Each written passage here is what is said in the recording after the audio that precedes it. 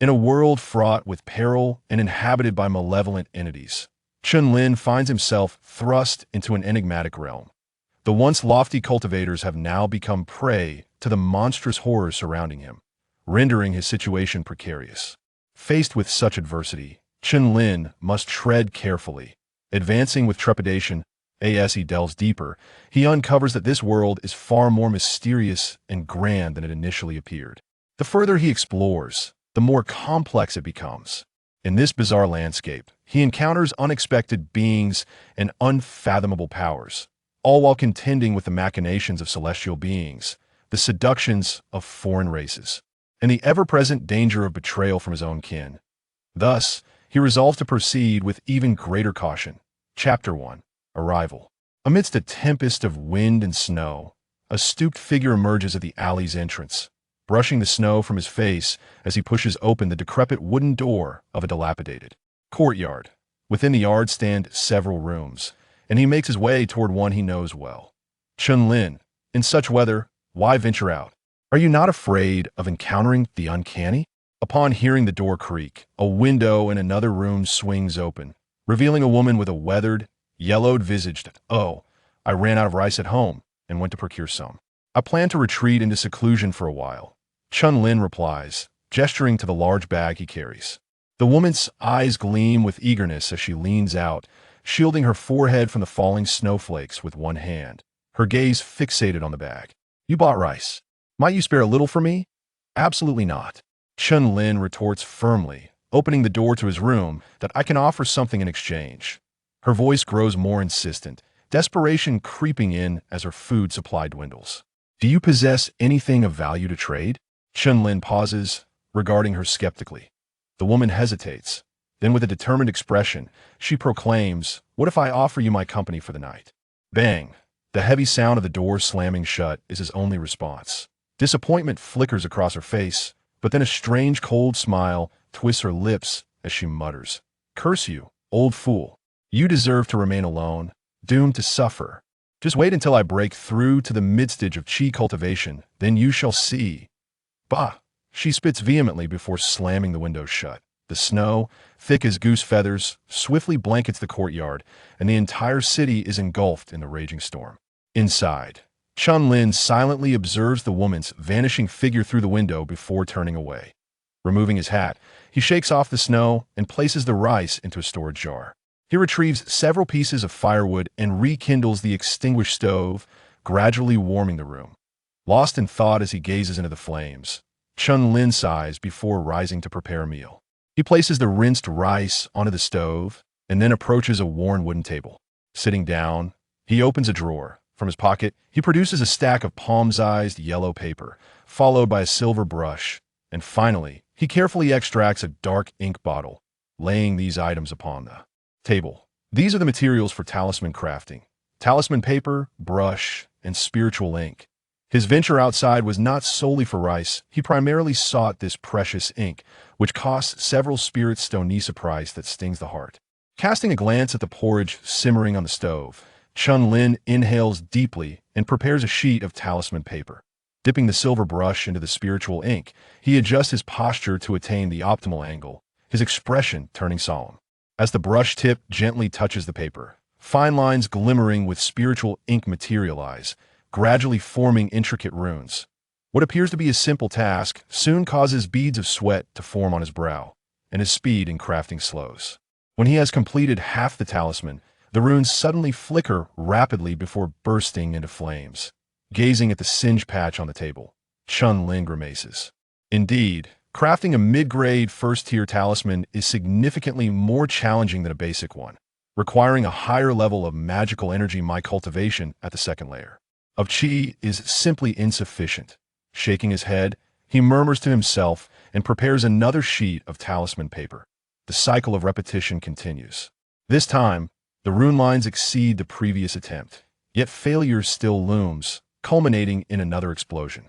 Undeterred, Chen Lin calmly prepares another sheet. Failure, another attempt, failure, again, failure. Chen Lin resembles a machine, tirelessly repeating the motions of rune crafting, continuing this way until he has attempted 9 times. Then, On the 10th attempt, while the process remains unchanged, the talisman begins to flicker and crackle once more. However, just as the runes are on the verge of detonating, it feels as though an unseen hand forcefully gathers the explosive energy and compacts it back into the talisman paper. In an instant, the paper glimmers and the rune lines sharpen and brighten, swiftly settling into a subtle fireball pattern upon the talisman. Evidently, my unique ability proves effective for crafting mid-tier first-grade talismans. As well, this presents a new avenue for income, albeit with limited power 1 success out of 10 attempts. Chen Lin holds the talisman in hand, nodding, then shaking his head. A transmigrator. Despite the shortcomings of his new identity, he still possesses certain essential benefits. Yet, this unique ability feels somewhat lackluster. It is a talent he refers to as 10 times guaranteed. In full, it could be called theoretically viable, and using the correct method to create any item, one is assured success once every 10 attempts. Were it not for the caveat of the correct method, this ability would be extraordinary. However, its limitation renders it somewhat exasperating. What constitutes the correct method? To concoct a particular elixir, one must first comprehend its formula, familiarize oneself with the preparation steps, possess a suitable alchemical furnace and heat source, and maintain cultivation within a reasonable range. Only then can one achieve success once out of 10 attempts. Well, it's better than nothing, Chen Lin concedes, refraining from further lamentation. In this treacherous world, starting from such humble beginnings, having a capability by his side is quite fortunate. At the very least, it ensures his survival. The aroma of rice wafts through the air. The porridge is ready. Chen Lin sets aside his thoughts, removing the pot from the stove and ladling a bowl to sip on the warm, nourishing concoction. Though it appears as mere rice porridge, it is no ordinary grain. It is spiritual rice, offering not only a delightful taste but also beneficial effects on one's cultivation. Naturally, it does not come cheap, costing 1 spirit stone per pound. Spirit stones, imbued with spiritual energy, serve as currency among cultivators, their worth intrinsically linked to the abundance of mines. From what he's gathered, the spirit stone mines here are relatively plentiful, rendering their purchasing power average. Truly valuable items often rely on the age-old barter system. Yet, regardless of the spirit stone's relative value, acquiring wealth remains a challenge, and poverty remains unchanged. Thus, Chen Lin refrains from such extravagance, this purchase being a rare indulgence, motivated by his desire to reach the pinnacle of the second layer of qi, hoping to utilize the energy of spiritual rice for a breakthrough. The bowl of porridge quickly vanishes. A gentle wave of spiritual energy radiates from his stomach, enveloping his entire being in warmth and comfort. Regrettably, the spiritual energy is fleeting, dissipating swiftly. Just as Chen Lin is about to pour another bowl, footsteps suddenly echo from outside. Immediately, the doorbell was tugged, yet the door remained shut. "Chen Dao, you open the door." "It's me, Zhao Zhenyuan." Upon hearing the familiar voice, Chen Lin swiftly covered the pot of kanji and set it aside. He then retrieved a talisman and clasped it in his hand before making his way to the entrance to unlock the door. "What brings you here at this late hour?" Glancing at the honest-looking middle-aged man outside, Chen Lin had no intention of inviting him in. The man was also a tenant in the courtyard, and he had maintained a decent rapport with the original owner of this body. However, given the peculiarities surrounding them, a sense of caution was essential. "Haha, I caught a whiff of the fragrant spirit rice from your place. I just finished cooking the last piece of black spot tiger meat and have a bottle of wine. I thought I'd invite you to share a drink." The middle-aged man waved the items in his hand, speaking cheerfully. Suddenly, he raised his head and shot a sideways glance, revealing a peculiar cold smile. This transformation was exceedingly abrupt. The it was as if the man had morphed into another being, exuding an unsettling air that was reminiscent of the legendary charms and madness, making one feel quite uncomfortable. Yet Chen Lin was unfazed. Since his arrival in this realm, he had noticed that everyone here occasionally displayed such chilling smiles.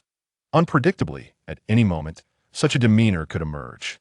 Following such a smile, a person would instantaneously transform into a figure of arrogance, showing disdain for all.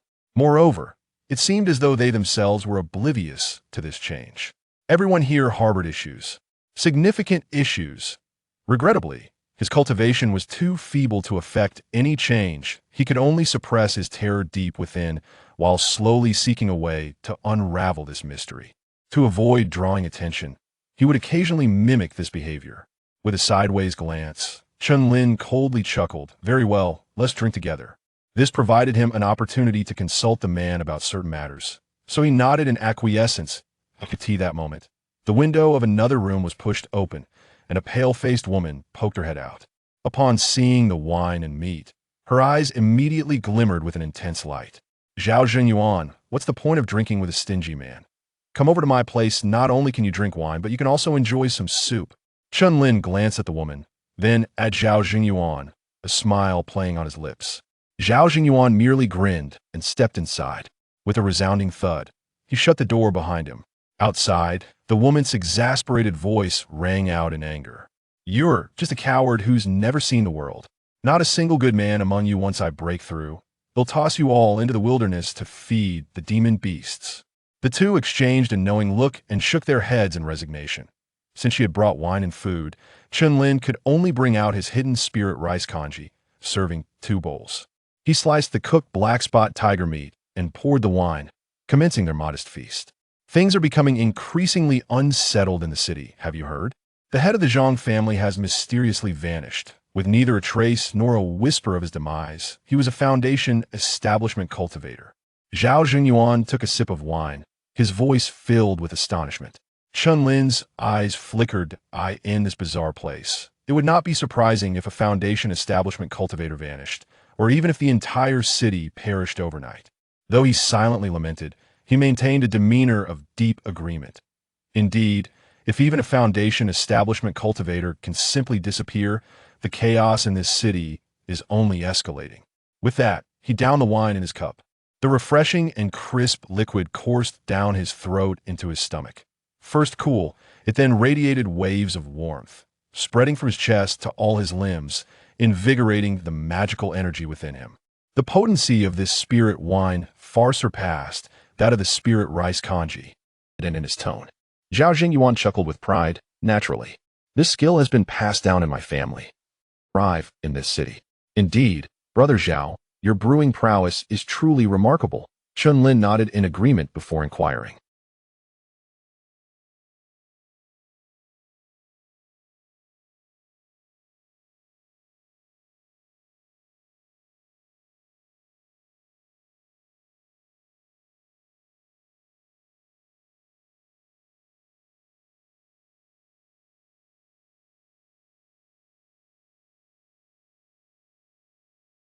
Resumed his composure. I appreciate your kind words, but alas, my heritage is flawed. Otherwise,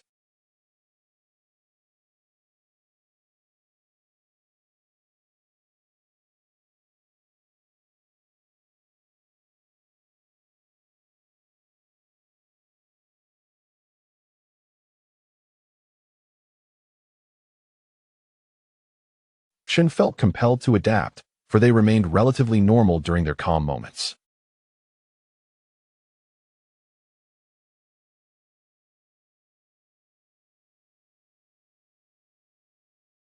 His sole focus on advancing to the mid-stage of chi cultivation and making his escape.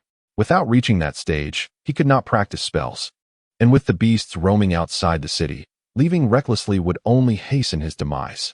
Hence, he resolved to attempt alchemy himself. With a tenfold chance of success, he could produce the desired elixir.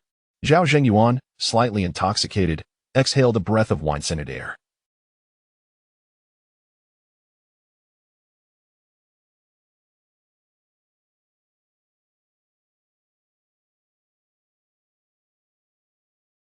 Chen Lin filled Zhao's cup to the brim.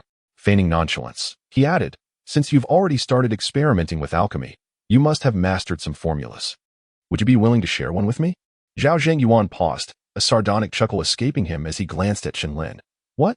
You wish to delve into alchemy as well? Before Chen Lin could respond, he continued, alchemy is not as simple as you might think. I advise you to focus on the path of talisman crafting instead. Not disheartened by Zhao's perceptiveness, Chen Lin pressed on. Indeed, I do wish to learn the art of alchemy.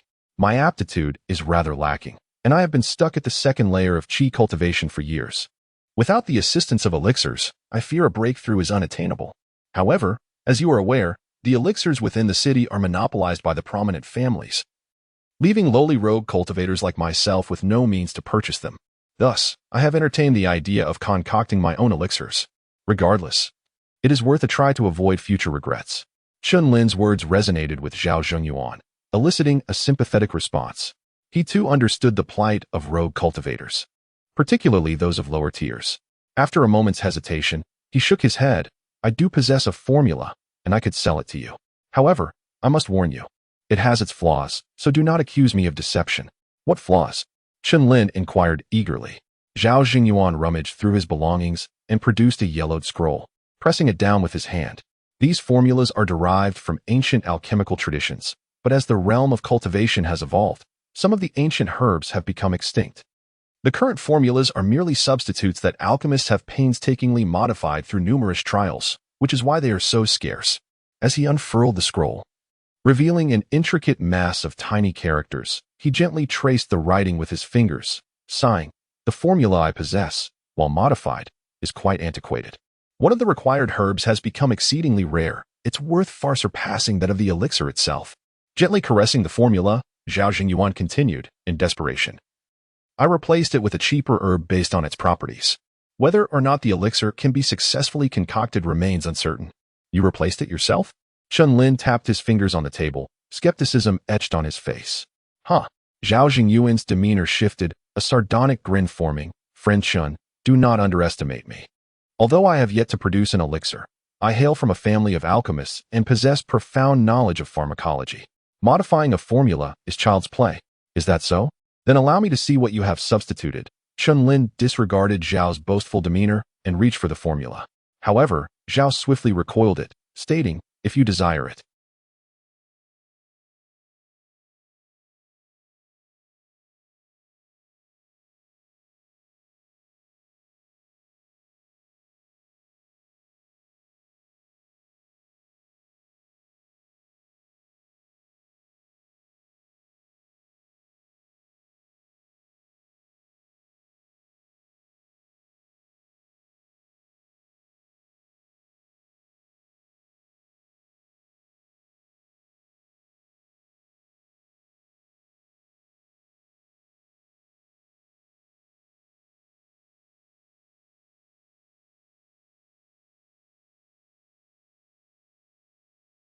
The meager savings he had accumulated over the years were precious to him.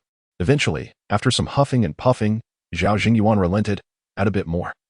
The minimum is 50 spirit stones, and you must swear not to disclose it." Chen Lin accepted the price with a nod. "Very well."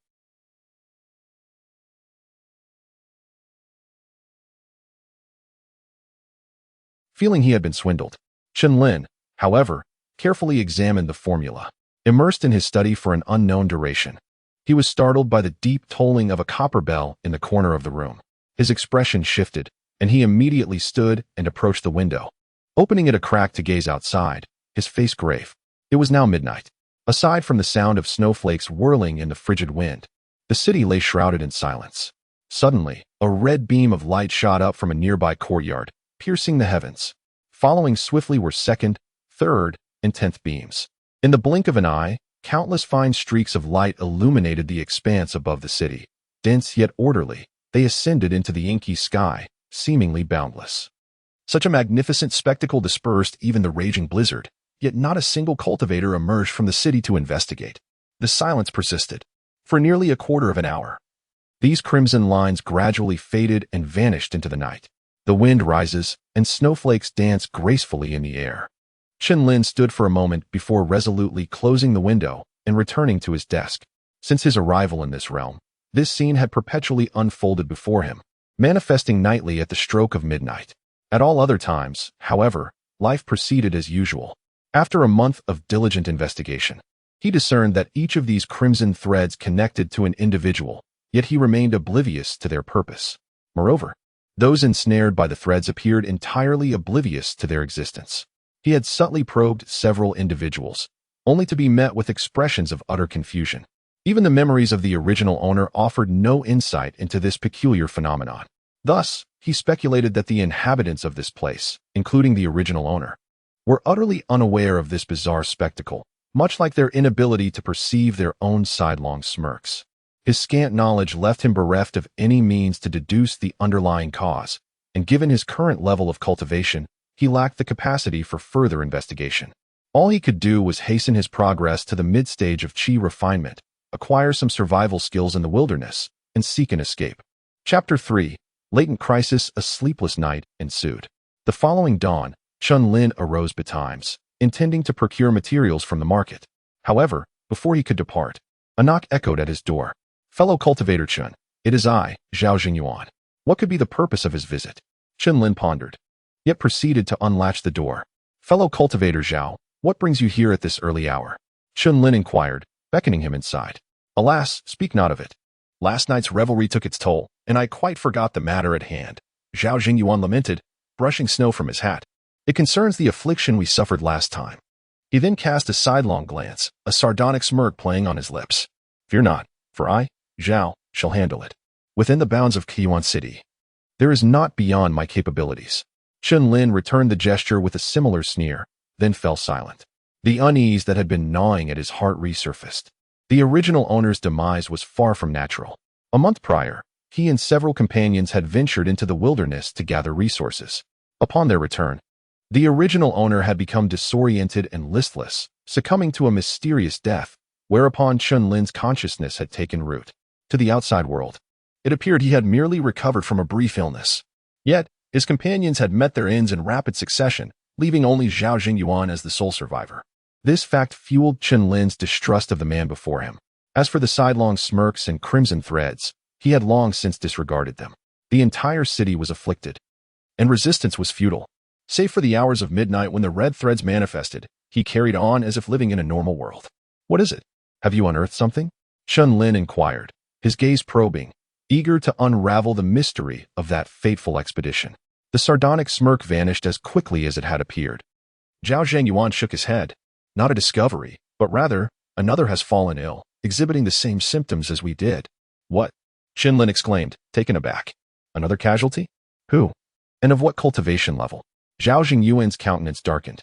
"A considerable number, over a dozen, some possessing late-stage qi training, including members of the 5 great clans." He then flashed another sidelong sneer. "The 5 great clans are of no consequence. With yours truly, Zhao, you need not fret. So many.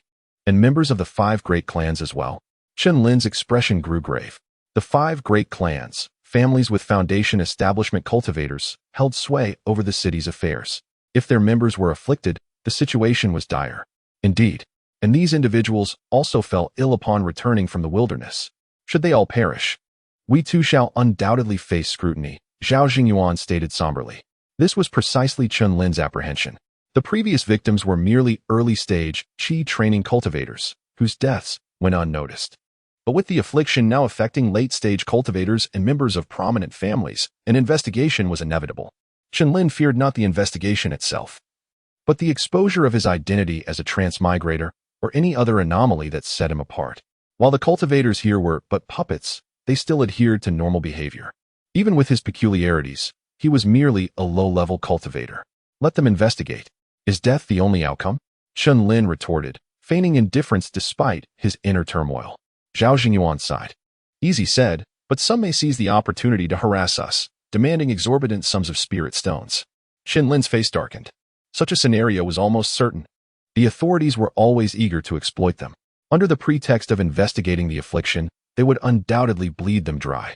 Without spirit stones, his cultivation would stagnate, jeopardizing his escape. "What do you intend to do? Flee?" Chen Lin probed, testing the waters. If he could rally a group to escape, even with their meager cultivation, there might be a sliver of hope. He yearned to leave this bizarre land. However, Zhao Jingyuan vehemently shook his head. "Flee? Are you jesting? The snow is unnaturally heavy. I have no desire to venture outside and meet my end. Besides, we have committed no wrong. Flight would only arouse suspicion, inviting death." He then struck a different pose, sneering. "I, Zhao Jingyuan, shall not resort to such cowardly measures." Chen Lin nodded, resigned. Zhao Jingyuan was oblivious to the abnormality of this place, and their goals were irreconcilable.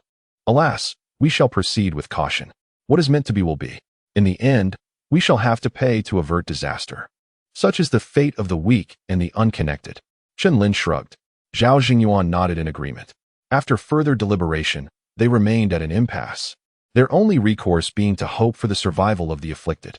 If none perished, the matter might be deemed insignificant, sparing them the attention of the 5 great clans, whose foundation establishment experts were already missing.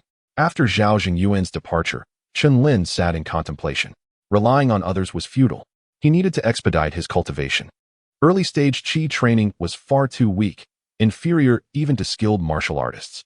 Casting spells required the use of talismans. Only upon reaching mid-stage qi training could he learn spells and wield magical artifacts, becoming a true cultivator. Once he possessed a modicum of self-preservation, he would flee this city, unwilling to live among those who sneered.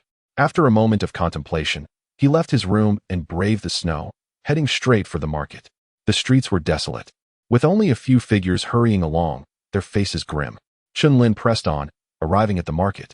He chose the small market in the outer city's shantytown, as the inner city was under lockdown due to the snow and the disappearance of the 5 great clans' foundation establishment cultivators. The market was little more than a narrow alleyway lined with shops. Before the snow, itinerant cultivators would set up stalls, but now, there was not a soul to be seen. He entered a familiar shop. Ah, if it isn't the esteemed talisman maker Chen, come to sell your strength talismans again? A thin, pockmarked man greeted him with a sneer. His tone was lukewarm, and he remained seated. Chen Lin frequented the shop to sell strength talismans, and he was well acquainted with the proprietor. As for the sneers, he had learned to ignore them, knowing the man's acerbic nature. Chen Lin returned the sneer and brandished a fireball talisman. Zhang, open your eyes and behold. Did you not say I would never craft a tier 1 mid-grade talisman? What? You succeeded? The man leaped from his chair, snatched the talisman, and examined it closely.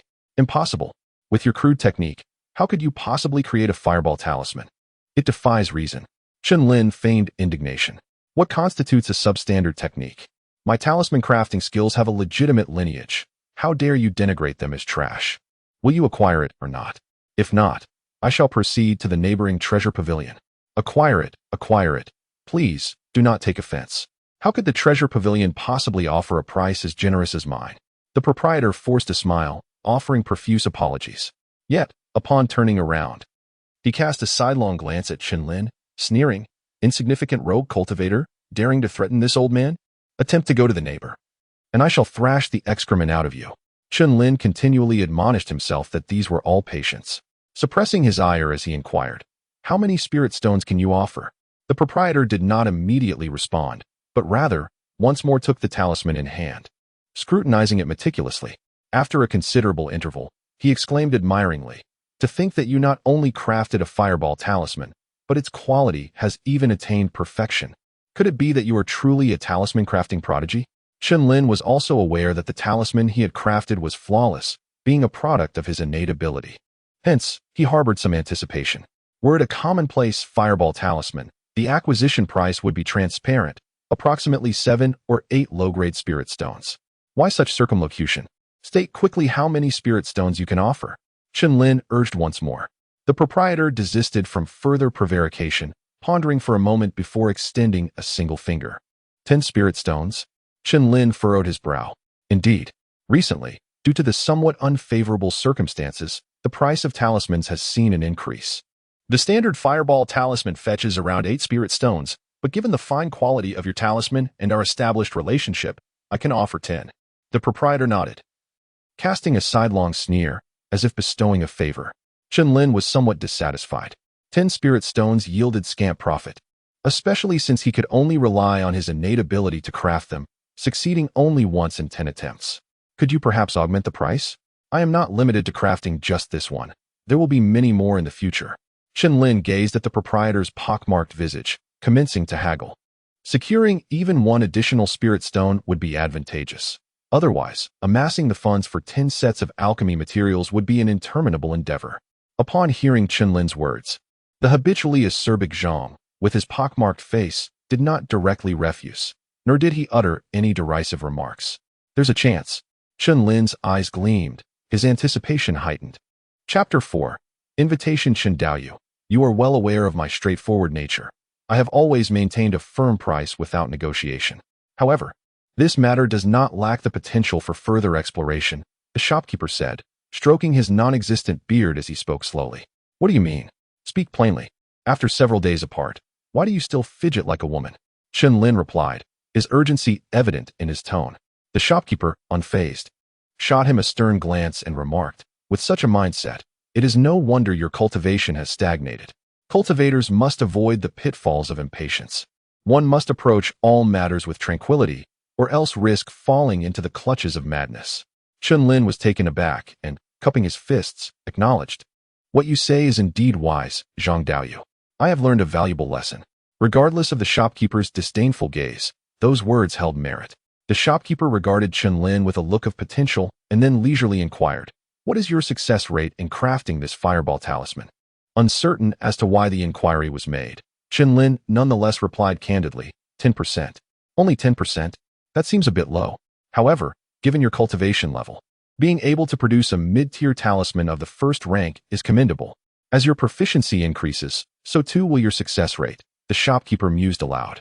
Unsure how to interject, Chen Lin remained silent, waiting for further elaboration. Chen Daoyu, may I inquire if you have any interest in joining our Zhang family? Suddenly, the shopkeeper's gaze lifted, delivering a statement that left Chen Lin momentarily stunned. What do you mean? Is there a young lady from your family who has taken a liking to me and wishes for me to marry in? Chen Lin's imagination conjured numerous scenarios. The Zhang family he referred to was one of the 5 prominent clans, the Zhang clan of cultivators, recently bereft of a foundational expert. Although they had lost a cornerstone, their heritage remained formidable, far surpassing ordinary powers. Most importantly, they held the elixirs he desperately needed. To escape this place, he could consider sacrificing himself. You have quite the imagination. The shopkeeper laughed at Chen Lin's words. Then, with a mocking sneer, he retorted, our Zhang family's young ladies are not meant for someone of your humble stature. However, if you are inclined to marry a mortal without spiritual roots, I could arrange that for you. Seeing the shopkeeper's ambiguous tone, Chen Lin quickly shook his head. I would prefer to remain single. Mortals lack the common language I seek. What then did you mean by your earlier statement? The shopkeeper's demeanor shifted, and he explained, you may have caught wind of some recent events. The Zhang family is currently facing some issues and is actively recruiting individuals with various skills. Since you can produce mid-tier talismans of the first rank, you meet our criteria. Should you be interested, I could recommend you to the family as our exclusive talisman craftsman. Chen Lin was intrigued. What are the benefits of becoming an exclusive talisman craftsman? Whether through marriage or exclusive service, his goal was to acquire elixirs. There are indeed many advantages. Not only would you receive free access to additional talisman crafting methods, but you would also receive a monthly stipend of spiritual stones. Additionally, you would have the opportunity to learn from our master talisman maker, which is a significant boon. The shopkeeper declared proudly. Such numerous benefits seemed too good to be true. Chen Lin queried, is there any catch? There is no free lunch in this world. The more benefits one receives, the greater the price one must pay. Chen Lin knew this truth all too well. The shopkeeper smirked and replied, the conditions are quite lenient. You would simply need to pledge a lifelong oath of loyalty to the family. Indeed, Chen Lin scoffed inwardly. Relying on the goodwill of such individuals was a fool's errand. This was not a recruitment for a talisman craftsman. It was akin to signing a servitude contract. The oath of loyalty held immense power over cultivators, and breaking it would result in catastrophic consequences. Never mind. I am accustomed to my freedom and prefer not to be bound. I appreciate your good intentions, Zhang Daoyu, but I must decline, Chen Lin stated firmly, not even bothering to inquire about the possibility of purchasing elixirs. The oath was a non-starter. Accepting it would only entrap him further. The shopkeeper, unfazed by Chen Lin's rejection, regarded him intently and warned, Chen Daoyu, the situation in Kaiyuan City is becoming increasingly precarious. I advise you to reconsider. Without aligning yourself with a cultivator family, your days may become quite challenging. Chen Lin paused, then offered a respectful bow. Thank you for your advice. I shall ponder this matter further. The shopkeeper shook his head, adopting an expression of disappointment. After departing from the Zhang family business, Chen Lin wandered through other shops, purchasing a substantial amount of materials. After nearly exhausting his funds, he made his way home. The snowfall was relentless, with drifts accumulating over a foot deep, making it difficult even for cultivators to traverse. He encountered few others on his journey, most of whom were mid to late-stage chi practitioners who had mastered flight techniques. Chen Lin envied their ability. Mastering such a spell would greatly enhance his survival in the wild. Unfortunately, it required at least mid-stage qi cultivation to learn and was notoriously challenging to master. For now, his priority must be to elevate his cultivation and commence alchemy. Upon returning home, Chen Lin lit a fire to prepare a meal, and after dining, he began crafting talismans. He focused on the strength talisman, a low-tier first-rank talisman, one of the two types the original owner had mastered. The fireball talisman was unprofitable and time-consuming. Thus, he set it aside for the time being. Although the strength talisman was inexpensive, the original owner had already attained proficiency, yielding a success rate of 30%. Coupled with his innate talent for guaranteed success 10 times, this amounted to a 40% success rate. After accounting for costs, he could earn approximately 2 spiritual stones for every 10 sets of materials. By rising early and working late, he could produce 20 sets of materials in a day, garnering 4 spiritual stones. He resolved to rely on this skill to replenish his funds for purchasing materials before attempting alchemy. Hanging a do not disturb sign on his door, Chen Lin immersed himself in talisman crafting day and night. 10 days elapsed swiftly. With dark circles under his eyes, Chen Lin gazed at the substantial stack of talismans he had created, feeling a sense of accomplishment. The snowfall outside had intensified, showing no signs of abating. If this continued, he might be unable to leave his home for days. Pushing open the window, he anxiously observed the swirling snowflakes before withdrawing his gaze. Yet, his worries about being investigated had not materialized, which eased his mind considerably. After considerable effort, he managed to open the door, cleared a bit of snow, and trudged towards the market. At the Zhang family branch, the interior was warm, yet sparsely populated. Chen Lin placed all his strength talismans on the counter. You have remarkably increased the success rate of the strength talisman to 40%. That is impressive. The shopkeeper, Zhang Matzi, quickly deduced his success rate based on the time spent crafting. Chen Lin nodded. Indeed, since I successfully produced the fireball talisman, my understanding of talisman crafting has deepened. Zhang Matzi, unaware that Chen Lin was no longer the same person and possessed the talent for guaranteed success, assumed Chen Lin had suddenly experienced a breakthrough, unlocking his potential. As he handed over the spiritual stones for the strength talismans, he cast a sidelong glance at Chen Lin, who began to feel uneasy under his scrutiny. What are you staring at? You don't intend to rob me, do you? Clutching the spirit stones in his pocket, Chen Lin regarded the man warily. Zhang Matzi sneered askance. Do you take me for a pauper like yourself? As if I'd bother myself over such paltry stones. Chen Lin was aware that someone of Zhang Matzi's station wouldn't be interested in such a small sum. He was merely trying to ease the tension. Then why are you looking at me? Zhang Matzi stroked his non-existent beard and began.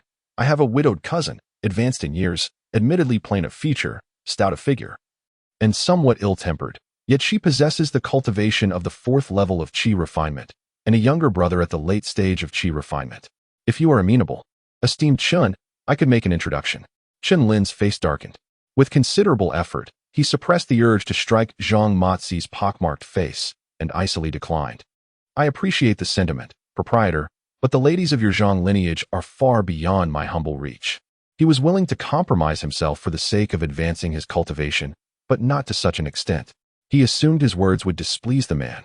But to his surprise, Zhang Matzi seemed to ponder the statement, then nodded with an expression of profound understanding. Casting a sidelong glance, he chuckled. Indeed, esteemed Chen, you possess a keen sense of self-awareness. You are correct. I was presumptuous. Given your circumstances, my cousin would undoubtedly find you unsuitable. Were I to broach the subject, I would likely face a scolding. Let us consider the matter unmentioned. Chen Lin opened his mouth, but found himself without a retort. Inwardly, he cursed the man's condescending nature. His desire to purchase materials had evaporated, and he turned and left. Even after exiting the premises, his chest heaved with indignation. However, the realization that these individuals were mere puppets assuaged his anger to a great extent. Chapter 5. The Soul-Capturing Talismans Upon exiting the Zhang family's branch store. Chen Lin found himself in a small marketplace within the dilapidated district, where only the Duobao Pavilion stood as a larger establishment. The interior of Duobao Pavilion was far more opulent than that of the Zhang family's branch, attracting a greater number of patrons, even in this weather. Several customers were perusing the merchandise. However, the shop showed little interest in low-tier talismans, such as the strengthening talismans, offering a lower purchase price compared to Zhang Matzi's place. Consequently, Chen Lin had never sold any talismans here. The shopkeeper, an elderly man with a square face, was attending to a lavishly dressed couple. Upon noticing Chen Lin's entrance, he merely cast a fleeting glance and said nothing. Chen Lin paid it no mind. The shopkeeper recognized him and understood that he possessed little purchasing potential, having visited numerous times before. There were also two charming female attendants engaging other customers. Allowing Chen Lin to leisurely approach the counter displaying materials for talisman crafting, where he paused to examine the offerings. Suddenly, he perked up his ears as the conversation between the couple caught his attention. "Cousin, going outside the city at this hour may be perilous, and it could delay family matters. I feel it would be best to avoid unnecessary complications," the woman said, her voice melodious and her figure graceful, her profile suggesting she was quite attractive. The man, handsome and exuding confidence, retorted with a dismissive smirk, "What are you afraid of? I am a late-stage chi practitioner. If danger arises, I will protect you." Chen Lin's interest was piqued. A late-stage practitioner, indeed a member of a family clan, as there were not many with such cultivation among lone practitioners. However, he sensed that this individual was somewhat overconfident. After all, the head of the Zhang family had only recently gone missing, and one in the late Qi stage could hardly be stronger than a foundation establishment cultivator. The woman seemed poised to say more, but was abruptly interrupted by the man. "It's fine, we are not venturing far. If you are afraid, you may return. I will find you upon my return." The cousin pouted but fell silent. Chen Lin pondered which family this pair belonged to, and whether he might procure some cultivation-enhancing elixirs from them. While lost in thought, the cousin spoke once more, this time addressing the old shopkeeper. "Shopkeeper, I have come from the Duobao Pavilion in the inner city. The staff there informed me that someone here can forge soul-capturing talismans. Please have that person come forth." Chen Lin observed quietly. He had never heard of soul-capturing talismans and held little interest, merely contemplating how to approach them to purchase elixirs. The old shopkeeper hesitated momentarily before breaking into a wry smile. "You must be the third son of the Lu family, Lu Li. Was it not a one-eyed old woman who directed you here?" "Indeed," Lu Li replied with a nod. The shopkeeper then cast a scornful glance and proudly declared, "She did not deceive you. There is indeed someone capable of forging soul-capturing talismans, and that person is none other than myself." Chen Lin was taken aback. He had not realized that the old shopkeeper was also a talisman master. However, the effect of that scornful glance seemed potent, revealing much more than it should have. Under normal circumstances, the shopkeeper appeared to be a man of great depth. Lu Li, however, displayed a look of delight and eagerly remarked, "So you are the talisman master. How wonderful. I have prepared ample materials for the soul-capturing talismans. If you could assist me in crafting them, I would be most grateful." His voice rose, drawing attention from the other customers in the store. Yet, under Lu Li's expectant gaze, the old shopkeeper shook his head. "I am terribly sorry, but I no longer possess the ability to forge such talismans. You would be better off seeking someone else." As the arrogance faded, the shopkeeper became humble, seemingly oblivious to the earlier boastfulness. Lu Li's expression darkened. "What do you mean? Are you mocking me? Or do you believe I am unworthy?" A fierce aura emanated from him, suggesting he was ready to resort to violence at any moment. Seeing this, the old shopkeeper quickly explained, "Friend Lu, do not be angered. It is not that I am unwilling to forge them, but rather that I lack the capacity to do so." "Why is that?" Lu Li asked, skepticism lacing his tone. The shopkeeper regarded him and continued, "If you are familiar with soul-capturing talismans, you should know that their crafting is exceedingly difficult. The chances of success through conventional methods are nearly non-existent. To enhance the success rate, the soul of the talisman master must guide the process." Noticing Lu Li's silence, the shopkeeper continued, "My soul has weakened to its limit due to years of crafting this talisman. I can no longer withstand the toll required to forge even one. Even if it cost me my life, it would be futile." With a bitter smile, he added, "That one-eyed old woman has a grudge against me. She sent you here solely to vex me." The shopkeeper's words made Lu Li frown deeply. With the conversation reaching such a juncture, he could not press further. Despite being a member of the Lu family, he recognized that Duobao Pavilion was not without its roots, and he could not act too recklessly here. However, the significance of the soul-capturing talismans for his current endeavor was immense. Failing to acquire them would squander a golden opportunity. "Shopkeeper, this soul-capturing talisman is of great importance to me. Do you know anyone else who can forge such a talisman?" he questioned, unwilling to relent. The shopkeeper shook his head. Crafting a soul-capturing talisman is arduous, and once successfully forged, it can only be preserved for a day. Very few talisman masters dedicate themselves to such studies. It is unlikely anyone else in this city can forge it. Then he shifted his tone, smirking slightly, however. I have improved the crafting method through decades of experience, making it much easier to forge. I can sell you the method. You may find a talisman master to forge it for you. Luli was taken aback. He furrowed his brow, skeptically asking, is it truly that easy to forge this talisman? I need it urgently by tomorrow. The old shopkeeper chuckled. It is quite simple. Any talisman master should be able to grasp it easily. However, success requires a bit of luck, and the master must use their own soul to guide the process. Luli furrowed his brow once more, hesitating before agreeing to the shopkeeper's proposal. The old shopkeeper then produced a jade tablet, slightly wider than a finger, and handed it to Luli. Chen Lin recognized it as a jade slip, a medium for recording information in the cultivation world, and a valuable item. The shopkeeper claimed to sell it half as a gift, pricing it at 1,000 spirit stones for the third son of the Lu family. Chen Lin, observing the wealth of the clan's disciples, felt a moment of reflection before he shifted his focus back to purchasing materials for the strengthening talismans. 80 spirit stones were still insufficient to procure 10 sets of alchemical materials, so he needed to continue accumulating resources. After completing his purchase, he turned to leave. Outside, the snowfall had lessened somewhat, yet the biting wind still stung, making it difficult to keep one's eyes open. Despite this, a few people wandered the streets, some clearing snow from their doorsteps, while others trudged through the snow. Without exception, they would occasionally cast scornful glances. Chen Lin tightened his cotton hat, cautiously observing his surroundings as he trudged home, following the prints he had made earlier. Suddenly, two figures sped past him and landed ahead. Chen Lin's expression shifted. He thought someone dared to rob in broad daylight. However, upon recognizing the faces of the individuals, his astonishment morphed into confusion. It was none other than Lu Li and his cousin. Chapter 6. The enormous bounty. What do you two mean by this? Chen Lin halted his steps, cautiously observing the two individuals before him. Although he did not suspect them of intending to rob him, he was perplexed as to why they had obstructed his path. Do not be alarmed, fellow cultivator. My senior sibling and I harbor no ill intentions. Rather, we seek your assistance, Luli said, clasping his hands together and managing a slight smile. Chen Lin's gaze flickered momentarily, as if beginning to grasp their purpose, though he still found it hard to believe.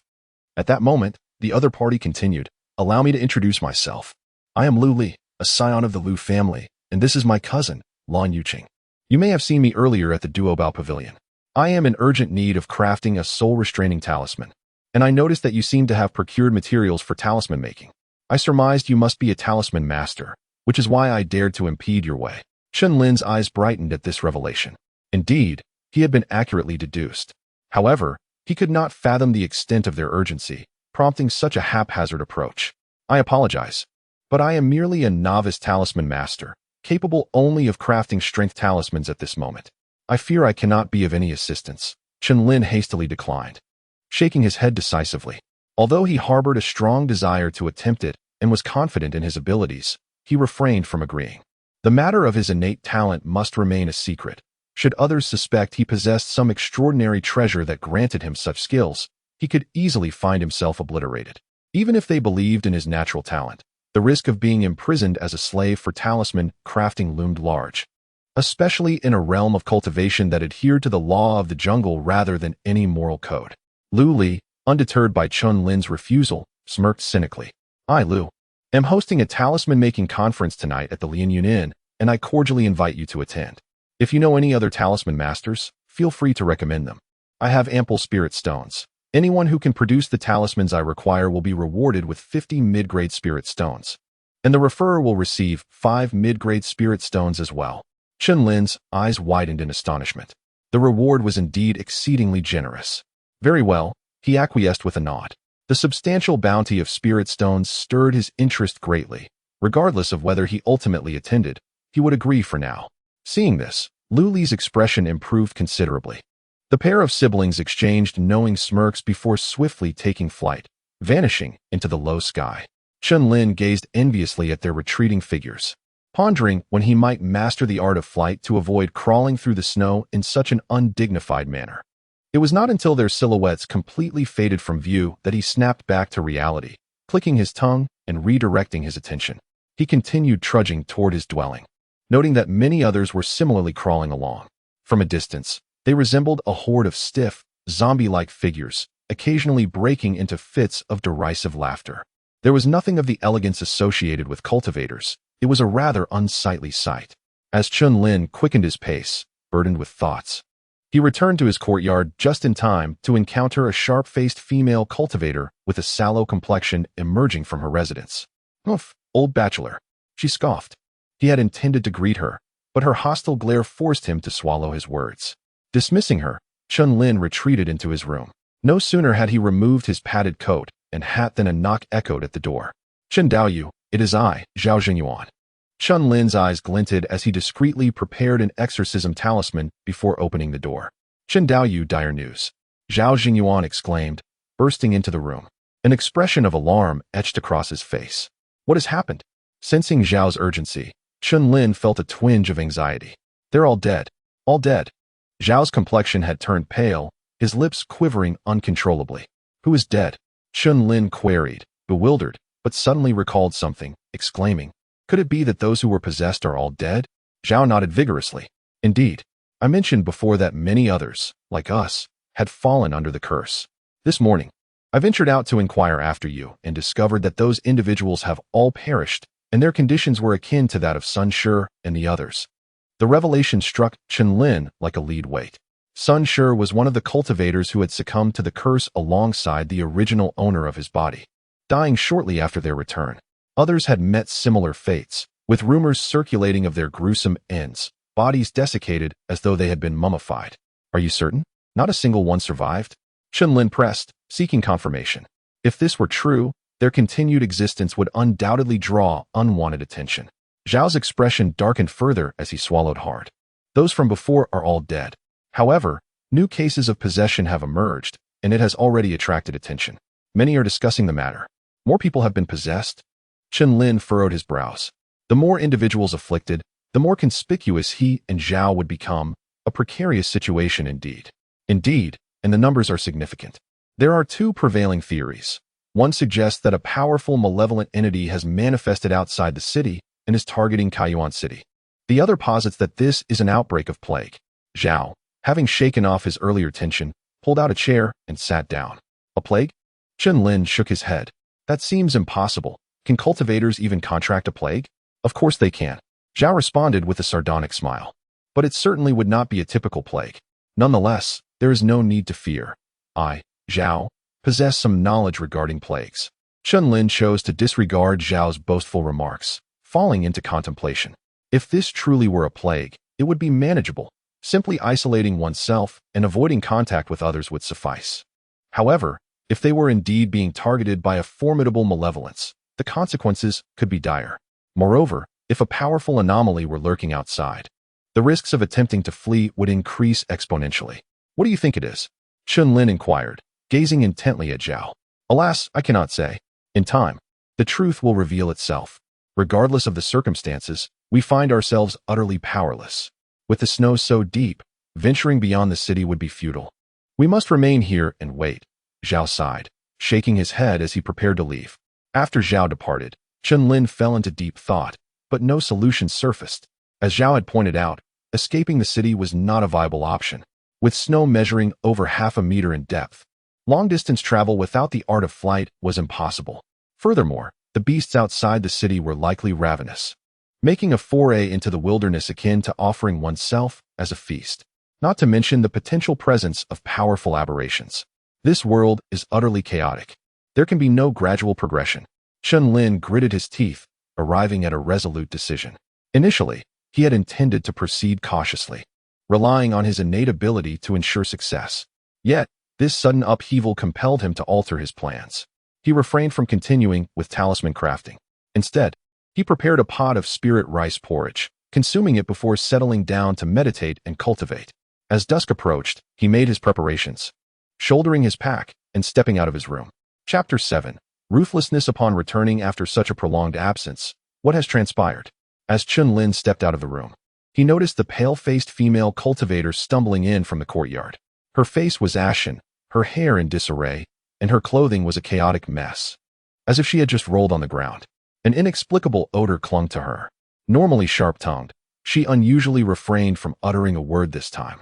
Not even daring to glance at Chen Lin, her head bowed, she hastily clutched a sack of rice and hurried back to her quarters. Chen Lin regarded her retreating figure thoughtfully, then shook his head and chose to disregard it. This place was more chaotic than a war-torn realm, and each individual had their own means of survival, rendering outside opinions unnecessary.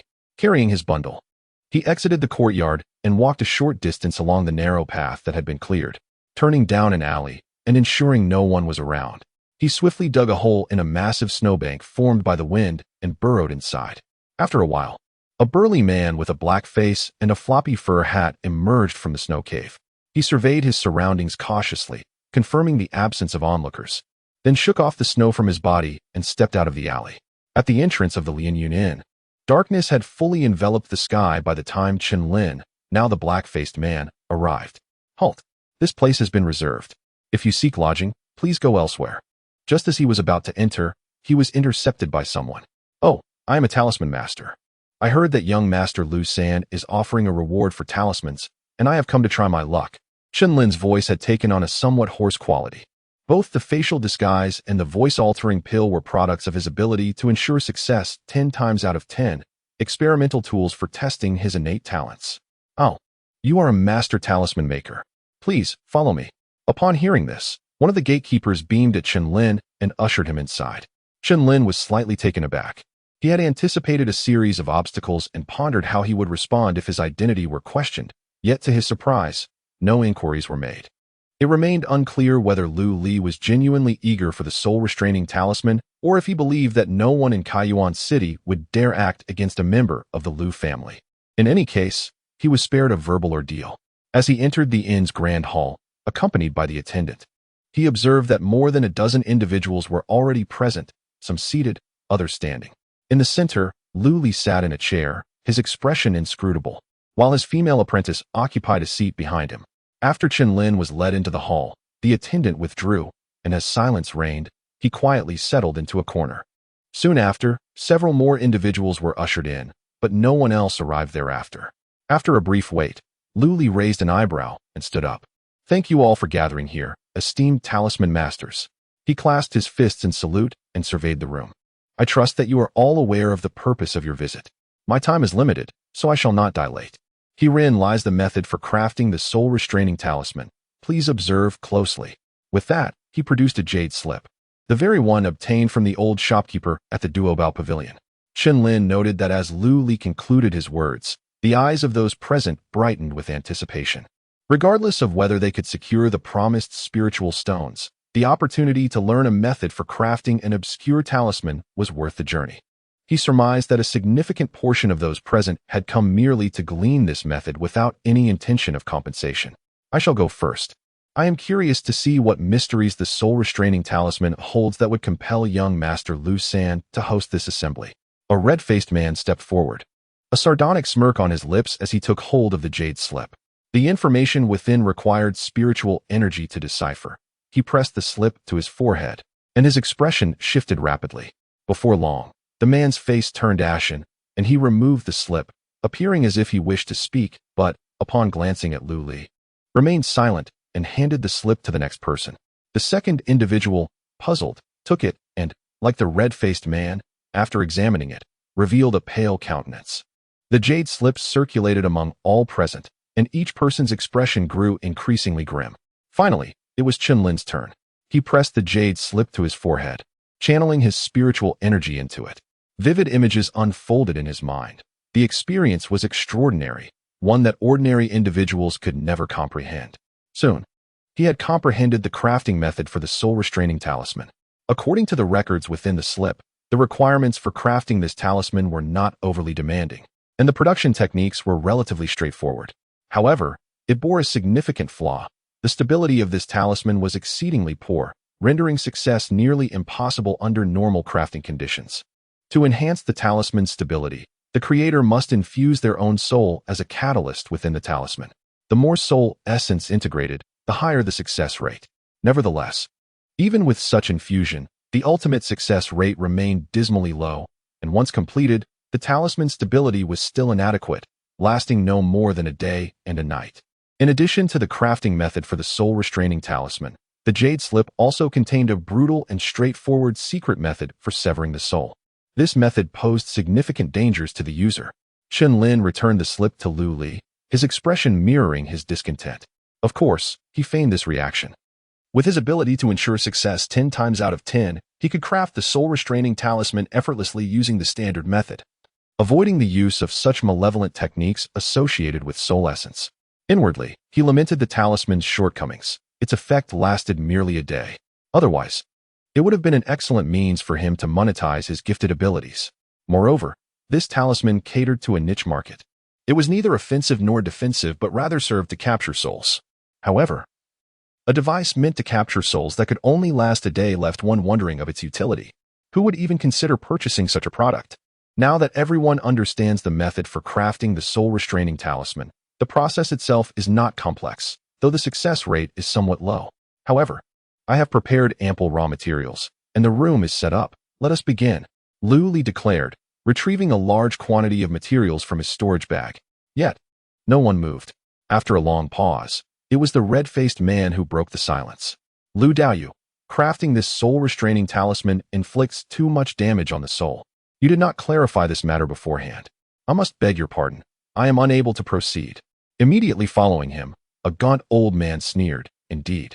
Although the compensation offered by Lu Daoyu is generous, the soul is the foundation of cultivation. Should it be damaged, one risks severing their connection to the Tao. A mere handful of spiritual stones is insufficient for me to proceed. With a scoff, the previously silent female apprentice, Wan Yuqing, burst into laughter. This esteemed friend appears to be in his 60s or 70s, yet at such an advanced age. He has only reached the 3rd level of qi refinement and still clings to the pursuit of immortality. How admirable! Her voice rang like silver bells. Yet her words struck deep. The old man's face reddened, but he stubbornly retorted, even if the path ahead is bleak, the damage to my soul would greatly affect my talisman crafting. I shall not create such a talisman. Farewell, he concluded, storming towards the exit with a grim expression. Humph. Lu Li's demeanor turned icy. Do you think this place is a mere inn, where one can come and go as they please? With that, a dark beam shot forth from his hand, piercing through the old man's chest, swiftly returning to him.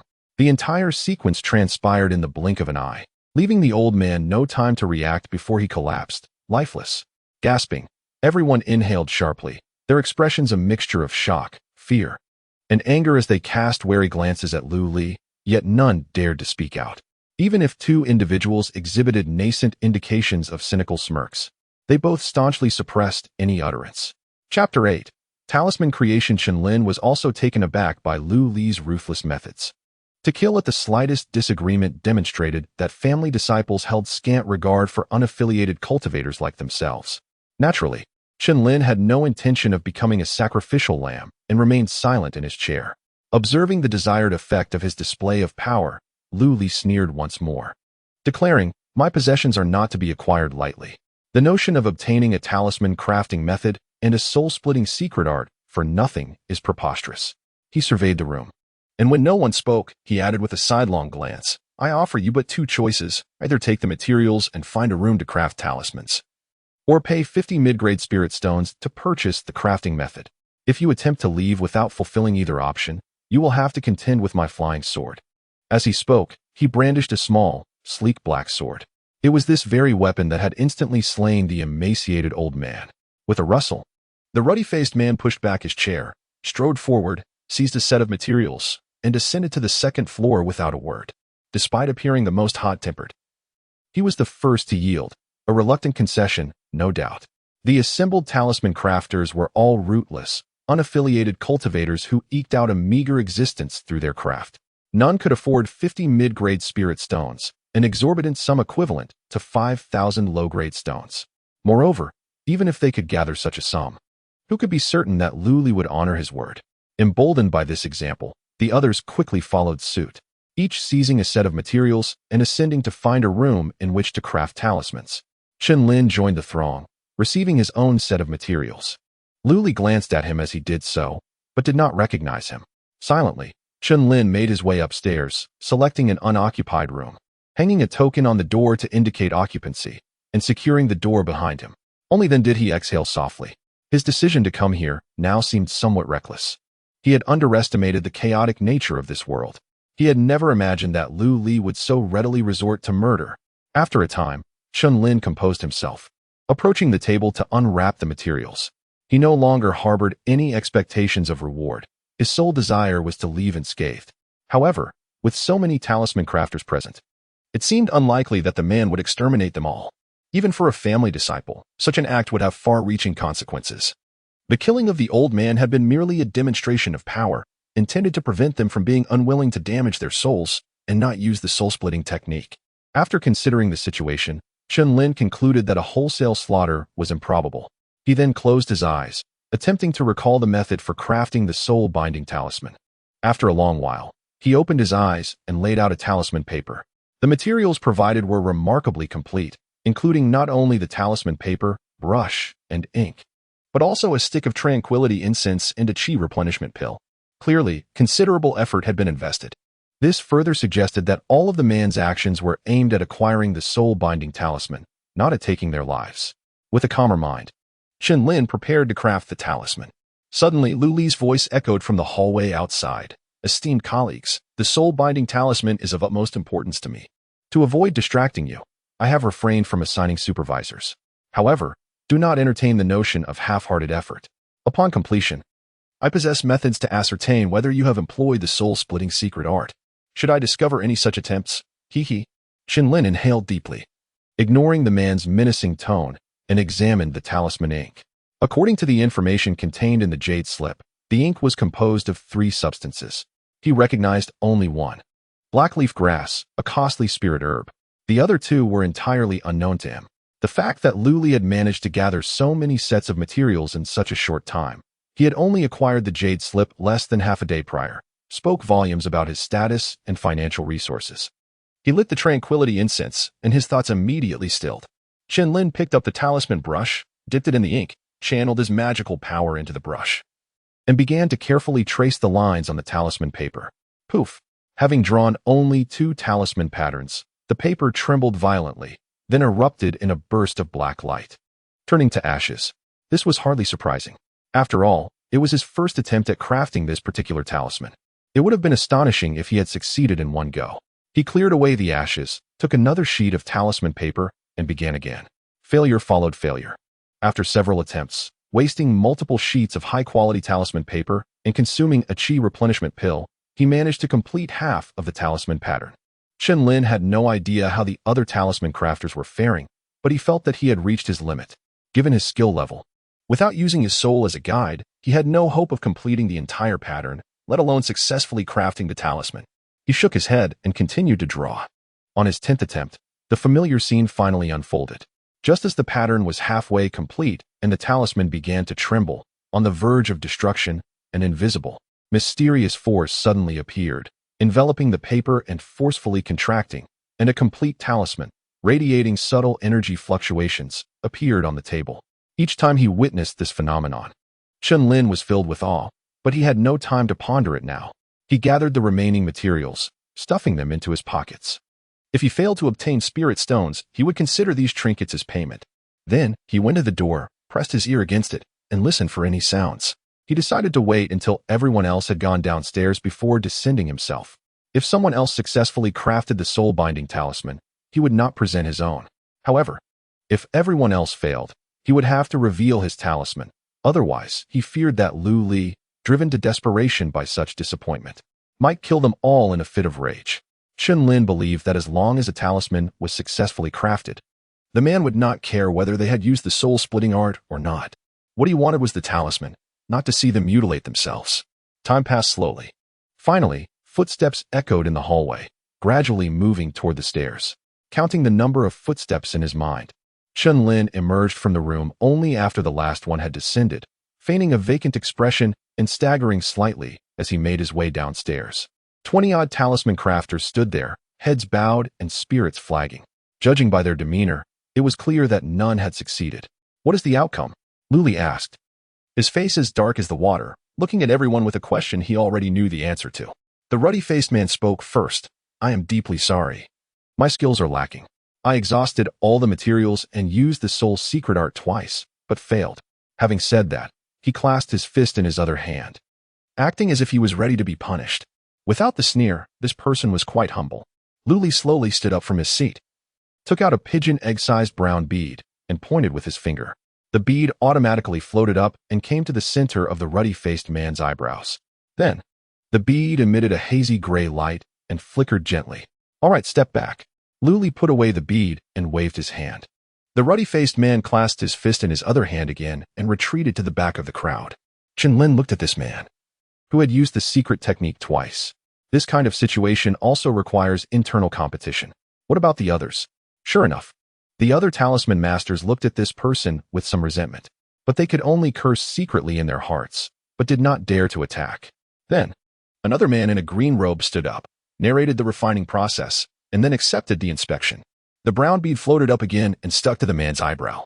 This time the light was slightly brighter than before, and the flickering frequency was slower. Only used the secret technique once, huh? Lu Li snorted. Under normal circumstances, it is enough to use the secret technique once, but with the performance of the previous person, it seems not so good. The verdant-robed figure hastily elucidated, responding to Taoist Lu. To be frank, the creation of this talisman is exceedingly arduous. With my extensive experience in crafting talismans, even with the application of the secret art multiple times, success is improbable. Furthermore, my advanced age renders me incapable of withstanding the strain of repeated use. Another attempt would likely result in my demise. Lu Li, betraying no emotion, waved his hand dismissively, refraining from further comment. The elder retreated swiftly into the throng, casting a malevolent glare towards the crimson-faced man. Chapter 9. Wealth Acquired. Subsequently, the others took turns undergoing inspection. The luminous intensity of the soul-testing beads was comparable to that of the elder in the azure robe, indicating that they had all utilized a secret technique at least once. Soon, everyone had completed their assessments, leaving only Chen Lin. Lu Li's expression had soured to a severe degree, and the murderous glint in his eyes suggested he was on the verge of erupting in violence. The atmosphere grew palpably tense. Out of the corner of his eye, Chen Lin noticed several talismancers discreetly reaching beneath their robes, likely grasping their magical artifacts. A few others formed seals with their hands, poised to unleash spells at a moment's notice. Clearly, none of them intended to remain passive. Given Lu Li's acute perception, it was impossible for him not to notice this development, yet he remained utterly unfazed, evidently dismissing the strength of these individuals. As Lu Li prepared to manipulate the beads for his inspection, Chen Lin hastily produced the successfully crafted soul-binding talisman from his bosom. He had fortuitously succeeded on his first attempt, though he remained uncertain if it met Lu Daoyou's expectations. With that, he handed over the talisman, unwilling to allow Lu Li to scrutinize him.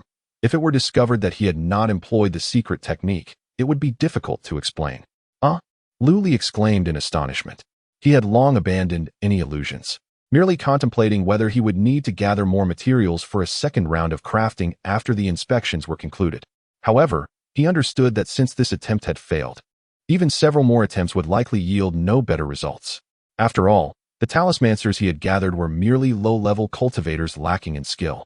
He could not compel the more adept talismancers from prominent families, nor could he entice them with sufficient benefits.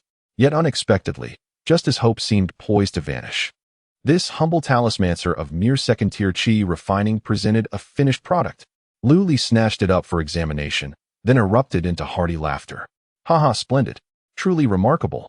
One cannot judge a book by its cover. I had no idea your talisman crafting skills were so exquisite.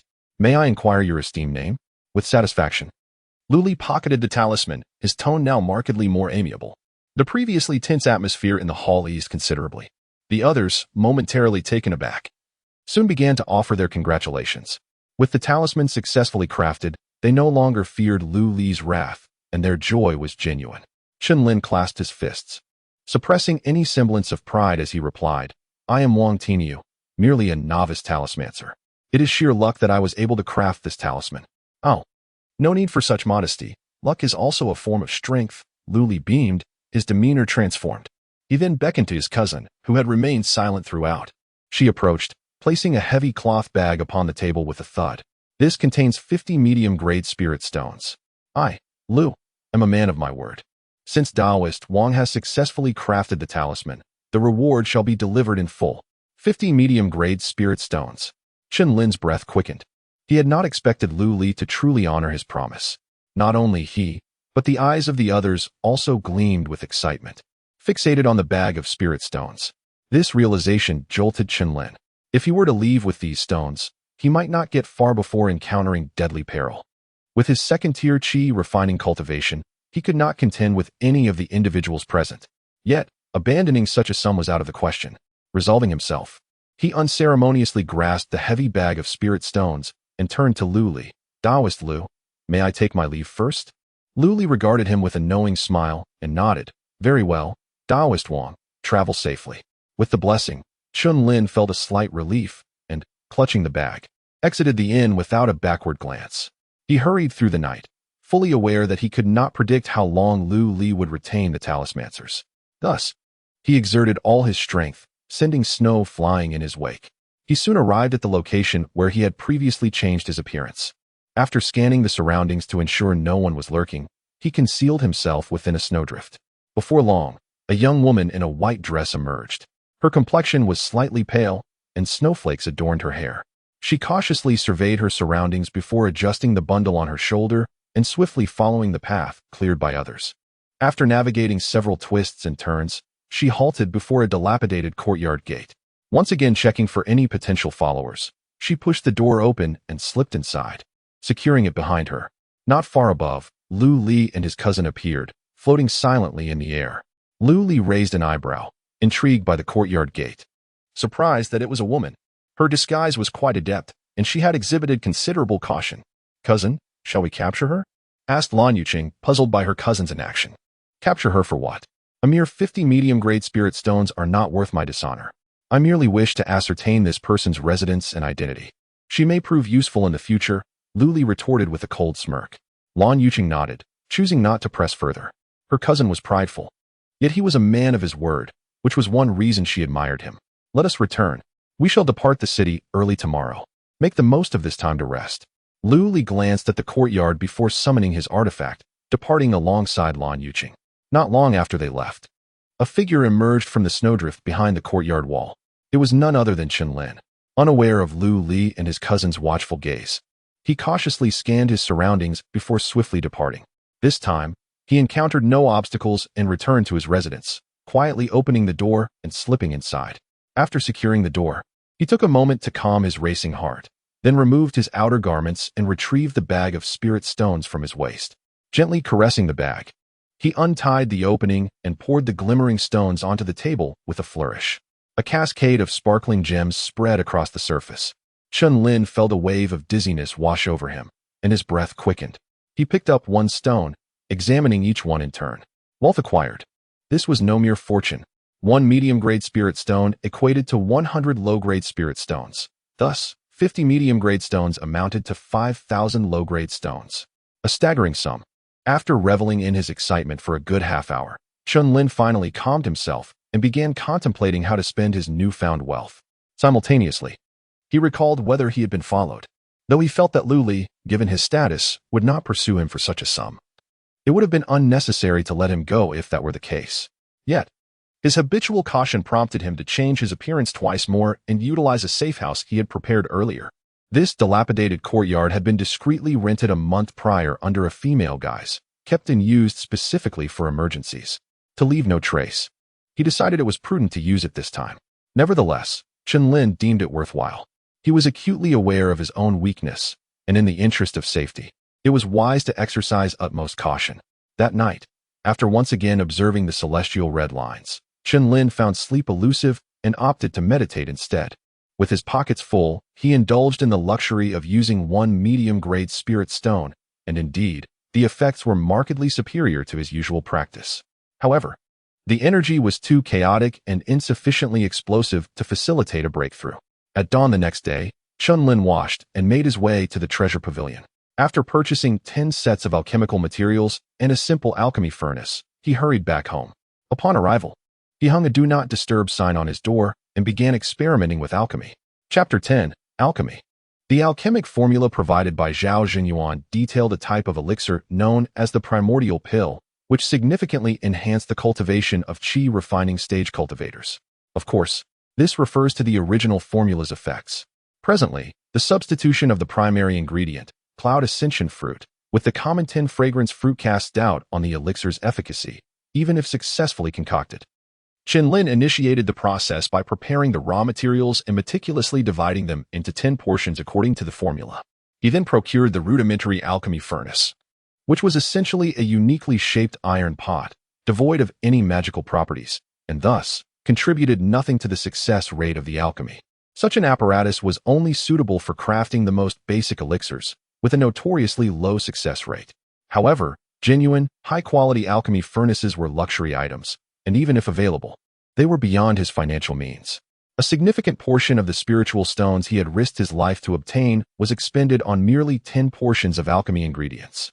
After setting up the furnace on the ground, Chen Lin introduced the specialized fuel for alchemy and ignited it.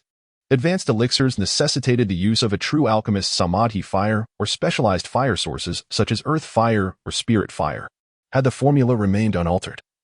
The cloud ascension fruit's characteristics would have rendered it impossible to refine with ordinary fuel. However, this was no longer an issue with the substitution of the 10 fragrance fruit. Fueled by the hand-operated fan, the flames intensified, soon glowing red. Chen Lin inhaled deeply, ignited the remaining half of the tranquility incense he had conserved from crafting soul restraint talismans, and began introducing the ingredients into the furnace in sequence. Ordinarily, a novice like him should have refined each ingredient into a semi-finished product before attempting fusion. Such a direct approach was typically reserved for seasoned alchemists crafting elixirs with which they were intimately familiar. However, his circumstances differed. He merely needed the refining process to be plausible. The furnace was gently nudged, causing it to rotate. The flames fluctuated in intensity with the fan's speed. After a considerable period and numerous additions of fuel, the ingredients within the pot began to melt, gradually forming a viscous paste. Uncertain if this was correct, Chen Lin proceeded to the next step, introducing the primary ingredient, the 10 fragrance fruit, as it seemed consistent with the formula's description. Bang! Upon introduction, the 10 fragrance fruit detonated as if a live flame had been dropped into explosives, sending the iron pot flying and scattering the medicinal paste everywhere. Chen Lin retreated hastily, frantically wiping the medicinal residue from his face. Ignoring the emerging blisters, he swiftly extinguished the fire and examined the remaining materials on the table. Reassured that none had been damaged, he breathed a sigh of relief.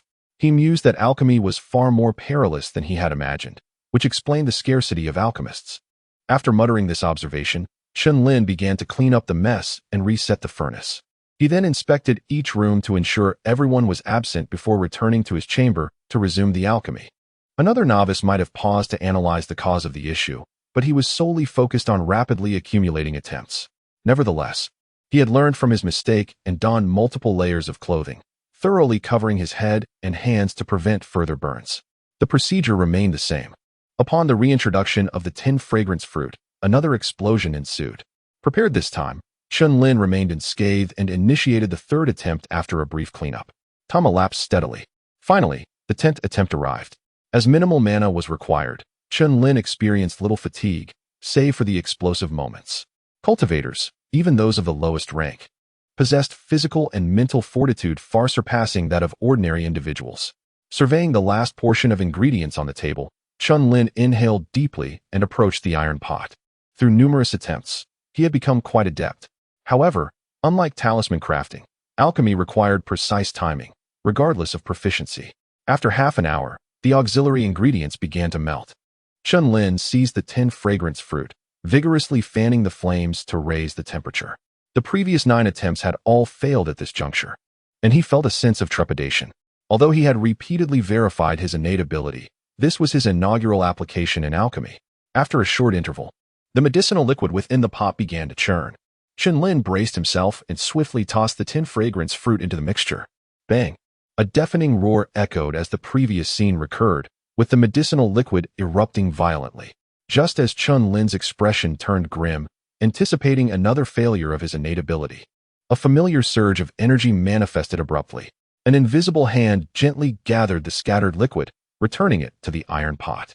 Subsequently, the liquid solidified rapidly, forming 10 milky white, quail egg-sized pills. Chen Lin paused, then erupted with joy.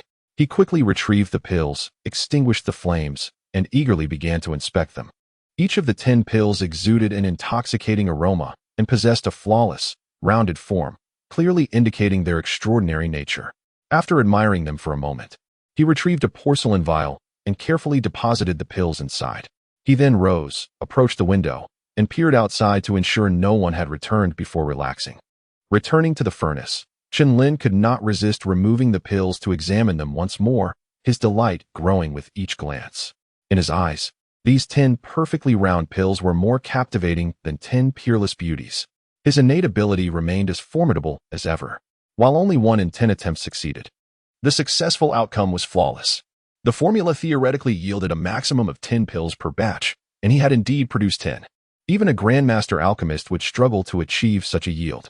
Of course, a Grandmaster Alchemist would not fail 9 out of 10 attempts. After cleaning up the remnants, Chen Lin hastily departed from the room. He returned after a while, carrying a cage containing a white rabbit. Although the elixir was based on the formula provided by Zhao Jingyuan, Chen Lin's ignorance of alchemy necessitated testing the pills to ascertain their authenticity and safety. He extracted a primordial pill and placed it in the rabbit's mouth, then observed it attentively. Soon, the rabbit became agitated, thrashing against the cage. Its body began to swell, like an inflating balloon, growing larger with each passing moment, threatening to burst. Witnessing this, Chen Lin's expression darkened. However, as time passed, the anticipated explosion did not occur. The rabbit's body slowly reverted to its original size, and it ceased its frantic movements, its fur now noticeably glossier. Chen Lin pondered the situation, gaining some insight. The earlier episode was likely not due to any defect in the elixir, but rather the rabbit's inability to withstand the concentrated energy within the pill. As it was merely an ordinary rabbit, not a demonic beast. With this realization, Chen Lin's countenance softened, and he continued to monitor the rabbit's condition. He remained vigilant until the following morning, and upon confirming that the rabbit had not only survived but appeared even more vigorous, he finally relaxed. Eagerly, he hung a do not disturb sign outside his door, assumed a meditative posture on his futon, and began to calm his mind. After half an hour, Chen Lin abruptly opened his eyes, retrieved the vial containing the primordial pills, poured one into his palm, and swallowed it in one gulp. Upon entering his stomach, the pill immediately detonated into a ball of energy, which then surged through his limbs and meridians, causing a sharp, stinging sensation. This situation, far from alarming him, filled him with elation. The fact that this surge of energy could be channeled by his cultivation technique indicated the authenticity of the pill, and furthermore, suggested that its potency would translate to enhanced efficacy. He perceived in this a glimmer of hope for advancement. His predecessor's cultivation had long been stagnant at the apex of the second layer of qi training. Despite his most diligent efforts, he had been unable to break through to the third layer. He had ingested some inexpensive medications in the past, but they had proven futile. It seemed that this time, an opportunity had presented itself. After this initial surge of delight, Chen Lin immediately composed himself, focusing intently on guiding the medicinal power to circulate in accordance with his cultivation method. Chapter 11. Anomaly. As time ebbed away, and the elixir was continuously assimilated, Chen Lin felt his stagnant cultivation base revitalized, as if the seemingly insurmountable barrier had begun to yield. He hastened the circulation of his cultivation technique, relentlessly assailing the bottleneck. Abruptly, Chen Lin's body quivered, as if a pop resounded within. He sensed the accumulated mana gushing forth from the breach in the bottleneck, an unbridled sensation of liberation washing over him. He had attained the third level of qi training. The mana within him was nearly twice as abundant as before, leaving Chen Lin in disbelief.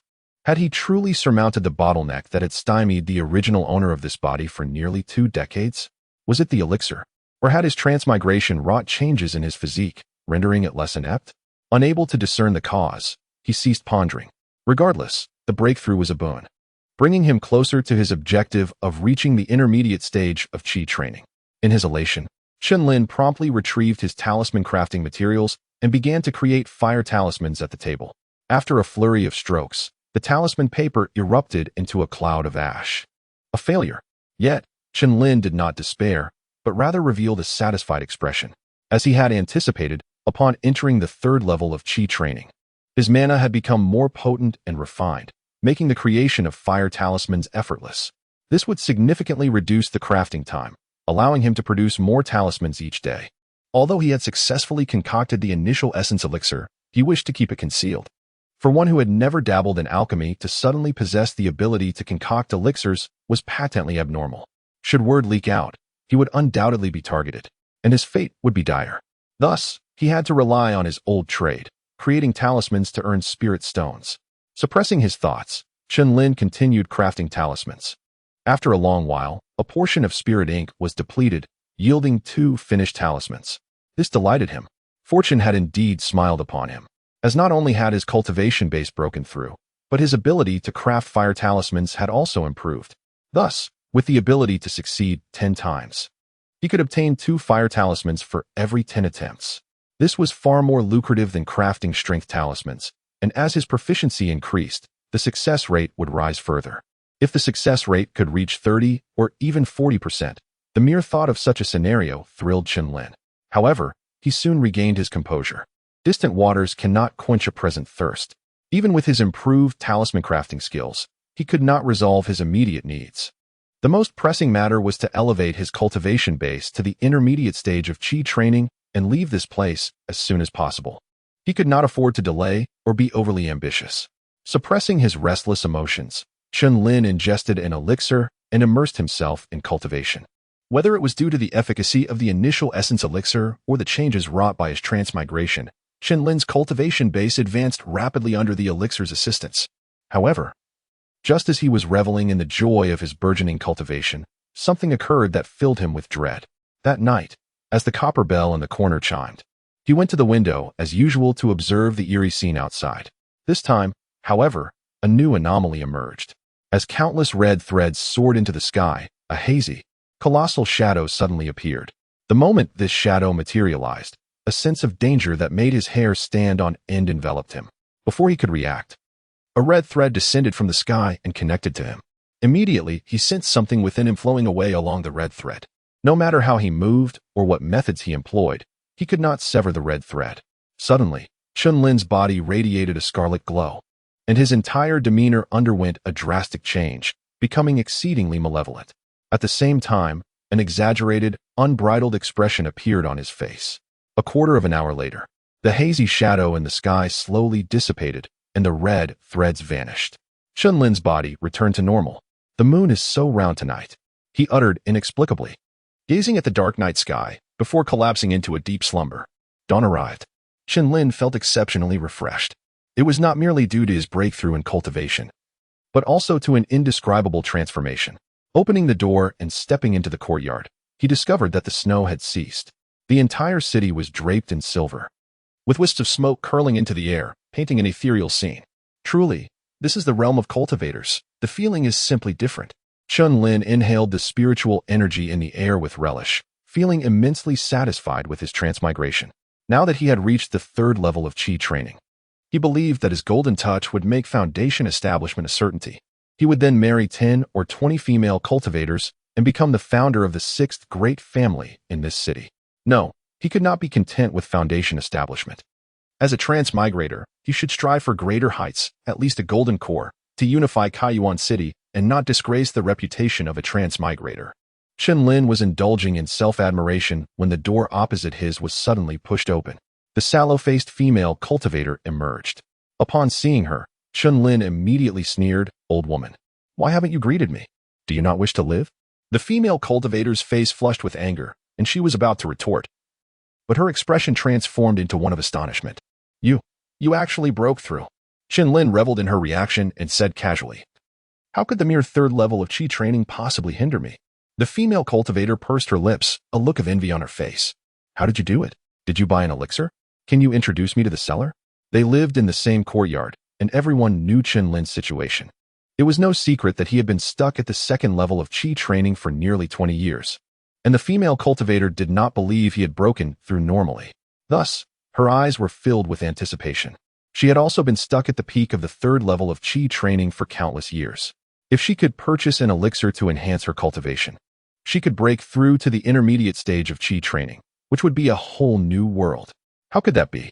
I don't have any channels to purchase elixirs. Chen Lin waved his hands repeatedly. He could not reveal the matter of the elixir, or he would be in deep trouble. But before she could speak, he sneered. "A mere elixir? Why would I need to purchase it? I can concoct it myself. At this point, Chen Lin's voice trailed off, and he fell into a daze. Concoct it yourself? Chen Lin, we're old neighbors. Don't keep good things to yourself. If you want benefits, this old woman can serve you well. The female cultivator grew anxious, but Chen Lin remained in a daze. Then, without saying a word, he turned and left the courtyard. You old bachelor, what's so great about breaking through to the third level of Qi training? You're so arrogant. When I break through to the intermediate stage of Qi training, I'll chop you into pieces and boil you into soup. The female cultivator flew into a rage, her curses growing louder and louder. Chen Lin, however, seemed oblivious, simply walking forward with his head lowered. He frowned as he walked. He sensed that something was amiss. In the past, he would never have been so ostentatious, not only flaunting his breakthrough, but also almost revealing that he could concoct elixirs. This was completely inconsistent with his cautious and low-key demeanor. Furthermore, he realized that he seemed to have forgotten something, but he could not recall what it was. Forget it. No need to dwell on it. It's best to continue living a low-key life and developing in silence. After pondering for a long time without finding anything amiss, he stopped thinking about it and went straight to the market. After purchasing a large quantity of materials, he hurriedly returned. Chapter 12. Breakthrough to the mid-stage. Upon his return, Chen Lin resumed his alchemy practice. After successfully acquiring 10 primordial elixirs, he commenced crafting talismans. Although he possessed some spirit stones, he needed to maintain the facade of a talisman maker to avoid suspicion. Perhaps due to the augmentation of his cultivation, his state of mind was exceptionally keen that day, further elevating his skill in crafting fireball talismans. Coupled with his innate talent, he achieved success in 3 out of 10 attempts. With the 3 talismans adorned with flame patterns arrayed before him, Chen Lin was overjoyed.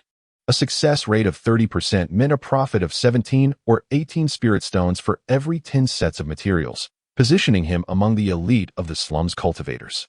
After a moment of elation, he picked up his talisman brush, prepared to forge ahead and create more. Unbeknownst to him, the night deepened. Clang! A dull chime reverberated, jolting Chen Lin from his talisman-making reverie.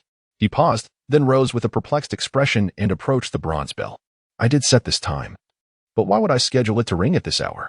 Gazing at the mechanical contraption atop the bell, Chen Lin once more realized he had forgotten something.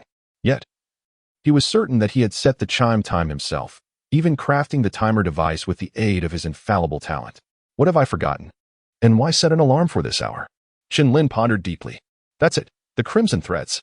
Suddenly, a flash of insight illuminated his mind, and all that he had forgotten resurfaced. He hastened to the window, threw it open, and gazed at the sky. Silence reigned. The moon was full, the stars shone brightly. Yet nothing else seemed amiss. The crimson threads that invariably appeared each night were absent.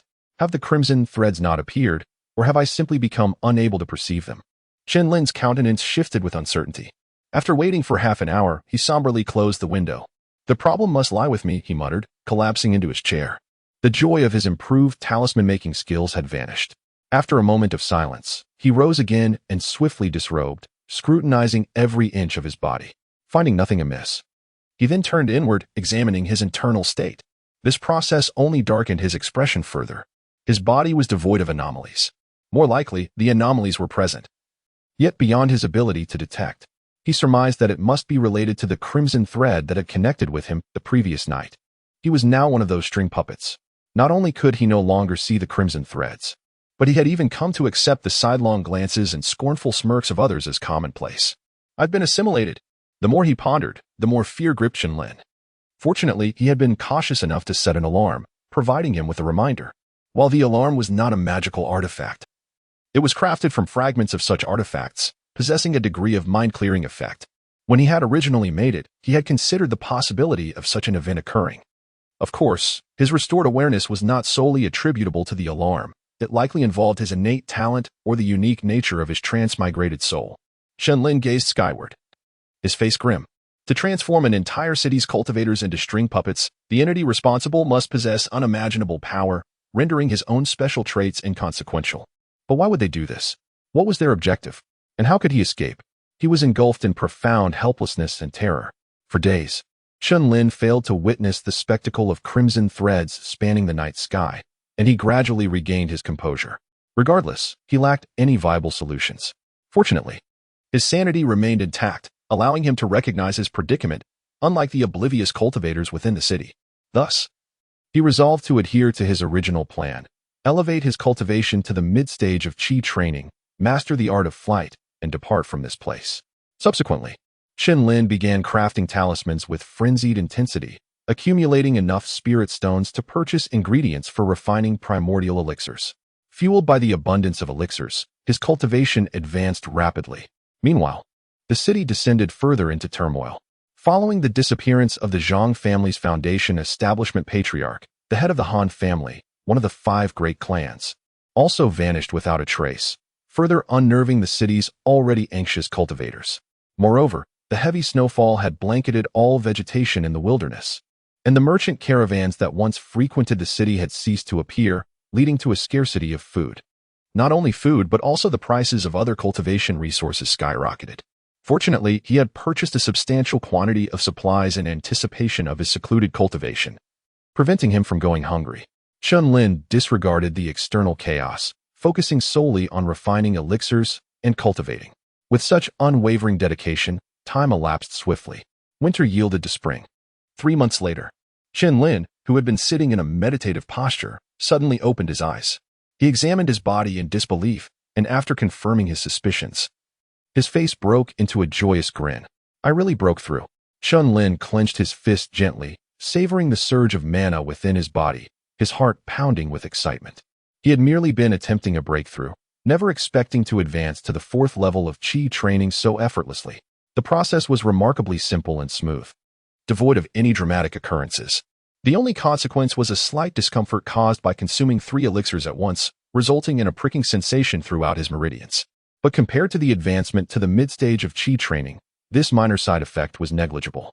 After calming himself, Chen Lin raised his hand and unleashed a palm strike at the table before him, releasing an invisible surge of energy that caused the table to tremble. It worked. The ability to project mana was the hallmark of reaching the mid-stage of qi training. He nodded contentedly. In the early stage of qi training, one needed a medium to utilize mana, unable to release it into the air. Only upon reaching the mid-stage could one achieve this feat. This was why it was impossible to learn spells in the early stage of qi training. Although his mana projection had only caused the table to shake, it was because he had not yet learned any spells. Once he mastered spells, the power would naturally magnify. With his mana amplified several-fold, Chen Lin, in his excitement, experimented with various projection techniques, creating a mess in his room. After a while, he regained his composure. Then, he produced 2 more items: a book titled Elementary Spell Compendium and a small, slightly greenish short sword. He had prepared these items before entering seclusion, fearing that he would be unable to purchase them if a major event occurred in the city, or that their prices would skyrocket. It seemed he had been right to do so. The short sword was named the Carefree Sword. The name sounded impressive, but it was merely a low-grade, first-order magical artifact, offering limited mana amplification. Even so, it cost several hundred low-grade spirit stones. This was already the cheapest of magical artifacts. Slightly better ones were far more expensive. Upon learning the prices of magical artifacts, Chen Lin even entertained the notion of becoming an artificer. The Elementary Spell Compendium was much cheaper. This was understandable, as books could be copied. Had he not been concerned about purchasing flawed counterfeits from unofficial vendors, he could have acquired it for the price of 2 fireball talismans from a street stall. Opening the book, the first page detailed the fireball spell.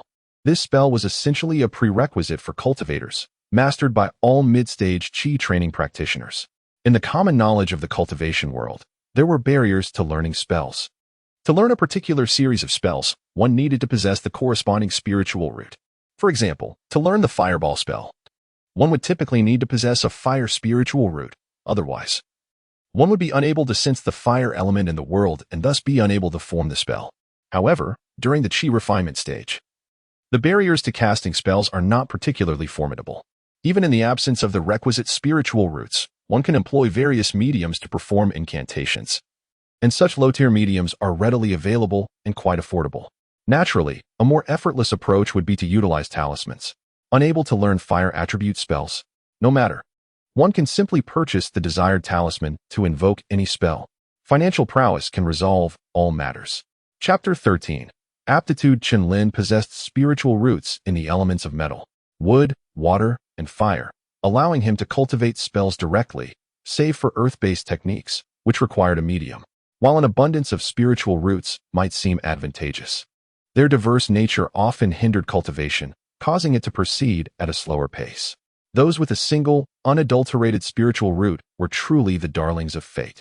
He meticulously perused the pages of the book, discovering a mere 6 rudimentary spells documented within.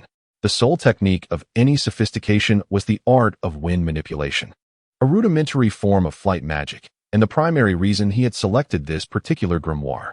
Flight-related spells were plentiful, yet few were accessible to those in the mid-stage of chi refining. This one was the most suitable. After a period of contemplation, Chen Lin determined the spells he would initially pursue. Foremost was the art of object manipulation, an indispensable skill for wielding magical implements. It was hardly practical to brandish a magical artifact as if it were a common weapon. Following closely was the art of wind manipulation. The simplest method of flight involved manipulating objects, but such flight-oriented artifacts were prohibitively expensive. As for the legendary sight of soaring through the heavens on a sword, those were the domain of natal treasures far beyond his current reach. Casting aside such distractions, he immersed himself in the study of spells. 3 days later, Chen Lin's face was contorted into a purplish hue, his eyes bulging as if about to pop out. He stood in a horse stance, his hand extended towards a short sword on the table, as if struggling with a severe case of constipation. The sword trembled erratically, as if seized by a fit. Yet no matter how much effort he exerted, he could not levitate the blade from the table. Dejected, Chen Lin collapsed to the ground, staring blankly at the sword. A sense of helplessness washing over him. The reality of the situation was far removed from his expectations. He had naively assumed that spells were merely techniques for channeling spiritual energy, and that understanding the principles would naturally lead to mastery. However, the reality was that after 3 days of relentless practice, he could not even lift the sword, let alone control it in battle. Suppressing the urge to give up, Chen Lin resumed his training. Several days passed. Chen Lin's lips twitched as he watched the leisure sword wobble in a small circle before clattering to the ground. This was merely a basic object manipulation spell, which should have been mastered in a matter of days. Those with exceptional talent might even grasp it effortlessly. Yet he struggled so intensely. At this rate, it would likely take a month to achieve complete control, an unacceptable delay for someone so eager to escape this place. Despite his reluctance, he temporarily ceased practicing the art of object manipulation and turned his attention to the art of wind manipulation. A few days later, Chen Lin emerged from his dwelling, his face clouded with gloom. He inhaled a breath of fresh air, which helped to dispel some of the pent-up frustration in his chest. The art of wind manipulation proved even more elusive than the art of object manipulation, and he had failed to grasp its essence despite days of practice. If even the most basic spells required such a protracted period of study, how could he ever hope to learn more advanced techniques, which might take years to master? At this rate, he would be spending all his time learning spells, leaving him no time for actual cultivation. Lingering outside the door for a moment, Chen Lin pondered solutions to his predicament. He surmised that his struggles stemmed from a failure to adapt his thinking. The scientific principles of his previous life were incompatible with the cultivation system of this world, and his ingrained mindset was interfering with his understanding of the principles of cultivation. However, he had no clear path to resolution, a disadvantage of lacking a mentor. Chen Lin considered seeking guidance from others, but the other residents of the courtyard were all in the early stages of chi refining and had not yet begun practicing spells. He was left with no choice but to abandon the idea. If all else failed, he would have to spend some spirit stones to enlist the help of an expert. After muttering these words to himself, Chen Lin locked his door and left the courtyard. Along the way, he found a secluded spot to change his attire and don a disguise mask he had never used before. In an instant, he transformed into a fair-skinned young man. Of course, this disguise was not particularly sophisticated, and anyone with a discerning eye could easily see through it. But that was of little consequence. Disguises were commonplace, and no one would think twice about it. His goal was not to impersonate anyone, but merely to conceal his identity. Watermoon Pavilion. After gazing at the radiant characters on the plaque for a moment, and weighing the contents of his coin purse, Chen Lin slowly entered the establishment. "Greetings, Taoist friend. Are you seeking information or enlightenment?" The shop was rather quiet, and a comely middle-aged woman approached him as soon as he entered. "I would like to inquire about some issues related to spell cultivation. Is that possible?" Chen Lin asked hesitantly. He had heard that this establishment offered guidance on cultivation to rogue cultivators, but he had never visited it before. "Of course. May I ask which spell you wish to inquire about?" The woman replied confidently. "Oh, it's the art of object manipulation." Seeing the woman's demeanor, Chen Lin felt reassured and spoke. The woman paused, then said with uncertainty, "If I heard correctly, Taoist friend, did you just say the art of object manipulation?" "Yes, I did. Is there a problem?" Chen Lin looked at her in confusion, wondering if she was deliberately exaggerating the difficulty to inflate the consultation fee. But he soon realized he was mistaken. The woman's expression darkened, and she said coldly, "What is there to enlighten about the art of object manipulation? Are you here to cause trouble?" Seeing this, Chen Lin quickly explained, "Taoist friend, you misunderstand. I just reached the mid-stage of qi refining and am new to spells. I have been unable to master it, so I came here for help." He then bowed slightly. The woman's expression softened, and she scrutinized Chen Lin with amusement for a moment. Then she chuckled. "So that's the situation. I was overthinking it. The art of object manipulation is just a low-level spell. As long as you practice diligently, it's impossible not to learn it. How long have you been practicing?" "About 10 days, Chen Lin replied honestly. "Ah." The woman paused, then sized up Chen Lin again, making him feel inexplicably uneasy. "You haven't managed to learn the art of object manipulation in 10 days? Forgive me for being blunt, Taoist friend. But I suspect you didn't reach the mid-stage of qi refining through normal cultivation, did you?" Without waiting for Chen Lin to reply, her demeanor shifted, and she sneered. "A mere art of object manipulation. This fairy learned it in just 1 day. You've been at it for 10 days, haha." Chen Lin's face darkened. She was practically calling him trash. Seeing that Chen Lin remained silent, the woman knew she was right. She deliberated for a moment, then held up 2 fingers. 2 options. Consultation fee, 10 low-grade spirit stones. Having come this far, Chen Lin was prepared to spend the money. He silently took out 10 low-grade spirit stones and placed them on the table. The woman quickly pocketed the stones, then said, "First, you can use a clarity pill. The medicinal power of just 1 pill is enough for you to master this spell. Second, you can purchase a skill inheritance jade slip, which will also allow you to quickly master it. However, it's hard to find one that records such a low-level spell as the art of object manipulation." After a pause, the woman continued, "If Taoist friend needs the second option, this shop can provide the service of creating one. Not just the art of object manipulation, but other spells as well. The price is guaranteed to be fair." Chen Lin's eyes lit up. He had overlooked the possibility of a skill inheritance jade slip. Chapter 14. Expedience. A skill transmission jade slip is essentially a medium where a cultivator imprints their insights on a specific technique or spell. Others can then access this knowledge, enhancing their comprehension and accelerating their training. A veritable shortcut. Was visibly stirred, blurting out, "How many spirit stones for a telekinesis transmission jade slip?" As the adage goes, problems solvable with money are no real problems at all. He still had some spirit stones and, eager to depart this strange place, was willing to spend them. 2,000 spirit stones. The woman declared, leaving speechless. This wasn't merely expensive, it was extortionate. If a simple telekinesis spell cost this much, what would the price be for more advanced techniques? Sensing's reaction, the woman smiled faintly. "Do you find it exorbitant, Taoist? Consider that crafting a transmission jade slip requires at least a foundation establishment cultivator. Does it still seem so costly? Requires a foundation establishment cultivator?" This genuinely surprised. To think that a mere telekinesis spell required the intervention of such a formidable figure. It seemed these transmission jade slips were no ordinary items. Given the necessity of a foundation establishment cultivator's involvement, 2,000 spirit stones was, in fact, not excessive. Such cultivators wouldn't deign to accept less. Moreover, the blank jade slips themselves were valuable commodities. Hold on. A thought struck. Did this mean that Watermoon Pavilion had a foundation establishment cultivator backing them? He had assumed it was just an ordinary shop, but it seemed to be concealing its true depth. Regardless of the truth, he couldn't afford it.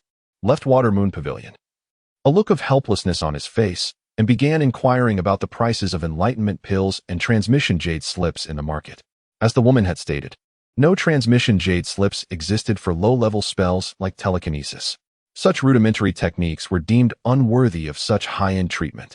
As for enlightenment pills, the price was an outrageous 6,000 spirit stones, and they were virtually impossible to find. These were advanced pills that induced a state of enlightenment for a period, making their use for practicing telekinesis a gross extravagance. In fact, besides common chi replenishment pills and hemostasis pills, almost all cultivation-related pills were not openly sold, being controlled by various factions. Upon discovering this, cursed the merchants as unscrupulous, having wasted 10 low-grade spirit stones for nothing. The woman at Watermoon Pavilion had seemingly offered him 2 options, but in reality, only the second was viable. Was he really going to spend 2,000 spirit stones on their transmission jade slip? Pondered as he walked. Of course, it was only a thought. He knew it was unrealistic. He didn't know how long it would take to accumulate that much money, and even if he did, what about learning other spells? Could he rely on this method indefinitely? If all else fails, I'll have to painstakingly master telekinesis and wind riding first, and figure out the rest later, muttered in resignation. He hadn't dismissed the idea of concocting enlightenment pills himself, given his unique abilities, but obtaining both the raw materials and the recipe was impossible. No pill recipes were sold in any of the market shops, let alone the recipe for enlightenment pills. Dejected, lost the desire to continue browsing and decided to return home. Just then, a middle-aged man in a sheepskin coat furtively approached him. With his beady eyes, pointed chin, and a neat mustache, he looked every bit the villain from a novel. Grew wary, subtly gripping the carefree sword in his pouch while clutching a stack of fireball charms in his other hand. Taoist, looking for pill recipes?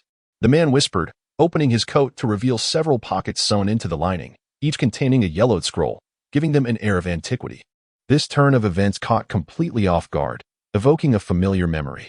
It reminded him of a similar encounter in his past life. On a dimly lit street, a lecherous uncle had stopped him, asking mysteriously if he wanted any discs. Same scenario, same gesture. No, replied coldly, attempting to pass by. But the man's next words stopped him. Enlightenment pill recipe, only 300 spirit stones. Guaranteed to be copied from an authentic recipe, word for word. The man had directly mentioned the recipe for enlightenment pills. S expression hardened. Are you following me? Heh, the seedy man chuckled. Wouldn't call it following. Just happened to see you inquiring about the enlightenment pill recipe in the shop. He added, to be honest, pill recipes are the lifeblood of alchemists. No alchemist would ever sell one.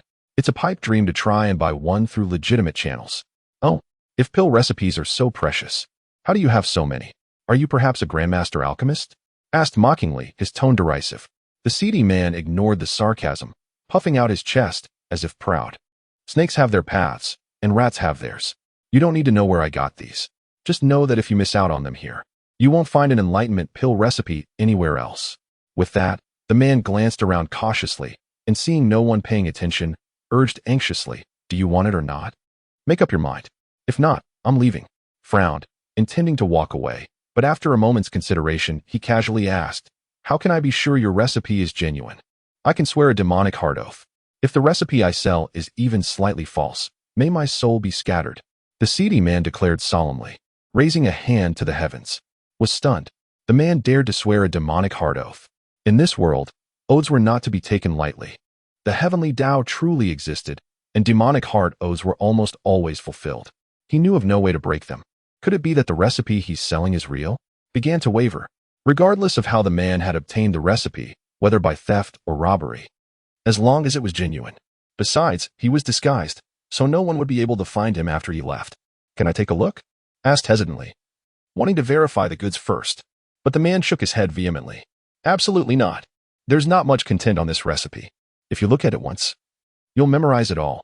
Are you buying or not? Forget it. I'm not wasting my time with you. The seedy man seemed annoyed and turned to leave. Wait. Quickly called out. The man's reasoning was sound. It was indeed difficult to verify a pill recipe. After a moment's thought, he stopped hesitating. I won't verify it. But can you lower the price? I don't have that many spirit stones on me. He truly needed the enlightenment pill recipe. So even though he knew there was a high chance the man was a fraud, he was willing to gamble. However, he wouldn't agree to gamble 300 spirit stones. He could consider it if it was cheaper. Sigh, what a fuss. Just say how much cheaper you want it, the seedy man said, turning back with an impatient look. 10 spirit stones, said softly, feeling that even he was being excessive. As expected, the seedy man erupted in anger. 10 spirit stones? Are you kidding me? This is a pill recipe, not cabbage. Chen Lin felt that he had bargained too ruthlessly.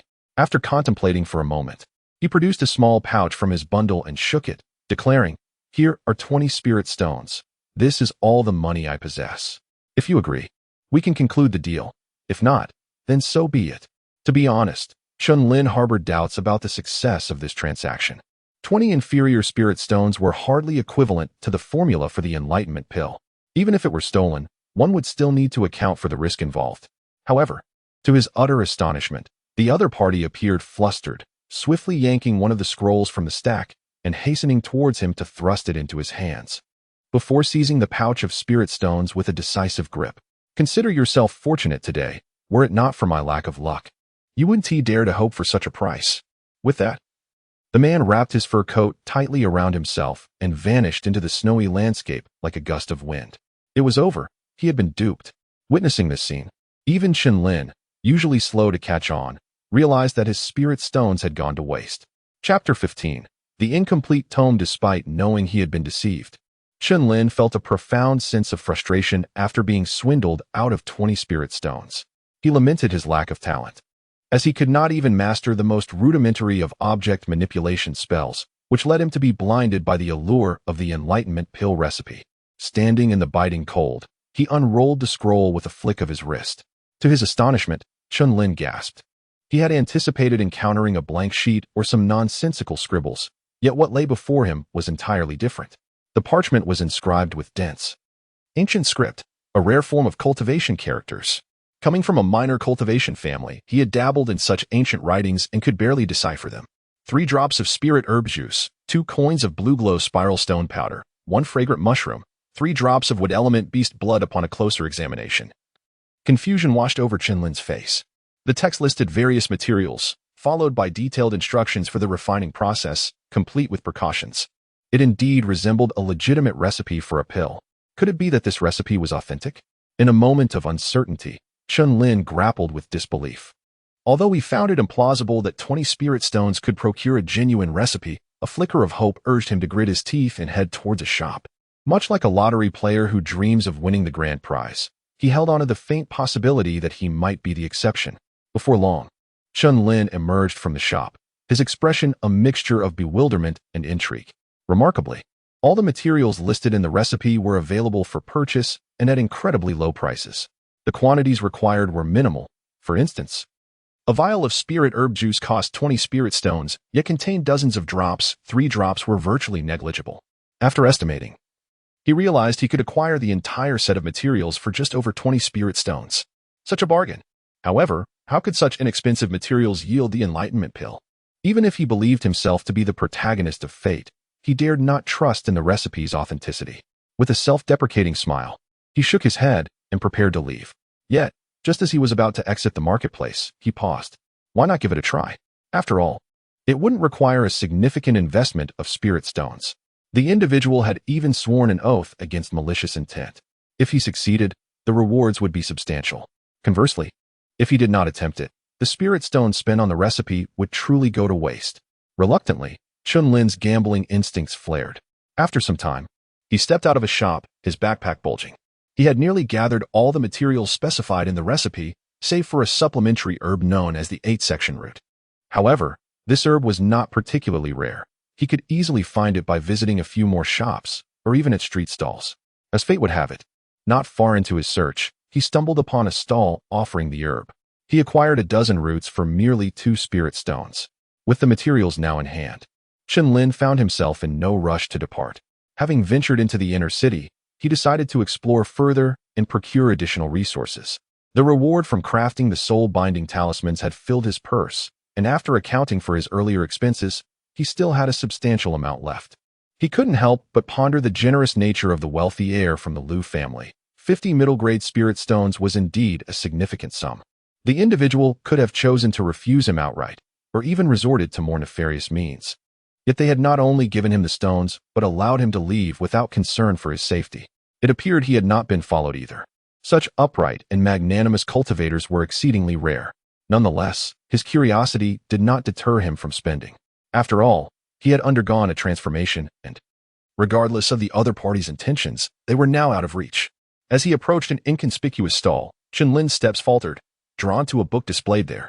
The stall owner was a gaunt female cultivator, appearing to be in her 20s or 30s, with a cultivation level of the 2nd layer of qi refinement. The stall housed only a few items, none of which looked particularly appealing. After a brief glance, Chen Lin surmised that this female cultivator was likely from the impoverished outskirts, rather than being a resident of the inner city. How much for this book? He inquired, crouching before the stall to examine the tome. The book was thick but lamentably damaged, riddled with wormholes. Its cover was nearly torn in half, barely revealing the ancient characters for refining tools. These 2 characters were precisely what had captured his attention. Possessing an innate talent for success, he recognized that he should not limit himself to alchemy and talisman crafting. He ought to explore any skill related to crafting items, lest he squander his potential. Oh, fellow cultivator, are you interested in purchasing this?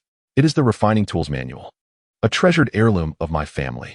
If you desire it, I will part with it for 30 spirit stones, the female cultivator exclaimed, her eyes sparkling with sudden energy as she awoke from her stupor. An heirloom, you say? Huh. Are you truly from a family of refiners? Chen Lin scoffed, skeptical of her claims. If she were genuinely of such a lineage, she would not be in such a pitiable state. Even if she were, she would be akin to a counterfeit like Zhao Jingyuan.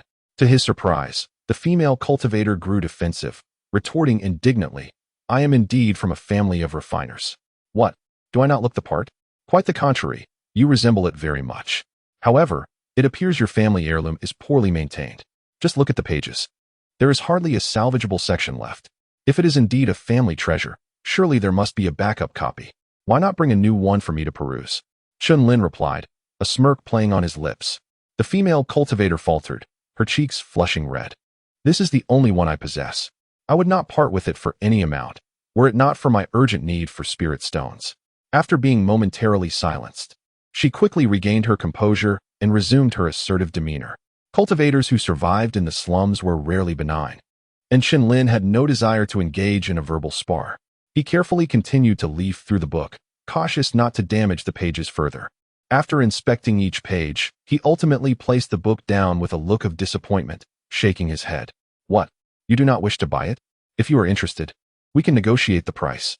Seeing Chen Lin rise to leave, the female cultivator hastily interjected, wait. I merely wish to ask if I lower the price. Would you consider purchasing it? Not all the content is missing. There are still a few methods for crafting certain artifacts that can be discerned. Chen Lin chuckled lightly, shaking his head. If you truly hail from a family of refiners, you should understand that whether it be alchemy, talisman crafting, or refining tools, precision is paramount. Even a single error can lead to disastrous results. The saying a slight deviation results in 1,000 miles of error holds true. Such a flawed text is simply unacceptable. The female cultivator smiled sheepishly, speechless in her shame. Chen Lin's words rang true. Otherwise, this prized possession would not have remained unsold for so long. She had come to the inner city hoping for a stroke of luck, but without any income, she would soon have to venture into the wilderness for riskier endeavors. Noticing her loss of temper, Chen Lin shifted the conversation. All right, I see that you seem to be having a rough time as well. We are both down on our luck. I will purchase this book, but I can only offer you 10 spirit stones. Initially, he intended to propose a price of 5 coins. However, fearing that the other party might take offense, he offered a figure that would surely entice them to agree. Although the book was indeed as tattered as he described, it nonetheless contained the general methodologies for the crafting of 2 distinct magical artifacts. He was eager to experiment and ascertain whether his innate talents would enable him to successfully forge them. Should he succeed, it would be an extraordinary bargain. Chapter 16. The inferior Dan 10 spirit stones indeed shattered the female cultivator's threshold, and due to Chen Lin's words, she even expressed a semblance of gratitude. Thank you, fellow cultivator. If we meet again, I shall surely repay your kindness today. Her sincerity was palpable. With these 10 spirit stones, she could settle her rent and no longer fear eviction from her abode. Now it was Chen Lin's turn to feel a tinge of embarrassment as he nodded and quickly departed. Having acquired something valuable without spending much, his spirits lifted, and he began to peruse the various stalls. Unfortunately, luck was not on his side this time. After considerable searching, he found nothing of worth, mostly items suitable for early-stage chi practitioners, which held little appeal for a mid-stage practitioner such as himself. After a moment of hesitation, Chen Lin entered a shop once more. After purchasing some materials, he made his way towards the outer city. After a series of twists and turns, he returned to his dwelling, his appearance restored. He placed the materials he had bought on the table, 2 bags. The smaller one intended for an item he wished to attempt crafting from a refining manual, and the larger one containing the ingredients for the enlightenment pill. Gazing at the overflowing bag, Chen Lin thought to himself that he had truly lost his senses. He had actually spent nearly 300 spirit stones on these items. Normally, given his cautious nature, he would not have acted so impulsively. What had driven him to such recklessness today? After some self-reflection, he could only sigh in resignation. Since he had already made the purchase, he might as well treat the dead horse as a live one and give it a try. Muttering to himself, He began to prepare for the crafting of the enlightenment pill. The refining of items could wait. His immediate priority was to grasp the techniques of object manipulation and flight. He delved into the recipe before handling the materials. Once the preparations were complete, night had already fallen. Chen Lin did not take a break. Instead, he placed fuel beneath the iron cauldron and commenced the alchemical process. The scenario reminiscent of his previous attempt at creating the primordial pill unfolded once again, resulting in 3 failed batches and a room filled with the acrid scent of charred materials. He remained unfazed, taking a brief respite before continuing. After 2 more attempts, he paused again. This time, he did not persist. Instead, he approached the window and opened it to gaze outside, for his alarm had sounded. Chen Lin strained his eyes towards the sky.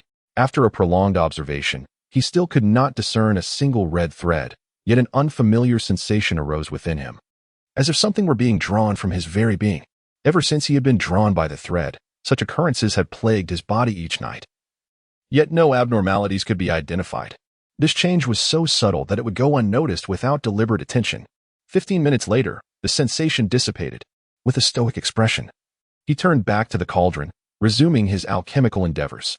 After 9 consecutive failures, he finally rallied his spirits for the 10th attempt.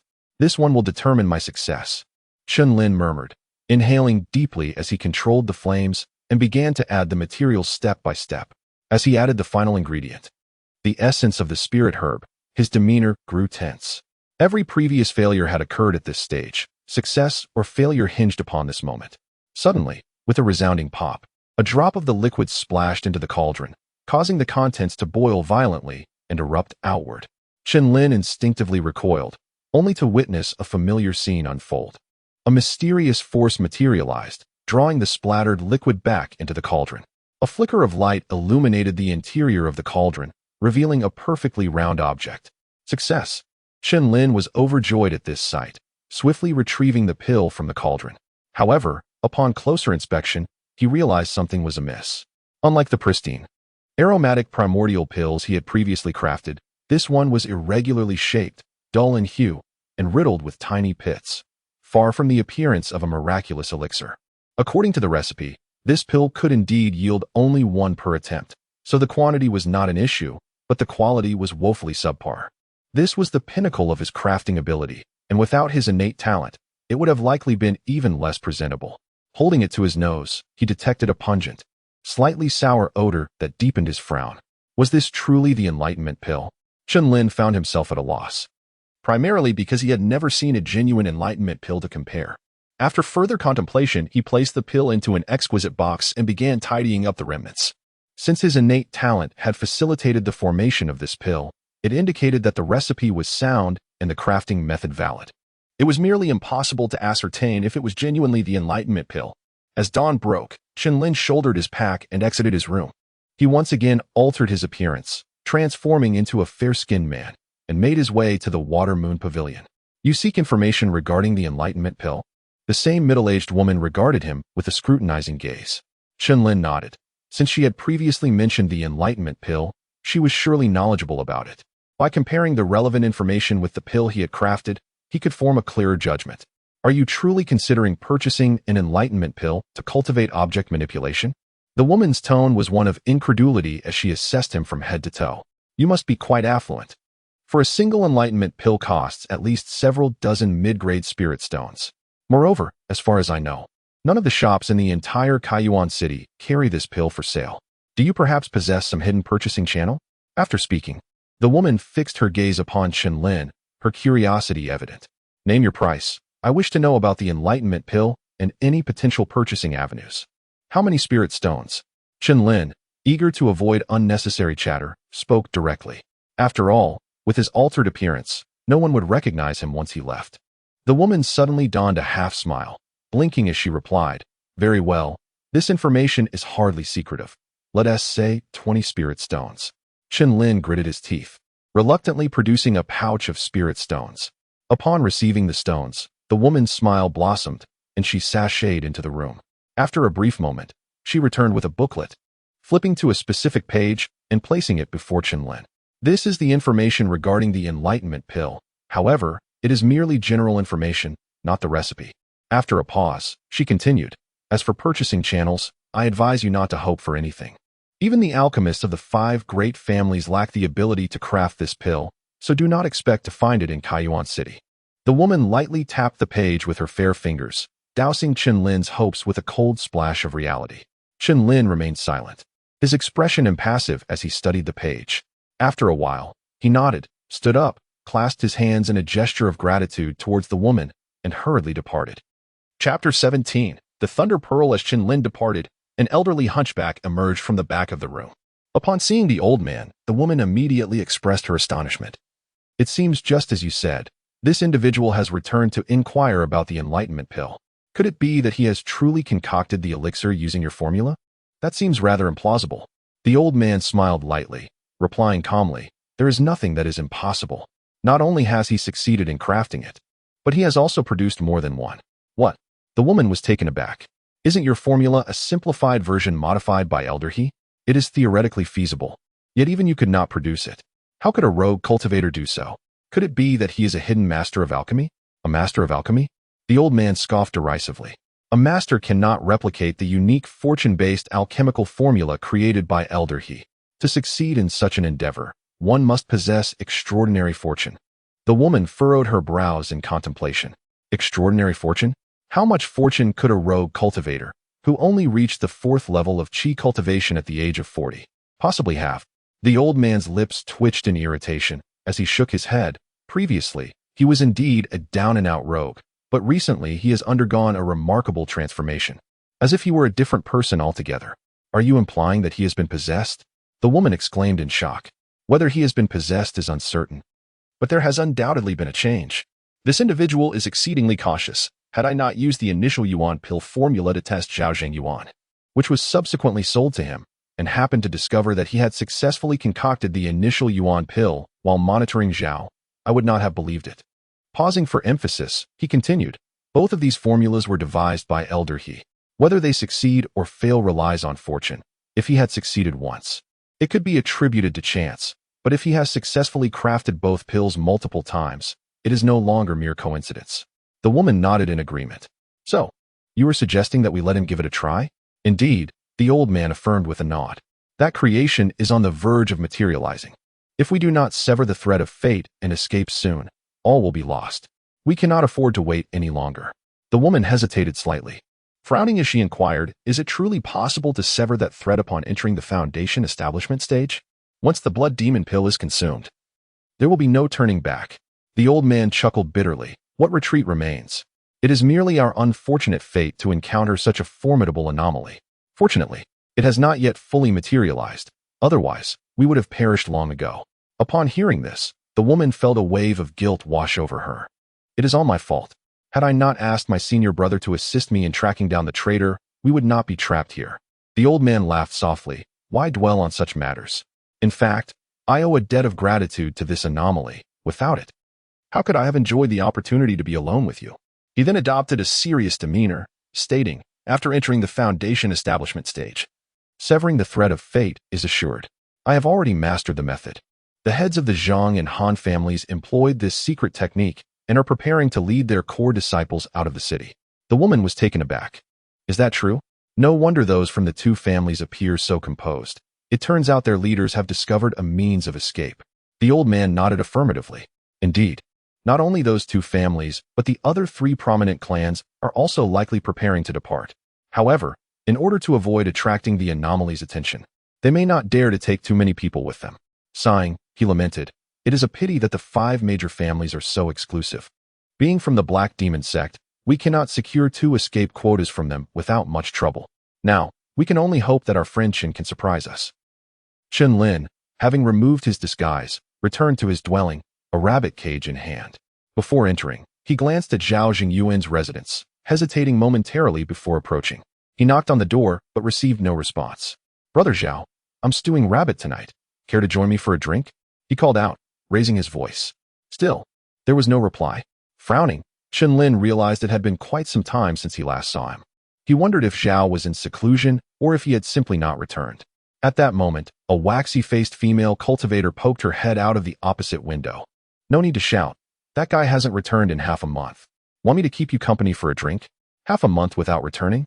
Chen Lin felt an uneasy premonition arise within him. Recently, there had been disturbances caused by demonic beasts. Could Zhao have encountered some danger? Alas, even if something had happened, there was little he could do, save for silently praying for his friend's safety. Ignoring the female cultivator, Chen Lin returned to his own room, unfazed by her subsequent curses. After placing the rabbit cage down, he eagerly retrieved the box containing the elixirs, carefully scraping some powder off the pills before mixing it with water to feed the rabbit. He then observed in silence. While watching, he took out a tome on weapon forging. Most of the pages had deteriorated, leaving only a few in the middle legible. In total, 6 pages detailed the crafting methods for 2 types of artifacts. While referred to as artifacts, they were not the conventional flying swords or shields, but rather 2 rather obscure items. One was called the purple light bottle, intended for storing a substance known as purple gold glaze liquid. Chen Lin was unfamiliar with this substance, having never heard of it, and thus could not attempt to forge it. What caught his interest was the other item, the thunder pearl. Flipping to the page about the thunder pearl, he meticulously pondered over it and took out his brush and ink, supplementing the missing characters based on his understanding. After considerable time, he nodded in satisfaction. The missing details on crafting this item were minimal and pertained to less critical components. With his deductions and additions, there should be no issues. As for the function of this item, it was akin to a bomb from his previous life, requiring no magical energy to activate. It would explode upon being thrown. The drawback, however, was that its power was rather limited. The explosion mechanism differed significantly from the bombs of his past, relying not on explosives, but on several mutually repellent and internally unstable materials. During crafting, an array was employed to maintain a balance among the materials, and once triggered, the disruption of this balance would result in an explosion. According to the recorded effects in the tome, Chen Lin believed its power to be comparable to that of a hand grenade.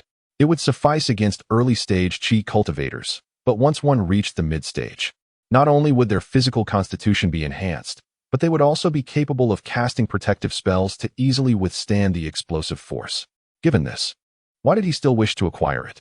Primarily because the tome indicated that crafting this item was quite challenging, with a low success rate. He had developed an affinity for items with low success rates, as only by forging such items could he truly showcase the importance of his innate talent.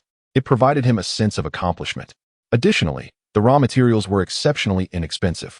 Even if he attempted to forge 10 times to produce a single pearl, it would not cost him more than 2 spirit stones. Moreover, if one pearl lacked sufficient power, what of 10? Or 100?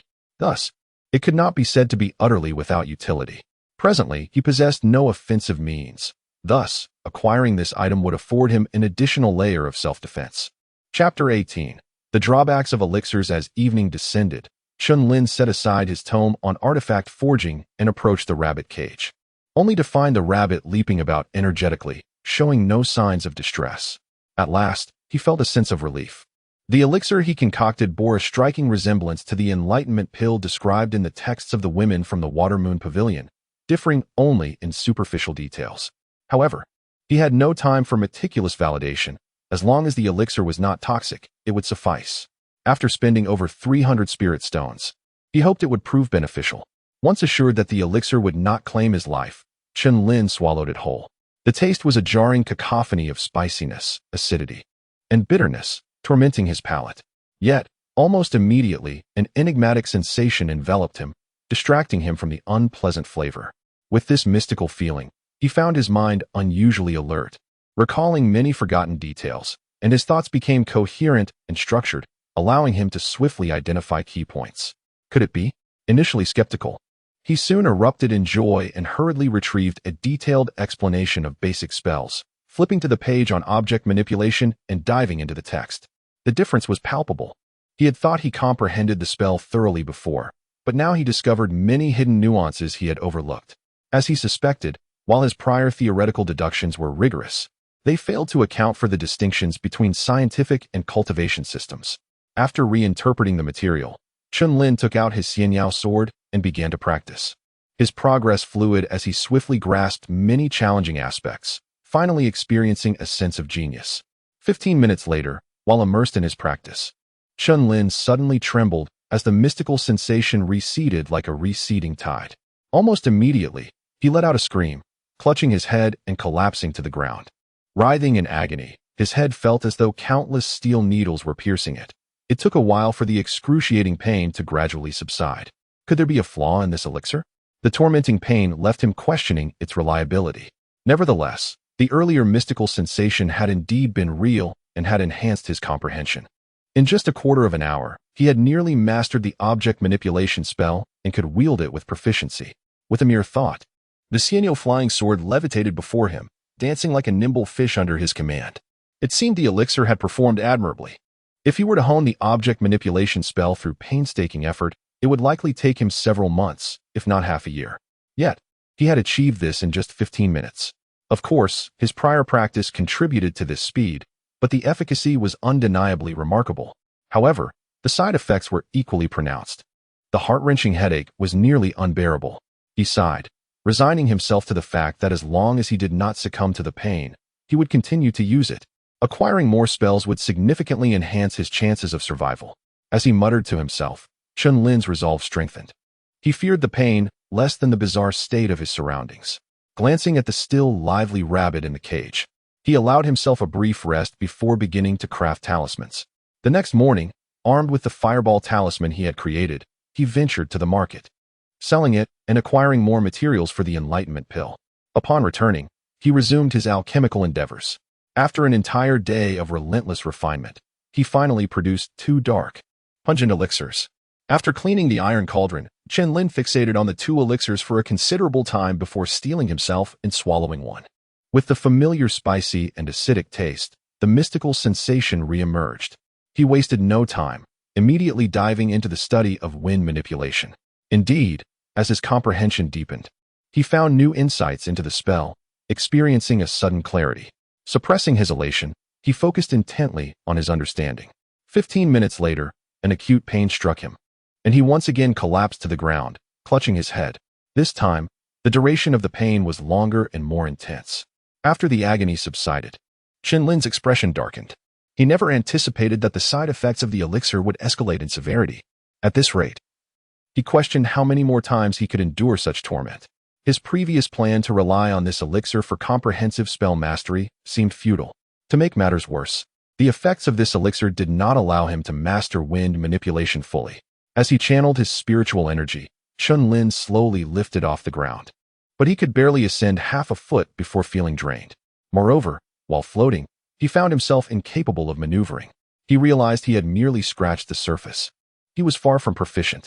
Wait, since it was wind manipulation, he should harness the wind's force. Practicing indoors was ill-advised. Suddenly struck by inspiration, he slapped his forehead, tidied himself up, and exited. As the weather warmed, the snow gradually melted, and incidents of beast attacks on the city dwindled. Even so, Chen Lin dared not venture too far from the city, instead choosing a deserted area on the outskirts of the ramshackle district to practice wind manipulation. As he had anticipated, performing the spell in an open area yielded much better results. A gentle breeze today allowed him to elevate himself approximately 3 feet and glide slowly with the wind's assistance. The sensation of floating was exhilarating, and he found himself momentarily lost in the experience. However, after some time, he halted. Despite this newfound ability, it was still of little practical use. He had not learned this spell for mere amusement. It was intended for combat and escape, and the current results were inadequate. Thus, he needed to deepen his understanding of the spell further. Moreover, as a flight-based spell, he could not afford to use it carelessly without mastery. A fall from the sky would be disastrous. After resting briefly, he retrieved a small vial from his pocket, uncorked it, and poured out the remaining enlightenment pill. Relying solely on his understanding would not suffice. He needed to consume the elixir. After surveying his surroundings to ensure safety, he closed his eyes and swallowed the pill. Then, he plunged into focused practice. Initially clumsy, as he repeated the exercise and deepened his understanding of the spell, he began to soar higher and move more swiftly, eventually achieving a height of over 20 feet. However, he still felt somewhat awkward, only able to fly in a straight line, and his speed depended on the wind, lacking the agility of a bird. Yet, this was the limit of wind manipulation. After all, it was merely a low-level spell, and he could not expect too much. Sensing that time was running short, Chen Lin hurriedly returned to the ground. Before long, he found himself proficiently cradling his head against a large tree, trembling uncontrollably. The pain intensified once again, causing him to claw at the bark, drawing blood. After a considerable time, he finally regained his composure. Shaking off the sweat-soaked robe, he stood in a daze, preparing to return home. However, the next moment, he tensed, his eyes narrowing as he glanced toward the distance. There stood a figure. "Old you?" Just as he grasped the hilt of the Xianyao sword, Chen Lin exclaimed in astonishment. He recognized the man as Yu Weihai, an elderly gentleman who resided in the same courtyard and typically kept to himself. "What brings you here?" Despite residing within the same courtyard, his acquaintance with the individual was superficial, marked by infrequent interactions. Consequently, Chen Lin maintained a heightened state of vigilance. "Indeed, esteemed Chen, you possess remarkable fortitude.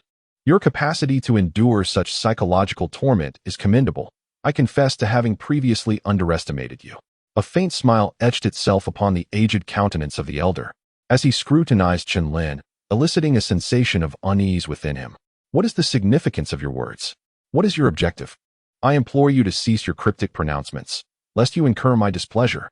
Chen Lin's tone sharpened, and preempting any response, the sword, which he had been clutching, was abruptly discharged, hurtling directly towards his interlocutor. Having lived 2 lives, he was acutely aware of the strategic advantage of preemptive action.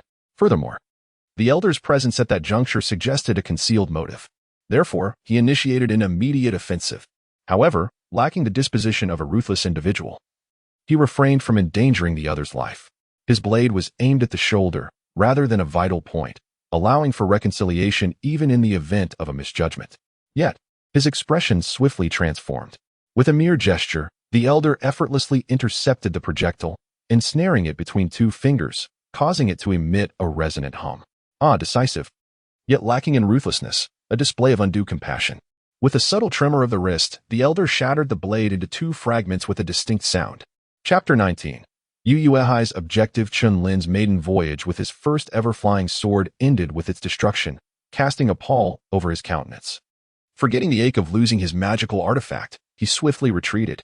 The adversary's maneuver was a stark revelation, shattering the facade of a feeble old man and exposing a cunning schemer. The ability to shatter a magical artifact, even a low-grade one, bespoke a profound reservoir of magical power. This individual was no mere Qi refining stage 1 neophyte, but at least a stage 2 adept, perhaps even a stage 3 master. Attempting to flee? I must caution you, the enlightenment pill you ingested was not the genuine article, but an adulterated concoction. Even if you abstain from further consumption, the after effects will manifest periodically, the old man intoned, refraining from pursuit. Chen Lin's steps faltered, his expression a kaleidoscope of emotions. Suddenly, recognition dawned in his eyes as he exclaimed, "It was you. You are the one who sold me the enlightenment pill formula, the one with the beady eyes." The revelation of the enlightenment pill's flaws, coupled with the veiled threat, jolted Chen Lin into clarity, illuminating the entire scheme. It seemed too convenient that a vendor peddling obscure formulas, specifically the enlightenment pill, would materialize immediately after his departure from Watermoon Pavilion. He initially suspected the beady-eyed man of tailing him, but even if that were the case, it was implausible for him to have overheard the conversation within Watermoon Pavilion. Therefore, the old man was the beady-eyed man in disguise, undoubtedly in league with the woman from Watermoon Pavilion. As these realizations coalesced, a chill permeated Chen Lin's being. His actions had been meticulously orchestrated, and he suspected that the perpetrator had subtly manipulated his mind with mental interference techniques. Otherwise, his cautious nature would have prevented him from impulsively acquiring the formula and attempting its concoction. This was a long-laid plan. But what could he possess that would attract such attention? Chen Lin was baffled. "Who are you?" Despite the palpable sense of impending doom, he compelled himself to remain composed. "Who am I? After living together for over a decade, you still pose such a question?" "I am merely your old neighbor, Yu Weihai." "Old you?" The old man's smile remained enigmatic. Abruptly, his smile vanished, and his voice plummeted several octaves. "Rather, it is I who should inquire. Who are you?" Without waiting for a response, the old man unleashed an overwhelming aura, causing Chen Lin to blanch and stumble backward. "Humph, in less than half a year. Not only has your cultivation soared 2 levels to Qi refining stage 2, but you have also inexplicably acquired the art of alchemy. This is not the Chen Lin I know." The old man's words sent tremors through Chen Lin's core. Despite his meticulousness, he had been detected.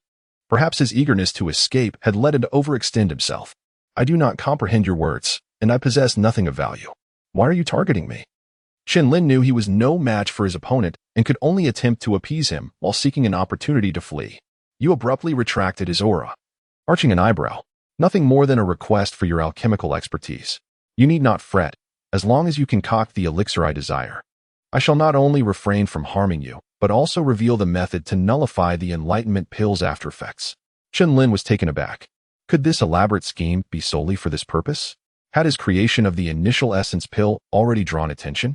Chen Lin had no choice but to acquiesce. Though he harbored no trust in the old man's promises, he would seize the first opportunity to escape, perhaps even retaliate. In taciturn unison, they returned to the courtyard. Chen Lin glanced at his room, and upon seeing the old man's silence, he followed him into his dwelling. The houses in the courtyard were nearly identical, and the old man's abode was even more Spartan than his own. Chen Lin wondered why he would reside here for a decade, especially given his strength. He could easily reside in the inner city. Could he have foreseen that the original owner would be usurped before his transmigration? Unable to comprehend, he ceased his musings and calmly stated, "Now that you have gone to such lengths, might I inquire as to your true intentions?" The old man smiled faintly, patting a drab pouch at his waist. A crimson cauldron, half a man's height, adorned with arcane runes, materialized and landed on the ground. Chen Lin's eyebrows arched in astonishment. An alchemical cauldron? This was a genuine alchemical cauldron, not the iron pot imitation he used. It was a veritable magical artifact. Judging by the dense runes, it was likely not of the lowest grade. An alchemical cauldron of this caliber was priceless, beyond the reach of a chi refining stage cultivator. The old man's identity was likely extraordinary. With such a cauldron, he could create a plethora of elixirs, perhaps even attempt the legendary foundation establishment pill. Unlike his iron pot, which could only produce the most rudimentary elixirs and relied heavily on his innate abilities, otherwise the success rate would be maddening. The old man reveled in Chen Lin's expression. He had risked life and limb to acquire the cauldron, and it was a prized possession. Fellow Taoist Chen, as I stated, I have sought you out for the purpose of alchemy. Here is the formula for the elixir I desire. You may peruse it. With another pat of his pouch, a jade scroll appeared in his hand. Chen Lin finally focused on the pouch, a storage bag with the wondrous ability to contain vast spaces. Something he had long coveted but could not afford. A small one with a few cubic feet of space cost dozens of mid-grade spirit stones. Suppressing his envy, Chen Lin accepted the jade scroll and placed it against his forehead to examine it. Blood demon pill? After a moment, he removed the scroll, voicing his confusion. The information within was indeed a formula, but the name did not bode well. Furthermore, Chen Lin vaguely recalled some information about this elixir from the original owner's memories, but it was indistinct. At that moment, the old man's voice echoed, "Indeed, the blood demon pill, an indispensable elixir for cultivating the blood demon art." Chen Lin's brow furrowed as he exclaimed, "I recall now. The one touted to create a super expert with a single pill." He had not anticipated that the old man sought to create this elixir. The information about the blood demon pill in the original owner's memories instantly crystallized. Chapter 20. Coercion and Temptation. When discussing the blood demon pill, one must inevitably mention the blood demon technique. This method possesses three notable attributes. It is the easiest to cultivate, the fastest in terms of progression, and the most treacherous. The rationale behind this assertion lies in the simplicity and clarity of the technique, which can be comprehended by anyone. Moreover, the speed of cultivation is astonishing, with virtually no bottlenecks. As for its treacherous nature, it stems from a stark deviation from conventional methods. Typically, as one's cultivation level rises, so too does one's lifespan, potentially allowing for eternal life in harmony with the cosmos. Conversely, this technique operates on a paradoxical principle. The higher the cultivation, the shorter the lifespan. Ordinary cultivators, in the chi refinement stage, may live slightly longer than the average person, approximately reaching the age of 120. In the foundation establishment stage, their lifespan doubles, and it continues to double in the golden core and nascent soul stages. However, those practicing the blood demon technique suffer an immediate loss of 20 years upon initial cultivation, with the foundation establishment stage further having their remaining lifespan. Upon reaching the golden core and nascent soul stages, their lifespan is halved again with each advancement. For instance, if one begins with 100 years of life, upon starting the blood demon technique, they would have only 80 years left, and upon establishing their foundation, merely 40. Should they fortuitously become a golden core ancestor, they would be left with only 20 years, and if they achieve the nascent soul, their lifespan would plummet to a mere 10 years, effectively rendering them infantile in terms of cultivation. Of course, these are merely theoretical outcomes. In reality, The highest level attained by practitioners of this technique has been the foundation establishment stage. After all, even with rapid cultivation, it is impossible to reach the golden core stage before the age of 20. Exceeding that age while attempting to break through to the golden core would invariably lead to death. Thus, the foundation establishment stage marks the limit. Nevertheless, upon the emergence of this technique, it sparked immense shock waves, as merely entering the practice nearly guarantees the establishment of a foundation. Though 40 years of life is short, achieving this foundation before that age allows one to experience a period of splendid accomplishments. This is especially appealing to those burdened with deep-seated enmities, who flock to this technique with fervor. However, while the blood demon technique is easy to cultivate, entering its practice is quite challenging, necessitating the assistance of a specific pill, the blood demon pill. After perusing the memories of the original owner, Chen Lin grasped the general concept, yet many details remained elusive. He understood that this pill was exceedingly difficult to concoct, with a success rate far lower than that of the foundation establishment pill. Reflecting on this, Chen Lin turned his gaze toward the elder, conveying a sense of inquiry. "Do you intend to concoct this pill, my friend?" His question was not born of skepticism, but rather concern, as the elder appeared to be in his 70s or 80s. Wouldn't practicing the blood demon technique at such an age lead to immediate demise? Of course. He secretly wished for the elder's swift demise, yet that seemed improbable. The elder smiled faintly. "Brother Chen, it appears you are aware of this pill's nature. However, there is no need for concern. I am not foolish enough to seek my own demise. To be candid, despite my aged appearance, I am merely 35 years old. As for how I came to look this way, we can discuss that later.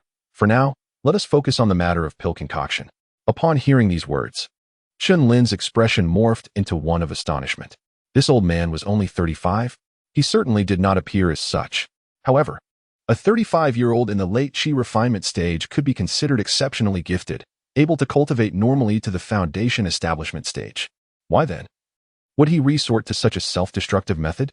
Ignoring Chen Lin's confusion, the elder pressed on. "Brother Chen, do you possess the confidence to concoct this pill?" Chen Lin immediately shook his head. "How could I? The blood demon pill is notorious for its low success rate. I am but a humble low-tier alchemist. How can I possibly guarantee success?" If one were to speak of assurance, he would undoubtedly have the most confidence in concocting it, regardless of material waste.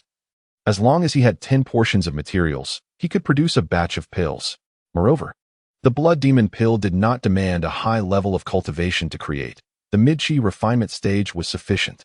Yet, he could not reveal this, instead resolutely denying his ability.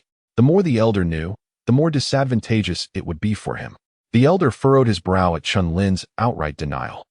After a long pause, he spoke slowly. "Brother Chen, there is no need for you to conceal anything. I am more familiar with you than you might imagine. I believe if anyone can concoct this pill, it must be you." Before Chen Lin could respond, the elder continued, "However, you need not worry. Regardless of any secrets you may possess, I have no desire for them. As long as you assist me in concocting the blood demon pill, I will not only provide you with a remedy for the side effects of the enlightenment pill, but also take you away from this place." "Take me away from here?" Chen Lin's eyes glimmered with curiosity as he scrutinized the elder. "What do you mean by that?" "I have no intention of leaving." The elder suddenly burst into laughter. "Brother Chen, at this juncture, do you still wish to conceal anything? Surely you have noticed the myriad blood-red threads in the air. I cannot believe you are oblivious to them." Chen Lin trembled at the elder's words, casting a look of astonishment. You can see them too?" After his initial shock, realization dawned upon him. No wonder he felt something was amiss since the elder's arrival. The latter had not exhibited the usual derisive demeanor. Chen Lin felt a kinship with the elder and, filled with anticipation, inquired, "Do you know what they are? What are those red threads?" The elder snorted coldly. "Do you wish to know? Then assist me dutifully in concocting the pill. Once the elixir is complete, I shall divulge all the information you seek." In response, Chen Lin pondered for a moment before asking, "How can you be so certain that I can successfully concoct the blood demon pill? Furthermore, given that you possess such a high-grade alchemical furnace, you must be an alchemist yourself. Why not concoct it yourself?" While he was confident he could produce the blood demon pill, he was hesitant to do so. Once completed, he would lose all leverage. The principle of killing the donkey to grind the millstone was well known. Were he in the elder's position, he would likely resort to silencing him as well. After all, the blood demon pill was not a legitimate elixir, and practitioners of the blood demon technique were shunned by all cultivators, regarded as pariahs. Those who practiced this technique had little time left to live and could resort to extreme measures. Essentially, they were a ticking time bomb. It was precisely for this reason that the blood demon technique had gradually fallen into obscurity. The elder regarded Chen Lin with a peculiar gaze and replied, "If I were capable of concocting it myself, would I have been trapped here for so long? As for why I believe you can succeed, you need not concern yourself with that. Just know that failure will cost you your life." With a derisive smile, he added, "I will not hide it from you. The formula for the initial element pill that you used was given to Zhao Jingyuan by me. I intended to test him, but unexpectedly stumbled upon you." His tone turned cold as he declared, "I care not whether you possess great fortune or other special methods. I seek only the blood demon pill. If you succeed in concocting it, we shall each go our separate ways, and I shall offer you due compensation. Should you fail, however, do not blame me for disregarding the bonds of our shared cultivation." Chapter 21. A stalemate. Chen Lin sighed quietly, realizing that his initial suspicions were indeed correct. His opponent had been aware of him from the very beginning. It was his own lack of caution that had led him to this precarious situation. However, at this moment, he composed himself and said, "I can attempt to assist you in refining the elixir, but you must vow with a heart of sincerity that once I produce the pill, you shall not act against me, and you will protect me and escort me from this place." Seeing that his counterpart did not respond immediately, he stretched his neck defiantly and insisted, "If you refuse, then do feel free to make your move. After all, death is inevitable, whether sooner or later." The elder paused, then suddenly broke into a smile. "Very well, as you wish. I hope you will surprise me." With that, the elder raised his finger to the heavens and made his vow. Chen Lin finally breathed a sigh of relief. Nevertheless, he could not truly place his safety in the hands of another. He had to seize any opportunity to escape, for everything at this moment was merely a delaying tactic. Time was of the essence, and I have prepared ample materials. Let us begin, my friend. The elder clapped his storage pouch, and a heap of alchemical ingredients appeared on the table. Chen Lin glanced at it, estimating that it was sufficient for a dozen or more attempts. It seemed his counterpart had indeed made thorough preparations for the blood demon pill. His eyes flickered momentarily, and he spoke, "Friend, you, as an alchemist, you must understand that distraction is the bane of our craft. Therefore, I must return to my own chamber for the refinement. Otherwise, should I fail to produce the elixir, do not hold it against me." His innate capability to ensure success in crafting was too conspicuous, and he sought to obscure it as much as possible. To his surprise, the elder readily acquiesced. "Very well, do as you please, Chen Lin. I require only the blood demon pill. How you refine it is of no concern to me." He then retrieved a bag, placing all the materials along with the alchemical furnace into it, gesturing for Chen Lin to proceed. Chen Lin nodded silently, taking the bag and heading towards the door. Suddenly, he sensed a ripple of magical energy behind him, akin to a light sting upon his shoulder. Just as he opened his mouth to inquire, the elder's voice rang out, "A wise man does not engage in covert dealings. I have left a mark upon you. It will not inflict harm. Once you complete the elixir, I shall remove it. Furthermore, during this time, you are not to leave this courtyard. Otherwise, there may be unpleasant consequences." Chen Lin's expression shifted, yet he said nothing, exiting quietly. Once back in his room, he slammed the bag onto the floor. His hands clenched tightly, veins bulging.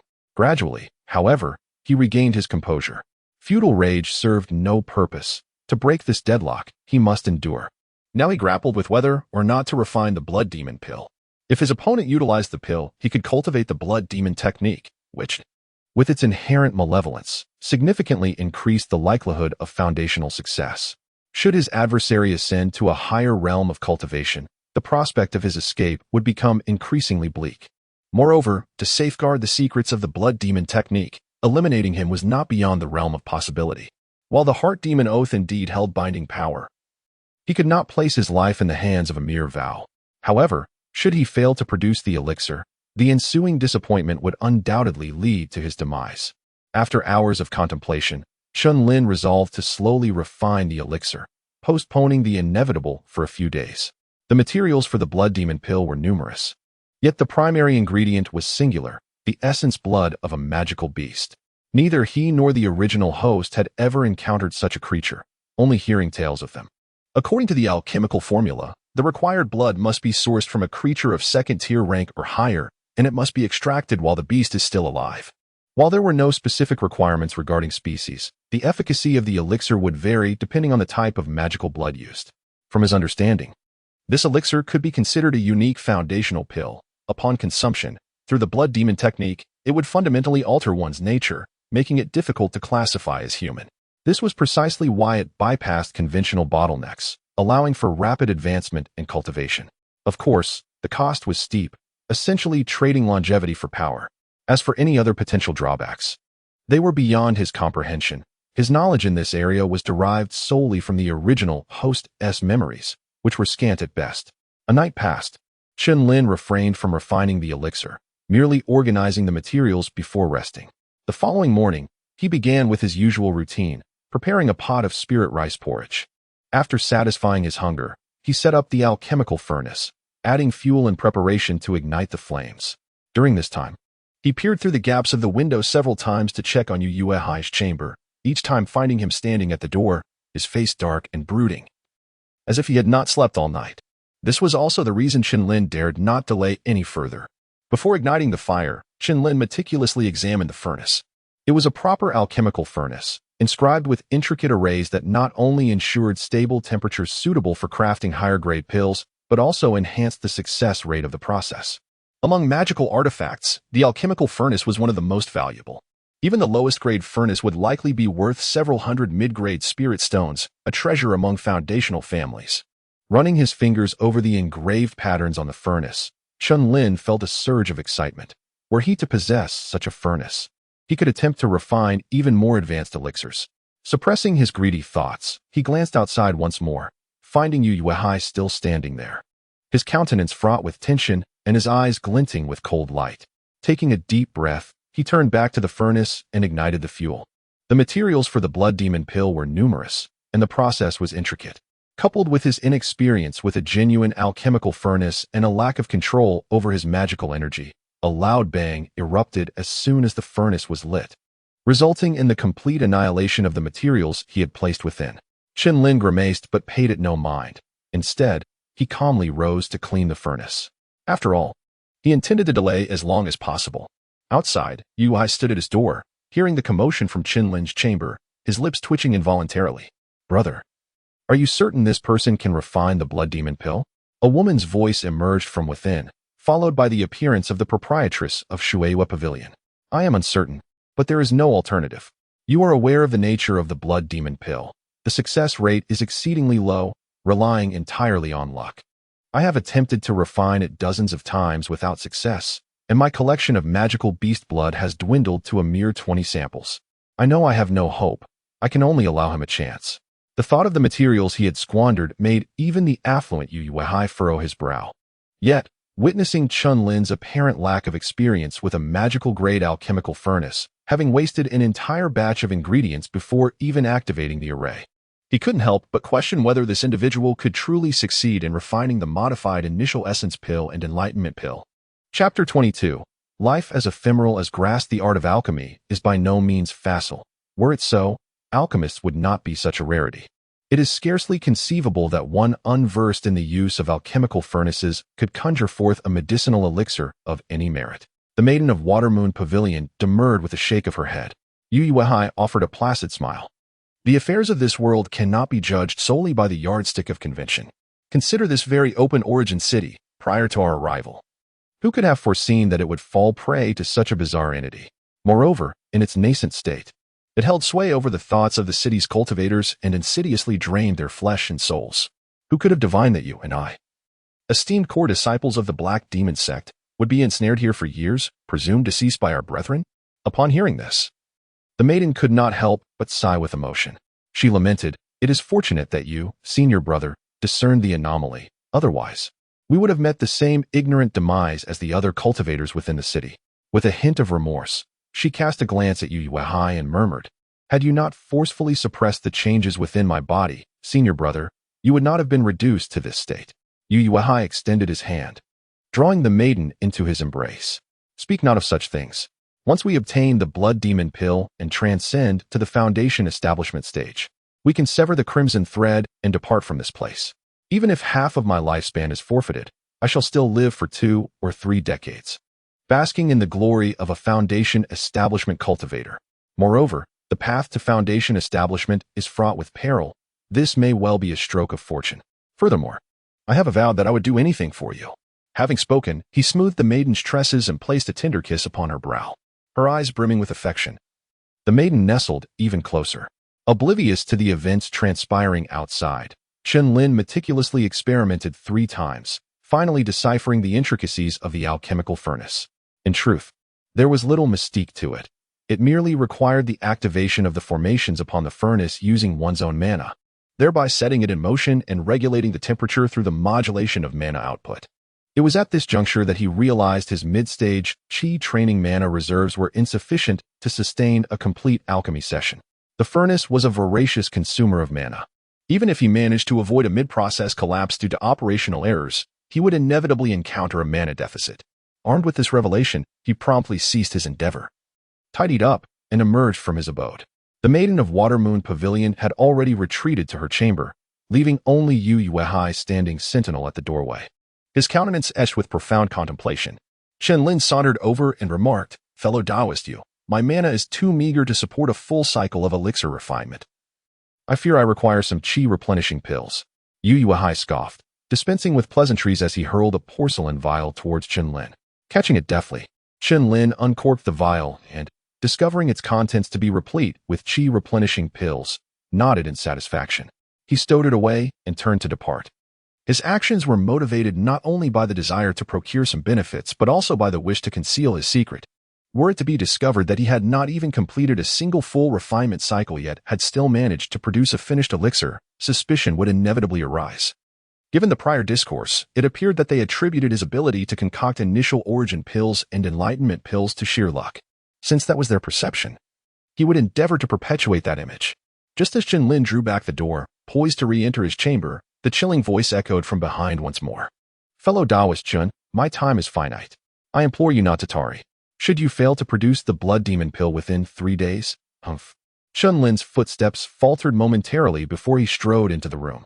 At that very moment, the window of the adjacent chamber was thrust open, and the sallow-faced female cultivators had emerged. Casting her gaze upon Chen Lin, then upon Yu Yuehai, she bellowed, "What elixir? Who has acquired an elixir? Could you sell some to this old woman? I'll render any service you desire." Having proclaimed this, she fixed her gaze upon Yu Yuehai, teasingly remarking, "Old Yu, have you obtained an elixir? Come to this old woman's chamber, and I shall assist you in its appraisal. Ha ha. Begone." Before her laughter could subside, Yu Yuehai issued a chilling roar, and a dark projectile shot forth, piercing her skull. Subsequently, the projectile traced an arc and returned to its source. A peach pit-sized hole now marred the sallow-faced female cultivator's brow, and she slumped limply upon the windowsill. As Chen Lin sensed the fluctuation of mana and turned back, he witnessed the projectile piercing the female cultivator's cranium, eliciting a gasp of horror. A shiver ran down his spine, and a surge of indignation welled up within him. The long-suppressed emotions finally erupted at that moment. His face clouded with anger, he emerged from his chamber, his voice barely a whisper as he demanded, "Why did you slay her? She posed no threat to you." Yu Yuehai fixed Chen Lin with a murderous gaze, sneering, "Does one require a reason to kill? Fail to produce the blood demon pill within 3 days, and you shall meet the same fate as she." Having spoken, he turned and re-entered his chamber. Chen Lin stared at the door for an extended period before silently turning and approaching the female cultivator's window. He reached out and closed her eyes, which still reflected a trace of terror, and then tore off a piece of her sleeve, wrapping it around the bloody cavity in her forehead. Thereafter, he exerted his strength to pull the corpse from the window and hoist it upon his back, slowly making his way out of the courtyard. Yu Yuehai's actions were clearly a manifestation of his pent-up rage, a displacement of his frustration at Chen Lin's delay in concocting the elixir. Although the female neighbor possessed numerous flaws, they had resided in the same courtyard for an extended period, and Chen Lin could not bear to witness such a scene. However, his strength was meager, and he was powerless to intervene. He could only ensure that she received a proper burial, carrying her beyond the city walls to find a suitable resting place. As for reporting the incident to the authorities, this city possessed no such entity. The vagrant cultivators in the shanty towns were afforded no protection by the 5 great families. They were merely subjected to exploitation. The death of an unrooted early-stage chi-training cultivator would hardly cause a ripple. Of course, his actions were also intended as a test, to ascertain whether he could use this as a pretext to leave the courtyard. If he could but leave the courtyard, he could explore other options. even if he did not flee. For instance, he could accept Zhang Mozi's offer and become a retainer for their family. If he were to demonstrate his skill in concocting initial origin pills, the family would undoubtedly be delighted to have him join their ranks. As a last resort, even marrying their widowed aunt was not an entirely unappealing prospect. It would certainly be preferable to languishing here, awaiting certain doom. With the Zhang family's strength, dealing with a Qi training cultivator who had yet to reach foundation establishment would be a simple matter. Even a late-stage Qi training cultivator could not withstand the pressure exerted by an established family.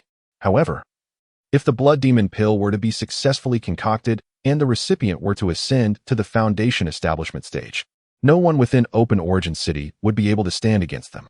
Even if there were, no one would be willing to risk their life for such an insignificant individual. Chen Lin's steps were measured as he continued to monitor Yu Yuehai's chamber. 1 step, 2 steps. Even as he bore the corpse to the courtyard gate, Yu Yuehai did not emerge. His eyes flickered, and he reached out to push open the gate. At that moment, the sound of rushing wind echoed from behind, and a dark projectile traced an arc, hovering before him. The frigid, somber aura pricked at Chen Lin's brow like needles. It was then that he discerned the dark flash to be a diminutive flying sword, ebony in hue and gleaming with a harrowing light. I cautioned you against venturing beyond the courtyard. Failure to heed this would yield unpleasant consequences. This is the first infraction. A similar aperture may soon adorn your cranium. Yu Yuehai's frigid pronouncement echoed as the flying sword, now a dark streak, vanished before Chen Lin's gaze. Such acute measures and a magical artifact of this caliber instilled in Chen Lin a profound sense of helplessness. His life was at the whim of another, readily extinguished. I merely sought to inter the deceased. It is unseemly to leave her to decompose, Chen Lin retorted, attempting to reason. However, his plea was met with a mere snort of derision as the other approached and seized the corpse. With a faint glimmer from his storage pouch, the body disappeared. Subsequently, Yu Yuehai conjured several water arrows, cleansing the bloodstains from the window near the deceased woman's position. Your time dwindles. I urge you to diligently concoct the elixir, lest I resort to drastic measures. Yu Yuehai threatened Chen Lin once more before turning, hands clasped behind his back, toward his abode. Chen Lin suppressed several impulses to ambush him from behind. Devoid of magical artifacts, even a barrage of fireballs would prove futile. After a brief struggle with his countenance, he dejectedly returned to his chamber. Yu Yuehai, now at the threshold, emitted another chilling laugh, procured a chair, and seated himself at the entrance. The maiden from Watermoon Pavilion emerged, standing sentinel behind Yu Yuehai. They remained silent, their expressions unperturbed, as if they had merely dispatched an insect rather than a human life. Chen Lin espied the maiden through the window, unsurprised. He had long suspected their collusion. His ostensibly clandestine actions had merely been following a predetermined course, a realization that now seemed absurd. Withdrawing his gaze, he lingered in contemplation before resuming his position before the alchemic furnace. However, his focus was not solely on the elixir. He concurrently organized the materials for concocting the Thunderbolt Pearl. The Thunderbolt Pearl's creation was inherently straightforward, the challenge lying in balancing the constituent materials. He eschewed such considerations, opting instead for a crude iteration. In less than a quarter of an hour, an ebony sphere, the size of a hen's egg, materialized. Based on the luster of the patterns adorning it, it had attained the pinnacle of perfection as described in the texts. Present circumstances precluded testing, but given its genesis from his innate talent, he was confident in its efficacy. He gingerly stowed the Thunderbolt Pearl and resumed his alchemic endeavors, alternating between elixir creation and material preparation, and fashioning another Thunderbolt Pearl during the interlude between the second batch of elixir. Midnight approached. The tolling of a bell echoed. Although faint, it was certain to have reached Yu Yuehai's awareness. Chen Lin arose and surveyed the heavens and Yu Yuehai's residence. No anomalies were apparent in the sky, and Yu Yuehai remained seated. The maiden from Watermoon Pavilion was absent, her whereabouts unknown, whether she had retired or returned to Watermoon Pavilion within the inner city. Yu Yuehai detected Chen Lin's scrutiny but merely offered a frigid smile, refraining from further action. Chen Lin yearned to inquire how the other had perceived the crimson threads, how he had resisted their influence, and the means of escape from this city he had alluded to. However, he knew such inquiries would be futile, at least until the blood-fiend elixir was concocted. Furthermore, the solution to the sequelae of the Enlightenment elixir remained uncertain. The other had been truthful. Prior to the bell's toll, his cranium had throbbed anew. Despite his abstention from the Enlightenment elixir, this suggested that the headache, even without further consumption of the modified elixir, would persist, its severity yet to be determined. After a period of contemplation, he quelled his tumultuous thoughts and reclined, fully clothed. Resigned to his fate, he slept soundly, under the watchful gaze of his captor. He awoke late the following day. After ablutions and a repast, he found himself at a loss for activity and resumed his alchemic pursuits. By midday, despite his deliberate pace, he had completed 2 batches, bringing the total to 7. 3 more batches would complete the Bloodfiend elixir. An inventory of his materials revealed an ample supply, sufficient for a dozen more batches. He arose and peered out the window. The courtyard was eerily silent. Yu Yuehai was gone, replaced by the maiden from Watermoon Pavilion, seated as a sentinel. The woman's cultivation was formidable, deterring Chen Lin from rash action. While Yu Yuehai permitted him to concoct the elixir in solitude, his surveillance was rigorous, with 2 late-stage qi refining experts monitoring a mere mid-stage qi refining minion, a display of excessive deference, unable to resist or escape. And with the anticipated arrival of the 5 great clan's overseers failing to materialize, Chen Lin recognized his lack of alternatives. He was compelled to concoct the Bloodfiend elixir. Half of the 3-day deadline had elapsed. Failure to deliver would undoubtedly result in his demise, perhaps even a torturous one, at Yu Yuehai's hands, given the elixir's significance to his own escape from this eerie domain. Indeed, had the other displayed a modicum of integrity, he would have readily cooperated, sharing the desire to depart. However, the other's callous disregard for human life rendered him untrustworthy. After further procrastination, with no change in circumstances, Chen Lin steeled himself and resumed his alchemic endeavors. This time, he dispensed with delay, completing 3 consecutive batches. An umber elixir, redolent of sanguinary essence, materialized. A meticulous examination of the Bloodfiend elixir revealed no discernible anomalies, yet this single pill possessed the potential to engender a foundation establishment expert, albeit one of fleeting duration. A furtive glance out the window revealed the Watermoon Pavilion maiden still on guard. She appeared oblivious to the nuances of alchemy, failing to detect the distinct energy signature of this successful batch compared to its predecessors. Chen Lin's gaze flickered as he retrieved a vial and swiftly deposited the elixir within. Eschewing concealment on his person, he secreted it within a hidden recess in the wall, reserved for valuables. Having completed this task, he composed himself and resumed his alchemic endeavors, this time with genuine diligence, even accelerating his pace. Of course, the Thunderbolt Pearl's creation continued apace. However, the materials were soon exhausted, yielding a total of 10 pearls. This was a substantial quantity. Should their potency match the descriptions in the texts, the simultaneous detonation of 10 would likely overwhelm even a late-stage qi refining expert. Regrettably, their size was considerable, limiting simultaneous deployment to 2 or 3. Achieving the simultaneous detonation of 10 at a single point was beyond his precision. Thus, the theoretical threat to a late-stage qi refining expert remained largely academic. To obliterate Yu Yuehai with these devices was a remote prospect, particularly given the presence of his accomplice. Chapter 24. The Worm. On the 3rd day, without any opportunity for escape in sight, Chen Lin had no choice but to diligently complete the refining of the remaining materials, ultimately producing a blood demon pill. This time, it was Yu Yuehai who stood guard outside. As the pill was freshly concocted, he swiftly approached the door and pushed it open. Ha! Upon seeing the round, dark red pill in the furnace, Yu Yuehai erupted into joyous laughter. With a wave of his hand, the pill soared into his grasp. He ecstatically brought the pill to his nose, inhaling its aroma while nodding repeatedly in approval. Indeed, this delightful scent is exquisite. Excellent, excellent, excellent. After exclaiming his praises thrice, Yu Yuehai finally pocketed the pill and turned his attention to Chen Lin. Fellow Taoist, the pill has been successfully refined. May I take my leave now? Chen Lin retreated behind the furnace, one hand concealed within his sleeve, tightly gripping 2 thunder pearls. The other hand clutched a stack of fireball talismans, ever prepared for a desperate struggle.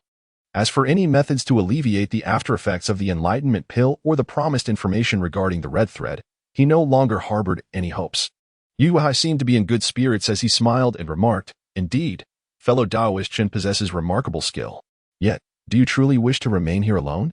I must tell you candidly, everything here is the creation of an incomprehensible anomaly, and that entity is on the verge of manifesting." Anomaly? Chen Lin was taken aback, and his heart sank. He had suspected this before, but was reluctant to believe it. Now, confirmed by Yu Yuehai's words, disbelief was no longer an option. Anomalies are peculiar entities, each endowed with terrifying and unfathomable powers. According to the memories of the original host, anomalies were few in number. Some individuals might go their entire lives without encountering one. He had not anticipated such fortuity, stumbling upon one upon his arrival, and a significant one at that. Indeed, it is an anomaly. As a seasoned cultivator, you should comprehend what that signifies. As a reward for your successful concoction of the blood demon pill, I shall impart another piece of information. What information? Chen Lin instinctively responded. Yu Yuehai's expression grew serious as he stated. This anomaly has grown by siphoning the essence of the cultivators within the city for over a decade. Chapter 25. Reality. After acquiring the blood demon pill and implanting the goo worm within Chen Lin's body, Yu Yuehai ceased his surveillance of Chen Lin. Chen Lin waited for 2 days, and when he noticed that his adversary had yet to show himself, he cautiously ventured out of the courtyard. He walked quite a distance without encountering any obstruction, confirming that Yu Yuehai indeed no longer restrained his movements. This realization brought him considerable relief. The sensation of losing one's freedom was profoundly distressing. However, he couldn't shake off a sense of anxiety. The longer he remained unmonitored, the more it indicated that the goo worm within him was extraordinary, and Yu Yuehai harbored great confidence in it. Extracting the goo worm by his own means seemed a daunting task. As he pondered these thoughts, he soon arrived at the marketplace in the slum area. Having not visited in quite some time, Chen Lin observed that the number of people had increased. Groups of 2 or 3 engaged in cheerful conversations, and numerous vendors had set up stalls along the streets, their calls filling the air with a lively atmosphere. The trees lining the road had sprouted new branches, vibrant and green, and the fragrant scent of grass and foliage wafted into his nostrils, breathing life into the surroundings.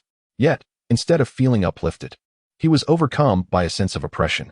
In just a month, this colorful tapestry of life would be torn to shreds. The beauty of the present moment would soon give way to devastation. After a moment of reflection, Chen Lin regained his composure. He was merely a small ant in the realm of cultivators, unable to safeguard his own existence, let alone effect any change. Moreover, even if he were to loudly proclaim the truths he knew, those whose minds had been influenced would not believe him. They would instead deem him a madman. Even if someone did believe him, the entangled threads of fate could not be severed, rendering any efforts futile. Thus, it was best for him to focus on his own affairs. Shaking his head and inhaling a breath of fresh air, he stepped into the Zhang family business. Zhang Matzi remained comfortably seated in his chair, exuding an air of authority. However, the shop now boasted 2 additional attendants attending to customers. With the weather warming, incidents involving demonic beasts had diminished, leading to an increase in practitioners purchasing supplies for their hunting and gathering expeditions.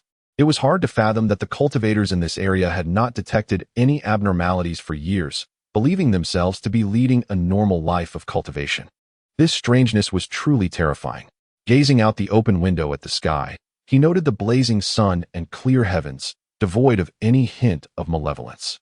Yet, this was mere facade. The enormous, indistinct shadow he had witnessed that night and the sight of the red thread descending upon him were etched in his memory. He often wondered how Yu Yuehai had perceived the red thread. It was a question he had never posed, and his adversary had never elucidated. Sometimes, Chen Lin mused whether he could have safely escaped had he departed before encountering that shadow. At that time, he had not yet been entangled by the red thread. Living as an ordinary person, alas, there were no what-ifs. The moment had passed, and now he could only place his hopes on Yu Yuehai. Life was capricious. The greatest adversary had become the very hope for his survival. If it isn't Chen, the great talisman master. It has been quite a while. Have you grown too accomplished to frequent a humble establishment such as mine? Zhang Matzi's sardonic voice interrupted Chen Lin's reverie. As a mere loose cultivator, how could I dare to look down upon you, Zhang Daoyu? I've merely been in seclusion these past days, Chen Lin responded with a laugh, offering an explanation. Zhang Matzi nodded in acknowledgement, seeming to appreciate Chen Lin's demeanor. However, his expression soon shifted, and with a sidelong glance, he sneered, "Humph, as if you would dare. A mere early-stage qi practitioner. Even if you can craft a few talismans, you are hardly worthy of my regard." Chen Lin was at a loss for words. Yet, he had no intention of quarreling with a man nearing his end. He merely felt pity for him. Shaking his head, he chose not to engage further and planned to purchase some alchemical materials before returning, hoping to test whether Yu Yuehai's goo worm could alleviate the aftereffects of the enlightenment pill. Ignoring Zhang Matzi, The latter suddenly rose from his chair, pointing incredulously at Chen Lin. You, how can your magical aura be so potent? Have you broken through to the mid-stage of qi cultivation? His exclamation drew the attention of everyone in the shop, all casting surprised and envious glances at Chen Lin. However, none reacted as dramatically as Zhang Matzi. Mid-stage qi cultivation is merely a step up. I took a retreat and broke through. Why should Zhang Daoyu be so astonished? Chen Lin replied nonchalantly. He felt helpless, as he had not learned any techniques to conceal his cultivation level. Anyone with similar or greater strength could discern his true capabilities at a glance. This was in stark contrast to his usual cautious and low-profile demeanor. On this outing, aside from procuring materials for alchemical concoctions, he had hoped to find a technique or artifact to obscure his cultivation level. Zhang Matzi's expression was a sight to behold. It was as if he were meeting Chen Lin for the first time, scrutinizing him from head to toe. Finally, with a mixture of astonishment and recognition, he nodded and said, "Congratulations, Daoyu. Your hard work has borne fruit. A new world awaits you." Zhang Matzi clasped his hands, his previous disdain replaced by genuine respect. The difference between early and mid-stage qi cultivation, though seemingly minor, was as vast as the heavens and the earth. An early-stage qi practitioner was akin to a more powerful ordinary person, unable to cultivate spells, while a mid-stage practitioner could not only cultivate spells, but also wield artifacts. Their combat prowess incomparable. Only by reaching mid-stage qi cultivation could one hunt demonic beasts. Early-stage practitioners were limited to mining and herbalism. Chen Daoyu, would you be interested in joining the Zhang family? He inquired, his eyes gleaming with opportunity. The mention of past matters darkened Chen Lin's expression. What? Has your widowed cousin still not found a suitable match, Zhang Daoyu? Zhang Matzi, unfazed by Chen Lin's jibe, replied, times have changed. Now that you have broken through to mid-stage qi cultivation, your status is naturally elevated. If you are interested, I can represent the Zhang family and invite you to become a guest elder. That will certainly be to your satisfaction. He then added with a smile. If Chen Daoyu truly wishes to marry into the Zhang family, I could report to my clan and select a suitable early-stage qi practitioner from among our unmarried women for you to wed. Upon hearing this, the surrounding practitioners expressed envy. Despite rumors of the foundation-stage family head's disappearance, the Zhang family remained one of the 5 great clans, and their status in the city had not diminished. Aligning oneself with the Zhang family would undoubtedly elevate one's standing. Chen Lin was taken aback. This was indeed quite pragmatic.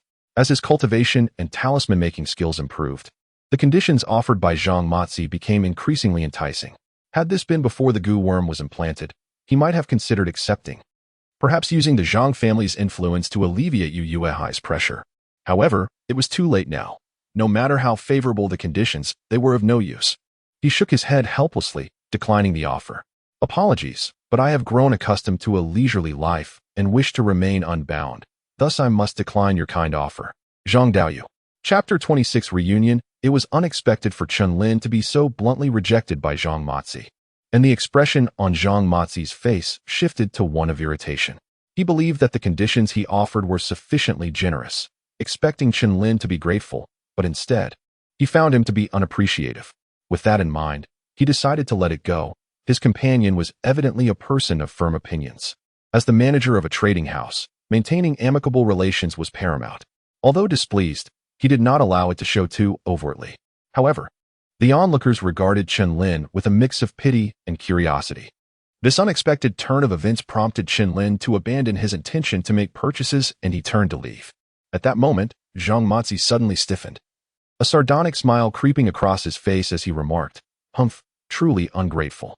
I intended to offer you a chance at survival, but since you refuse, prepare to face the peculiar." His words trailed off abruptly as if he had realized something, and he quickly fell silent, his expression becoming impassive as he walked behind the counter. Chen Lin did not pause in his stride, exiting Zhang's trading house, yet he was inwardly astonished. Although Zhang Matzi did not finish his thought, his words implied a knowledge of the existence of the peculiar. If that were the case, it suggested that the entity held a significant position within the Zhang family. However, the Zhang family was currently seeking talents. Could it be that they wished to take him along? According to Yu Yuehai, leaving with fewer people would be preferable to avoid attracting the attention of the peculiar. He found this reasoning compelling, as he himself had been ensnared by the red thread following the appearance of that shadowy entity. It was uncertain whether the Zhang family's actions stemmed from ignorance or ulterior motives. However, if too many cultivators left the city, a disturbance was inevitable. As he walked, he contemplated how events might unfold in the future, whether Yu Yuehai would successfully establish his foundation, whether he could sever the red thread and escape, and whether they would all be obliterated by that peculiar entity. After pondering for a while, he felt a sense of insignificance wash over him. These were matters beyond his control. The sensation of being a mere pawn on someone else's chessboard was profoundly disheartening. With a heavy heart, he arrived at Duobao Pavilion, where he purchased some alchemical materials and a flying sword. The previous carefree sword had been shattered by Yu Yuehai, necessitating the acquisition of a new one. The flying sword was over a foot long, a pale silver hue, unadorned, merely a common low-grade magical artifact. It was not that he did not wish to procure something of higher quality, but rather that his supply of spirit stones was dwindling. The 50 medium-grade spirit stones he had acquired from Lu Li had been nearly exhausted. He had originally intended to purchase spells and artifacts for concealing his cultivation level, but ultimately could not afford them. Even so, he felt that the pressing matter was to rapidly enhance his strength to confront the unknown dangers ahead. Thus, he planned to use the enlightenment pills to thoroughly review the spells outlined in his notes. Unfortunately, without a storage bag, he could not refine more thunder pearls. Chen Lin lamented once more the constraints of poverty, which seemed to hinder him at every turn. This was still manageable for him, given his exceptional talent. One could only imagine the plight of ordinary rogue cultivators, and it was no wonder the original owner had made no progress in 2 decades of cultivation. After completing his purchases, he began his journey back. Through his reflections along the way, he concluded that remaining by Yu Yuehai's side was indeed the best choice, and he resolved to patiently await the other's successful foundation establishment, relinquishing any other ambitions. Please wait a moment, fellow cultivator. Just as he was about to exit the market, a figure approached Chen Lin's side, prompting him to instinctively grasp his flying sword and regard her with caution. Who are you, and why do you obstruct my path? Upon seeing an unfamiliar female cultivator, confusion crept into Chen Lin's voice. However, noting that she was merely at the 3rd layer of qi refinement, he relaxed his vigilance slightly. May I have a word? The female cultivator glanced at the distant stall vendors, beckoning Chen Lin to follow her a bit further away. Seeing Chen Lin remain still, she whispered, "The alchemy manual." Chen Lin's eyes flickered with recognition as he sized up the female cultivator, his realization dawning. She was the same woman who had sold him the damaged alchemy book in the inner city. Though she had changed her appearance, her malnourished aura remained strikingly similar. "It's you. What do you want with me? And how did you recognize me?" He was astonished that she could identify him despite his disguise. Though surprised, Chen Lin nonetheless followed her a distance away from the marketplace. His cooperation stemmed from the fact that she had been at the 2nd layer of qi refinement previously, and now at the 3rd layer, she did not seem like a recent breakthrough. She must have employed a technique or artifact to conceal her cultivation, and he wished to see if he could acquire it at a lower price. "Now speak. How did you recognize me?" With no one around, Chen Lin raised his voice slightly. The female cultivator first cupped her hands in greeting, then smiled brightly. "Fellow cultivator, please do not doubt me. I possess a keen sensitivity to various scents, and coupled with my distinct impression of you, I was able to recognize you immediately." Chen Lin was taken aback. He had not anticipated such a reason. This was quite the ability indeed. He would need to be more cautious in the future when disguising his identity. "Do you have something to discuss with me?" He avoided directly addressing her concealment technique. The female cultivator hesitated for a moment, then bowed deeply. "I am surreal, and I have a request." Chen Lin frowned, not seeing anything in himself that warranted her seeking assistance. Yet he inquired, "What is it?" After a moment of contemplation, she finally spoke with determination. "Do you lack a dual cultivation partner?" "What?" Chen Lin believed he had misheard. Given his current appearance and physique, how could a female cultivator approach him? Upon hearing his exclamation, Su Ruolin regained her composure and stated seriously, "You did not miss here. If you are interested, I am willing to become your dual cultivation partner. I am only 28 years old, though my cultivation is slightly lower than yours. It would not be a loss for you." Chen Lin scrutinized her, pondering her true intentions. Was it love at first sight? He had not yet reached such levels of self-admiration. If he had reached the late stage of qi refinement, her advances might make sense, but as it stood, it felt insufficient. Although Zhang Matzi had intended to introduce him to a female cultivator from the Zhang family, that was more akin to being sold than anything else. "Speak plainly. What is it that you truly desire? If you don't, I shall take my leave. Chen Lin was not interested in playing games.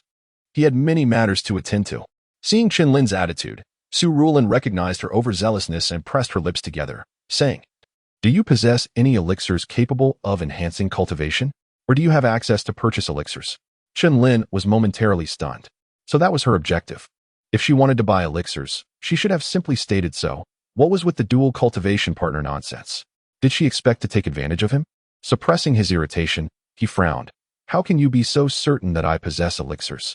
The elixirs within the city are monopolized by the 5 great families. And as a mere rogue cultivator, what access do I have?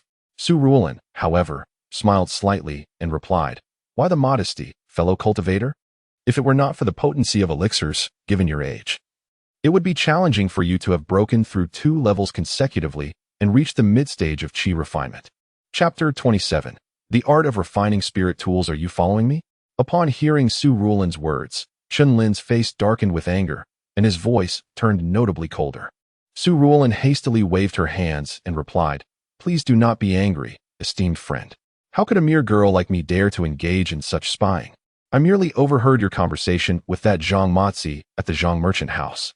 Chen Lin shared her sentiment, realizing that it was merely a jest.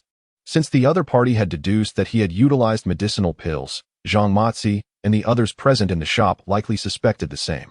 However, it mattered little. Upon returning, he would seclude himself, and anyone wishing to scheme against him would first have to contend with UHI. You wish to purchase medicinal pills? Regrettably, I possess none to spare. Perhaps you should seek out members of the 5 great families instead. His own supply of medicinal pills was insufficient, and recently, due to core personnel from the 5 great families preparing to flee, various materials were in short supply. He had intended to purchase some, but managed to acquire very little. Fortunately, the materials for the enlightenment pill were abundant. This was hardly surprising, as his enlightenment pill was a modified version created by UHI, utilizing only inferior materials. Vastly different from the standard enlightenment pill. Were it not for the exaggerated after effects, this modified formula could be considered a masterpiece. Hearing Chen Lin's words, Surreal revealed a bittersweet smile. "Esteemed friend, you jest. As a mere chi refining stage practitioner, how could I possibly approach the 5 great families? Even among them, only core disciples possess the right to acquire medicinal pills." Chen Lin shrugged. "Then I am afraid I am unable to assist you." With that, he turned to leave. After taking a couple of steps, he hesitated, contemplating warning her that the situation had become perilous. However, he sighed helplessly, realizing that to escape, one must first sever the red thread of fate. Surreal gazed at Chen Lin's receding figure, her expression shifting unpredictably. Finally, a glimmer of determination flashed in her eyes, and she hastened to catch up. Observing this, Chen Lin halted, frowning. "Su Daoist, I have made myself quite clear. I possess no medicinal pills. If you persist in your pursuit, do not blame me for being unkind." Despite having shared a fleeting acquaintance and feeling some sympathy for her imminent demise, her relentless tenacity irked Chen Lin. Yet, Surreal offered no explanation. Instead, she produced an ancient scroll. "Chen Daoist, this is my family heirloom. A method for refining spirit tools.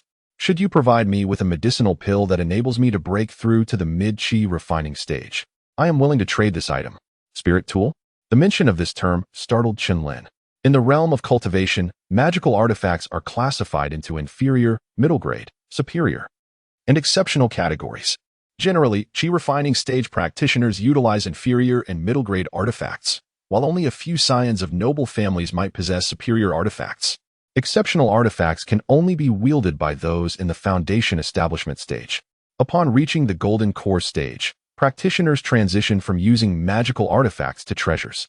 Spirit tools are a unique category of magical artifacts, often possessing extraordinary effects that cannot be produced through ordinary refining methods. Their rarity is significant, and crucially, spirit tools can alter their size to facilitate transport and usage, setting them apart from standard magical artifacts. The mere possession of a method to refine spirit tools indicates that the individual is no ordinary practitioner. They likely hail from a lineage of distinction.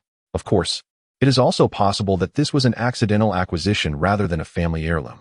Chen Lin, uninterested in the origins of the item, accepted the scroll with curiosity and began to examine its contents. Surreal, on the other hand, watched Chen Lin's expression intently. one hand gripping a talisman adorned with blue runes, ever wary of a potential act of violence from him. Chen Lin's perceptiveness did not miss her subtle movements. Yet he paid them no heed, understanding that in their unfamiliarity, caution was warranted, especially in this lawless shantytown. As he unfurled the scroll, which measured about 2 feet in length, he found it filled with ancient script and numerous vivid illustrations. A cursory glance revealed that it detailed a spirit tool known as the Qingjiao Go, outlining everything from material selection to refining steps and the intricacies of array inscriptions with remarkable detail. Furthermore, alongside each refining step, there were notes written in contemporary characters, detailing precautions and insights from multiple practitioners, indicating that this was indeed a legacy item. Are you truly certain you wish to exchange this? Chen Lin re-rolled the scroll and regarded her. Truth be told, it was the first time he had encountered such valuable information contained within a scroll. Typically, such high-level information would be stored in jade slips, which are not only discreet, but also convenient for perusal and comprehension. Nevertheless, the value of this item was undeniable. The refining information for a spirit tool, even when in the eyes of a foundation establishment practitioner, was exceedingly precious. For a lesser refining family, it could serve as a treasured clan heirloom. Surreal bit her lip, her delicate features betraying a deep reluctance, yet she spoke with unwavering resolve. Yes.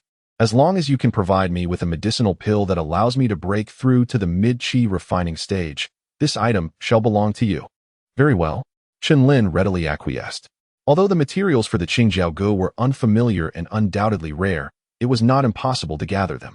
Unlike alchemists, instrument makers were more common. Once he procured the raw materials, he could seek assistance from other instrument makers for the refining process. Even if he chose not to use it himself, the potential resale value of this item far exceeded that of the initial yuan pill. In a secluded place like Kaiyuan City, where the 5 great families monopolized medicinal pills, the inflated prices rendered equitable exchanges nearly impossible. Having reached an agreement, he wasted no time and promptly retrieved a small bottle from his robe, pouring out 2 initial yuan pills. Zhang Daoist, I must clarify that while this pill enhances cultivation, it is not specifically for breaking through realms. I cannot guarantee it will enable your advancement to the mid-chi refining stage. He paused, then continued. However, based on my own experience, I only required 2 of these pills to achieve that breakthrough. I believe your aptitude exceeds mine, so the prospects are promising. Surreal gazed at the fragrant pills, unable to suppress a gulp. Yet, she steeled herself, responding solemnly, if these are merely ordinary enhancement pills, they cannot compare to my offering. Even 2 would fall short. Chen Lin acknowledged the disparity in value, yet he shook his head. Daoist, you must understand that not all items hold a constant value. At this very moment, these 2 pills are worth this price. Should you miss this opportunity, acquiring similar pills will likely prove challenging. Seeing Chen Lin's unwavering stance, Surreal gritted her teeth and nodded. Very well, 2 it is. Might I trouble you for an address? If I require more pills in the future, I may need to seek your assistance again. Ah, that is unnecessary. Given the circumstances, our paths may not cross again. Chen Lin replied with a faint smile, declining her offer. After handing over the pills and securing the scroll, he departed without looking back. Surreal stood still for a while, then cautiously surveyed her surroundings. Once she confirmed that no one was watching, she tucked away the pills and prepared to leave. Suddenly, her aura shifted dramatically. She shot a sidelong glance and smirked, about to speak, but then noticed the jade pendant hanging from her neck glowing faintly, returning her to normal. She glanced at the pendant, then up at the sky, her expression clouded with worry as she hastily departed. Chapter 28. Yi Jingyun upon returning to his residence. Chen Lin discovered a woman from the Shueihua pavilion standing in the courtyard, gazing up at the sky. As Chen Lin entered, she scrutinized him for a prolonged moment, but remained silent. Chen Lin scratched his nose, unsure of what to say, and decided to retreat to his own room instead. Once inside, he commenced the process of refining the enlightenment pill. Given that his alchemical talents had already been exposed, there was no need for further concealment. After 10 consecutive failures, he finally succeeded in producing a dark, murky pill. Following this, he continued to attempt the process several more times, inevitably failing each time. His intention was to obscure his remarkable 10 for 10 success rate. If he succeeded exactly once in 10 tries, it would be far too conspicuous. By mixing up the order, he hoped to confuse others into believing he was merely fortunate. Despite this, the woman from the Shueihua pavilion remained outside, her expression a mixture of astonishment and suspicion. Could it be true that such a fortuitous individual existed in this world? This was indeed a treasure. No wonder senior brother Yu had instructed her to guard him discreetly and ensure his safe departure. Unknown to Chen Lin, although Yu Yuehai had lifted his house arrest, he had also assigned the woman from the Shueyue pavilion to follow him. This was both to protect him from potential danger and to further investigate the source of his luck. Perhaps it was not luck at all, but something else entirely. Oblivious to these machinations, Chen Lin was eager to test the pill he had concocted. This time, he chose to cultivate the diamond shield, the only defensive spell detailed in elementary spell analysis, which was categorized as a low-tier defensive spell with merely average protective capabilities. Of course, average was relative against mortals. Even the most skilled martial artists would find it impossible to breach. Defensive spells were notoriously difficult to master. Despite its low rank, the diamond shield was intricate and enigmatic. Chen Lin had studied it for quite some time, but had yet to grasp its essence. Unlike the wind control and object manipulation spells, which, though slow to comprehend, were within his reach, this spell left him utterly perplexed. He couldn't help but question his own intellect, suspecting that with such talents, he would have been at the bottom of the academic ladder in his past life, a bane to his teachers. However, he remembered that his academic performance in his previous life was not abysmal. He had managed to secure a place in a third-tier university. Thus, he attributed his current struggles to the original owner's limitations, lamenting his unfortunate choice of target upon his transmigration. After a spell of self-pity, he collected his thoughts and swallowed the enlightenment pill. A feeling of profound insight washed over him, and he immediately began to comprehend the intricacies of the diamond shield. His eyes lit up. Indeed, the effects of the pill were remarkable. As he revisited the spell's content, he found his understanding blossoming. The earlier sensation of reading a foreign language dissipating. After a quarter of an hour, he had grasped the fundamental principles of the spell. Yet he still felt a step away from truly mastering it. Just as the sensation of enlightenment began to fade, a sudden wave of pain surged through his head. As he clutched his temples, cursing Yu Yuehai for deceiving him, a cool breeze unexpectedly emanated from his dantian, surging toward his mind. He felt a clarity wash over him, significantly alleviating the pain. This truly works. Chen Lin was elated, though the sensation of a worm writhing within him was unpleasant. He could not afford to dwell on such matters. He needed to learn more spells to enhance his survival skills. In a good mood, he prepared a pot of spirit rice porridge. After consuming it, he resumed the process of refining the enlightenment pill, having already practiced several times. He succeeded in just 6 attempts this time. Outside, the woman from Shueyue Pavilion observed Chen Lin's actions with keen perception, her brow furrowing in confusion. She glanced at Yu Yuehai's room before slowly making her way to Chen Lin's door. Knock, knock. She gently rapped her slender fingers on the door. Chen Daoyu. I'm coming in. Without waiting for a response, she pushed the door open and entered. Chen Lin immediately stood up, not begrudging her impoliteness. Given the current disparity in their statuses, a knock at the door was already quite polite. Is there something you require, Daoyu? Chen Lin inquired, uncertain of her intentions. The woman scanned the room and her gaze settled on the iron pot alchemical furnace, her brows arching in surprise. Daoyu is truly a prodigy. To have refined the enlightenment pill using such a rudimentary furnace, it is truly astounding. Chen Lin remained silent. The more one spoke, the more one risked revealing. Noticing his lack of response, the woman smiled and continued, speaking of which, we are now companions. I fear you may not yet know my name. I am Yi Jingyun. Having practiced cultivation for over 20 years, currently at the 9th level of qi refinement. Chen Lin's expression shifted in astonishment. He had not anticipated her cultivation to be so advanced, having reached the pinnacle of the qi refinement stage. Clearly, they were not ordinary loose cultivators. It was merely a mystery from which faction they hailed. Yi Jingyun showed no signs of further introduction, instead shifting the topic to fixate on Chen Lin's eyes with an expression of anticipation. I have heard that you excel in talisman crafting? Chen Lin hesitated, then nodded. I can manage a bit, but I'm currently only able to refine low-tier talismans. Having lived in the same courtyard as Yu Yuehai for several years, he knew there was no way to hide his abilities. Yu Jingzhen regarded him with a knowing smile. Why the modesty, Daoyu? My senior brother mentioned that you can even craft soul-binding talismans, a type of special talisman that I cannot even manage. Chen Lin opened his mouth, inwardly exclaiming in disbelief. His modest skills had been completely unmasked. She had seen right through him. He had thought he was being quite discreet and cautious. With a resigned smile, he said, It seems nothing escapes your perceptive eye, Dao. However, that particular instance was purely a stroke of luck. I cannot explain how it happened. Yu Jingjun assessed him once more, her expression tinged with envy. Luck is a form of strength, and I find myself lacking in that regard. Chen Lin fell into silence again, unsure of how to respond.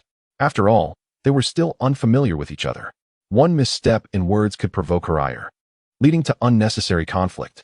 With the blood demon pill now refined, his role had become somewhat superfluous. He needed to find his place.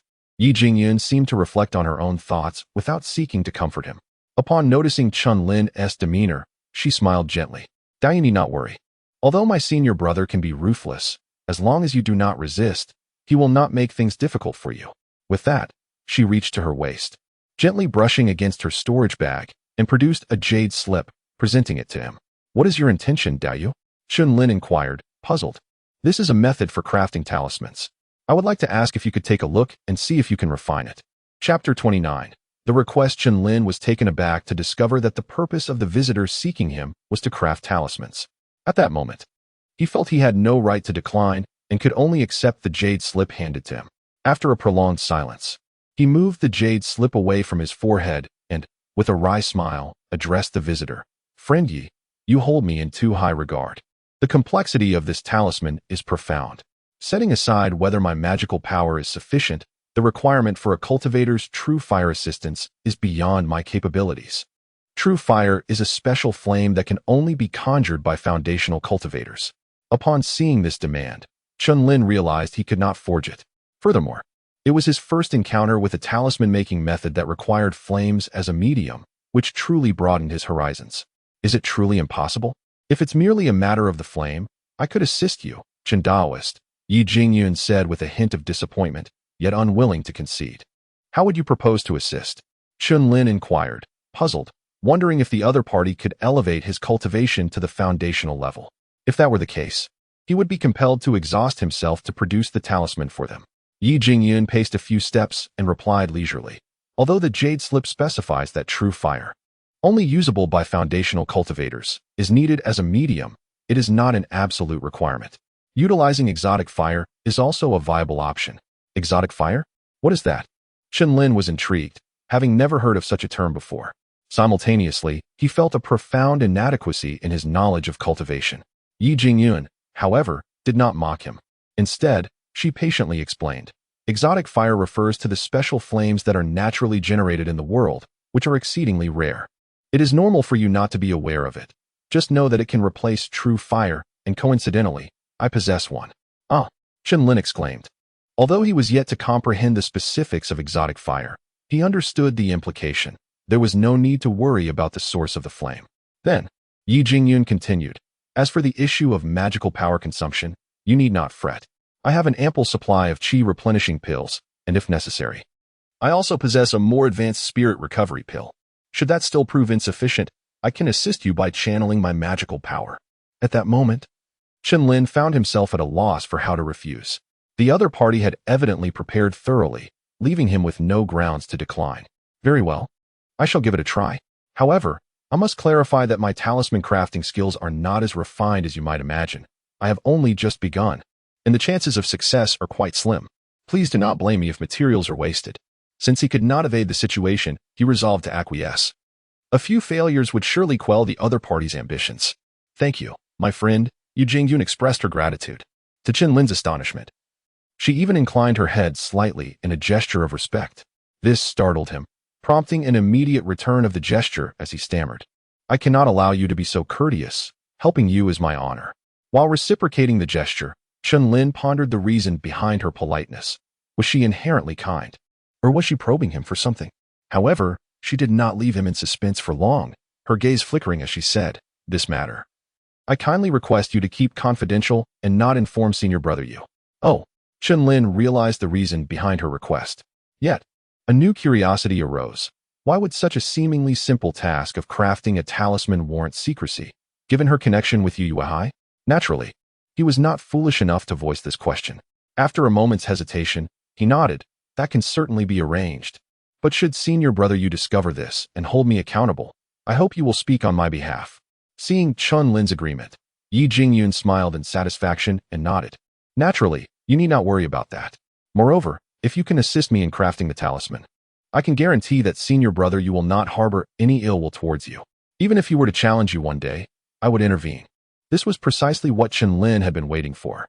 He immediately clasped his fists and said, I am most grateful, ye Taoist. Yi Jingyun then clapped her storage bag, causing a myriad of items to appear on the table. Among them, the most striking was a peculiar little vial. Chen Lin could not discern the material from which it was made, yet the intricate runes adorning its surface indicated it to be a magical artifact. Additionally, there was a pristine white jade box, which also appeared to be extraordinary. A stack of talisman paper, numbering around 20 or 30 sheets, was crafted from the hides of fierce beasts, high-grade talisman paper. Lastly, there was a talisman brush. Upon seeing the brush, Chen Lin's eyes lit up. He had encountered this item in the treasure pavilion, recognizing it as a premium product. The brush's body was entirely crafted from icy dark jade, with a golden circular hoop adorning the tip, engraved with delicate inscriptions. The bristles were a reddish-brown, made from the fur of a second-tier fire attribute beast. According to the shopkeeper of the treasure pavilion, this brush possessed a remarkable effect of enhancing the success rate of fire attribute talismans, which made Chen Lin covet it greatly. Unfortunately, its price exceeded his purchasing power. He never imagined it would end up in the possession of this individual, indicating that she had prepared for this talisman crafting for quite some time. Yi Jingyun disregarded Chen Lin's astonished gaze and picked up the peculiar little vial. Caressing it gently as she spoke softly, this vial contains the spirit ink necessary for talisman crafting, derived from the blood of a second-tier beast, the ink-scaled flood dragon. While the quantity is limited, it is sufficient for over a dozen attempts. Upon hearing the name ink-scaled flood dragon, Chen Lin's eyes momentarily flickered. Among the materials required to forge the azure flood spear, the essence of the flood dragon's soul was paramount. The flood dragon was a rare and formidable creature. He wondered where the other party had acquired its blood and whether it might also contain its essence. Of course, he would not inquire at that moment. Beyond the flood dragon's essence, the creation of the azure flood spear necessitated many other rare materials, making immediate crafting impossible. As a mere mid-stage chi cultivator, he could not possibly utilize something as advanced as the flood dragon's essence. To ask about it recklessly would only deepen her suspicions.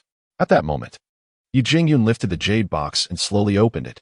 As the box creaked open, Chen Lin instantly felt the temperature in the room drop several degrees, a chilling aura emanating from within. He looked on in astonishment, discovering that the source of such a formidable presence was merely a small, pitch-black object. This object, resembling a flickering candle flame, was curious in that it did not settle at the bottom of the box but floated, gently swaying. Could this be the exotic fire? It was indeed quite extraordinary. Without a doubt, this was the exotic fire she had mentioned, which truly opened Chen Lin's eyes. Yi Jingyun nodded, confirming, indeed. This is a type of exotic fire known as cold nether flame. Do not be deceived by the icy aura it emits. The internal temperature of the flame is quite high, and it can be controlled with spiritual energy, making it truly unique. Having said that, she retrieved another jade slip and handed it to Chen Lin. As he gazed at her in surprise, she continued, This contains a secret technique for establishing a spiritual connection with spiritual objects. It is simpler and more effective than the drive object technique. Once you master it, you can begin to comprehend the methods of talisman crafting. After a moment's thought, she produced a grayish bag and said to Chen Lin, I see you do not yet possess a storage bag. Once you prepare to leave this place, you will need to carry additional supplies. I happen to have an extra one. Should you succeed in crafting the talisman, consider it a reward from me. With that, she handed both items to Chen Lin and turned to leave. Before embarking, Yi Jingyun bestowed upon Chen Lin a vial of elixirs, the very revitalizing pills she had mentioned. These pills possessed potency several-fold that of chi-replenishing pills, rendering them considerably valuable. However, upon emptying the vial, Chen Lin's countenance assumed a dubious cast. Precisely 10 pills lay before him. Was this mere coincidence, or had she discerned something? After a protracted gaze at the 10 pills, he solemnly returned them to their receptacle. Subsequently, he seized the jade slip inscribed with the mental linkage art, delving into its intricacies. Though not ubiquitous, such arts were hardly scarce, representing an advanced iteration of the object manipulation art, enabling more agile control over targeted objects. It augmented the object manipulation art with additional capabilities. For instance, objects refined via this art could be imbued with one's mental imprint, precluding interference or usurpation by others during manipulation, a significant enhancement over the object manipulation art. However, should an object fall into another's possession, the imprint could still be eradicated and the object re-refined. Possessing a foundation in the object manipulation art, comprehension of the mental linkage art proceeded smoothly, assimilating it without recourse to enlightenment pills. He then embarked on refining the glacial nether flame within the jade box. The process unfolded with remarkable ease, establishing a connection with the exotic flame in under a quarter of an hour, allowing him to levitate it at will. This facility stemmed primarily from the absence of other cultivators' mental imprints on the flame, suggesting Yi Jingyun had expunged her own prior to gifting it. Beyond levitation, Chen Lin discovered that he could modulate the flame's form via the mental linkage art, augmenting or diminishing its size in concert with fluctuations in mental energy. This piqued his playful inclinations. He molded the flame into characters and needles, alternating between minuscule and expansive forms. He could also manipulate the flame's potency, allowing it to traverse paper without combustion or instantaneously perforate an iron basin. A veritable treasure. Chen Lin's affection for the flame burgeoned with each manipulation. Alas, its ownership was not his.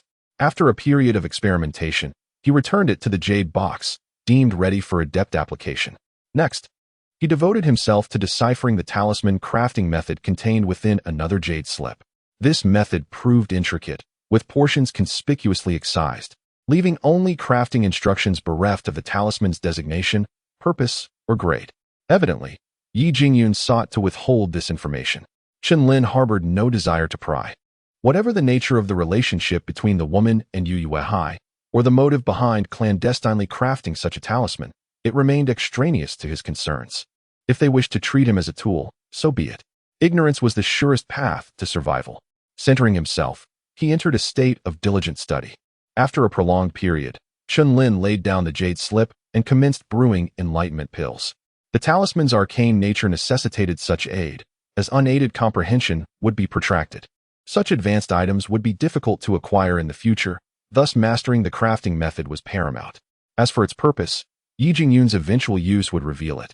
Indeed, after deliberation, he resolved to craft the talisman, intent on uncovering the motive behind concealing its creation from Yu Yuehai. Enlightenment pill ingredients were inexpensive, having recently acquired a substantial quantity. After a flurry of activity, the pills were concocted. Upon ingestion, their effects were immediate. While not divinely inspired, they fostered rapid comprehension, elevating him from a dunce to a prodigy. As the effects waned, he had essentially mastered the talisman's crafting method. Retrieving a talisman hide, he prepared to commence production. His innate crafting talent obviated the need for exhaustive theoretical mastery or elaborate preparations, allowing him to proceed directly. Uncorking the ink vial, he grasped the talisman brush, saturating it with ink. Next, adhering to the crafting method, he employed mental energy to enshroud the brush tip with the glacial nether flame. Finally, he placed a revitalizing pill in his mouth before initiating the crafting process. This initial foray into such an unorthodox talisman crafting method, compounded by the necessity of multitasking, proved awkward. Simultaneously manipulating the brush with mana and the flame with mental energy exceeded Chen Lin's capacity, culminating in an abrupt burst of black light after only 2 strokes. Startled, he recoiled. As the light dissipated, he stood aghast. Not only had the talisman hide been reduced to ashes, but the table beneath had been blasted with a sizable hole, still emitting black smoke. He hastily retrieved the ink vial and jade box, then doused the embers with water, averting a conflagration. Subsequently, he was assailed by a wave of trepidation. The consequences of failing to craft such an advanced talisman were truly exorbitant. Had he tarried, half his hand might have been charred beyond recognition. Examining the talisman brush, he noted its unscathed condition and the tranquil suspension of the glacial nether flame, providing a modicum of relief. At that moment, he recalled that during the energy burst, the golden band on the brush appeared to emit a golden halo, deflecting the explosive wave and sparing his hand from injury. Convinced of his perception, Chen Lin's estimation of the brush soared. Beyond the golden band, the shaft, crafted from glacial jade, remained pristine. Clearly, the brush was not chosen arbitrarily, but specifically for crafting this talisman. The more Chen Lin discerned, the more his curiosity regarding the talisman's function intensified. The extensive array of auxiliary treasures employed in its crafting implied a staggering cost, suggesting the resulting product would be extraordinary. Shaking his head, he suppressed his curiosity and commenced cleanup. He covered the hole in the table with a wooden plank, refraining from immediately resuming. Instead, he practiced the drawing process on ordinary paper with ordinary ink, absent the use of mana. He then practiced manipulating the glacial nether flame. After extensive practice, he resumed crafting, confident in his technique. This time, his progress improved markedly. The initial strokes flowed flawlessly until the first minor talisman array neared completion, at which point failure ensued, consuming the talisman hide and leaving a scorched imprint on the wooden plank. However, this time he observed the golden band on the brush emitting a halo during the energy burst, deflecting the explosive wave and preventing injury to his hand. A fine treasure. After offering a commendation, he resumed talisman crafting. His lack of reticence ensured rapid progress. While crafting such a talisman typically required considerable time to complete all the runes, he merely sketched the initial stages each time, expediting the process. 10 attempts were completed in under an hour. At that point, he held a jet black talisman, subtly patterned and radiating a potent yet obscure aura. Chapter 31. Exiting the barrier, Chen Lin repeatedly examined the talisman before his eyes, yet he could not decipher its purpose. After a while, he set it aside. He had completed the task assigned to him. Uncertain of its effects, he thought that even if Yu Yuehai discovered his actions, he could explain, "This was requested by your woman. How could I dare refuse? I had no inkling of its nature."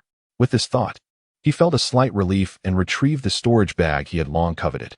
Yi Jingyun had already stated that once he successfully crafted the talisman, this item would be his, and he certainly could not be impolite. In Kaiyuan City, storage bags were rare commodities, fetching exorbitant prices and, like medicinal pills, were often unavailable despite their value. The crafting of such items required foundational cultivators with a certain understanding of spatial magic, aside from the 5 major families. No one else could produce them. He had not anticipated acquiring one so effortlessly. With the storage bag, he could carry numerous items with him, alleviating the anxiety of hiding or misplacing them. The bag bore no spiritual imprint, and Chen Lin skillfully inscribed his own imprint using a newly learned secret technique, establishing a wondrous connection with it. Upon focusing his spiritual energy, he perceived a dim, confined space, roughly a cubic meter, entirely empty within. Though small, it sufficed for his needs. Chen Lin was not dissatisfied. Instead, he followed the suggested method of using the storage bag, enveloping a piece of talisman paper on the table with his spiritual energy. With a mere thought, the talisman paper vanished, redirecting his perception back to the storage bag. He found the talisman paper resting quietly in a corner. With another thought, he shifted its position. How intriguing. Chen Lin nodded, finding the usage of this item remarkably straightforward. He then stored everything he could into the bag and attached it to his waist. However, he quickly realized this might attract too much attention, so he removed it, unfastened his robe, and tied it securely with a sturdy rope around his waist. After confirming its security with a firm tug, he donned his robe once more. Satisfied with this arrangement, he no longer worried about it being coveted by others. Having completed these tasks, he positioned himself by the window, gazing towards Yu Yuehai's residence. Yet he had not seen Yi Jingyun emerge. Perhaps she had not anticipated that he would craft the talisman so swiftly, but he could not deliver it himself. After all, she had warned him not to let Yu Yuehai know. After waiting a little longer without seeing her, he resumed his study of the diamond shield spell. As twilight deepened, after dinner, Chen Lin could no longer tolerate his lack of comprehension and began refining the enlightenment pill once more.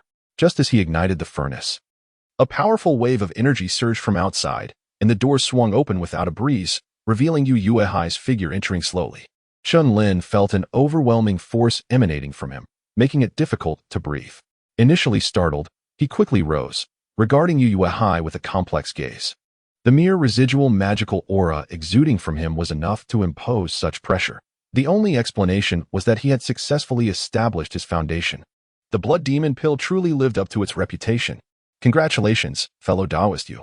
Oh no, I should say, I am honored to meet you, esteemed senior. I celebrate your successful foundation establishment. Realizing the situation, Chen Lin hurriedly bowed and extended his congratulations. Those who had attained foundational status were on a different level than those merely cultivating qi. Among cultivators, strength commanded respect, regardless of age. One must honorably address those who surpassed them by an entire realm as senior. Yu Yuehai's expression remained inscrutable as he simply acknowledged with a nonchalant hum. then surveyed Chen Lin's room. At that moment, Yu Jingyun appeared at the doorway, and Chen Lin noticed a hint of tension on her face, which she desperately tried to conceal, yet he could still detect the underlying anxiety. However, upon observing the scene within the room, she instantly relaxed and bestowed upon Chen Lin an appreciative glance. This sudden shift left Chen Lin perplexed. A thought arose in his mind, yet he dismissed its plausibility. Just then, as Yu Wahai approached the alchemical furnace, he spoke. Although the black essence worm is present, this improved enlightenment pill should be used sparingly. The black essence worm is not a true antidote. It merely alleviates pain.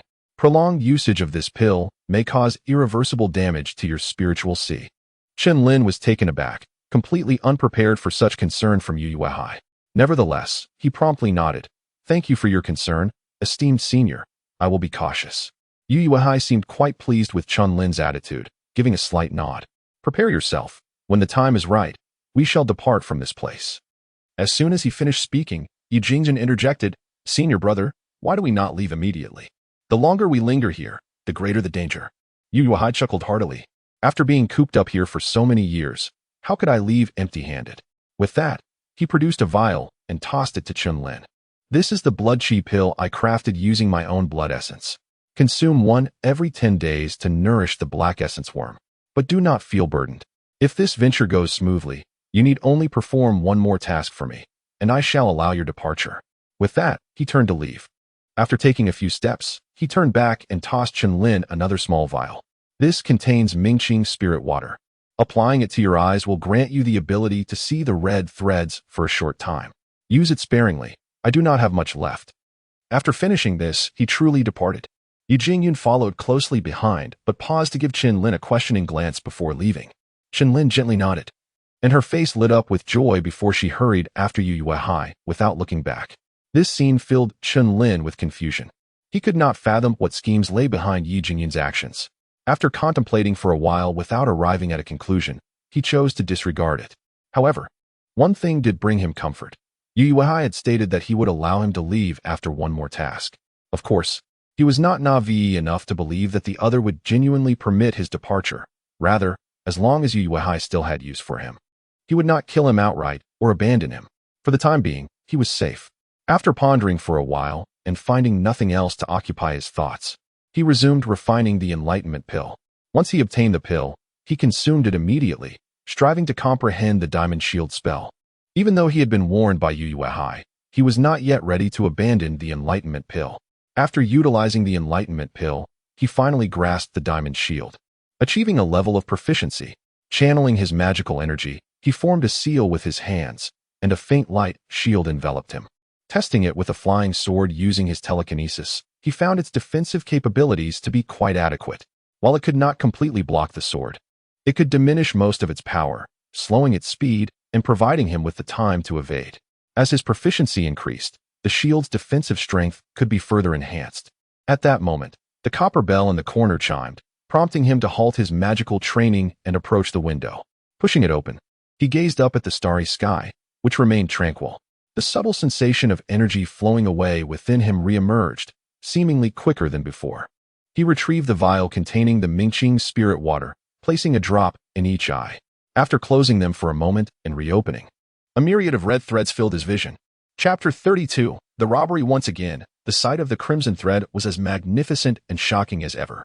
However, Chen Lin's state of mind had significantly transformed. He was now aware of the origin of the crimson thread and had also discovered a means of escape, which alleviated his previous trepidation. Yet, despite the promise from Yu Wahai, the process of departure remained uncertain. After all, he was relying on the strength of a foundation-building expert rather than being one himself.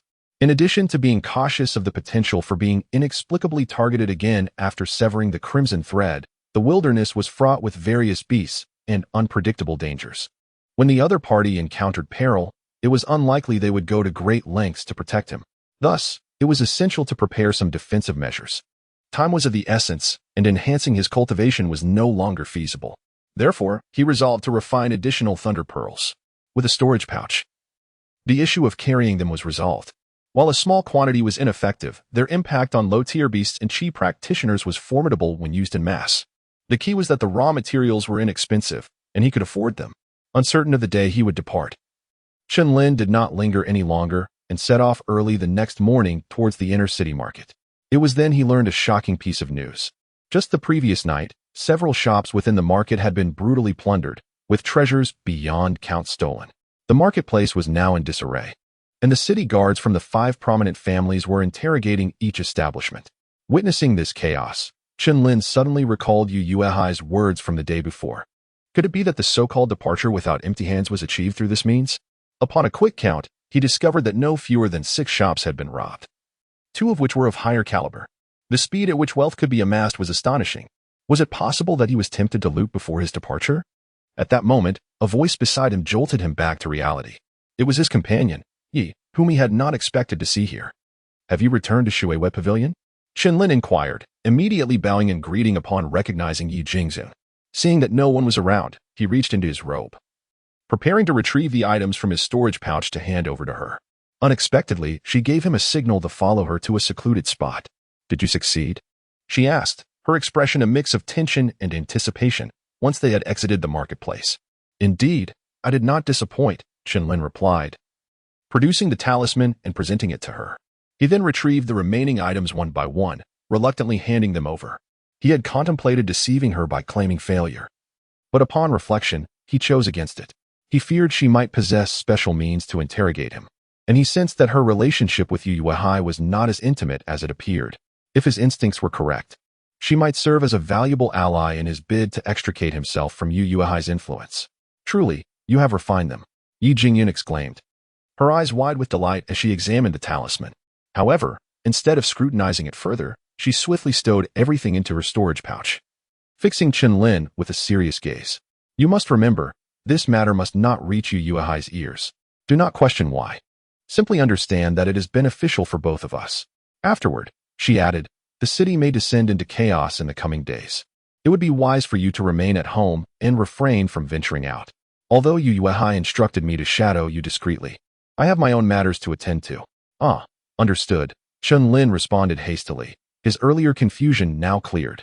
It appeared that Yu Yuehai had not abandoned her, but had entrusted her with monitoring him. Had he sought refuge with the 5 prominent families, he would likely face severe repercussions. Yet, as one question was resolved, another, far more significant, arose. Why had she chosen to share this information with him? What was her intent? Notably, she had referred to Yu Yuehai by name rather than as senior brother, whether intentional or accidental, leaving Chen Lin to ponder its implications as he watched her figure disappear. Having received this warning, Chen Lin decided against further wandering. After hastily purchasing a few items, he prepared to return. Resources were extremely scarce, making it virtually impossible to find quality goods, and he had little purchasing power left. He still possessed a few strengthening and fireball talismans, but their low value meant they could not fetch much spirit stone. The enlightenment pills could be refined at any time, yet their appearance would likely lead to accusations of deceit. As for the initial yuan pills, only 3 remained, which he intended to keep for himself to avoid complications. "Chen Daoist, what a coincidence!" As he walked, a familiar figure suddenly obstructed his path. "It's you?"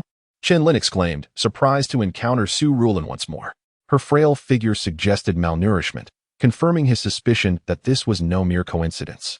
With a neutral expression, he inquired, "Su Daoist, what brings you here?" "Let me be clear. Once the pills are sold, they are non-refundable." Su Rulan's face darkened momentarily, but she quickly masked it with a smile. "You worry too much. I merely wish to engage and trade with you once more." Chen Lin scrutinized her, asking, "What sort of trade?" Though her cultivation was modest, she possessed numerous treasures, and having gained from their previous encounters, he felt a flicker of anticipation. "It pertains to the pills," she explained, glancing around to ensure they were alone. "I utilized the 2 pills you provided yesterday, but I am still short of the breakthrough, so I seek to exchange for another one." "Still no breakthrough from 2 pills?" Chen Lin remarked with a smirk, pondering her lack of talent. After a moment of contemplation, he nodded. "I do have 1 pill remaining, but it was originally reserved for my own use. However, given your urgent need, I can part with it. That said, with the recent events in the marketplace, acquiring pills will be increasingly difficult, and the price will reflect that." Before Su Rulan could respond, her demeanor shifted. With a haughty lift of her chin, she coldly declared, "What status do I hold?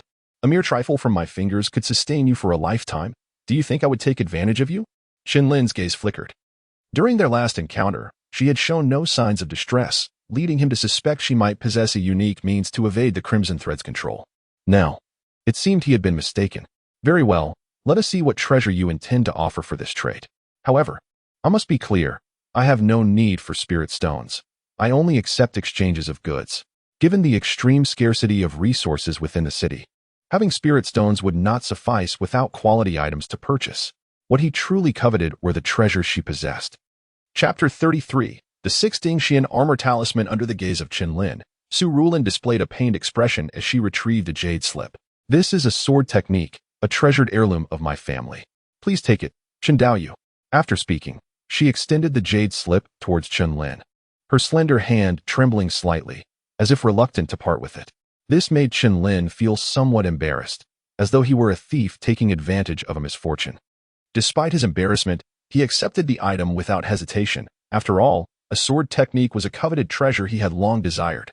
Yet it was nowhere to be found in the markets. He took the jade slip into his hands and inspected it with a focused gaze.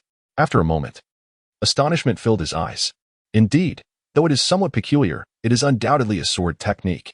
In return, this elixir is yours, Su Daoyu. Chen Lin produced a primordial pill and handed it to her, nodding in satisfaction.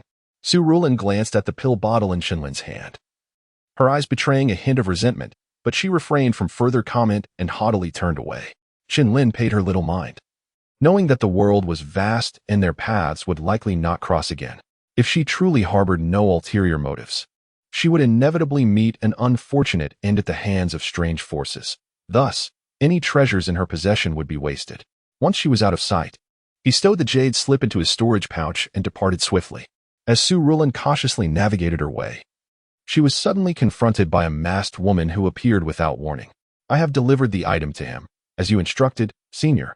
Upon seeing this figure, Su Rulin hastily bowed and reported, Well done. Here is a token. Take it to the Han family. They will grant you a chance to leave. The masked woman produced a red token and tossed it to Su Rulin. Thank you, Senior. Your kindness shall not go unacknowledged. Should our paths cross again, I will repay you generously. Su Rulin exclaimed, her heart racing with excitement as she bowed deeply in gratitude. However, when she lifted her head, the woman had vanished without a trace. A pang of disappointment struck her, but she quickly grasped the red token tightly and set off towards the direction of the Han family. Upon returning to the courtyard, Chen Lin knocked on Zhao Jingyuan's door, but the latter had yet to return. He had initially considered visiting the waxen-faced female cultivator, but ultimately decided against it. The memory of the gruesome scene of her demise weighed heavily on his heart. This incident served as a constant reminder that no matter how amiable Yu Yuehai appeared, it could not mask his true nature as a ruthless killer. Trusting him would be akin to courting disaster. This was also the reason Chen Lin sought to curry favor with Yi Jingyun. Compared to Yu Yuehai, she seemed considerably more benevolent. Back in his room, Chen Lin meticulously recalled the changes in Yi Jingyun's expressions during their conversations. He sensed she was attempting to convey something, yet her intentions remained shrouded in mystery. Ultimately, he chose to set aside this perplexity for the moment and began crafting the Thunder Pearl. Time passed swiftly, and 3 days elapsed. Chen Lin remained in seclusion, during which Yu Yuehai visited once, offering him 3 talismans and a storage pouch without uttering a word. The talismans included a message talisman, a burrowing talisman, and a defensive talisman known as the Six Ding Xian Armor Talisman, all designed for survival. While the message and burrowing talismans were valuable, yet still categorized as first tier, the Six Ding Xian Armor Talisman was a second-tier talisman, which he could not craft even with the necessary materials and methods. Typically, such talismans required a foundation-building cultivator to activate. However, this particular talisman was passive. It would automatically activate in the face of grave danger, enveloping the user in a protective energy armor, thus eliminating any usage restrictions. According to Yu Yuehai, the defense provided by this talisman could withstand even a casual strike from a foundation-building cultivator. Its immense value indicated that Yu Yuehai had invested significantly in him, likely having scavenged many treasures in recent days, which explained his generosity. This also suggested that Yu Yuehai genuinely wished for his survival, as he still found Chen Lin useful. Chen Lin carefully stored the message and burrowing talismans, then secured the Six Ding Xian Armor Talisman in a pouch, ensuring it was easily accessible for activation. After handling these matters, he picked up the storage pouch Yu Yuehai had given him. Previously, he would not have dared to dream of possessing even one. Yet now he had two, an undeniable testament to the advantages of being associated with a powerful family. He finally experienced the wealth of those from affluent clans, which explained why Lu Li could offer 50 medium-quality spirit stones as a reward for crafting a soul-binding talisman. This newfound wealth resolved a previous dilemma. He had refrained from revealing the storage pouch given by Yi Jingyun, uncertain if she had mentioned it to Yu Yuehai, leading him to use it furtively. Now, he could use both pouches openly. He hung one pouch on either side of his robe, placing all his items into the one given by Yu Yuehai, while reserving the other for the Thunder Pearl to avoid the need for mental strain to differentiate items during use. Once organized, he once again examined the 6-ding Xian armor talisman, delving into the differences between second-tier and first-tier talismans. Unfortunately, after prolonged scrutiny, he could discern little. The symbols inscribed were simply more intricate. In fact, the talisman Yi Jingyun had previously asked him to craft was likely of even higher grade, perhaps surpassing the 6-ding Xian armor talisman. Typically, even with talent, he would not have been able to create it, as his insufficient cultivation level disqualified him from utilizing the correct methods required by his innate abilities. Yet, by some twist of fate, he had succeeded. Upon reflection, he surmised that the mysterious Han Ming flame was the catalyst for this anomaly. This unique fire could not only substitute for the true fire of a foundation-building cultivator, but, due to its sentience, also lowered the requirements for the purity and intensity of magical power during talisman crafting. It seemed that Yi Jingyun had tailored the crafting method specifically for him, allowing a second-tier talisman that would normally require foundation-building cultivation to be produced by someone at the mid-stage of qi cultivation. Deep in contemplation, Chen Lin gathered his thoughts and picked up the spell compendium to study the spells. He had completed most of his tasks and, unable to venture outside, focused on studying spells while awaiting news from Yu Yuehai. Currently, the only spells he had yet to learn from the compendium were the cleansing spell, fireball spell, and intimidation spell. Previously, he had devoted his energy and resources to mastering the more urgent spells, but with ample time now, he could finally learn them all. Another day passed. With the assistance of 2 enlightenment pills, he successfully comprehended all 3 spells. He now considered himself a proficient mid-stage qi cultivator, having mastered 6 spells. Stepping into the courtyard, he practiced each spell until he felt a sense of satisfaction. Suddenly, a sharp pain struck his dantian, causing his body to convulse involuntarily. Initially startled, Chen Lin quickly recalled something and hurriedly retrieved a small vial from his storage pouch. He uncorked it and consumed a reddish-brown pill, the blood qi pill. Chapter 34. An unexpected visitor gazing at the dark red pill in his hand. Chen Lin's expression shifted unpredictably. Yu Yuehai had mentioned that he needed to consume 1 pill every 10 days to nourish the black essence worm within him, and it seemed that the time had come. The pill was concocted from Yu Yuehai's own blood, which he found exceedingly distasteful. Upon receiving it, he had merely glanced at it before stowing it away in his storage pouch, hoping that if the backlash from the black essence worm was not severe, he could endure without using it. However, the current situation left him no choice.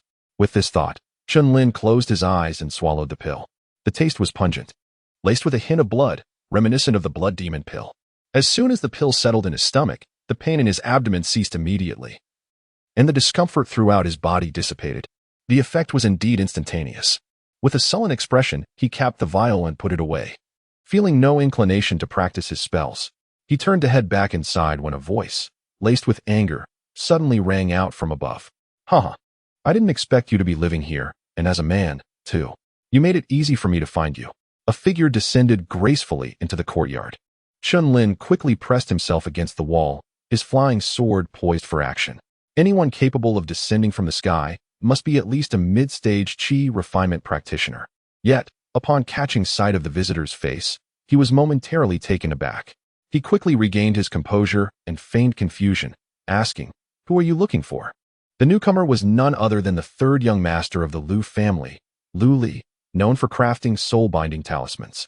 Chen Lin was puzzled, unsure how Lu Li had tracked him down, suspecting it might be a ruse, so he maintained an air of unfamiliarity. He inwardly questioned how he could have been discovered after changing his appearance twice and abandoning his planned hideout. Given the time that had passed, what could Lu Li possibly want from him? Did he wish to reclaim the reward of spirit stones? Lu Li regarded him with a haughty demeanor, casting a glance at Chen Lin and chuckling lightly. "It seems my 50 medium-grade spirit stones have served their purpose well. You've made a breakthrough to mid-stage chi refinement. That makes things even better. What are you talking about? I don't understand. Perhaps you've mistaken me for someone else? Chen Lin continued to feign ignorance. There are 4 of us living here, but the other 3 have gone out. If you wish to find them, you may return tonight or tomorrow. Upon seeing Chen Lin's stubborn denial, Lu Li sneered, no need to pretend. I've already marked you. Don't think that disguising yourself as a woman will allow you to escape. Even if you turned into a beast, you couldn't run away. He then shifted his demeanor, a mocking glint in his eyes. I, the 3rd young master of the Lu family, can find anyone, even if they burrow into a mouse hole. Chen Lin remained silent. He had thought Lu Li to be an honorable individual, but now he realized that the man had employed underhanded tactics against him, and his methods were so skillful that he had sensed nothing.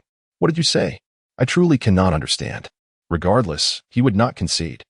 The fact that Lu Li sought him out likely pertained to the crafting of soul-binding talismans, but he merely wished to bide his time until Yu Weihai departed.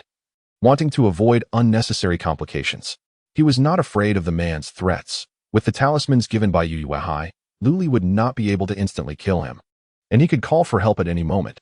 Furthermore, Yu Jingjun might be covertly monitoring the situation and would not stand idly by. Seeing that Chen Lin was unyielding, Lu Li's gaze turned icy. As a distinguished heir of the Lu family and a late-stage chi refinement practitioner, he was used to others bowing and scraping before him.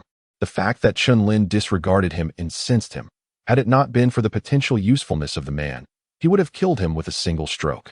Nonetheless, he felt it necessary to assert his dominance to ensure compliance. With this in mind, Lu Li produced a small black sword from his storage pouch, which floated menacingly before him. It seems you prefer punishment to courtesy. Very well, I shall oblige. Seeing the sword, Chen Lin was startled, and memories of the moment when he had obliterated the old talisman master and the inn flooded back. Without hesitation, he cast a protective shield around himself and prepared to activate a communication talisman. Lu Li, however, did not immediately attack but instead observed Chen Lin's movements with amusement. A mid-stage chi refinement practitioner, especially one who was an independent cultivator, could not hope to withstand a blow from his superior-grade flying sword. Even if he gathered all his resources, he intended to teach him a lesson, ensuring he would be obedient. Suddenly, Lu Li's brow furrowed as he glanced into the distance. A streak of light shot toward them, landing swiftly in the courtyard. The 3rd young master of the Lu family certainly has a grand presence. Do you not find it disgraceful to strike against a mid-stage independent cultivator? The newcomer was Yi Jingyun. She first assessed Chen Lin before addressing Lu Li. Chen Lin felt a wave of relief wash over him, pocketing the communication talisman. With Yi Jingyun's formidable strength present, there was no need to waste a talisman summoning Yu Weihai. Lady Yi, what brings you here? Do you know each other? Lu Li recognized Yi Jingyun, who had been managing the Shueihua Pavilion for several years and had gained considerable renown in Kaiyuan City. However, he was not overly concerned. Although the woman had some ties to the Han family, she was not one of them. Given the current circumstances, regardless of their relationship, he needed to take Chen Lin away today. Yi Jingjun, adept in social interaction, quickly discerned Lu Li's attitude and understood why he had come. She and Yu Weihai had thoroughly investigated the matter concerning Chen Lin's crafting of soul-binding talismans. Regrettably, had it been before Yu Weihai's advancement, she might have been wary of the 5 great families. But now, Lu Li's identity held little sway over her. After a moment of contemplation, she smiled calmly and said, "Not only do I know him, but he is also my registered disciple. I wonder what grievance he has caused you, young Master Lu. If there is an issue, I, as his master, will apologize on his behalf." Registered disciple? Lu Li was taken aback, then let out a cold laugh. Do you take me for a fool, Lady Yi? With your status, would you take a cultivator in his 40s as a disciple? Moreover, isn't Shueihua Pavilion known for only accepting female cultivators? When did you begin to accept male disciples? Yi Jingjun walked over to Chen Lin, her smile unwavering. That was in the past. Given the present circumstances, young Master Lu should be more aware than I. The harsh conditions of outdoor travel make having male disciples more convenient. Besides, I am merely at the chi refinement stage myself. How could I be picky about taking a mid-stage cultivator as a disciple? You intend to take him with you? Lu Li was now utterly astonished. As a direct descendant of the Lu family, he had been kept in the dark until recently. When he was informed of the peculiar situation at hand, he knew that the family ancestor was preparing to lead the core members away from this place. Although he could not perceive any anomalies himself, he placed his trust in the ancestor's words. It was precisely for this reason that he had gone to great lengths to craft a soul-binding talisman. intending to capture souls outside the city to create a special treasure for their escape. Unfortunately, that secret treasure had been damaged, necessitating the crafting of another soul-binding talisman. After seeking out numerous talisman masters, none succeeded, leading him to Chen Lin. Lu Li studied Yu Jingzun, hesitating for a moment before his expression hardened. "I apologize, Lady Yi. But regardless of whether he's your disciple or not, I must take him with me today. However, I do not intend to harm him. I simply require his assistance in crafting a talisman." Yi Jingyun thought to herself that this was indeed the case, while silently criticizing Chen Lin for lacking caution. Revealing such abilities so carelessly in public, such individuals would not survive 3 months in their sect. Little did she know that if Chen Lin were aware of her thoughts, he would vehemently protest his innocence. No matter how careful one is, one cannot guard against the unforeseen. Chapter 35. Master and Apprentice after his journey through realms. Chen Lin had adopted a demeanor of utmost caution, nearly bordering on self-examination. Unfortunately, the formidable techniques wielded by cultivators proved too overwhelming, and his mindset had yet to fully adapt, resulting in repeated setbacks. In stark contrast to Lu Li's aggressive demeanor, Yi Jingyun maintained an air of nonchalance. Crafting talismans. You say? What talismans?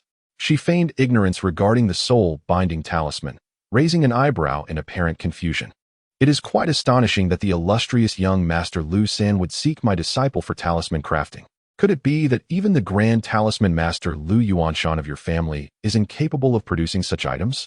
Conversely, if even Master Lu cannot forge these talismans, how could my disciple possibly be expected to do so? Surely, young Master Lu is not jesting. Lu Li frowned slightly, for he found himself at a loss for words. It would be quite inappropriate to disclose that crafting the soul-binding talisman required the splitting of one's own soul, and he could hardly request his uncle Lu Yuanshan's assistance. After a moment's contemplation, he bypassed Yu Jingzun and addressed Chen Lin directly. "Daoist Chen, I have come to seek your assistance in crafting a talisman akin to the last one. You need not deny it, as long as you can produce it. Feel free to state your demands. Though I, Lu Li, may possess a hint of arrogance, I am a man of my word. The reward of spirit stones I promised last time was delivered in full. When threats failed, he resorted to temptation." Chen Lin could not help but acknowledge that the previous transaction had indeed been generous. 50 mid-grade spirit stones without exception, which was commendable. However, it was equally true that Lu Li had eliminated the old talisman master without hesitation, illustrating the principle of prosperity for the compliant, demise for the defiant. To be frank, he felt a flicker of temptation. Crafting the soul-binding talisman posed no real challenge for him, especially now that he had the backing of a powerful ally, alleviating his fears of being killed. If the benefits were substantial enough, it would not be out of the question to forge at once. Unfortunately, he was not in a position to make unilateral decisions. Compared to the potential rewards, the opinions of Yi Jingyun and Yu Yuehai held greater significance. Ultimately, all rested upon his master's judgment. Chen Lin bowed respectfully to Yi Jingyun, adopting the demeanor of a dutiful disciple. Acknowledging their relationship as master and apprentice, he naturally complied. Yi Jingyun regarded Chen Lin with an impassive expression and remarked, "To my knowledge, the method of crafting the soul-binding talisman by Wang Yuanheng of the Treasure Pavilion inflicts considerable damage upon the soul. If young Master Lu insists upon having you forge it, as a responsible master, I cannot bear to witness my disciple suffer. It all hinges on what irresistible benefits young Master Lu can offer." Lu Li's brow furrowed deeper. He had initially perceived Chen Lin as a mere transient figure, easily manipulated upon discovery. Unexpectedly, he found himself entangled with this formidable woman. It was common knowledge in Kaiyuan City that she was not to be trifled with, and he wished to avoid bringing trouble to his family at this juncture. Thus, he was left with no choice but to offer significant compensation. Moreover, from her tone, it seemed she was not keen on spirit stones. Contemplating his options, he produced 2 items from his storage bag, a jade box and a dark green flying sword. This jade box contains a soul-nourishing pill, which can restore the soul's vitality and mitigate the damage incurred during the crafting of the talisman. As for this flying sword, it is a mid-grade magical artifact, a superior one among its kind. Would these 2 items suffice as remuneration, esteemed Master Yi? Yi Jingyun remained silent, instead turning her gaze upon Chen Lin. "You must make your own decisions regarding this matter. Rest assured, if you are unwilling, no one can compel you." Upon hearing this, a glint of coldness flashed in Lu Li's eyes. Yet, He refrained from showing his ire, instead watching Chen Lin intently. Chen Lin adopted a submissive demeanor, his gaze lingering on the dark green flying sword with a mixture of desire and internal conflict. After a prolonged silence, he gritted his teeth and declared, "Very well. I shall give it a try. However, if I am unable to succeed, do not hold it against me." Upon Chen Lin's agreement, Lu Li's expression visibly brightened. "Since you have succeeded once, how could you possibly fail a second time? Furthermore, I have brought ample materials. Should the need arise, we can attempt multiple times. With the soul-nourishing pill in hand, there is no need to worry about soul damage." The atmosphere, once tense, dissipated as both parties reached a consensus. Lu Li, eager to proceed, urged Chen Lin to commence the crafting immediately. Chen Lin did not hesitate. The three of them entered Chen Lin's modest abode, which was sparsely furnished, save for the conspicuous copper bell and iron alchemical furnace in the corner. Lu Li first cast a glance at the copper bell before his gaze settled on the iron furnace. No wonder Yi Jingyun wished to take Chen Lin as her disciple. It turned out he was adept not only at crafting talismans, but also at alchemy. Both Chen Lin and Yi Jingyun remained silent, while Lu Li appeared unconcerned. Just as he was about to speak, an unsettling aura began to permeate the air, prompting him to sneer mockingly. A mid-stage chi refinement cultivator in his 40s. Still foolishly aspiring to become an alchemist? And to use a rusty iron pot for alchemy? How utterly ridiculous. With that, he seemed oblivious to his own peculiar behavior, retrieving a bulging pouch and placing it upon the table. "All the materials for crafting talismans are here, sufficient for over 10 attempts. Daoist Chen, please begin." Chen Lin nodded, opened the pouch to inspect its contents, then hesitated before speaking. "I kindly request both Master and young Master Lu to wait outside. Crafting this talisman requires the use of the soul-splitting secret technique, and I am not yet fully adept at it. I fear that distraction may compromise the talisman's efficacy." This request was entirely reasonable. For any cultivator engaged in talisman crafting or alchemy, the greatest fear was interruption. Without further ado, Lu Li exited. Yi Jingjun cast Chen Lin a deep glance and advised, "The soul-nourishing pill's restorative capabilities are limited. It cannot entirely counteract the damage from soul-splitting. You must gauge your limits." Chen Lin expressed his gratitude with a hint of appreciation. "Thank you for the reminder, Master. I will be cautious." Yi Jingyun said nothing further as she exited the room. Although the two did not venture far, they left the door ajar. Chen Lin too left the door open, accepting that Lu Li wished to keep a watchful eye. He simply sought to avoid using the soul-splitting technique, lest he be discovered. At this distance, it sufficed. The innate ability to forcefully succeed in crafting was subtle enough that it would go unnoticed from afar. Setting the talisman paper and ink in place, Chen Lin recalled the crafting process twice in his mind before he began to inscribe. However, after merely sketching 2 talisman patterns, the paper erupted in black light and turned to ashes. Outside, Lu Li involuntarily twitched at the corners of his mouth. Yi Jingyun, however, remained expressionless. Whether the soul-binding talisman succeeded or failed was of no consequence to her. The second attempt commenced. This time, there was notable improvement, as the patterns were drawn halfway before failure occurred. Then came the third, fourth, and fifth attempts. With each successive failure, Lu Li could no longer contain himself. During Chen Lin's brief respite, he interjected, "Daoist Chen, after so many trials, it must be time to employ the soul-splitting secret technique. My materials are limited."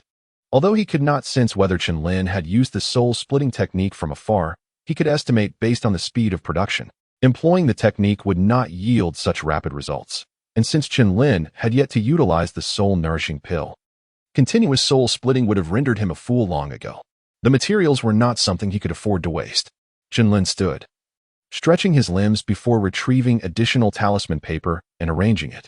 He then nodded toward Lu Li, sitting down again. He produced the soul-nourishing pill and swallowed it whole. Chapter 36. The failure of refinement. As the nourishing soul pill entered his stomach, a wave of warmth enveloped him, infusing him with a delightful sense of vitality. Yet, upon inspecting his body, he discerned no tangible transformation. Chen Lin's heart swelled with joy. It appeared that the elixir indeed possessed the capacity to nurture and fortify the soul without necessitating the actual division of his spirit, thus allowing him to absorb its potency entirely. His knowledge of spiritual matters was scant. He understood it was beneficial, although the specifics eluded him. Nonetheless, it sufficed to know it was advantageous. Regaining his composure, Chen Lin feigned distress in accordance with the secret arts of soul division, pretending to channel his spiritual power into the talisman as he continued his refinement. Outside the courtyard, Lu Li's eyes fixated intently on the interior. Every movement of Chen Lin tugged at his heartstrings, causing him to clench his fists instinctively. The soul-restraining talisman held immense significance for him and was exceedingly difficult to forge. The number of talisman masters he could locate was limited, for even with the nourishing soul pill, irreversible damage to the soul was a risk. The few renowned talisman masters would never undertake its refinement. Without the soul-restraining talisman, his treasured artifact would remain dormant, severely diminishing his power. In such a critical moment, a decline in strength equated to an increased likelihood of demise. Suddenly, the talisman paper before Chen Lin erupted into a plume of black flames, marking yet another failure. Lu Li's eyes seemed to blaze with fury. Yi Jingyun cast him a glance, remaining silent but instinctively restraining her flying sword to prevent him from unleashing his wrath upon Chen Lin. Yet, Chen Lin's expression remained placid. This failure was anticipated, as he had not adhered to the standard refining techniques to inscribe the talisman's patterns. He had no intention of successfully crafting the talisman. Even those favored by fortune could not succeed in every endeavor. Occasional failures were inevitable. If he was reluctant to squander his own materials, he might as well waste someone else's. Lu Li was a perfect target. With Yi Jingyun present, Lu Li could not act against him. In a few days, he would depart from the city, indifferent to the so-called 5 great families. Furthermore, he had already consumed the nourishing soul pill, which could not be regurgitated. Though the mid-grade flying sword was enticing, it offered limited enhancement to his strength, as he was not primarily a sword cultivator. Lost in thought, he attempted the refinement several more times, each ending in failure. Observing the empty vial of talisman ink, he donned an expression of disappointment and resignation, gradually rising to his feet. At that moment, Lu Li, who had been vigilantly monitoring the situation, burst into the room, his eyes ablaze with palpable murderous intent. "My sincerest apologies for disappointing you, Lu Daoyu," Chen Lin said, feigning weakness and swaying slightly as he offered a wry smile. "Do you have any idea how many spirit stones these materials cost me? Do you comprehend the value of a single nourishing soul pill? Is this your intention? I demand your life." Overwhelmed by disappointment, Lu Li erupted with fury, aiming his flying sword directly at Chen Lin's face. However, the moment the sword was unleashed, a massive, illusory hand of earthy hue seized it, emitting mournful wails. "What is the meaning of this, Lu Daoyu? My disciple has already stated that success cannot be guaranteed, especially since the soul-restraining talisman inherently possesses a low success rate. It is entirely normal to fail, yet you would resort to murder in a fit of rage? Have you no regard for me, Yi Jingyun?" Her voice was icy as she retracted the spell, causing Lu Li's sword to clatter to the ground. Lu Li, his countenance darkened, summoned his sword back and retreated slowly. Then, in a fit of rage, laughed. "Very well, Yi Jingyun. I hope you maintain this steadfastness." With that, he took flight, exiting the courtyard. Seeing his adversary retreat without a fight, Chen Lin let out a sigh of relief. His cultivation was too low to ascertain Lu Li's true strength. He feared that Lu Li might also be at the 9th level of qi refinement, potentially even stronger than Yi Jingyun, who might not be able to protect him in dire circumstances. He would likely need to summon Yu Wahai. "Thank you, Daoyu Yi, for your assistance." Chen Lin approached, bowing respectfully to Yi Jingyun. This gesture was sincere, although he remained uncertain of her motives. She had indeed shown him greater concern than Yu Wahai. Yi Jingyun smiled slightly, teasing, "What is this? Now that the danger has passed, you no longer acknowledge me as your master?" Chen Lin was momentarily taken aback. He had assumed her reference to their master-disciple relationship was merely a ruse to deter Lu Li from attacking him. Could it be that she was genuine? His eyes flickered as he pondered her true intentions. Yet, he quickly performed another deep bow, declaring, "Disciple greets master." Since she had made such a statement, whether in jest or earnest, he felt compelled to solidify their relationship, regardless of their age difference or the fact that they both were at the qi refinement stage. He would recognize her as his master. A deeper connection could only enhance his chances of survival. Other concerns faded into the background. Yi Jingyun neither accepted nor rejected his gesture of respect, instead turning and departing to Yu Wahai's abode. Chen Lin lingered for a moment, lost in contemplation, before returning to his own quarters. Once inside, he sat in silence, still unable to grasp Yi Jingyun's intentions. It was evident she had ulterior motives. Otherwise, there would be no reason for her to exhibit such concern for him. However, without her clarification, he could only proceed cautiously, taking each step as it came. Shaking his head to dispel his confusion, he began to focus intently on refining the nourishing soul pill. He had never encountered such a pill before, and its value was likely significant. Wasting it was not an option. As he refined the pill, he felt invigorated, experiencing a fleeting sensation of lightness. However, this state was short-lived, and he soon returned to normal. Upon inspection, he found no noticeable changes within himself, prompting him to resume crafting the enlightenment pill and thunder pearls. Initially, he had intended to produce some initial essence pills, but he realized he had not procured enough materials for 10 batches, given his true abilities. He could not create them, and had to abandon that idea. The materials for thunder pearls remained inexpensive, and he had acquired a considerable quantity. Moreover, as he continued refining, he experienced several instances of success without relying solely on his innate abilities. Could it be that consuming the enlightenment pill had enhanced his understanding? Overwhelmed with excitement, Chen Lin, who had previously despaired of his own aptitude, was filled with newfound hope. Additionally, not only had his success rate improved, but he also delved deeper into the principles behind the thunder pearls, managing to modify and simplify the spell formations, even achieving the feat of overlaying 2 balancing formations on a single set of materials, thereby enhancing their stability. Suddenly, a spark of inspiration ignited within his mind. Could it be possible to use the finished thunder pearls as materials to reforge a more powerful combined version? This thought sent a tremor through his frame.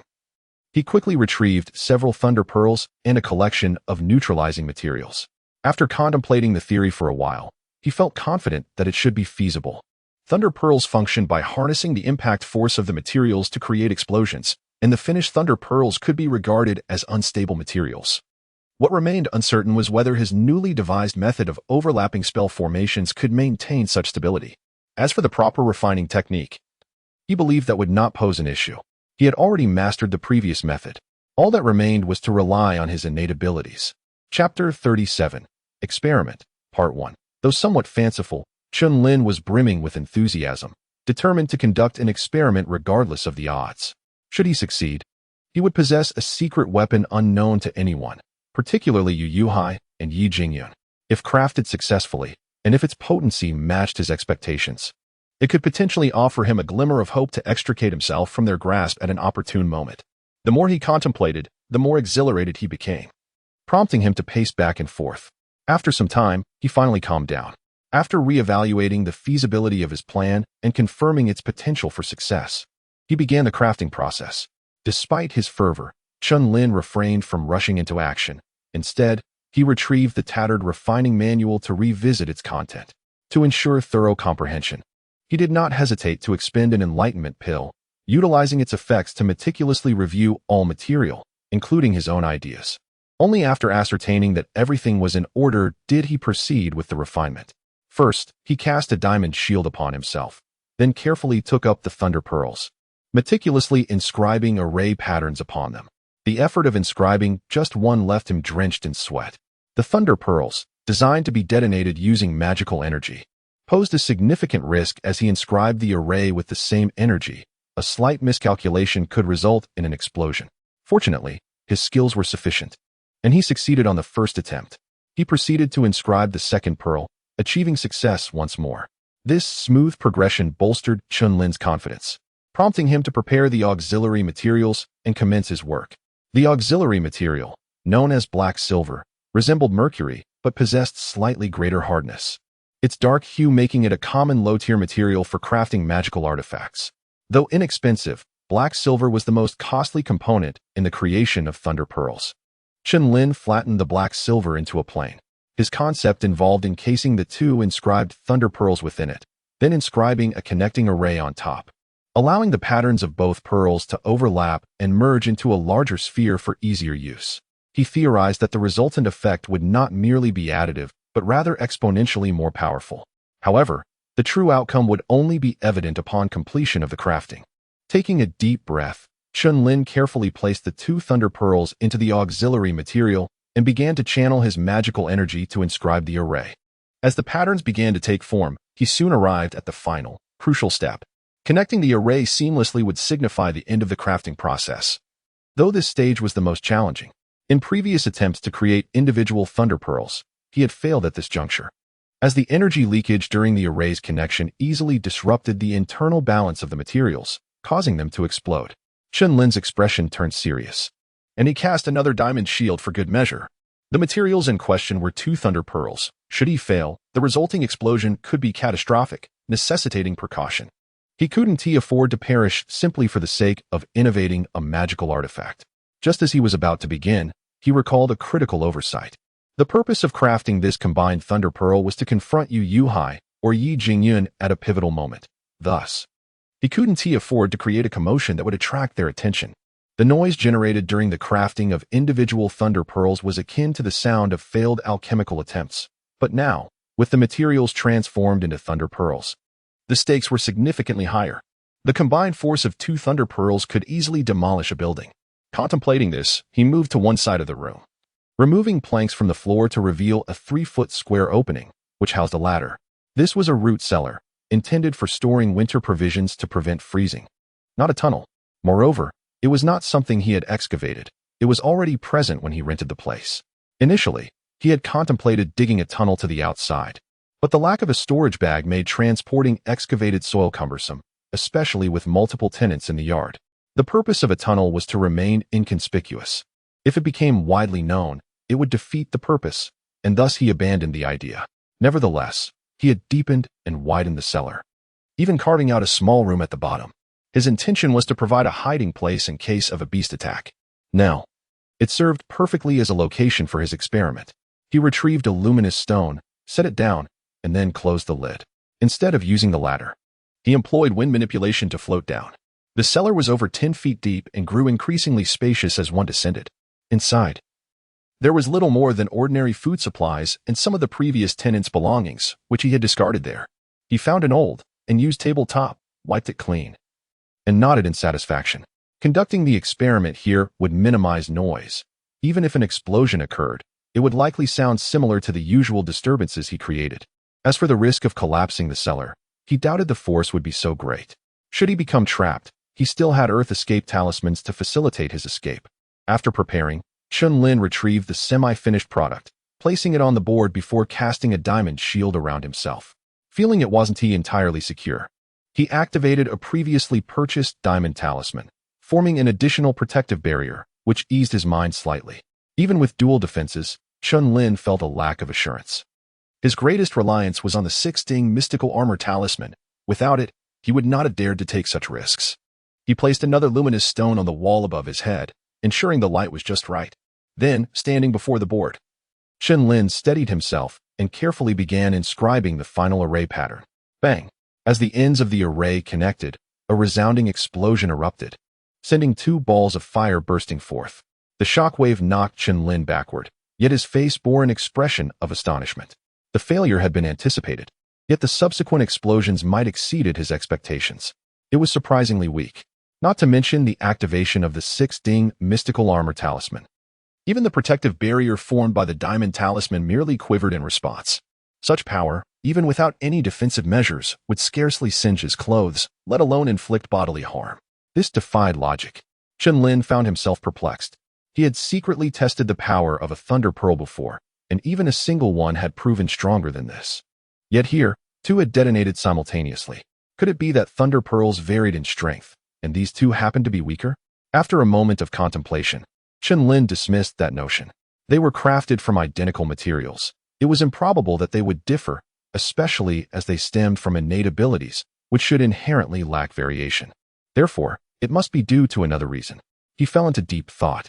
Okay, here's the refined version of the text you provided. Chapter 38, Experimentation, Part 2. Unable to discern the underlying principle, Chen Lin initiated a second concoction. Soon, he arrived at the final stage of array inscription. After casting a fortitude shield, he meticulously observed and completed the array connection. Bang! Failure once more. The resulting power mirrored the previous attempt. However, this time, Chen Lin clearly discerned that upon completing the array connection, a partial fulfillment of the refinement was achieved. The arrays on the 2 thunderbolt pearls underwent a transformation, integrating with the array on the dark steel, coalescing into a unified entity. At this juncture, the 2 thunderbolt pearls ceased to exist as individual components. instead forming a nascent, incomplete product. Consequently, the explosive force was significantly diminished. This mirrored the rationale behind the refinement of thunderbolt pearls, where the explosive force of a premature failure paled in comparison to that of a completed product. This discovery elated him. It alleviated concerns about being caught in the blast and resolved the issue of the explosive sound attracting attention. Given the cellar's depth, the likelihood of the commotion permeating the surface was negligible. With newfound peace of mind, Chen Lin accelerated the pace of his refinements. By evening, he had accumulated 9 attempts. 10th attempt. The process remained monotonously consistent. Upon reaching the final step, Chen Lin rallied his focus. With a delicate stroke of the inscription tool, the array's beginning and end were joined. Unsurprisingly, as soon as the mana began to circulate within the array, it activated the thunderbolt pearl, resulting in a failed refinement. The miraculous scene replayed. Before the explosion could resound, an invisible force suppressed the erupting energy, and a pearl, larger than a standard thunderbolt pearl, materialized on the wooden plank. Haha, success! Chen Lin exclaimed with exuberance. Although his reasoning had suggested a positive outcome, it was, after all, his own creation, a first attempt. He had been beset by uncertainty. To his surprise, it had been accomplished in one fell swoop. Holding the pearl in his hand, he scrutinized it. Aside from its larger size, the inscriptions upon it were more intricate, containing a more subtle fluctuation of energy. Chen Lin yearned to test its potency, but he forcibly suppressed his curiosity. As soon as he ventured outside, Yu Jingyun would likely be monitoring him, or rather, safeguarding him. He desired to keep this creation concealed from everyone. Therefore, he could only choose to unconditionally trust his innate abilities and forego experimentation. Having refined for such an extended period, Chen Lin felt somewhat numb. He ascended the ladder to the surface. First, he exercised in the courtyard to assess the situation and to convey that he had been present and had not departed. After a brief respite, he returned to his dwelling, prepared a simple repast, and then refined 2 batches of initial essence pills, generating some sounds of failure before retreating back into the cellar. He remained sequestered throughout the night. Early the next morning, before dawn had fully broken, Chen Lin's figure reappeared on the surface. Although his countenance was haggard, his eyes betrayed an irrepressible delight. Approaching the table, he reached into his storage pouch, and 4 pearls of varying sizes materialized upon the surface. The 3 smaller pearls were still larger than ordinary thunderbolt pearls, roughly the size of goose eggs. These were the products of merging 2 thunderbolt pearls. The larger one, comparable in size to an ostrich egg, was the result of a secondary fusion combining 2 goose egg thunderbolt pearls. This behemoth exuded an aura of intimidation. Its potency could be readily inferred. He designated the once fused thunderbolt pearl as Thunderbolt Mark II and the twice fused one as Thunderbolt Mark III. Moreover, he resolved to rest briefly before attempting to create a Thunderbolt Mark IV. As for anything beyond that, it was currently infeasible. Firstly, the materials for refining thunderbolt pearls were insufficient. Secondly, the explosive power upon failure was escalating.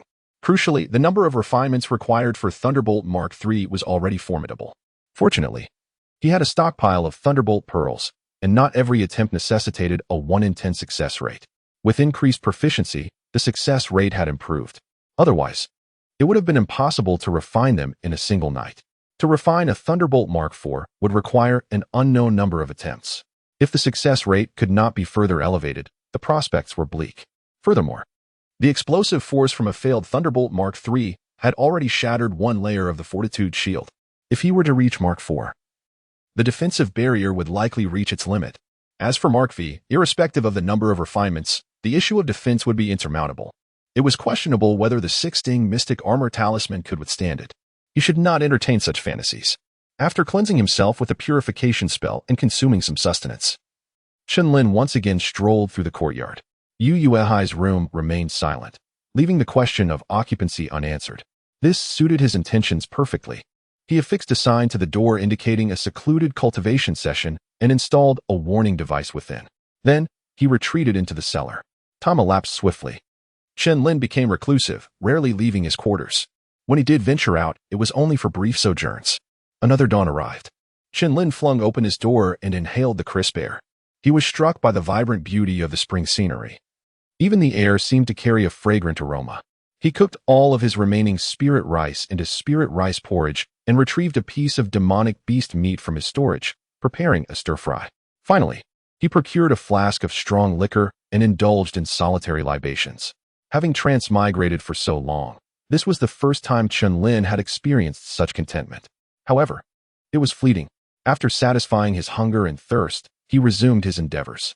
First, he exhausted his supply of initial essence pill materials. Although less than 10 attempts would not yield any pills, he would accumulate the attempts to expedite future refinements. To Chen Lin's chagrin, he had accumulated 9 attempts, just one shy of achieving pill formation. Unfortunately, Yu Yuehai's plundering would inevitably lead to increased turmoil within the city, making it unlikely that he could gather enough materials for initial essence pills in the near future. Moreover, after breaking through to the mid-stage of Qi training, the efficacy of initial essence pills had begun to diminish, losing their potency from the early stages of Qi training. If he could safely depart, it would be best to seek a new pill formula for enhancing his cultivation. At that moment, the scene of obtaining the enlightenment pill formula flashed through his mind. Yu Yuehai's robes had contained several pill formulas. He wondered if they were genuine. If they were. Immediately, Chen Lin shook his head. Yu Yuehai was not as amenable as Yi Jingyun. It was best not to provoke him. Dispelling this unrealistic notion, he retrieved the swordplay manual jade slip he had acquired from Surreal and immersed himself in it. This swordplay manual was not a conventional one. It was remarkably unique. The swordplay manual lacked a title. Upon successful cultivation, it would form a sword qi within the dantian, possessing exceptional sharpness. Although referred to as sword qi, it was, in essence, a special form of energy. If attached to a flying sword, it could augment the sword's offensive power. It could also be directly launched to engage enemies. The unique aspect lay in the fact that this sword qi initially possessed negligible power. It required constant nurturing through special methods. The longer it was nurtured, the greater its power would become. Such a cultivation method was not intended for routine use. It was meant to serve as a concealed tactic. Even so, it was a valuable trump card that could yield unexpected results when deployed at crucial moments. Another discovery elated Chen Lin. This sword qi was an energy body that could be moved within the body. This gave rise to a bold idea. Chapter 39. The Nameless Sword Technique. The content of the sword technique is not particularly complicated. Under normal circumstances, Chen Lin estimated that he could fully comprehend it within 10 days to half a month. However, given the pressing time constraints, he resorted to using an enlightenment pill to grasp its essence completely. At this juncture, he could no longer afford to worry about any potential side effects. As the medicinal properties of the pill dissipated, he once again sensed the presence of the black essence worm, which released a wave of energy that alleviated his mental agony. Without further thought, he continued to close his eyes and delve into the profundities of the sword technique. The most challenging aspect of this sword technique lies in forming the initial strand of sword energy. According to the records, the simplest approach is to find a foundation-building expert to infuse a drop of pure liquefied spiritual energy into the practitioner's body, allowing it to be gradually refined through the method of the sword technique. The advantage of this method is that the resulting sword energy is exceedingly sharp, with a high potential for power. The drawback, however, is that since it is external energy, there will inevitably be some degree of rejection with one's own magical power, causing the nurturing and strengthening process to be somewhat sluggish. Another method involves using spiritual pills or items infused with pure spiritual energy, gradually absorbing and accumulating it to forge the sword energy embryo through painstaking effort. The advantage of this approach is the absence of any rejection reaction, while the downside is the slow formation of sword energy, requiring a substantial amount of items rich in pure spiritual energy. Chen Lin intended to keep this sword technique as an unknown trump card, making it impossible for him to seek assistance from Yu Yuehai, who might not be inclined to help him. Thus, he had no choice but to opt for the second method. Fortunately, he still possessed the recovery pill given to him by Yi Jingyun, which essentially met the training requirements. What Chen Lin did not anticipate was that the process of cultivating the sword technique would be excruciatingly painful. Originally, the recovery pill was a gentle medicinal pill, and the released spiritual energy was exceptionally pure, posing no harm. However, once this pure spiritual energy was compressed and refined through the sword technique, it generated a sharp intent that caused a piercing pain wherever the energy flowed. The faster the refinement, the more intense the pain became. Under normal circumstances, he might have been able to slow down and employ a more measured approach. However, with time of the essence, he could only endure the agony and maximize the refinement speed, writhing in pain as he practiced. In this fervent state of training, He managed to condense the sword energy embryo within a single day, and by that time, he had transformed into a bloodied figure. Having lain on the ground like a corpse for quite a while, he finally struggled to rise. After swallowing a healing pill and regaining some vitality, he employed several cleansing spells to rid himself of the bloodstains. After changing into a new set of robes, he began to meditate and inspect the condition of the sword energy embryo. Before he could even conduct his internal examination, a commotion outside caught his attention, followed by the entrance of Yu Yuehai, who announced, "Cease your cultivation and prepare. We shall set off tonight." This unexpected news momentarily stunned Chen Lin. After a brief pause, he finally regained his composure from meditation and nodded repeatedly, saying, "Understood, Senior." Yu Yuehai showed no inclination to continue the conversation and turned to leave. Chen Lin hurriedly followed him outside, only to be taken aback at the sight that greeted him. Zhao Daoyu. In the courtyard stood 3 individuals, 1 man and 2 women, and the man was none other than Zhao Xingyuan. After such a prolonged absence, he had unexpectedly reappeared at this moment, seemingly brought back by Yu Yuehai, leaving Chen Lin somewhat bewildered. To his astonishment, Zhao Xingyuan's cultivation had evidently advanced to the mid-stage of qi refinement. Zhao Xingyuan also spotted him, but merely nodded slightly without uttering a word. The 2 female cultivators, both relatively young and possessing striking beauty, appeared rather reserved, fidgeting with their fingers in a state of uncertainty. Chen Lin glanced at the 2 female cultivators with mild surprise, not out of attraction, but due to their surprisingly normal demeanor. Since his arrival in this city, he had observed that all the cultivators exhibited signs of poor health, especially the scattered practitioners in the slums. The pallid-faced female cultivators, like the one he had seen earlier, and Su Yuelan, with whom he had exchanged goods twice, should have been vibrant at their age. Yet they exuded an air of distress. The cultivators from the inner city's prominent families were somewhat better off, not lacking resources and occasionally consuming medicinal pills, thus not appearing too worn. In contrast, those residing in the slums lacked any vitality at all. Even he, at the age of 40, had aged considerably. The root cause of this situation was the relentless extraction of energy from their bodies by that red thread. The 2 female cultivators, however, bore rosy complexions and skin as smooth as fine jade, contrasting sharply with the ordinary scattered practitioners. Chen Lin speculated about which family they hailed from and their connection to Yu Yuehai. At that moment, Yu Yuehai suddenly spoke. "You all should take a moment to get acquainted while awaiting my summons." With that, he entered his room without waiting for a response. Once Yu Yuehai closed the door, Chen Lin immediately approached, his voice brimming with surprise as he inquired, "Zhao Daoyu, I didn't expect you to return. Where have you been during this time?" He actually wished to ask how Zhao Xingyuan had come to be with Yu Yuehai, but he refrained from doing so directly. Zhao Xingyuan forced a rather unnatural smile and replied, "Don't mention it. I nearly lost my life out there. Fortunately, I encountered Senior Yu, who not only saved my life but also revealed such significant secrets. I reckon I've used up all my luck in this lifetime." Chen Lin discerned the evasiveness in Zhao Xingyuan's words and frowned slightly. However, since he seemed unwilling to elaborate, Chen Lin chose not to press further and instead turned his attention to the 2 female cultivators. "May I ask how to address you both?" Yu Yuehai was not a benevolent individual, and for him to have brought these individuals back at this time likely indicated either a significant relationship or some unique abilities that could be of assistance to him.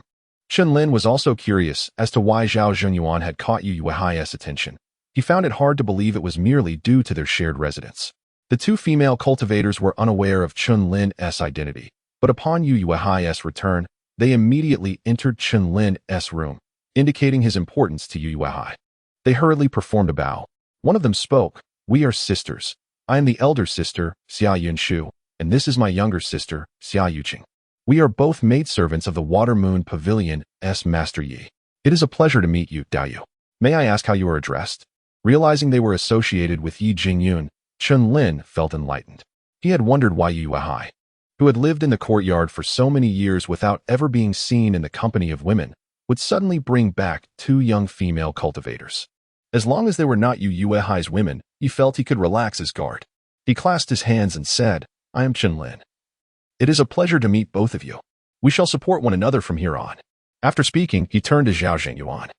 Just as a figure descended from the sky, Yi Jingyun had returned. Chapter 40. Preparations, Sister. The 2 female cultivators exclaimed upon seeing the newcomer, their faces lighting up with joy as they approached her. Chen Lin and Zhao Jingyuan followed suit, offering their greetings. Yi Jingyun nodded in acknowledgement, then stated, "All right, find your respective places to rest. There's likely to be a significant commotion tonight, and there won't be any opportunity for rest then." With that, she hastily entered Yu Yuehai's room. As Yi Jingyun departed, the remaining individuals exchanged glances, particularly the two female cultivators, who hesitated to follow. At that moment, Zhao Jingyuan spoke up. "I shall return to my room to rest as well." He promptly retreated to his dwelling. His transformation was rather pronounced. Chen Lin took note, but paid it no mind. Instead, he addressed the two female cultivators, saying, "I'm heading back too. There's an empty room over there. If you two aren't inclined to stay in the courtyard, you can rest there for the time being." Cultivators, by their very nature, were demon slayers and ghost hunters. Whether a room had been the site of a death was of little consequence. He had previously visited the sallow-faced female cultivator's room, finding it sparsely furnished and quite clean. The two female cultivators nodded but remained stationary. Chen Lin, indifferent, thought that if it weren't for Yi Jingyun's sake, he wouldn't even bother speaking to them. With his departure imminent, he had much to attend to. Upon returning to his room, he commenced packing his belongings. This departure was a one-way journey, either to triumph or to perish, with no possibility of return. Large items were, of course, out of the question. However, he carefully stowed away his iron pot and alchemic furnace. Should he escape and find himself stranded in the wilderness, these items might prove useful. Even without materials for concocting elixirs, they could still be used for cooking porridge and preparing meals.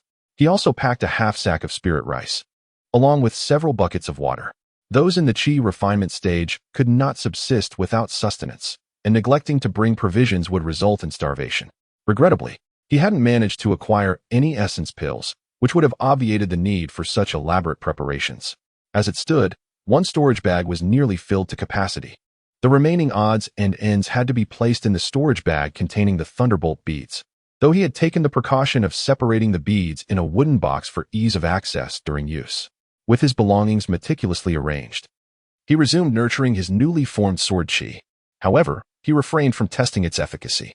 Once expended, it would require another arduous condensation, a process he neither had the time for nor wished to endure again. Before long, midnight arrived. Chen Lin, having applied bright clarity spirit water to his eyes, stood silently by the window, awaiting the spectacle of the crimson threads that would blanket the sky. He observed that the sisters had not sought rest in the sallow-faced female cultivator's room. Instead, they remained beneath the eaves, their gazes fixed on the heavens.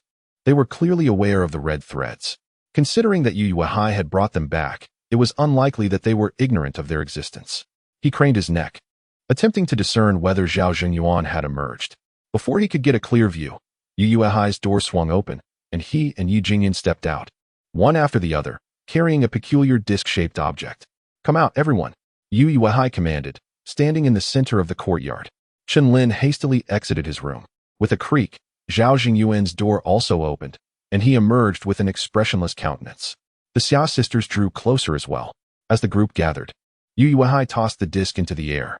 The disc emitted a radiant glow and rapidly expanded, reaching a diameter of a full 10 feet before settling on the ground. Only then did Chen Lin discern that the massive disc was ringed with evenly spaced indentations, 5 in total. Each indentation housed a large spirit stone of a different hue. It was Chen Lin's first encounter with colored spirit stones. He knew that these spirit stones differed from ordinary ones.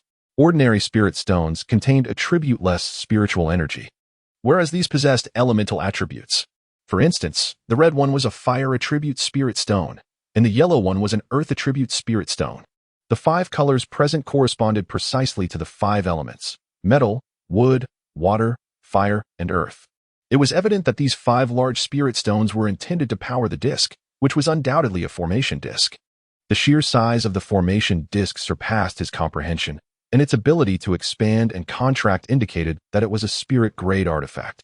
Yu Yuehai was indeed a man of considerable means. Based on the elemental attributes of your respective cultivation techniques, select the corresponding indentation to stand in. Yu Yuehai's voice resonated once more. Chen Lin was taken aback. He glanced at Zhao Jingyuan and the Xia sisters, noticing their bewildered expressions. What are you waiting for?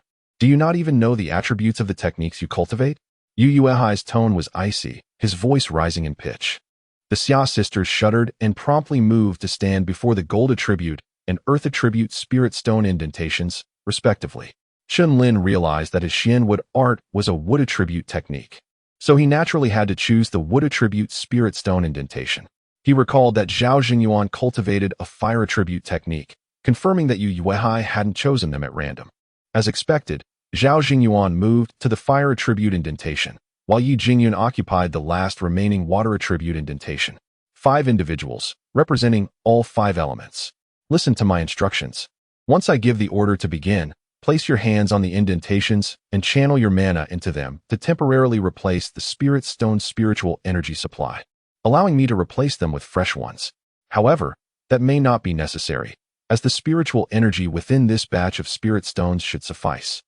Yuehai explained briefly before falling silent, his gaze fixed on the sky. His imposing aura was overwhelming, and no one dared to question him. Even Yu Jingyun, the only one who might have, was also gazing upwards. Chen Lin knew that they were waiting for the red threads to appear, and he was certain that Zhao Jingyuan and the Xia sisters were aware of this as well. Having chosen them, Yu Yuehai couldn't have neglected to inform them of the truth. He must have provided them with bright clarity spirit water to enable them to see the red threads. Furthermore, the Xia sisters had never exhibited their customary sidelong glances and chilling smiles, nor had Zhao Jingyuan. Previously, Zhao Jingyuan had never been so normal. This suggested that Yu Yuehai had provided them with items capable of suppressing their anomalies. Yi Jingyun undoubtedly possessed a means of suppression as well. During their initial encounter, her sidelong glances and chilling smiles were likely feigned, just as his own had been. Standing there, Chen Lin's mind raced through past events. The more he recalled, the more he realized that Yu Yuehai was a cunning old fox, capable of residing in this unassuming courtyard for years, demonstrating remarkable patience. Moreover, Yu Yuehai's secretive behavior suggested that his motives extended beyond merely escaping. As he was mentally berating Yu Yuehai, a faint chime suddenly emanated from his room. Simultaneously, the sky was instantly crisscrossed by countless red threads. At the same time, a colossal, hazy figure materialized above the city. Chen Lin was aghast. How had this thing reappeared? And it was even clearer than the last time he had seen it, its rough outline now vaguely discernible. He couldn't help but feel apprehensive. It was the appearance of this entity that had caused him to be connected to the red threads. Would it now detect their anomalies and attempt to correct them? Chapter 41. Severing the red thread. The ethereal figure in the sky instilled a deep sense of dread in Chen Lin, who feared an unexpected turn of events. However, upon glancing at Yu Yuehai, he noticed the latter's expression remained calm, as if he had anticipated this moment. Only then did Chen Lin's heart settle. It appeared that Yu Yuehai had planned to act tonight, having calculated everything in advance. Yu Yuehai continued to gaze silently at the heavens, betraying no reaction. And Yi Jingyun mirrored his demeanor. The Xia sisters, on the other hand, displayed palpable anxiety, particularly Zhao Jingyuan, who trembled as if witnessing such a scene for the first time. Yet, with Yu Yuehai unmoving, they felt powerless to intervene. Chen Lin resumed his focus on the shadow above. In that moment, the shadow seemed to sharpen into clearer definition, taking on the semblance of a colossal insect. Its bizarre form was not static, the sight was deceptive, and the impending confrontation was imminent. Just then, Yu Yuehai's voice rang out, prompting everyone to divert their gaze. At that moment, Chen Lin felt the ground beneath him tremble violently, nearly causing him to lose his footing, while cracks appeared in several buildings within the courtyard. Before he could ascertain the cause, 5 beams of light surged skyward from various directions. These beams were thick and vibrant, each differing in hue, mirroring the 5 spirit stones on the formation before them. Yet, the formation itself remained dormant, clearly not activated by Yu Yuehai. These beams emanated an aura of terrifying energy, intertwining in the air to form an exaggerated colossal sword. As the sword materialized, the hazy shadow in the sky began to writhe. With its movement, the myriad red threads illuminated the sky, transforming it into a crimson expanse. Instantly, Chen Lin felt a certain essence within him deplete rapidly, his skin visibly aging as if years were stripped away in an instant. He was not alone. Others experienced the same fate, including Yu Yuehai, albeit to a lesser degree. Meanwhile, the bizarre shadow grew increasingly tangible. This transformation startled Chen Lin, who feared he might become a desiccated husk before he could sever the red thread and escape. In that moment, he understood that those companions who had perished, supposedly cursed, had likely succumbed to this entity's control, devoured as they ventured outside its reach. Do not panic. You will not die? Yu Yuehai's voice cut through the chaos as he noted the group's distress. Simultaneously, the colossal sword in the sky erupted with a thunderous roar, cleaving towards the monstrous shadow. "Ready yourselves," Yu Yuehai commanded, revealing an ebony sphere the size of a fist in his hand. Blood surged through him, his eyes ablaze with crimson intensity. He thrust the black sphere forcefully into a hole at the center of the formation, causing the intricate patterns on the disk to emit blinding light, awakening the 5 large spirit stones. Upon hearing Yu Yuehai's orders, Chen Lin and the others promptly placed their hands upon the grooves, prepared to channel their spiritual energy. In the sky, the gigantic sword struck the shadow, creating ripples. However, the shadow appeared unharmed. Instead, the countless red threads became even more radiant. Chen Lin felt his energy drain away like a torrent, leaving him weak and swaying, his skin cracking like parched earth after years of drought. At this rate, he would soon become a mere husk. With a sense of urgency, Chen Lin glanced at Yu Yuehai, who had schemed for so long. It would be absurd to perish here. Yu Yuehai's expression finally reflected concern, yet he remained fixated on the sky, taking no further action. In response, Chen Lin grit his teeth, striving to endure. The red threads absorbed not merely spiritual power. Restorative pills would prove futile. Zhao Jingyuan and the Xia sisters were equally distressed, acutely aware of the encroaching specter of death.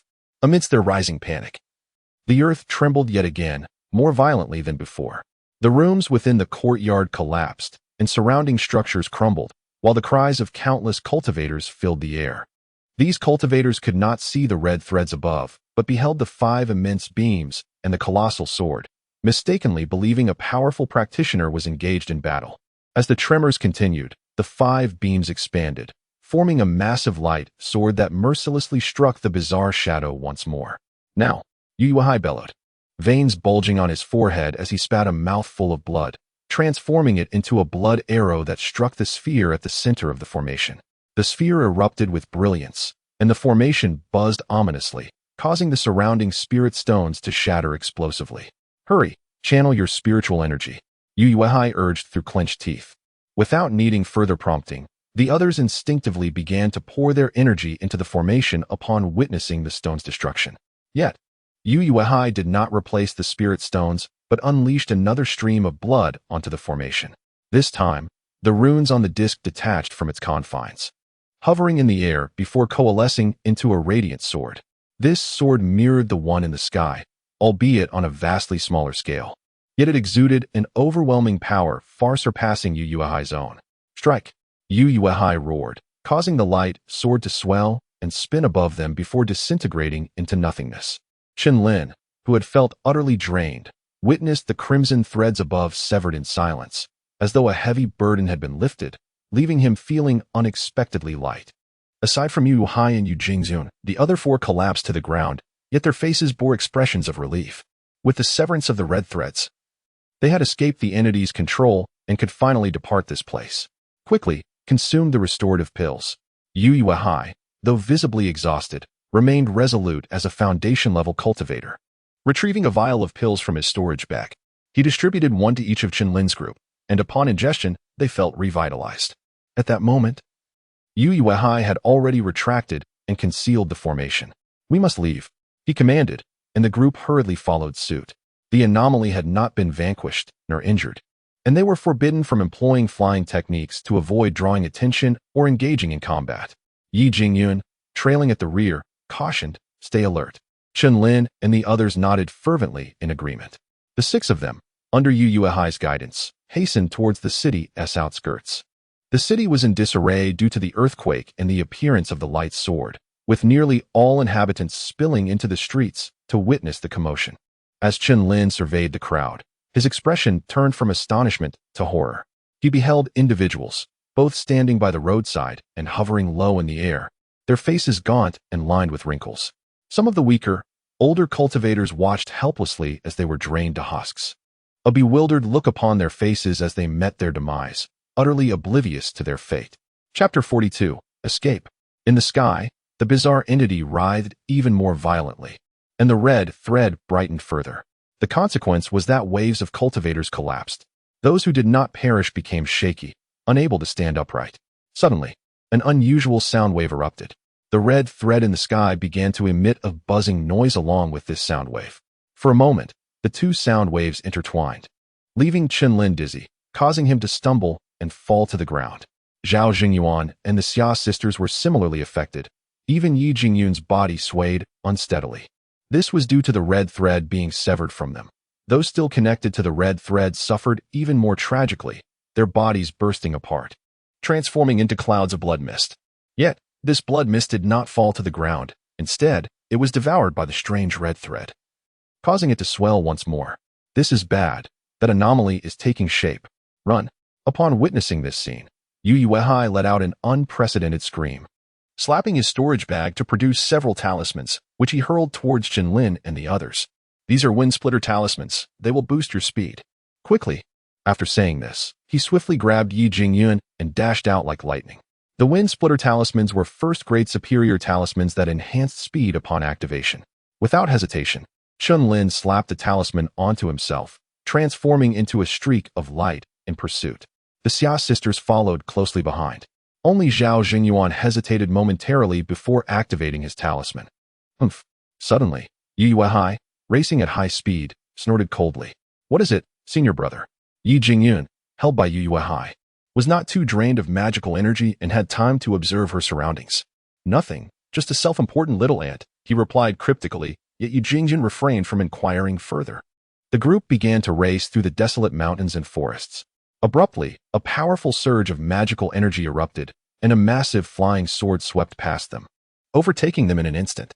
This flying sword skimmed just above the ground, carrying many people while maneuvering nimbly like a spirit serpent, weaving around the giant trees. A voice called out from the distant flying sword, "Be cautious, Taoist Yu and Pavilion Master Yi. The anomaly has taken shape and is now in a transformation phase. It won't last long.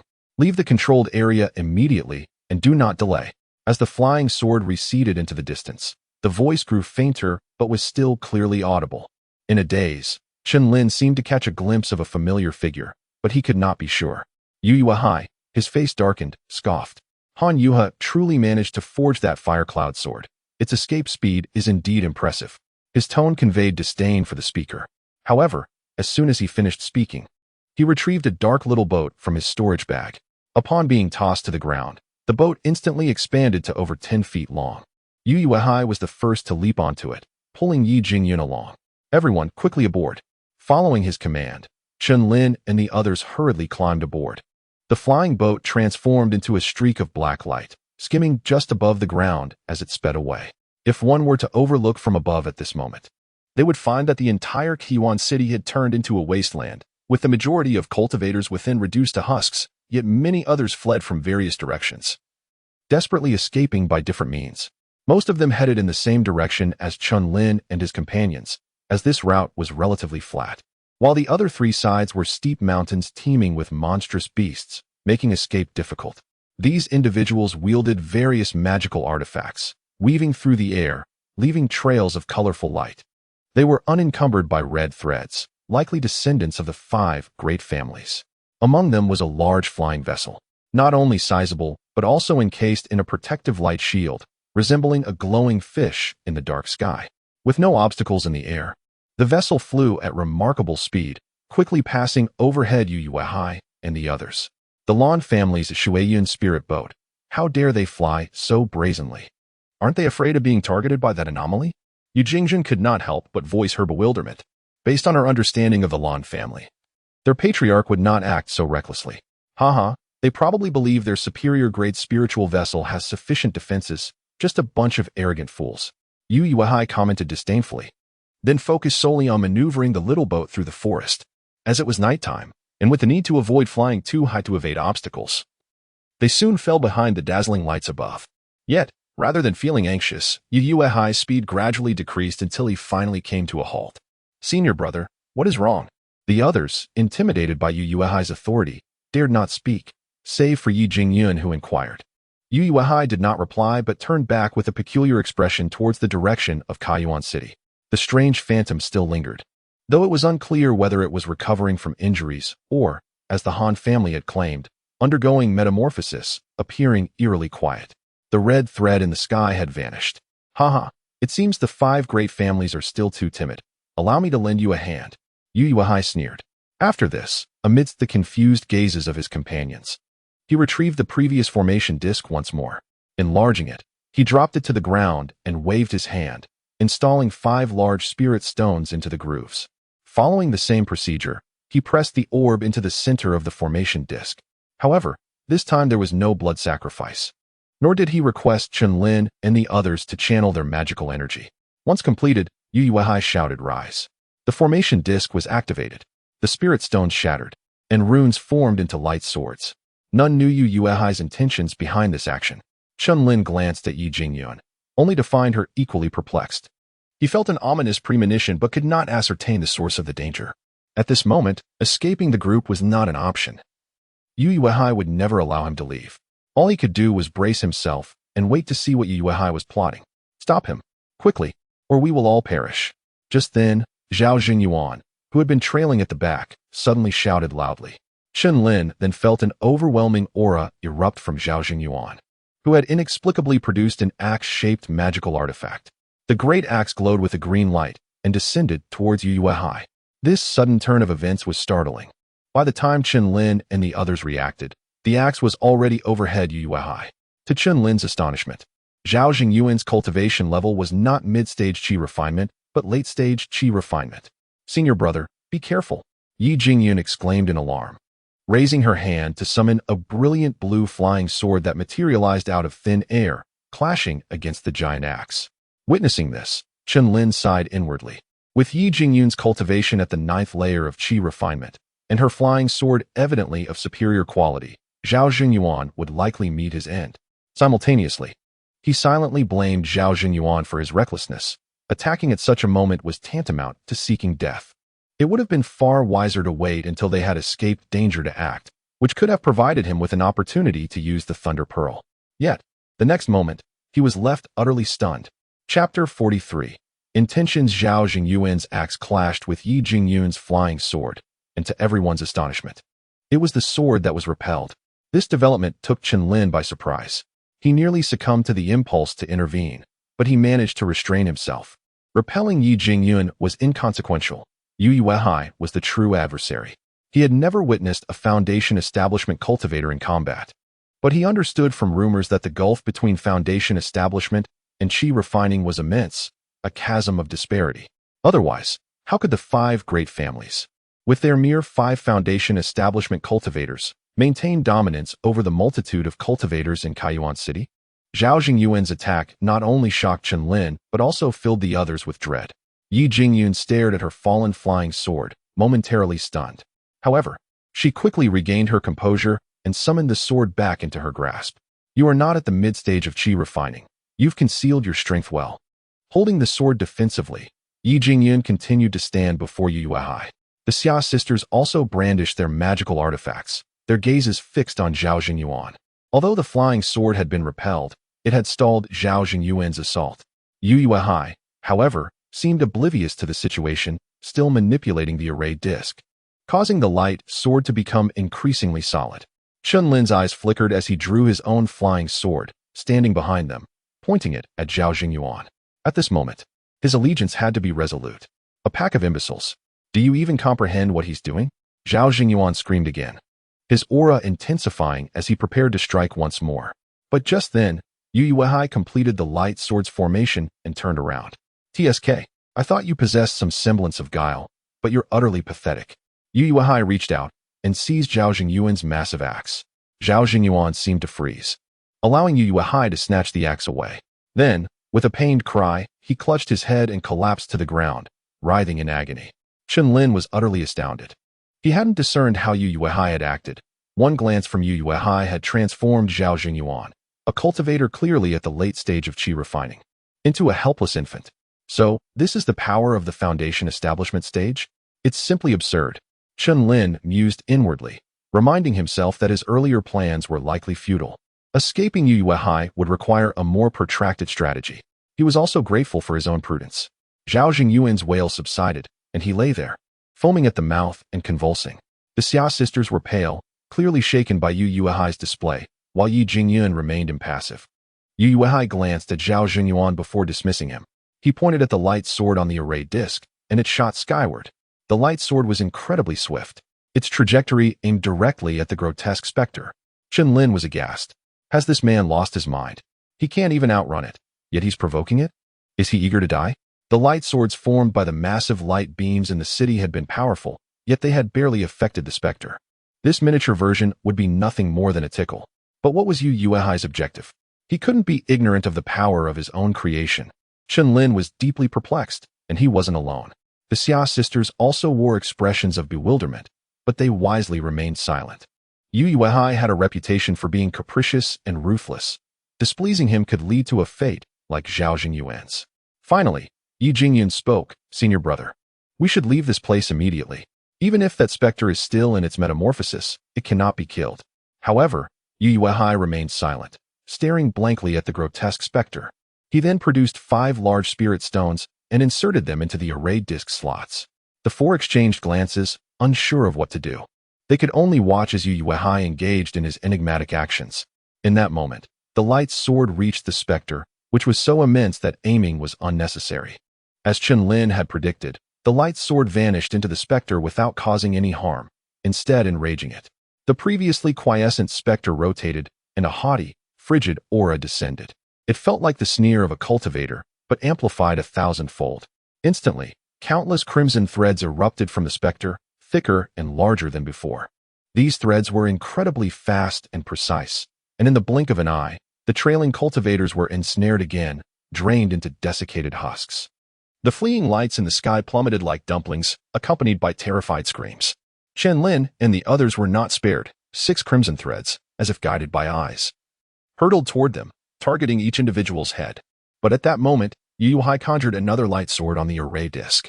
With a wave of his hand, the light sword soared into the air, unleashing a torrent of sword energy that severed all 6 crimson threads. Go. Having done this, Yu Yuehai grabbed Zhao Jingyuan, tossed him onto the airship, retrieved the array disc, and steered the craft forward, skimming along the ground. However, he didn't move quickly, stopping after a short distance. "Senior brother, you wouldn't be trying to seize the aberrant spirit, would you?" Yu Jingjin asked suddenly, her eyes filled with disbelief. Yu Yuehai finally broke his silence, forcing a malevolent grin. "Indeed, but whether there's an opportunity depends on the mettle of those old fogies." With that, he reactivated the array disc, placing it on the ground and inserting the spirit stones, ready to conjure another light sword. Chen Lin was curious about the aberrant spirit Yu Yuehai mentioned, but he knew that if Yu Yuehai didn't want to share, his questions would be futile.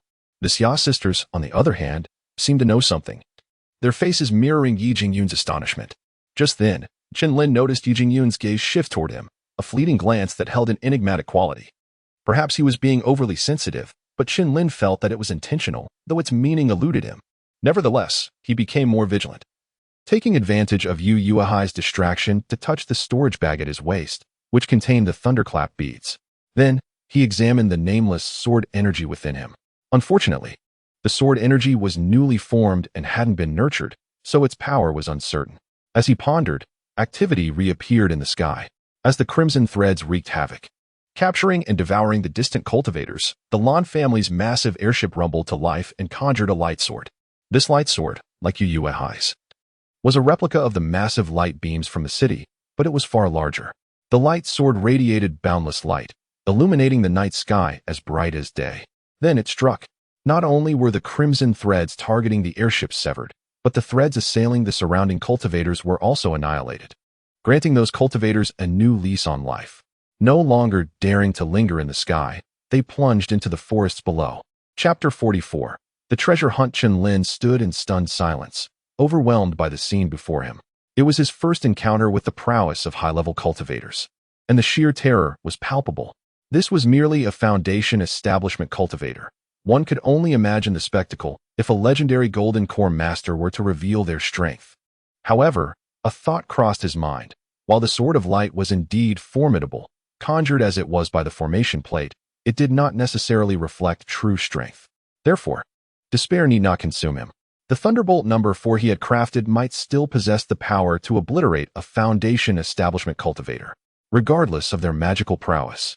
They remained flesh and blood, not mere metal constructs. Should he strike unexpectedly before defensive spells were activated, he could not believe it would yield no effect. At that moment, as the Blue family's massive vessel engaged, Another sword of light appeared from a distance, severing a vast expanse of the crimson threads. Soon after, two additional swords of light emerged, and finally, a radiant sword beam shot skyward before shattering the encroaching red lines. Yet, this was not the end. Upon the severance of the crimson threads, 5 beams of light surged forth simultaneously from various positions, intertwining to form a new sword of light. Though not exceedingly large, this sword was more solid, resembling a tangible entity, its surface smooth and fluid, shifting through 5 distinct colors. Humph, it seems there is some audacity after all. Not in vain was my effort. A rare glimmer of delight shone in Yu Yuehai's eyes as he exclaimed, "Senior brother, I fear that the old geezers from the 5 great families will struggle to harm this anomaly. Although it remains formless at this juncture, it possesses a might comparable to that of the golden core. If it were to fully materialize, we would have no chance to escape." Yu Jingyun, clearly aware of the situation, grasped Yu Yuehai's intentions and could not help but urge caution. Yet, Yu Yuehai remained undeterred, madness and resolve flashing in his eyes. Suddenly, he struck his storage bag with fervor, growling, "If they cannot, then I shall lend them a hand." With that, he unleashed a torrent of his vital blood onto the formation plate. The plate resonated with a thunderous roar as a colossal sword of light coalesced. Yu Yuehai then produced a writhing black object, casting it forcefully onto the newly formed sword. Instantly, the sword transformed into a dark hue, seeming to come alive as it writhed and twisted, sprouting limbs and fangs. "The night demon. Senior brother, you possess such a thing." Yu Jingyun gasped, terror flickering in her eyes. "Huh, one night demon hardly warrants such alarm." Yu Yuehai chuckled with pride. "Senior brother, you must understand that the night demon is exceedingly perilous. Once contaminated, one risks being consumed by darkness. We ought to abandon our pursuit of that strange entity and leave post-haste." Yu Jingyun's tone grew increasingly tense as she implored him. Yu Yuehai's expression flickered momentarily with hesitation, only to be replaced by unwavering determination. Ignoring Yu Jingyun's words, he fixated on the sky. Disappointment flashed across Yu Jingyun's face, swiftly replaced by a mask of indifference. At that moment, the 5-colored sword had fully coalesced, emanating a chilling aura that raised the hairs on the back of one's neck. The immense sword cleaved through the heavens, aiming directly at the bizarre shadow. The entity seemed to sense the impending danger, twisting violently and radiating a fury that suggested provocation. Yet, inexplicably, it could not evade. Instead, it unleashed a multitude of crimson threads to shield itself. However, each was severed by the sword, culminating in a direct strike upon the colossal shadow. The grotesque figure quivered, as if enduring tremendous agony. At that moment, Yu Yuehai pointed at the transformed sword and commanded, "Go." The dark sword shot forth, piercing toward the anomalous shadow. The altered black sword moved with lightning speed, vanishing in the blink of an eye. In the cloak of night, Chen Lin could not discern its trajectory. Yet, the next instant, a thunderous roar akin to muffled thunder reverberated from within the bizarre shadow, which shattered dramatically. Had it truly been destroyed? This sight left Chen Lin utterly bewildered, grappling with disbelief. Had this terrifying entity, which had covertly manipulated thousands of cultivators in Kaiyuan City, truly been vanquished? As the shadow exploded, a brilliant light burst forth from the massive vessel above, shooting toward the city. Following closely were 4 figures, all evidently Foundation establishment cultivators, evidently intent on seizing the coveted treasure. Such a formidable entity could not have perished without leaving something behind. Among the surviving Qi refining cultivators below, some stirred.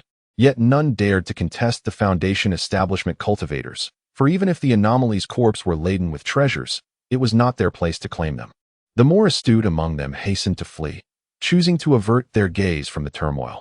Chen Lin noted that Yu Yuehai remained motionless, while others may have been oblivious. They had witnessed the lengths to which the opposition had gone to reach this moment. Their strategies had been manifold, yet now they hesitated to reap their rewards?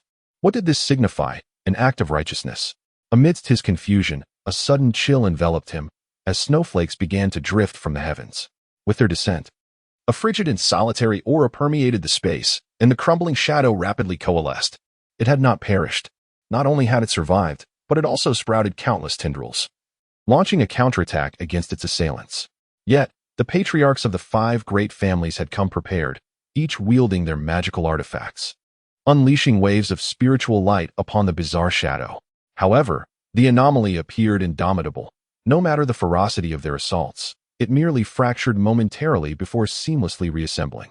The onslaught of the 5 Foundation establishment cultivators waned, as if they were expending their last reserves of strength. After a prolonged struggle, they recognized the futility of their efforts and turned to escape, abandoning their quest for treasure. Yet, the entity was unwilling to grant them reprieve. 5 immense crimson threads shot forth, ensnaring them. They had anticipated this, coordinating to manifest a sword of light that rivaled the one formed by the formation plate, aiming to cleave through the crimson threads. However, to their horror, the threads proved astonishingly resilient, resisting their strike.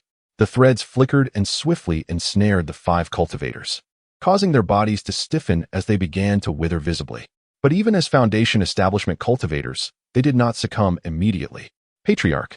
Patriarch! The members of the 5 families cried out in alarm, rushing to their leader's aid. Alas, their cultivation levels were insufficient before they could approach.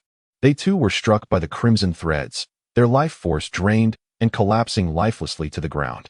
The scene was nothing short of tragic. Chapter 45. Fiend. The 5 Foundation establishment cultivators in the sky writhed and floundered, akin to fish hooked on a line. They exerted every conceivable effort to sever the crimson threads, but to no avail. In the distance, numerous members of their clans continued to rush forward like moths to a flame. The solidarity of their families was admirably displayed, yet it was ultimately futile, serving only to nourish the grotesque entity. Consequently, the entity's already frail form gradually regained its vigor. All members of the Han family, heed my command. Immediately evacuate this area, and no one shall attempt to rescue me. The Han clan patriarch, a middle-aged man resembling a scholar, bit his tongue and issued a desperate cry. His voice reverberated through the night sky, filled with despair and heroism. Subsequently, an aged, red-faced elder bellowed, "Zhang family disciples, do not approach. Flee swiftly. Find a place to rebuild our clan, and never set foot within this accursed territory." Soon after, the heads of the other 3 families echoed similar decrees, their voices resonating across the night.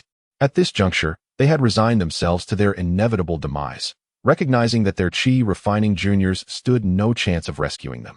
Death was merely a matter of time. The disciples of the 5 families, watching from afar, were consumed with anxiety but dared not advance any further. Leave now, or it will be too late. Go, get out of here. Hanya, the Han clan patriarch, roared in anguish as he witnessed 2 of his grandchildren being devoured by the crimson threads. Depart.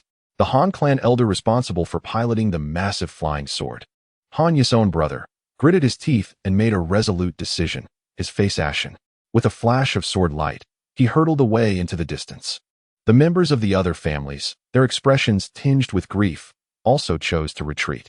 The clans had to be rebuilt, their bloodlines preserved. To perish here would render all their sacrifices meaningless. Moreover, they had made extensive preparations for this escape, sacrificing the majority of their clan members. Should they all perish here, everything would be in vain. The heart-wrenching scenes of farewell stirred emotions within Chen Lin, who watched from below. He was both moved by their tragic circumstances and envious of their familial bonds. In this world, he doubted he would ever experience such affection. Senior brother, we must leave as well. This fiend is invincible. If we linger, it will be too late. Yi Jingyun's voice roused Chen Lin and the Xia sisters, drawing their attention to her. Alas, Yu Yuehai sighed. He produced a jet-black vial, fumbled with it for a moment, and then, with a determined expression, removed the stopper. A wisp of black smoke emanated from the vial, swiftly coalescing into a spectral fiendish figure. The figure writhed and shifted, obscuring its true form, but emanated a chilling aura of dread. Affected by this aura, Chen Lin felt his very soul stiffen. Movement became impossible, and even his thoughts slowed to a crawl. Apart from Yu Yuehai, the others fared no better. Heh, I am finally free. You contemptible humans dared to imprison me. Now, become sustenance for this fiend. The writhing figure cackled maniacally and lunged toward Yu Yuehai. Yu Yuehai remained unfazed, producing a black bead the size of a thumbnail. He crushed it forcefully. The bead remained unchanged, but the writhing figure emitted a blood-curdling shriek, its form convulsing violently, as if on the verge of collapse. Aid me in a task, and I shall grant you freedom. Otherwise, I shall obliterate your soul. Yu Yuehai threatened, feigning to crush the black bead once more. Very well, cease. I agree. What must I do? The fiendish specter pleaded urgently. Then, its form shuddered as if sensing something, and it roared in fury, What have you done to my true form?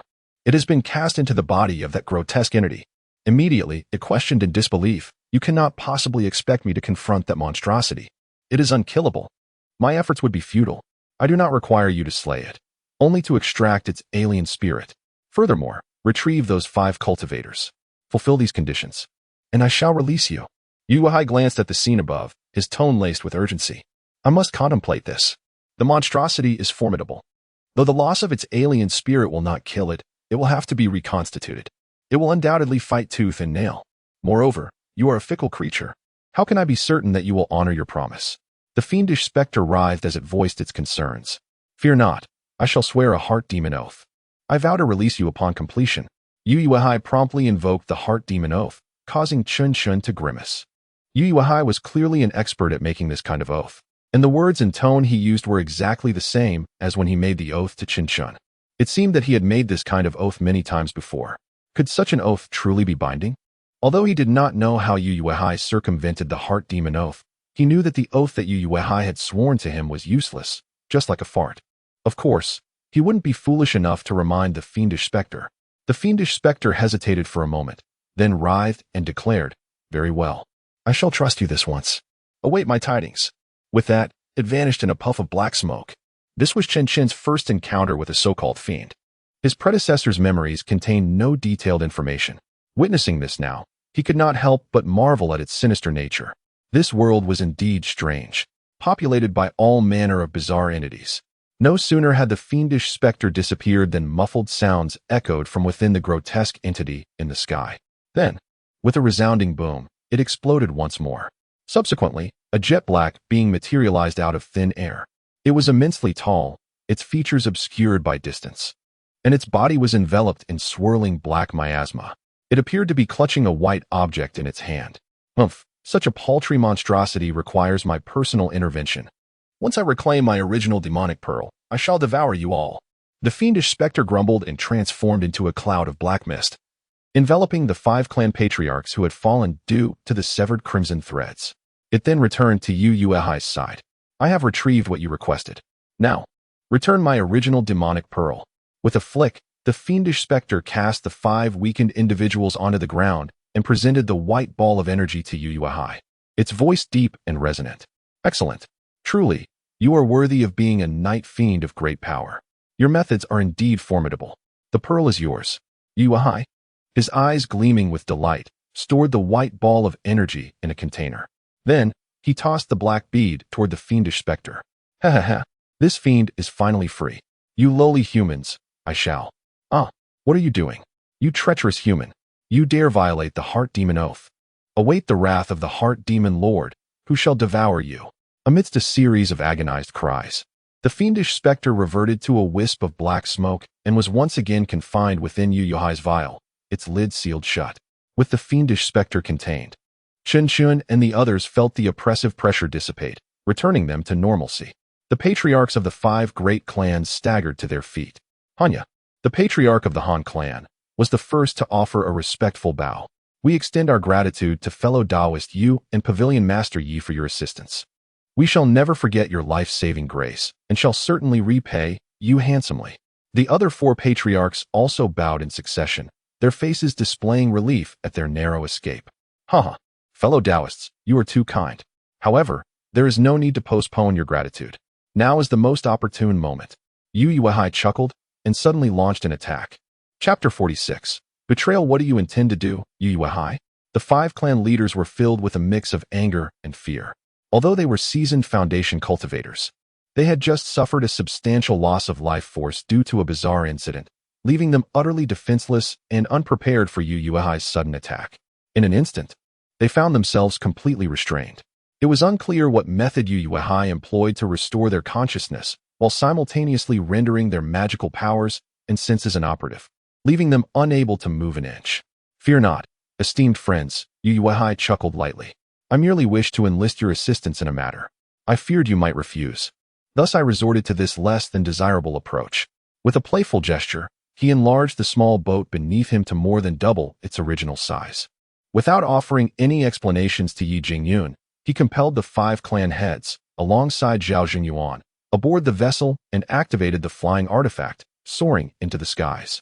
At that moment, the bizarre entity had shattered, its otherworldly energy diminished, rendering it incapable of lowering the ominous red thread. Yu Yuehai ascended effortlessly into the distance. Along the way, they encountered two beastly assaults, both of which Yu Yuehai dispatched with ease, showcasing his formidable prowess. Eventually, they landed in a secluded valley. Chen Lin remained silent throughout the ordeal, merely observing. He estimated they were at least 100 miles from Yuan City. The purpose behind Yu Yuehai's actions eluded him. Yi Jingyun inquired twice during their journey, yet received no answer. In Chen Lin's view, since severing the red thread and departing Yuan City, Yu Yuehai's demeanor towards Yi Jingyun had undergone a significant transformation. While not overtly hostile, it was certainly devoid of warmth. Contrastingly, the two had previously shared a bond filled with affection within the city. What had precipitated such a drastic change? Casting a glance at Yi Jingyun, Chen Lin noted her prior actions seemed preparatory. Nevertheless, she maintained her composure, revealing no signs of distress. The flying vessel settled in a flat area, and Yu Yuehai performed a hand gesture, shrinking the boat and stowing it away, allowing everyone to disembark. "Let us remain here," Yu Yuehai declared, surveying the picturesque surroundings. This locale is tranquil enough to prevent excessive resentment from the clan leaders. He regarded the 5 leaders with the gaze one might reserve for rare treasures. Speaking with a languid tone, "Yu Yuehai, what exactly do you intend to achieve? And Yi Pavilion Master, our Han family has treated you with respect. Is this behavior not a tad excessive?" The 5 leaders sensed an ominous premonition, with Han Yuha, who shared a closer rapport with Yi Jingyun, unable to suppress his indignation. At this moment, Yi Jingyun, who had remained silent, finally spoke, her expression notably frosty. "I believe my senior brother intends to refine you into the 5-heart-connected pill, correct?" Upon her words, Yu Yuehai turned sharply, a smile gracing his lips. "Ah, my dear disciple, you are indeed well-versed in this elixir. It seems you have been paying close attention to my endeavors." Yi Jingyun returned his smile, a knowing glint in her eye. "Given that my senior brother has progressed this far, it would be foolish for me not to comprehend your intentions. The creation of the 5-heart-connected pill requires not only ethereal beings as catalysts, but also the genuine essence of a golden core cultivator, alongside a treasure-grade alchemical furnace. Are you certain you can achieve success?" Her words caused Yu Yuehai's expression to flicker momentarily. Yet, he quickly regained his composure. "You are remarkably knowledgeable about this pill, sister. However, there is no need for concern. I possess a recipe refined by Elder He using fortune-based alchemical techniques, which alleviates those stringent requirements. Your legacy, however, is something I greatly envy. In my pursuit of understanding this pill, I have encountered countless obstacles. Had I known you possessed such insight, I would have spared myself the trouble." Yu Yuehai shook his head, feigning regret. Yi Jingyun, perceiving his demeanor, let out a cold laugh. "If my senior brother is genuinely interested, you need only ask. Do you believe I would conceal anything from you? However, given the current circumstances, it seems you desire more than just my knowledge. My very life is likely at stake, is it not?" "Ah, sister, you jest. After all these years, how could you not sense my intentions towards you? There is no way I would wish you harm." Yu Yuehai laughed heartily, though his expression was tinged with unease. Yi Jingyun continued, her face devoid of emotion. "You have but one opportunity. How could you rely on the fortune-based method? What you truly seek is the inverted 5 elements blood refinement technique, is it not? You know of the inverted 5 elements blood refinement technique." Yu Yuehai's expression darkened, becoming menacing. "Ha ha ha. To think I could conceal it so well, and yet you would uncover the truth. Clearly, you have never trusted me. Yet, even with this knowledge, what does it matter? None of you shall escape today. You will all serve as stepping stones on my path to the golden core." With that, he cast a cold glance at Yi Jingyun and revealed, "It was I who killed your father and took the Tianyuan order. Lu Qingfeng was merely a scapegoat. And I have already eliminated him.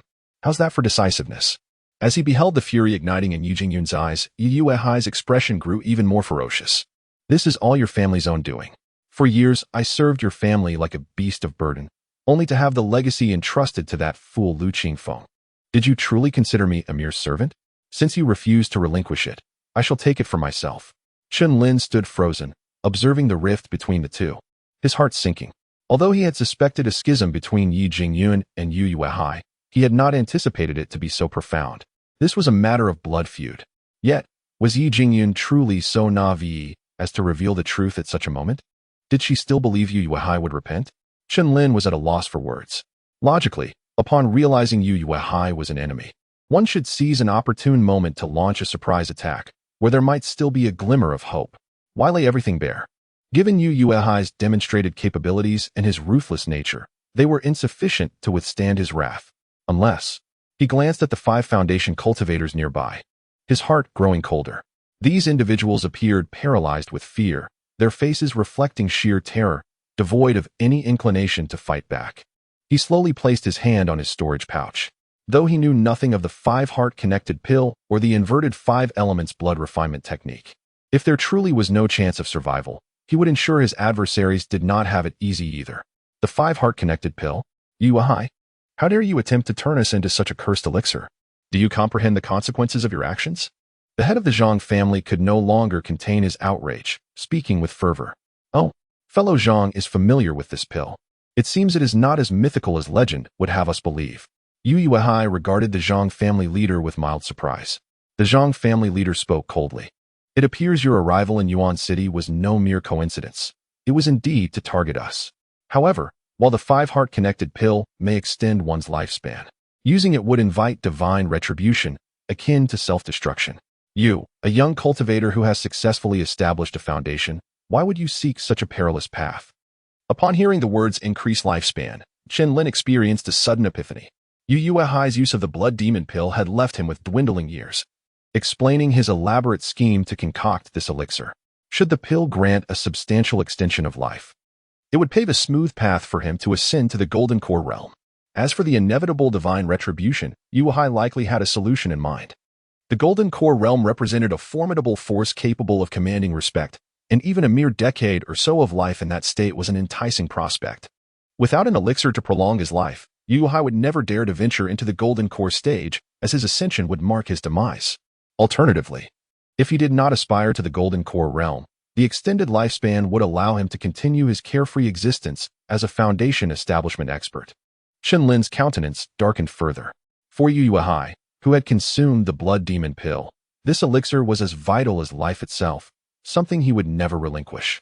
Moreover, their conversation suggested a plan to use living beings as ingredients in the pill-making process, a notion that Chen Lin found incredulous, despite his awareness of Yu Yuehai's ruthlessness. Yu Yuehai suppressed his rage and addressed the 5 near-death clan leaders. Do you not find it wasteful to engage in such discourse at this juncture? Besides, are you in any position to judge? Let me inform you that I was the one who disseminated the 5 elements immortal refining pill formula. Do not attempt to deny that your acquisition of the was for the purpose of concocting this pill. The number of 5 elements cultivator souls required for its creation is far greater. Were you not planning to do the same? What hypocrisy! However, the formula is a fabrication. Ha ha ha.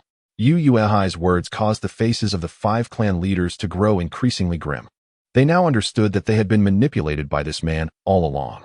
Their schemes had merely served as a means to an end for him, and they had not only been exploited but had also jeopardized their lives. Very well. Your craftiness is truly remarkable. I, Han Yufa, concede my inferiority. However, your desire to turn me into a pill is nothing more than a pipe dream. With these words, his body began to swell, and the magical power within him became volatile. Humph. You wish to self-destruct? Dream on. Yuehai scoffed, flicking his wrist to affix 5 small talismans onto the 5 clan leaders. Upon being marked by the talismans, Han Yue's body rapidly withered, his magical power vanished, and he was rendered immobile, transformed into a standing puppet. The other 4 suffered the same fate, their eyes fixed on Yu Yuehai with murderous intent. Alas, gazes cannot kill. Yu Yuehai's gaze swept over Chen Lin before he flicked his wrist again, affixing a talisman to Chen Lin's forehead. Chen Lin immediately felt stiffened, unable to move. He inwardly lamented his indecisiveness, regretting his failure to risk it all and deploy Thunderbolt number 4 earlier, as he was now unable to do so. However, upon reflection, he realized that there had been no opportunity along the way, unless he resorted to a human bomb approach, which would have also meant his demise. Yet, Chen Lin did not completely despair. With a thought, he subtly sensed the sword energy within his dantian, discovering that he could manipulate it. He ceased his movements and fixed a murderous gaze on Yu Yuehai. This sword energy was unlikely to pose a threat to Yu Yuehai, but it could shatter the talisman on his face, which would suffice. Regaining control of his body would allow him to use the thunderbolt pearl, and the element of surprise would be on his side. As Yu Yuehai turned his attention elsewhere, Chen Lin's eyes darted around, assessing the surroundings and seeking an escape route after deploying the thunderbolt pearl. At that moment, Yu Yuehai unleashed his foundation establishment aura, fixing his gaze on Yi Jingyun and declaring, "Since you were aware of the situation and able to endure until now, you must have made preparations. Allow me to witness your means." Chen Lin also turned his gaze toward Yi Jingyun, his eyes filled with anticipation. He now understood that her earlier request for him to craft talismans was in preparation for the present situation. He wondered what the purpose of that talisman was, and whether it could pose a threat to Yu Yuehai. The Xia sisters also appeared to be petrified, retreating behind Yi Jingyun in a state of panic. Yi Jingyun remained calm, as if she possessed a trump card that could turn the tables. However, before she could act, the Xia sisters suddenly shot two beams of black light from their hands, striking her. Due to the proximity and their lack of suspicion, Yi Jingyun had no chance to evade the attack and spat out a mouthful of blood. She collapsed to the ground, her eyes filled with shock and anger as she looked at the Xia sisters in disbelief. Why? These sisters had been with her since childhood and were considered as close as blood relatives, despite being servants. She could not comprehend why they would betray her. A hint of unease appeared on the faces of the two sisters.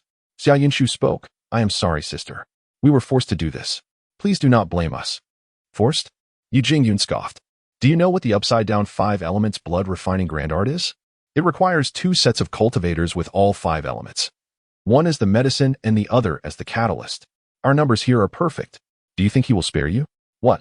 The Xia sisters simultaneously revealed expressions of shock and anger, casting doubtful glances at Yu Yuehai. "Senior Yu, is this true? You promised that as long as we cooperated with you, you would make us official disciples of the sect and help our Xia family revitalize our clan. Moreover, you said that you would not take Sister Ye's life." Upon hearing these words, Chen Lin was rendered speechless. These were truly naive individuals. And Yi Jingyun was not much better, as the servants she had cultivated since childhood had turned against her. What baffled him even more was that she had remained motionless all this time. Why wait to use her trump card? Why place her hopes on such a person? He could no longer wait. Chen Lin knew that the opportunity he had been waiting for would not materialize. He had hoped that Yi Jingyun possessed a backup plan. But she was too weak. He had to attempt to escape, regardless of the odds.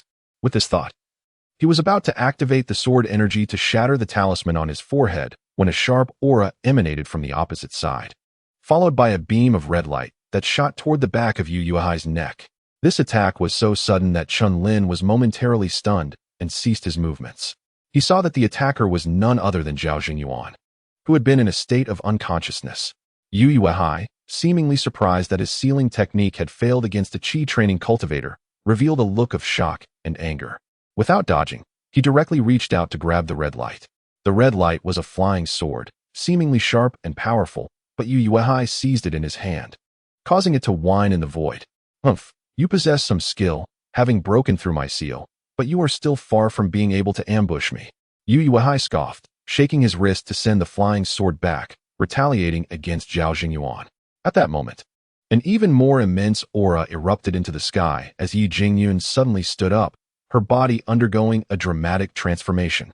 Not only did her body swell and her clothes tear apart, but her entire body was also covered in dark green scales that shimmered in the night. Upon witnessing this scene, Chen Lin finally understood the purpose of the talisman that he had been asked to craft. It could transform a person into such a grotesque form. No wonder she had been reluctant to use it, as it was indeed unsightly. However, despite its ugliness, the effect was astonishing.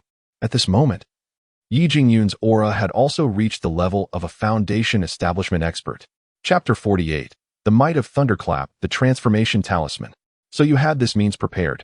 Upon witnessing Yi Jingyun's change, Yu Yuehai could no longer remain at ease. His demeanor turned grave. "This talisman is not easily crafted. It seems you have been preparing for quite some time. I underestimated you." With a swift motion, he retrieved his pitch-black flying sword from his storage pouch. "Let me see if, after your transformation, you can escape from my grasp." With that, Yu Yuehai formed a hand seal, causing the flying sword to morph into a black serpent, which slithered menacingly towards Yi Jingyun's neck. Her eyes glowed crimson as she emitted a primal roar, showing no inclination to evade. Instead, her scaled hand struck out, swatting the serpent aside. Then, with a gaping maw filled with fangs, she lunged at Yu Yuehai. Yu Yuhai dared not engage directly. He shifted his form, creating 3 afterimages, and appeared 3 zhang away in an instant. He recalled his flying sword and, once more, drew a brass mirror from his storage pouch. He flashed the mirror at Yi Jingyun, and a peculiar seal was imprinted upon her already mutated head in an instant. Yi Jingyun's massive form staggered. She roared in fury, struggling against the seal's suppression, yet she could not break free. Humph, what of your clever schemes? Yu Yuehai scoffed as he beheld Yi Jingyun's beastly visage. With a contemptuous grunt, he urged his flying sword to swell over 3 feet, unleashing a terrifying wave of energy as it sliced towards her. However, he aimed not for a fatal strike, for he still needed her soul to concoct pills. He chose instead to strike her shoulder. As the sword light drew near, Yi Jingyun let out a wild roar, her body expanding once more, enveloped in a shroud of black light. The seal at her brow flickered twice before shattering. Rather than evade, she met the sword head-on, propelling herself forward and sending Yu Yuehai crashing away. The trajectory of his flight carried him directly behind Chen Lin. Chen Lin had been fixated on the battlefield, witnessing this. He hesitated no longer. He unleashed his unnamed sword energy, sending the seal from Yi Jingyun's brow flying. Once she regained her mobility, he promptly retrieved a massive thunderclap knell from his storage pouch, cradling it in both hands. In disbelief, he exclaimed, "What in the world?" He first cast a Vajra shield spell upon himself, then summoned all his strength, channeling his entire magical essence into his hands to hurl Thunderclap number 4. Without pausing to assess the impact, he immediately slapped a soil escape talisman onto himself, ensuring his trajectory before diving into the earth. This was his first experience with the soil escape technique, and he felt an immense pressure akin to swimming through water. Yet, he had no time for contemplation. He accelerated fervently, simultaneously detonating a Vajra talisman. Before he could burrow far, a colossal explosion erupted nearby, shaking the earth violently. The ground beneath him was thrust upwards by an overwhelming force. Simultaneously, the 6-ding mysterious armor talisman shattered, forming a radiant suit of armor around him. Chen Lin felt as though his organs had been violently displaced, and he could not suppress a mouthful of blood from spilling forth. Yet, he erupted into laughter. Ha ha ha, this power. Let us see if you can survive. Previously concerned that his self-created stacking thunderclap orb might lack effectiveness, he now realized that his innate abilities were indeed trustworthy. Laughing as he crashed to the ground, Chen Lin sprang to his feet, gazing towards the site of the explosion, utterly astonished. My goodness, the power is extraordinary. Observing the massive crater and the surrounding landscape, he felt a chill of trepidation. Surely, Yu Yuehai, situated at the epicenter of such devastation, could not have survived. Chen Lin's eyes glimmered with fervor. The 5 clan leaders and Yu Yuehai were all foundational cultivators. If their storage pouches had not been obliterated, the treasures within must be astonishing. Not to mention, Yu Yuehai's alchemical furnace had him salivating. The yellow mirror and the black flying sword were also enticing treasures. With a sudden movement, he prepared to rush forward for a closer look. However, just as he stepped forward, he halted abruptly. Despite the immense power of Thunderclap number 4, this was still the realm of cultivation. He could not afford to think as he had in his previous life. His life was paramount. What good were treasures without it? After a moment's hesitation, he suppressed his greed and turned to flee. The entire valley fell into silence. Moments later, a mound of earth in the crater stirred, and a figure emerged, none other than Yu Yuehai. At this moment, he appeared exceedingly disheveled, bloodied and battered, with one arm entirely missing, revealing stark white bone beneath. Yet, the horror of his injuries paled in comparison to the fury etched upon his twisted visage. Ha, ha, ha. Who would have thought that I, Yu Yuehai, who has spent my days hunting the wild geese, would be pecked in the eye? Once I find you, I shall make you taste my wrath. As he cursed through gritted teeth, his gaze shifted to the location of the 5 clan leaders, his expression darkening further. There were no clan leaders. Only a swath of upturned earth remained. The old geezers were either obliterated or buried alive. Years of meticulous plotting had been reduced to nothing in an instant, and gathering 5 foundational cultivators again would be as difficult as ascending the heavens. I shall kill you. Yu Yuehai could no longer maintain his composure, unleashing a primal roar. Just then, a beam of golden light surged forth, hurtling directly towards his chest. The speed of the golden light was astonishing. He had no time to evade. and the protective talismans activated by the recent explosion had all been used. In a moment of desperation, he conjured a second-tier defensive spell, the primordial spirit shield, forming a barrier around him. Yet, the shield proved utterly ineffective against the golden light, which pierced through it as if it were mere parchment, exiting his body from behind. With a splatter of blood, Yu Yuehai stumbled in shock, collapsing to the ground. Once more, silence enveloped the area. After a lengthy pause, a figure struggled to rise on the opposite side of the crater. It was Yi Jingyun. In that moment, her form had reverted to its normal size. Yet the aberration had not dissipated, and her injuries were even more grievous than Yu Yuehai's. She did not first attend to her wounds. Instead, she cast a glance at the fine scales adorning her skin, her expression twisting in revulsion. The reason she had hesitated to use the transformation talisman was precisely the permanence of the change it wrought. She would be condemned to this monstrous visage henceforth. Yet, at least she had succeeded in slaying Yu Yuehai, avenging years of enmity in one fell swoop. She glanced sorrowfully at the ashes of the talisman in her hand, a cherished artifact left to her by her father, which she had expended entirely to vanquish Yu Yuehai. Simultaneously, she felt immense relief. Had she not been positioned at the farthest point from the explosion, and had her defenses not been bolstered by her transformation and protective talismans, she surely would have been reduced to a mere smear upon the ground. Such cunning old foxes, each more treacherous than the last. Yi Jingyun surveyed her surroundings, noting the absence of Chen Lin, and could not help but scoff quietly. Who would have thought that the one to emerge victorious would be this seemingly weakest individual? Chapter 49. Hiding. Yi Jingyun sighed softly.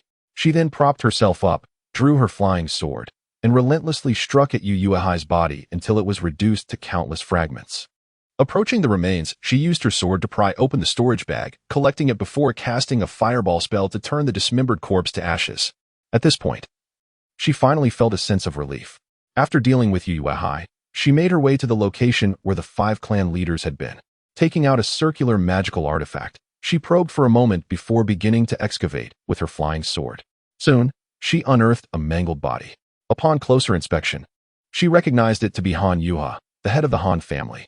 Using her mental energy to examine him, she discovered he was still alive, likely due to a passive defensive treasure that had activated.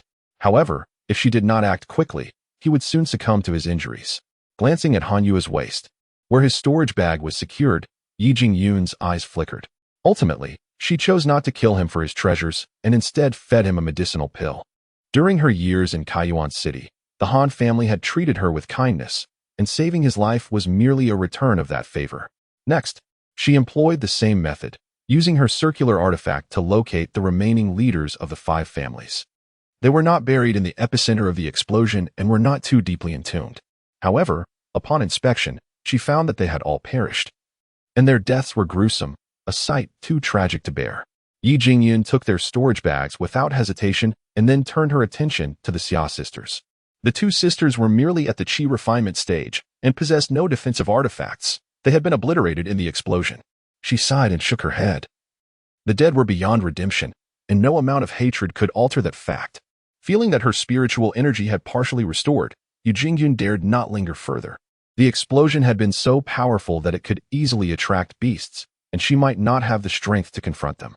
After hastily burying the dead, she seized Han Yuha and used her flying artifact to escape with a flash of light, leaving behind a tranquil silence. Soon, from the earth beside the massive pit, another figure emerged. It was Zhao Jingyuan. His condition was worse. After taking a look around, he crawled away in a desperate scramble. Finally, the area fell into an utter stillness. Chen Lin ran frantically, losing track of time until he could run no more. He found a secluded spot to hide and remained there for 3 days and nights without moving, not even to the toilet. Fortunately, he had been subsisting on spirit rice, which resulted in little waste, and as a cultivator, his physique was unlike that of ordinary people, so he would not perish from hunger or thirst. During those 3 days, several waves of cultivators appeared overhead, and a few beasts passed by at a distance, but none detected his presence. As time passed, the cultivators vanished, while the beasts continued to make occasional appearances. At this moment, he found himself being targeted by a beast, a large tiger, enormous in size, adorned with patches of black. This creature was a black-spotted tiger, and he had once dined on its flesh alongside Zhao Jingyuan. Thinking of Zhao Jingyuan brought a tinge of melancholy. He wondered if his companion had survived the explosion. Since Zhao had been positioned further from the blast, perhaps with a defensive artifact or talisman, he might have been able to escape with his life. As for the clan leaders and Yi Jingyun, he could only speculate about their fates. However, he had acted out of necessity, seizing the only opportunity to strike. Even if he hadn't, those individuals would have perished at Yu Yuehai's hands, likely to be transformed into medicinal pills, making their explosive demise a mercy. With that thought, he felt a bit more at ease. As for the Xia sisters, he felt indifferent. Their deaths were merely just desserts. His primary concern remained Yu Yuehai's survival, but he surmised that the odds were against him. Shortly after Chen Lin concealed himself, he sensed a change within him. The black worm he harbored seemed to be weakening, indicating that its connection to that malevolent bloodline was faltering. If the worm was in distress, it likely meant that its host was gravely injured or, more likely, deceased. While contemplating these matters, he kept a watchful eye on the black-spotted tiger nearby. If the beast did not actively attack him, he would remain hidden a while longer. The longer he evaded detection, the safer he would be. Yet, contrary to his hopes, the hungry tiger, having finally found prey, roared and lunged at him. Chen Lin immediately conjured a protective barrier and soared into the air with the wind control technique. Though the tiger appeared formidable, it was merely a low-tier beast. While it posed a threat to a beginner cultivator, he had no reason to fear it as a mid-stage practitioner. The tiger could neither fly nor attack from a distance, allowing him to maintain a stable position above. This presented a perfect opportunity for him to hone his skills. Chen Lin manipulated his flying sword, launching a series of varied attacks at the black-spotted tiger, slashes, stabs, and repeated maneuvers.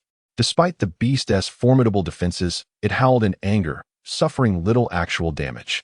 He then unleashed fireballs and intimidation spells, but their effects were minimal, making him acutely aware of his inadequacies. If he struggled against a low-tier beast, he would likely flee from stronger foes. Of course, if he had the Thunder Pearl, it would easily dispatch the tiger. However, the Thunder Pearl was only effective against weaker creatures. Against higher-tier beasts or cultivators with defensive spells, its efficacy would diminish, especially against entities that existed in unique forms, such as ghosts or demons. Its impact was uncertain. Resolutely, he vowed to procure more advanced spells once he reached a place populated by cultivators. Even if their damage was low, persistence could yield results, and eventually, the black-spotted tiger was felled. Exhausted and drenched in sweat, he consumed a restorative pill to recuperate. The tiger's most valuable asset was its hide, but his sword had rendered it unrecognizable, devoid of worth. In the end, he only harvested a tiger leg for his storage bag, burying the rest before swiftly departing the scene. Days passed, and Chen Lin lived like a wild man. Yet his spirits remained relatively high. During these days, he encountered no beast attacks, nor did he lack for food or water. He even unearthed 2 medicinal herbs, one of which was a primary ingredient for the initial yuan pill, filling him with joy. With 9 materials already in hand, this herb brought him closer to being able to refine pills, needing only 2 more auxiliary herbs to start the process. With the prospect of medicinal pills, he could cultivate anywhere, alleviating the urgency to depart. The key issue was that after wandering this wilderness for so long, he had completely lost his bearings, unaware of his location, and it would take time to find a way out. Fortunately, due to the sparse spiritual energy in this area, high-tier beasts were rarely present, rendering it not overly dangerous. Thus, he began a new chapter of his existence, one devoted to seeking both an escape route and spiritual herbs. Chapter 50. The Exotic Fruit Success. Chen Lin gazed at the 10 lustrous, perfectly round pills nestled within the iron cauldron, a long-awaited smile finally gracing his face. Regardless of the circumstances, he had at last extricated himself from that peculiar realm, and his innate abilities remained as effective as ever. Although the black essence worm still lingered within him, along with the lingering peril of the enlightenment pill's after-effects, these challenges could be resolved gradually. He had devised a strategy to eliminate the black essence worms by employing the nameless sword energy for their extermination, given their current weakened state. Even a self-detonation during the process would unlikely prove fatal to him. Of course, any alternative method would be preferable. Presently, he still possessed 8 blood essence pills provided by Yuhai, sufficient to sustain the black essence worms for 80 days, alleviating concerns of backlash during this period. After carefully storing the pills, Chen Lin consumed one and commenced his cultivation. Half a day swiftly passed, and he felt a flicker of brilliance in his eyes. nodding in satisfaction. While the efficacy of the pill was not quite as potent as during the initial stages of qi cultivation, he could still perceive a tangible enhancement. At this rate, once he had consumed all 10 pills, his cultivation would advance significantly. Without the aid of these pills, his progress had felt as though it were stymied, rendering even half a year of practice utterly fruitless. It was no wonder he had been stuck at the second level of qi cultivation for 20 long years. Subsequently, Chen Lin sought an escape route while continuing his practice, occasionally gathering rare materials.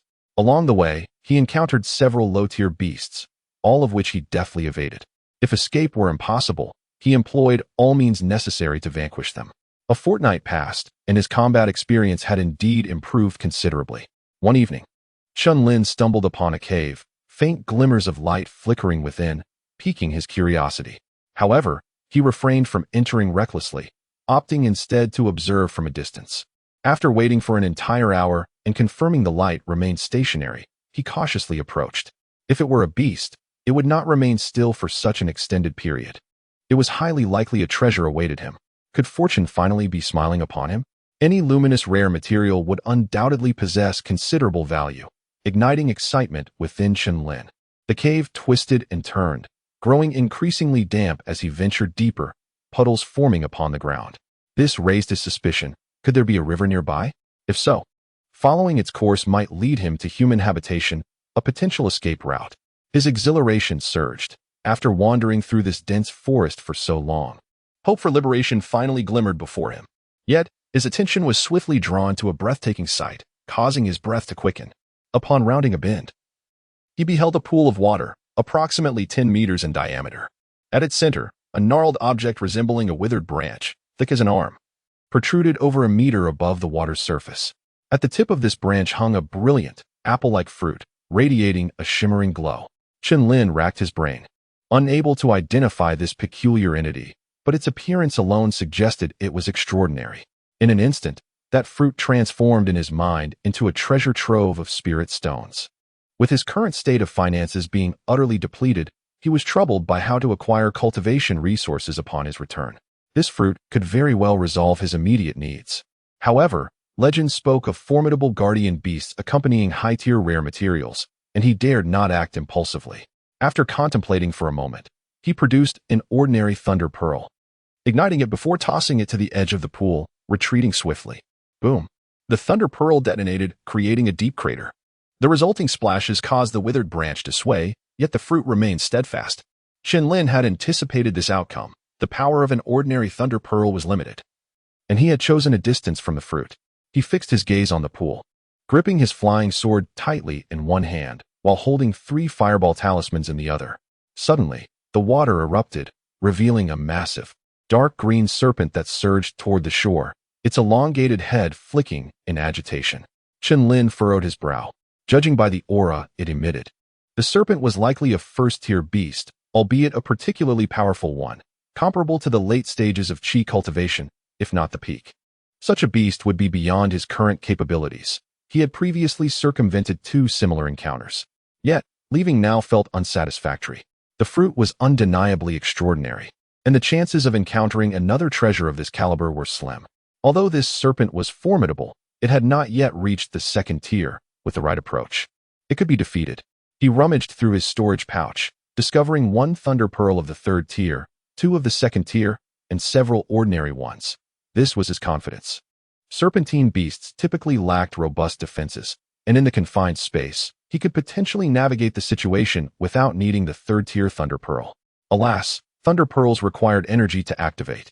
If only they could function like landmines. He resolved to study the possibility of creating a triggering mechanism in the future. While lost in thought, Chen Lin retrieved 1 2nd-tier thunder pearl and 1 ordinary thunder pearl.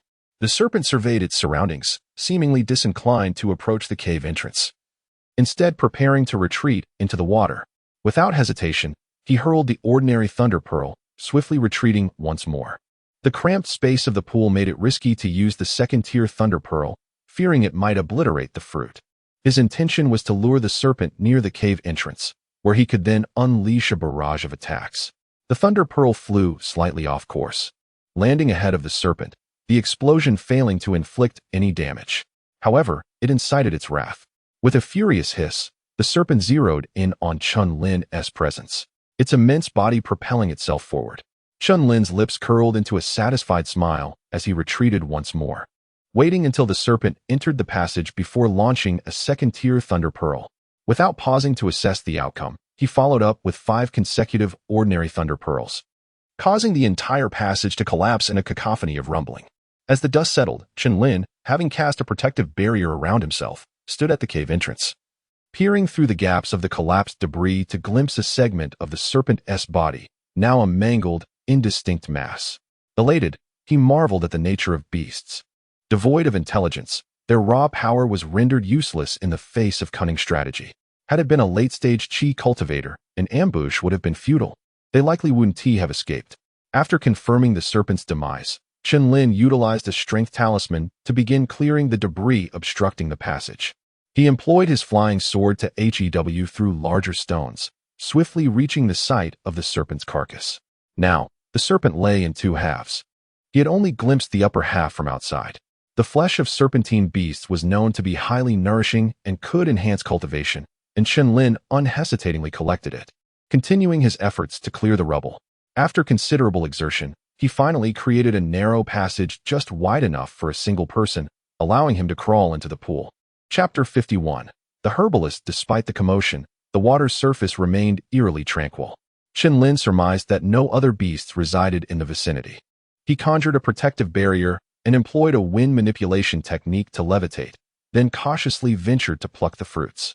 The fruits were firmly attached to the branches, necessitating the use of a flying sword to sever them. However, the process was rather seamless. After securing the fruits in a box within his storage pouch, he turned his gaze back to the branches. Unsure of their utility, he felt compelled not to overlook them. Grasping a withered branch, he pulled with force, and to his astonishment, it came out entirely, revealing 2 potato-like entities at the root. Uncertain of their nature, he hastily stowed them away. Having activated numerous thunder pearls, he had created quite a stir, and thus felt the urgency to depart. After ensuring he had left nothing behind, he returned to the bank.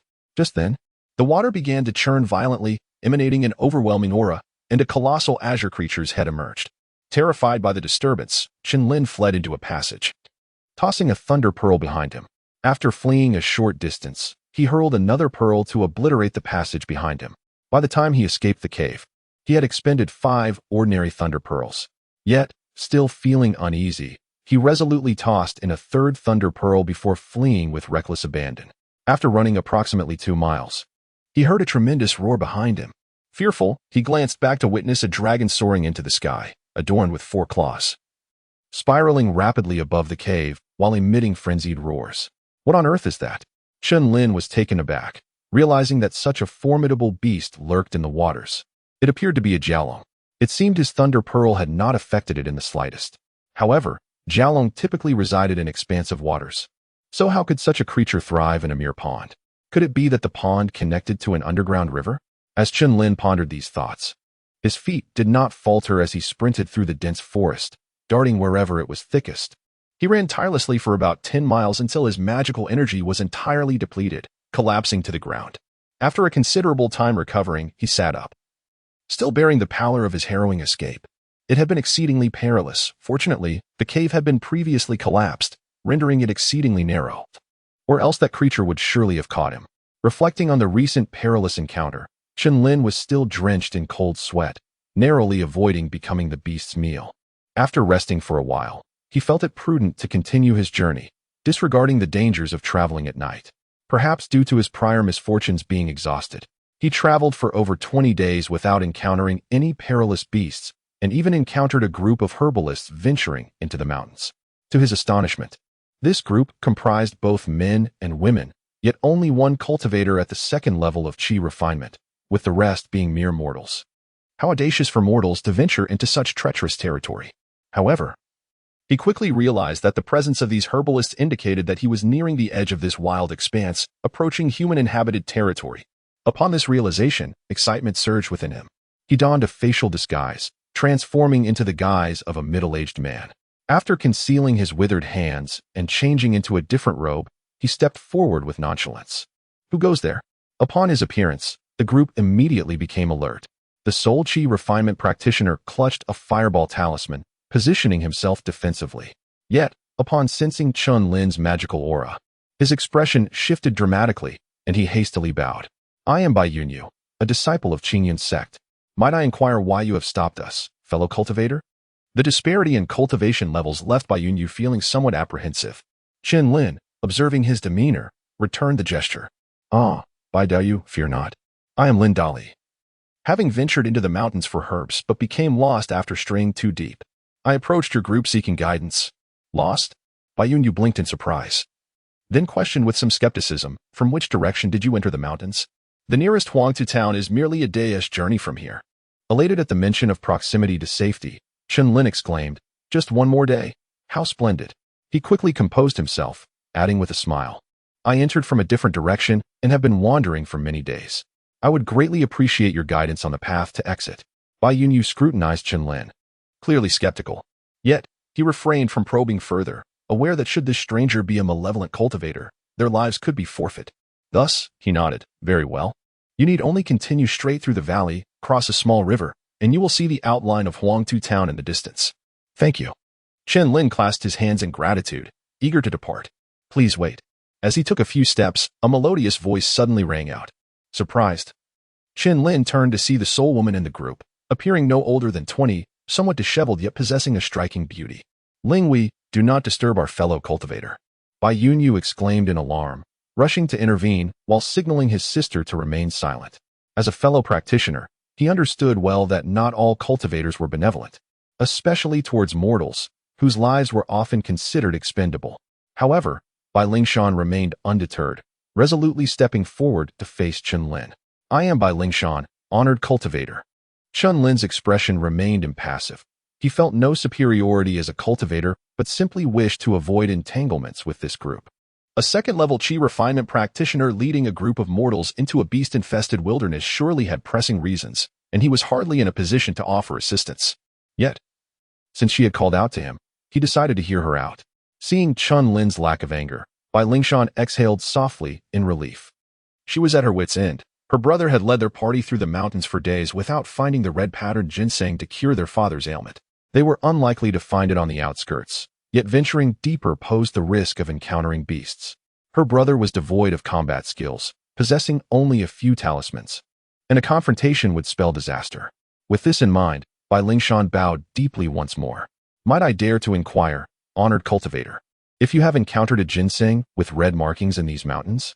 Chen Lin raised an eyebrow. You refer to the red-patterned ginseng, I presume? Chapter 52. Emergence from the mountains. Chen Lin directly uttered the name of the red-veined ginseng, causing Bai Lingshan's eyes to instantly brighten. Could it be that the immortal master had seen it before? After a moment's hesitation, Chen Lin retrieved a root from his backpack, thick as an infant's arm, adorned with intricate red patterns on both its leaves and stem. He had collected several of these during his journey. Their market value was relatively modest, roughly amounting to a few dozen spirit stones in Kaiyuan City. I have not only seen this, but have also extracted it myself. However, what do you intend to offer in exchange? If the purpose of their venture into the mountains was solely for this item, Chen Lin contemplated altering his plans.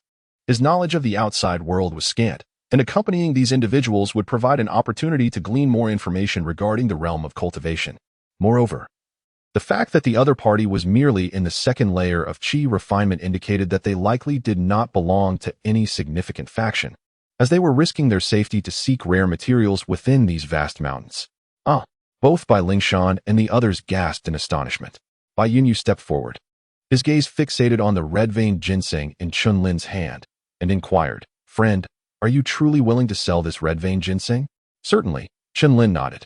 Since he intended to leave with them, it would be prudent to extend a gesture of goodwill. Would you be able to trade with spirit stones? Bai Yunyu hesitated, his anticipation palpable. Yes, 50 low-grade spirit stones. Chen Lin quoted a fair price. While he wished to be amicable, he certainly could not afford to undervalue it, considering the considerable risks he had undertaken. Really, both Bai Yunyu and Bai Lingshan displayed expressions of disbelief, which surprised Chen Lin. Thank you for your assistance, Lin Daoyu. If you ever require my help in the future, I, Bai Yunyu, will not hesitate to assist. Bai Yunyu bowed solemnly.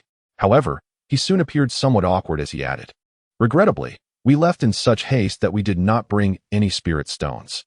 Would you accompany us back to retrieve them? He quickly clarified. I noticed that you seem headed towards Haunted Town as well. My home is not far from there, in Guyuan City, so it won't take up much of your time. Guyuan City? Chen Lin was taken aback.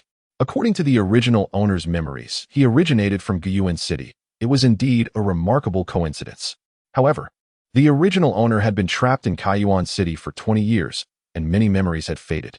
Save for the recollection of belonging to a very minor cultivation family that survived by crafting low-level talismans. Yet, he had no intention of returning to the original owner's family. He was merely surprised and chose not to dwell on it. He acquiesced to Bai Yunyu's suggestion, prompting a chorus of cheers from the group. The followers, who were merely skilled in rudimentary martial arts, often boasted bravado against ordinary people, but in the presence of demonic beasts in these mountains, they were utterly terrified. With the addition of Chen Lin, the powerful cultivator, the group's sense of security significantly increased, and their tension eased somewhat, particularly after encountering an armored boar, which Chen Lin swiftly dispatched with a single stroke of his sword. The group's respect for him grew even more pronounced. Chen Lin even noticed a hint of admiration in Bai Lingshan's gaze. He pondered whether they would be startled by his true, aged appearance. As they reached the mountain's edge, having slain the armored boar, the group encountered no further dangers, and within a day, they spotted a modest cluster of buildings in the distance. Lindayu. This is Huangtu Town, Bai Yunyu remarked. Most residents here are hunters or herbalists, with a few cultivators venturing into the mountains to hunt demonic beasts. Yet they are all like me, at the early stages of chi refinement. Those who have attained your level have already mastered flight spells, and thus, no one wishes to reside here, preferring the comforts of Guyuan City instead. Listening to Bai Yunyu's account, Chen Lin nodded thoughtfully. Along the journey, he had subtly gathered much information he sought. For instance, the expansive mountain range was referred to as the Dream-Cutting Mountains, and the country encompassing Huangtu Town was called Yin Country. Yin Country occupied the northern side of the Dream-Cutting Mountains, but several other nations were equally prominent. The countries here lacked absolute dominion, with the true controllers being the various sects of cultivators. This was quite reasonable, with the strength of cultivators. It was implausible for mere mortals to resist them, regardless of the number of elite soldiers. Near Guyuan City, there existed a sect known as Qingyun sect. However, this sect was rather weak, comprising only one foundational stage cultivator, while the rest were in the Qi refinement stage. Bai Yunyu was a disciple of this sect. Chen Lin estimated that the strength of Qingyun sect was roughly equivalent to one of the 5 prominent families in Guyuan City. The presence of a single foundational stage cultivator was sufficient to establish a sect, indicating the relatively low level of cultivation in this area.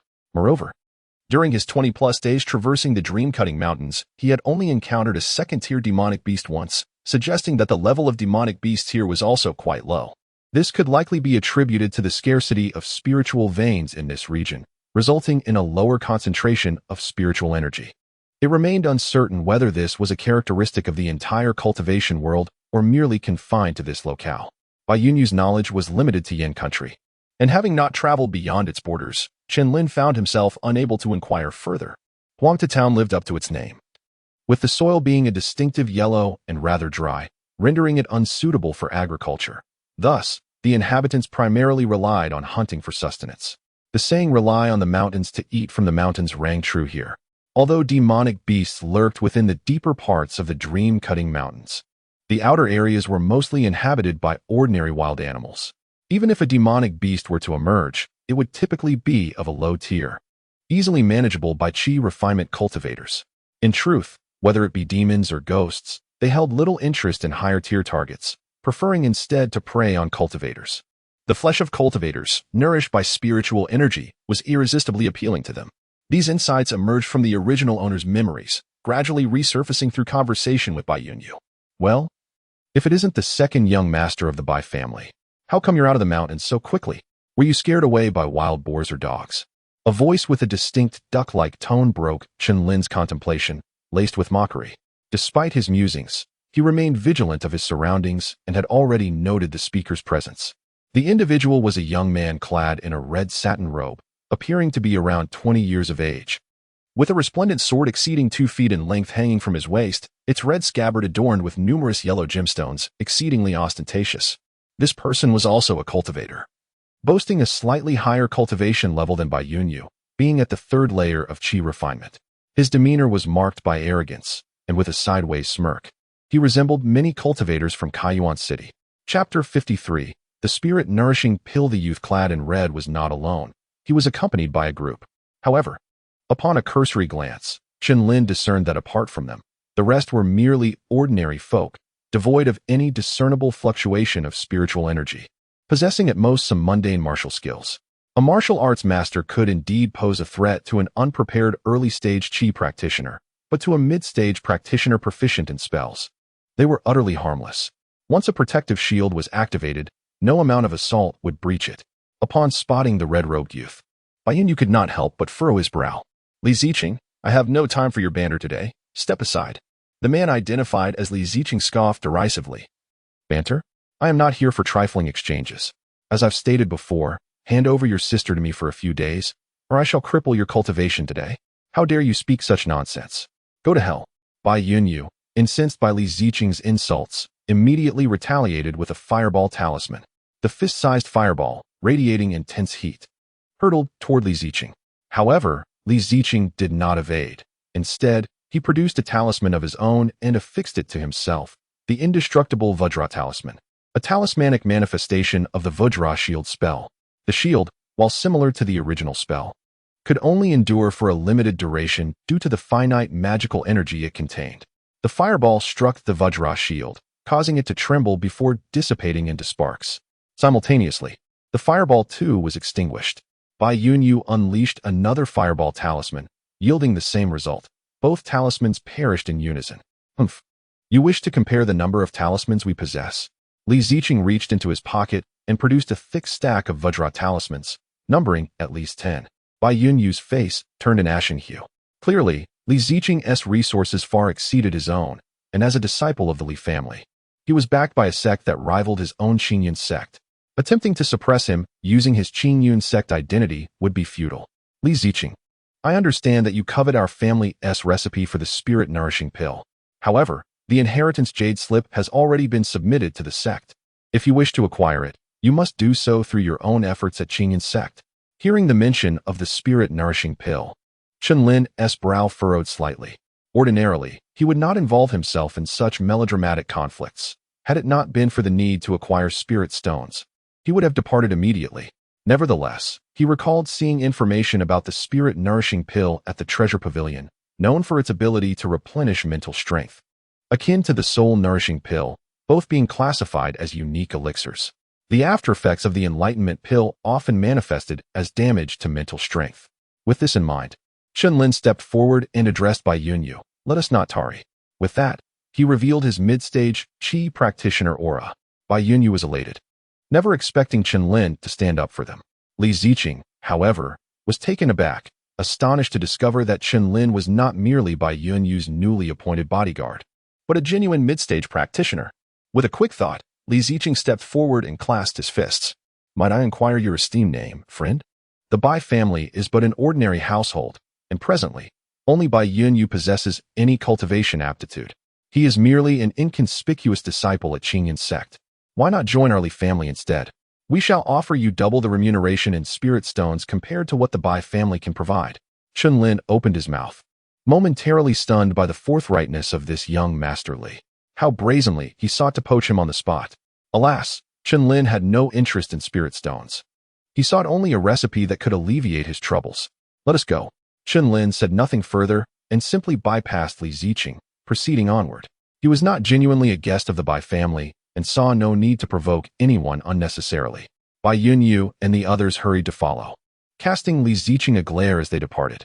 With a mid-stage practitioner present, Li Ziqing dared not act recklessly, merely watching as Bai Yunyu and his companions receded into the distance. Young master, what shall we do? Should we call in more brothers? One of the attendants inquired, attempting to curry favor. Smack! Li Ziqing delivered a resounding slap to his subordinate. What do you think I should do? Keep your heads down. A mid-stage practitioner is far beyond what you mere mortals can contend with. He could squash you like ants. After saying this, he glared uncertainly at Chen Lin's retreating figure. Chen Lin and his companions did not linger in Huangtu town, making their way directly toward the city of Guyuan. This time, they opted for a carriage rather than walking. The carriage, a pair of splendid vehicles, had been left by Bai Yunyu before he ventured into the mountains. Lin Daoyu, I owe you my gratitude. Had it not been for you, I would have struggled to deal with that Li Ziqing, Bai Yunyu remarked from the driver's seat as he cracked the whip. Inside the carriage, only Chen Lin and Bai Lingshan sat opposite one another, while the remaining attendants occupied the rear vehicle. Chen Lin could only chuckle at this arrangement. Bai Yunyu was rather naive, thinking he could bind Chen Lin to the Bai family through his sister. Even if Bai Lingshan were not an ordinary person, he would not seek a dual cultivation partner at this stage. It was far too early for such pursuits during the Qi cultivation period. However, Bai Lingshan, now clad in a new outfit, appeared quite charming, her cheeks tinged with a faint blush, which made her all the more pleasant to behold. Upon hearing Bai Yunyu's words, Chen Lin replied nonchalantly, "It was no trouble at all. It is only right to lend a hand when one encounters such matters. However, what exactly is Li Ziqing's background? He seems intent on provoking you." "Humph," Bai Yunyu scoffed dismissively. "He is merely an ordinary disciple of the Li family, just like our Qingyun sect, which is overseen by a single foundation-building elder. However, aside from Li Ziqing, the Li family has another uncle of his who is also a practitioner, a mid-stage one at that, quite formidable in Guyuan City." Noticing Chen Lin's silence, Bai Yunyu continued, "Li Ziqing has somehow learned that my family possesses a recipe for the spirit-nourishing pill and has been attempting to seize it by force. However, he has refrained from acting aggressively, daunted by my identity as a Qingyun sect disciple. With the discovery of the red-patterned ginseng, I can heal my father's ailment and no longer fear their Li family's harassment." Chen Lin's expression shifted at this revelation. "Oh, is your father also a mid-stage Qi practitioner? If the Li family possessed a mid-stage practitioner, acquiring the recipe for the spirit-nourishing pill would not be a simple task." Bai Yunyu chuckled awkwardly. "Indeed, my father was once a mid-stage practitioner, but that was in the past. A few years ago, he was gravely injured while hunting beasts in the mountains, and his cultivation has since deteriorated. Nevertheless, my father is renowned for his swordsmanship, claiming the title of the strongest sword in Guyuan. Should a battle ensue, he may yet be able to injure a mid-stage practitioner. Moreover, he shares some connections with several mid-stage elders of Qingyun sect." Chen Lin merely smiled at this, choosing to remain silent. It was evident that even Bai Yunyu himself did not truly believe his words. The notion that a martial artist could injure a mid-stage practitioner existed only in theory, unless one had never learned any spells. Otherwise, it was merely fanciful. As for connections, practitioners were mostly pragmatic. Whether one would extend a helping hand was far from guaranteed. Of course, he saw no necessity to debate this point with Bai Yunyu, and instead shifted the conversation. "I have indeed heard of the spirit-nourishing pill, but it seems rather difficult to concoct. Does the Li family possess an alchemist capable of such a feat?" Chapter 54. The circumstances. Upon hearing Chen Lin's inquiry, Bai Lingshan, seated across from him, suddenly spoke up. In response to Master Lin, although the Li family lacks an alchemist, Li Ziqing's sister is the only concubine of an alchemist from the mountain support sect. It is likely that the formula is what that alchemist desires. Our Bai family has been associated with the Qingyun sect for 3 generations, and the mountain support sect dares not act too boldly, fearing it might provoke a conflict between the two sections. Thus, they resort to despicable means, hoping we will willingly surrender the formula. Chen Lin nodded thoughtfully. Establishing a sect, no matter how small, necessitates the presence of an alchemist. Otherwise, how can the disciples cultivate? "So, did you offer the formula to the alchemist of the Qingyun sect?" he inquired. "That is indeed a clever strategy, averting disaster by parting with wealth. Regardless of how precious a treasure may be, if it attracts covetous eyes and one lacks the means to safeguard it, the wisest course is to relinquish it. Otherwise, one risks losing not only the treasure, but also one's life." At this moment, Bai Yunyu, who was driving the carriage, interjected awkwardly. "To be frank, Master Lin, our alchemist in the Qingyun sect was my grandfather, who has since passed. Now, our sect must procure medicinal pills from the Zhao family business. The so-called spirit-nourishing pill formula is merely an ancient recipe of little worth, which my grandfather stumbled upon during his lifetime. Although he successfully crafted the pill once, it was sheer chance, and since his untimely demise, no legacy in alchemy was left behind, yet no one believes any explanation provided." Chen Lin nodded again, acknowledging the truth in his words. Indeed, once suspicion arises regarding certain matters, explanations often serve only to deepen disbelief. With that, he fell silent. Whether to trust the other's words would require further observation. If what was said held merit, acquiring the ancient recipe would be advantageous, allowing for potential improvements either by himself or through collaboration. The Bai siblings ceased their conversation, and the carriage quickened its pace. After approximately half an hour, a city far grander than Kaiyuan City came into view. Despite having been humbled by Li Ziqing, Bai Yunyu appeared to hold significant status within this city. Upon their arrival at the city gate, the guards hurriedly approached, eager to curry favor. Bai Yunyu merely nodded and drove the carriage into the city, illustrating the evident status of cultivators. This city was a mingling of cultivators and mortals, unlike Kaiyuan City, which was populated entirely by practitioners. Consequently, the number of cultivators within this city paled in comparison to that of Kaiyuan City. Even when accounting for the nearby Mountain Support Sect and Qingyan Sect, the total number of practitioners remained inferior, with the highest cultivation level being that of Foundation Establishment. This revelation astounded Chen Lin. He had previously speculated that the cultivation realm here was quite low, but had not anticipated it to be so diminished. According to Bai Yunyu, the most prominent sect in Yin country, the Liang sect, seemed to have only one golden core cultivator. One golden core cultivator could suppress an entire nation, which explained why Foundation Establishment cultivators could establish their own sections. The Bai family, with its grand estate, occupied a substantial area in the city's center. Numerous servants and beautiful maidens attended them. Being a family of cultivators, their status was markedly higher than that of even the most esteemed officials among mortals. Bai Yunyu explained that the cultivation families residing in Guiyuan City were generally weak or had abandoned their paths. More powerful clans preferred to dwell outside the city, where spiritual veins could be found, as the city's heavy mundane atmosphere and lack of spiritual energy hindered cultivation. He himself rarely returned home, spending most of his time cultivating at the Qingyan sect, only returning due to his father's worsening condition and the need to seek out the red pattern ginseng in the dream-severing mountain. Chen Lin had modest expectations regarding cultivation locations. Even Kaiyuan City, a place rich in spiritual energy, had not prevented him from stagnating at the qi refinement stage for 2 decades. With his aptitude, unless he cultivated in a high-quality spiritual vein, he would hardly perceive any enhancement, relying solely on medicinal pills for effective results. Once they arrived at the guest hall, Bai Yunyu excused himself. Shortly thereafter, he presented a bag containing 50 low-grade spirit stones. Chen Lin accepted it nonchalantly, placing it within his pack, and then handed over the red pattern ginseng in return. To avoid attracting unwanted attention, he had concealed his storage bag within his robes, keeping commonly used items in his backpack. Brother Lin, if you have no pressing matters, why not stay with my family for a few days? In a few days, the Zhao family business will hold its annual trading event, attracting many cultivators, even those from other cities. Bai Yunyu warmly invited. Having already contemplated this, Chen Lin readily agreed but opted to stay at an inn instead of the Bai residence, unwilling to embroil himself in their troubles. Disappointment flickered across Bai Yunyu's face, yet he personally escorted Chen Lin to a high-end inn, securing a fine room for him. He had intended to send 2 maidservants to assist, but Chen Lin politely declined. Once Bai Yunyu departed, Chen Lin began to reflect on the events of the journey, concluding that no significant issues had arisen. Li Ziqing's objective seemed to be the Bai family's formula. Even if he aided Bai Ziyue in Huangtu town, it was unlikely that Li Ziqing would pursue trouble with a mere qi refinement cultivator like himself. Nevertheless, for caution's sake, he left the inn, changed into a guise of a burly man, and wandered within the city.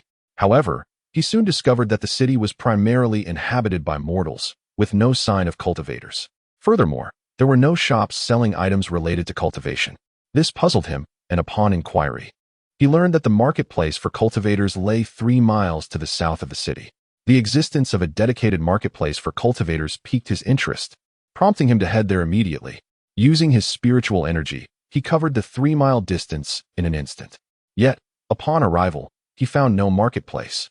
Only a barren hill greeted his eyes. In front of the hill stood a solitary gatehouse, through which a faint white mist lingered, appearing quite peculiar. Approaching with curiosity, he noticed 4 large characters inscribed above the entrance: Guiyuan Marketplace. Chen Lin couldn't help but chuckle. How could a marketplace like this facilitate transactions with no stalls in sight? However, he quickly realized that a formation must be in place to prevent mortals and beasts from wandering in, or perhaps for security purposes. This was the downside of not being versed in probing spells. Otherwise, he could have discerned some clues with a simple incantation. After some contemplation, he retrieved the Mingqing's spiritual water, intending to test its ability to penetrate the formation. Just as he was about to apply it, a streak of light suddenly zipped toward him and landed nearby. Haha, this friend seems unfamiliar. Are you perhaps from another city? A young man clad in a white robe appeared before Chen Lin, exuding a bold and forthright demeanor. Chapter 55. Guiyuanfang City. Chen Lin glanced at the storage pouch around the waist of a young man and introduced himself. I am Lin San, here to attend the trading fair. I heard from the townsfolk that the cultivation market is located here, so I came to have a look. May I ask your esteemed name? Are you a local cultivator? The young man casually fabricated a name and returned the gesture. Haha, no need for formalities. I am He Xiao from the Kaishan sect, invited by the Zhao merchant group to ensure safety during this trading event. You have arrived a bit early, but there should be some fellow cultivators who came ahead of you. Shall we enter together? Realizing that he was talking to a disciple of the Kaishan sect, Chen Lin felt compelled to comply. He cupped his fist in respect and followed the young man toward the archway, a flicker of intrigue passing through his eyes. He had not anticipated such a coincidence. This person was indeed a disciple of the Kaishan sect, and his cultivation level was inscrutable, suggesting he was likely a late-stage qi refining practitioner. He pondered the relationship between this individual and Li Ziqing, wondering if Li Ziqing was also present. However, having altered his appearance, he felt confident that even if they crossed paths, he could feign ignorance. As they approached the city gate, He Xiao reached out and brushed his hand over a massive stone at the entrance. Instantly, the white mist at the gate dissipated, and the sounds of the bustling market filled the air. Noticing the look of astonishment on Chen Lin's face, He Xiao smiled and inquired, "Is this your first visit to Guiyuanfang City?" Chen Lin nodded, admitting, "Indeed, I have just broken through to the mid-stage of qi refining. I have mainly been cultivating at home and seldom ventured out." "That explains it," He Xiao replied. "This stone is a sensing stone, primarily used to identify if an individual is a cultivator. A slight infusion of spiritual energy allows the gate to open, otherwise, one would be transported elsewhere upon entering the mist. Of course, this is merely a rudimentary illusion array. A mid-stage qi refining practitioner could easily breach it, but such actions would be perceived as unfriendly, attracting the attention of the guards within the market." He Xiao patiently elucidated the matter. Chen Lin quickly expressed his gratitude. "I see now. Thank you, he Taoist, for clarifying my doubts." He Xiao waved his hand dismissively. "No need for thanks. We are all fellow practitioners. I will be within the market until the fair concludes. Should you need anything, feel free to seek me out. Now, do enjoy your exploration. I must head to the Zhao merchant group." "Ah, please proceed," he Taoist. Chen Lin bowed slightly and watched as He Xiao departed before surveying the market. The market was not particularly large, yet the number of buildings was few, limited to a dozen or so, with the remainder being stalls. The most opulent structure was located centrally, adorned with a gilded plaque bearing the name Zhao Merchant Group. At this moment, there were not many cultivators manning the stalls, resulting in a somewhat desolate atmosphere.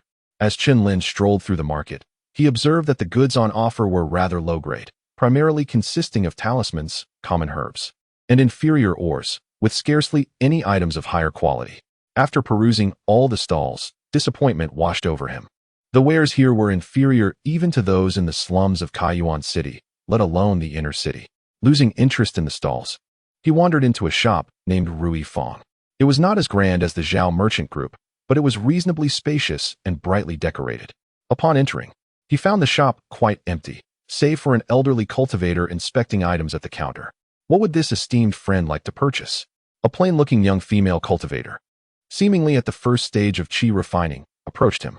"Oh, I am merely browsing." Chen Lin waved his hand, indicating he did not require assistance, and moved to the counter to examine the items one by one.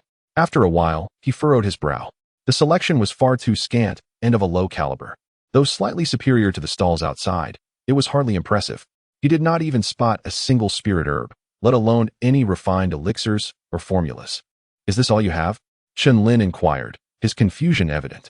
The shopkeeper, a robust middle-aged man at the third stage of qi refining, stepped closer and explained, "There truly isn't much of value at the moment. Everyone is waiting for the trading fair. The better materials are simply not available. If you have something specific in mind, do tell, and I shall see if I have it in stock." His words enlightened Chen Lin. He had overlooked this fact. With the annual trading fair looming, anyone with valuable items would be saving them for sale then, and the shops would likely be no different. It was no wonder Bai Yunyu could not procure red pattern ginseng and had to venture into the dream mountain himself. He realized he should refine more initial essence pills or craft additional talismans to avoid the embarrassment of wanting something but lacking goods to trade. Moreover, he needed to refine some thunder pearls, particularly a thunder pearl number 4, as it was currently his most potent means of defense. With this in mind, he promptly mentioned several materials. As luck would have it, he was able to procure some materials for the thunder pearl and a good quantity for the fireball talismans and strength talismans. However, he only managed to find one type of material for crafting initial essence pills. Most critically, the prices of spirit herbs here were significantly higher than those in Kaiyuan City. Had the shopkeeper not assured him with utmost confidence that his prices were not inflated compared to other shops, he would have turned on his heel and left. Next, Chen Lin visited several more shops, including the Zhao merchant group, and finally managed to gather most of the materials for the thunder pearl and talisman making, with quantities sufficient for his needs. He also acquired 2 spell manuals, one on the previously mentioned scrying technique and another on the water arrow technique. At this juncture, he noticed that apart from spirit herbs, the prices of other materials were considerably lower than in Kaiyuan City, especially for items like spirit rice and spirit wine, which were practically being sold at bargain prices compared to their counterparts in Kaiyuan City. This phenomenon left him quite astonished. After contemplating for a while, he surmised that the geographical location of Kaiyuan City, nestled deep within the mountains, allowed for easier collection of spirit herbs, as well as a greater number of cultivators. However, due to the city's peculiar restrictions preventing exits and the odd limitations on its boundaries, no one would cultivate spirit rice or mine for refining materials beyond a certain range. Thus, prices for other materials escalated. Having grasped this reasoning, he felt a twinge of regret. Had he realized this sooner, he could have stockpiled more spirit herbs and earned a tidy profit. Alas, it was too late to lament. Currently, the materials for initial essence pills, combined with his previous reserves, barely amounted to 10 portions, while he had only managed to procure 2 types for the awakening pills. This left him in a rather disheartened state. His formulas for initial essence pills and awakening pills were not standard, utilizing low-grade spirit herbs. Yet even so, he could not gather enough. The quality of the market's offerings was dismally inadequate.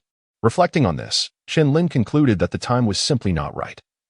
These mercenary traders were hoarding their best items to sell at inflated prices during the upcoming fair.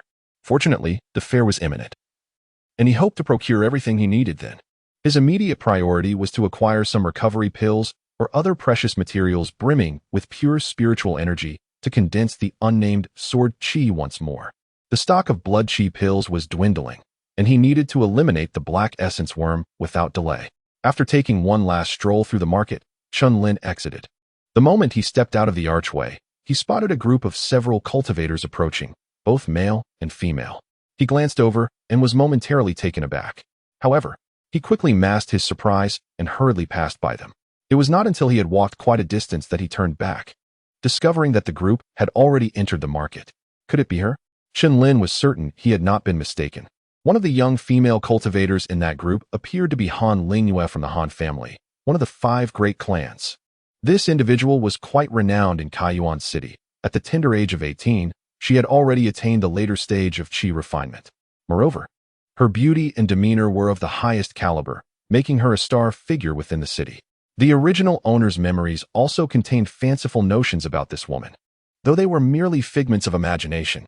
Chapter 56. A frightened bird. Upon encountering Han Lingyue, Chen Lin was suddenly seized by an overwhelming urge to vacate Gaiyuancheng immediately. When he detonated the Thunderbolt No. 4 bomb at Yuyuhai, he had ensnared the patriarchs of the 5 great families in the blast.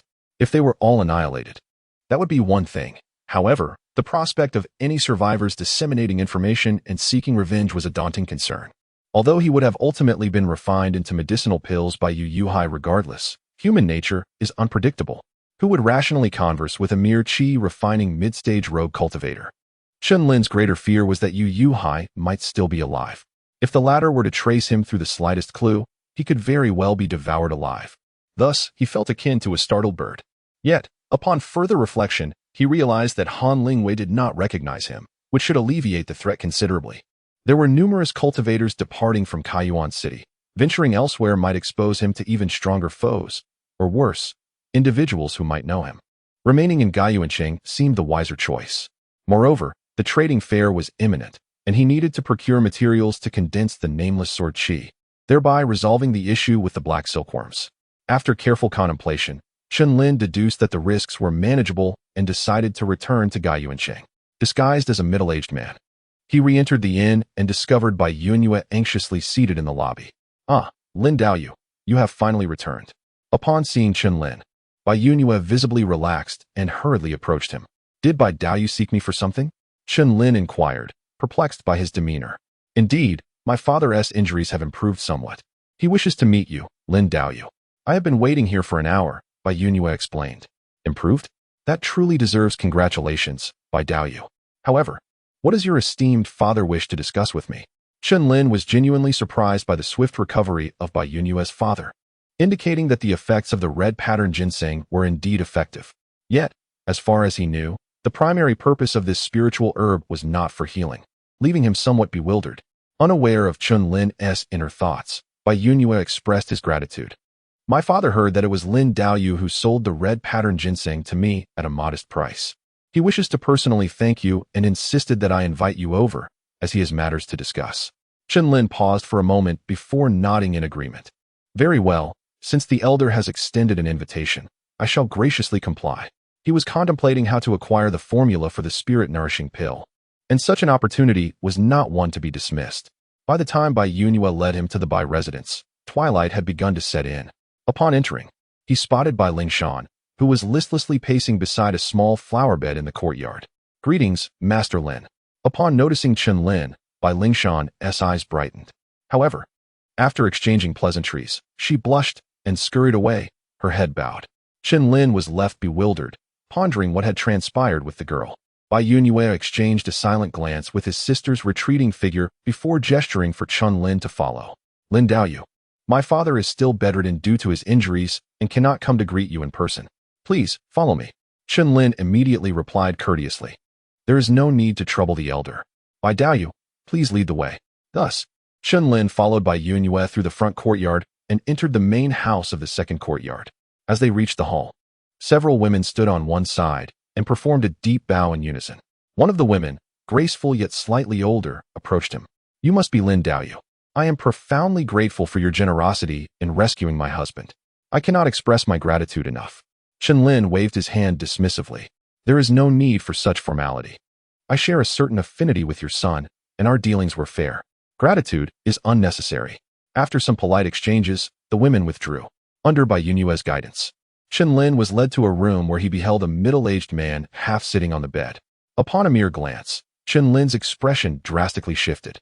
The man was emaciated, with a swirling dark aura around his brow, his eyes vacant, and an exceptionally sinister energy emanating from him. This was no mere injury. He was clearly afflicted by malevolent forces. Noticing Chen Lin's entrance, Bai Yunyue's father mustered his strength to say, "You must be Lin Xianshi. Please, have a seat."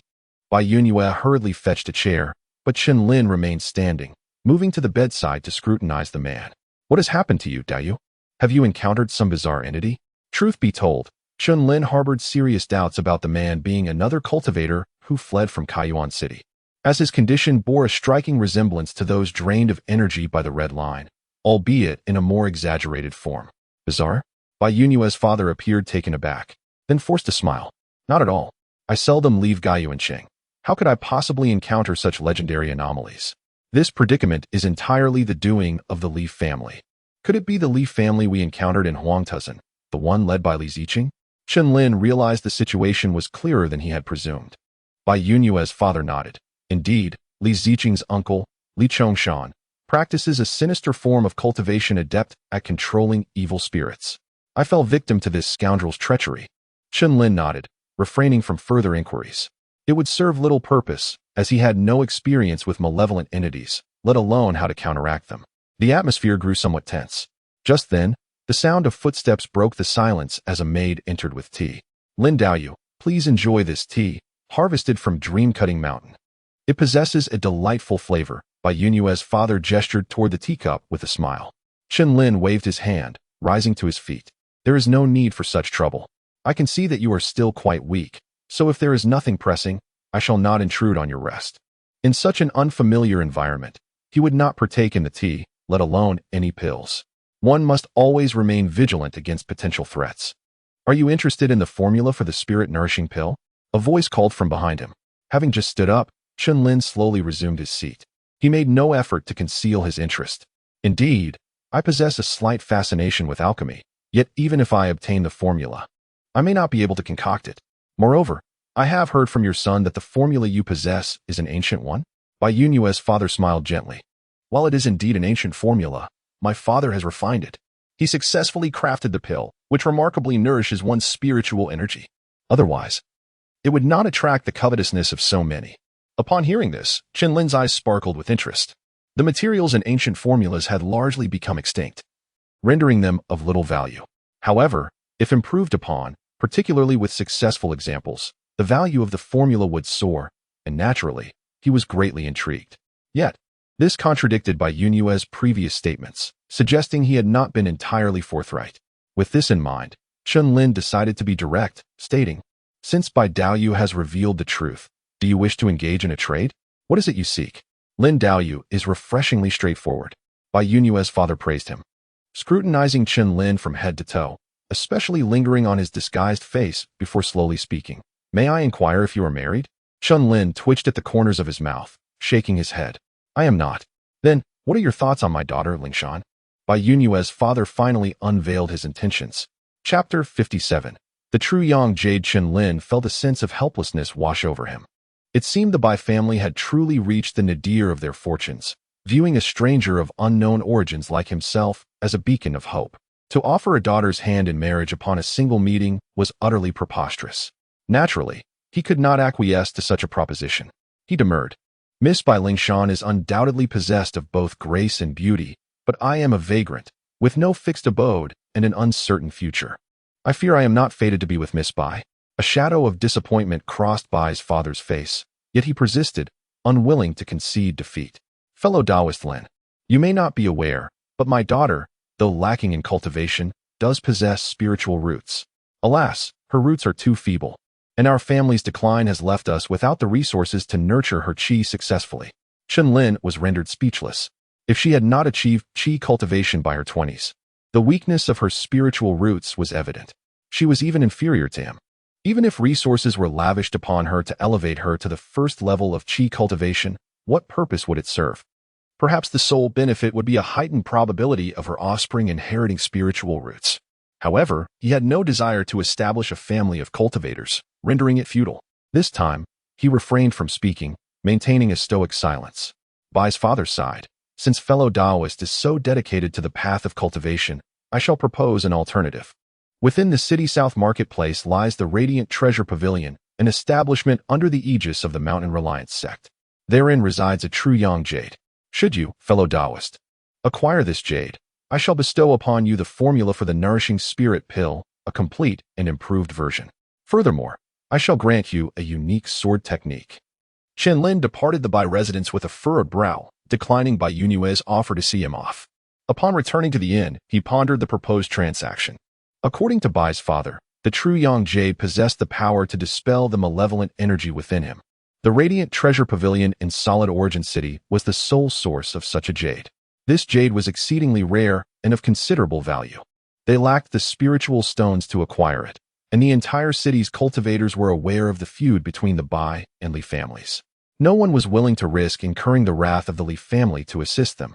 The Li family's strength was not formidable, but they were backed by the Mountain Reliance sect's alchemist.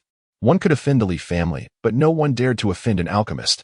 Even if they could amass the spiritual stones, the Radiant Treasure Pavilion would likely refuse to sell to the Bai family, as it was an establishment under the Mountain Reliance sect's control. Bai's father had spoken with sincerity and anguish, yet Chen Lin suspected he was concealing something. Li Choshan had just orchestrated an attack, and the Radiant Treasure Pavilion was offering the true yang jade, specifically for treating malevolent energy contamination. Such a coincidence seemed improbable. Moreover, the Radiant Treasure Pavilion was an establishment under the Mountain Reliance sect's control.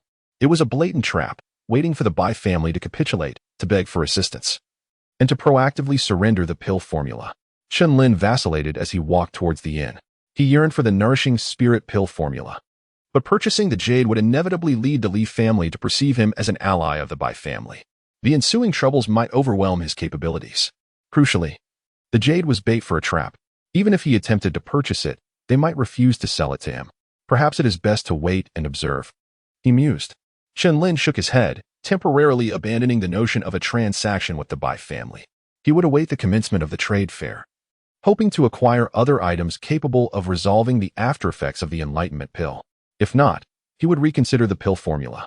Having made his decision, Chen Lin felt a sense of relief. Upon returning to his room, he ingested a primordial essence pill and commenced meditative cultivation. As the medicinal effects dissipated, he sensed a subtle advancement in his cultivation, eliciting a contented smile. He had considered crafting thunderbolt beads, but the process was too disruptive, especially within the confines of an inn. He had no choice but to abandon the idea. Instead, he erected an early warning system at the doorway and retired to his bed to rest. The following morning, Chen Lin departed the inn at an early hour. Adopting the guise of the burly man from the previous day, he made his way to a brokerage within the city. He sought to lease a residence, not for permanent habitation, but for the convenience of crafting items. Whether producing thunderbolt beads or concocting pills, the processes were far from discreet, making the inn an unsuitable location. Even during daylight hours, it would be too conspicuous. To cultivators, worldly gold and silver were akin to scrap metal, easily acquired. He casually exchanged a gemstone he had retained from his time in Open Origin City for a substantial sum of silver. Unconcerned with the cost, the transaction proceeded smoothly, and he soon secured a small courtyard. The courtyard was diminutive and secluded, devoid of neighbors, which suited Chen Lin perfectly. The broker, delighted with Chen Lin's generous tip, departed with a cheerful demeanor.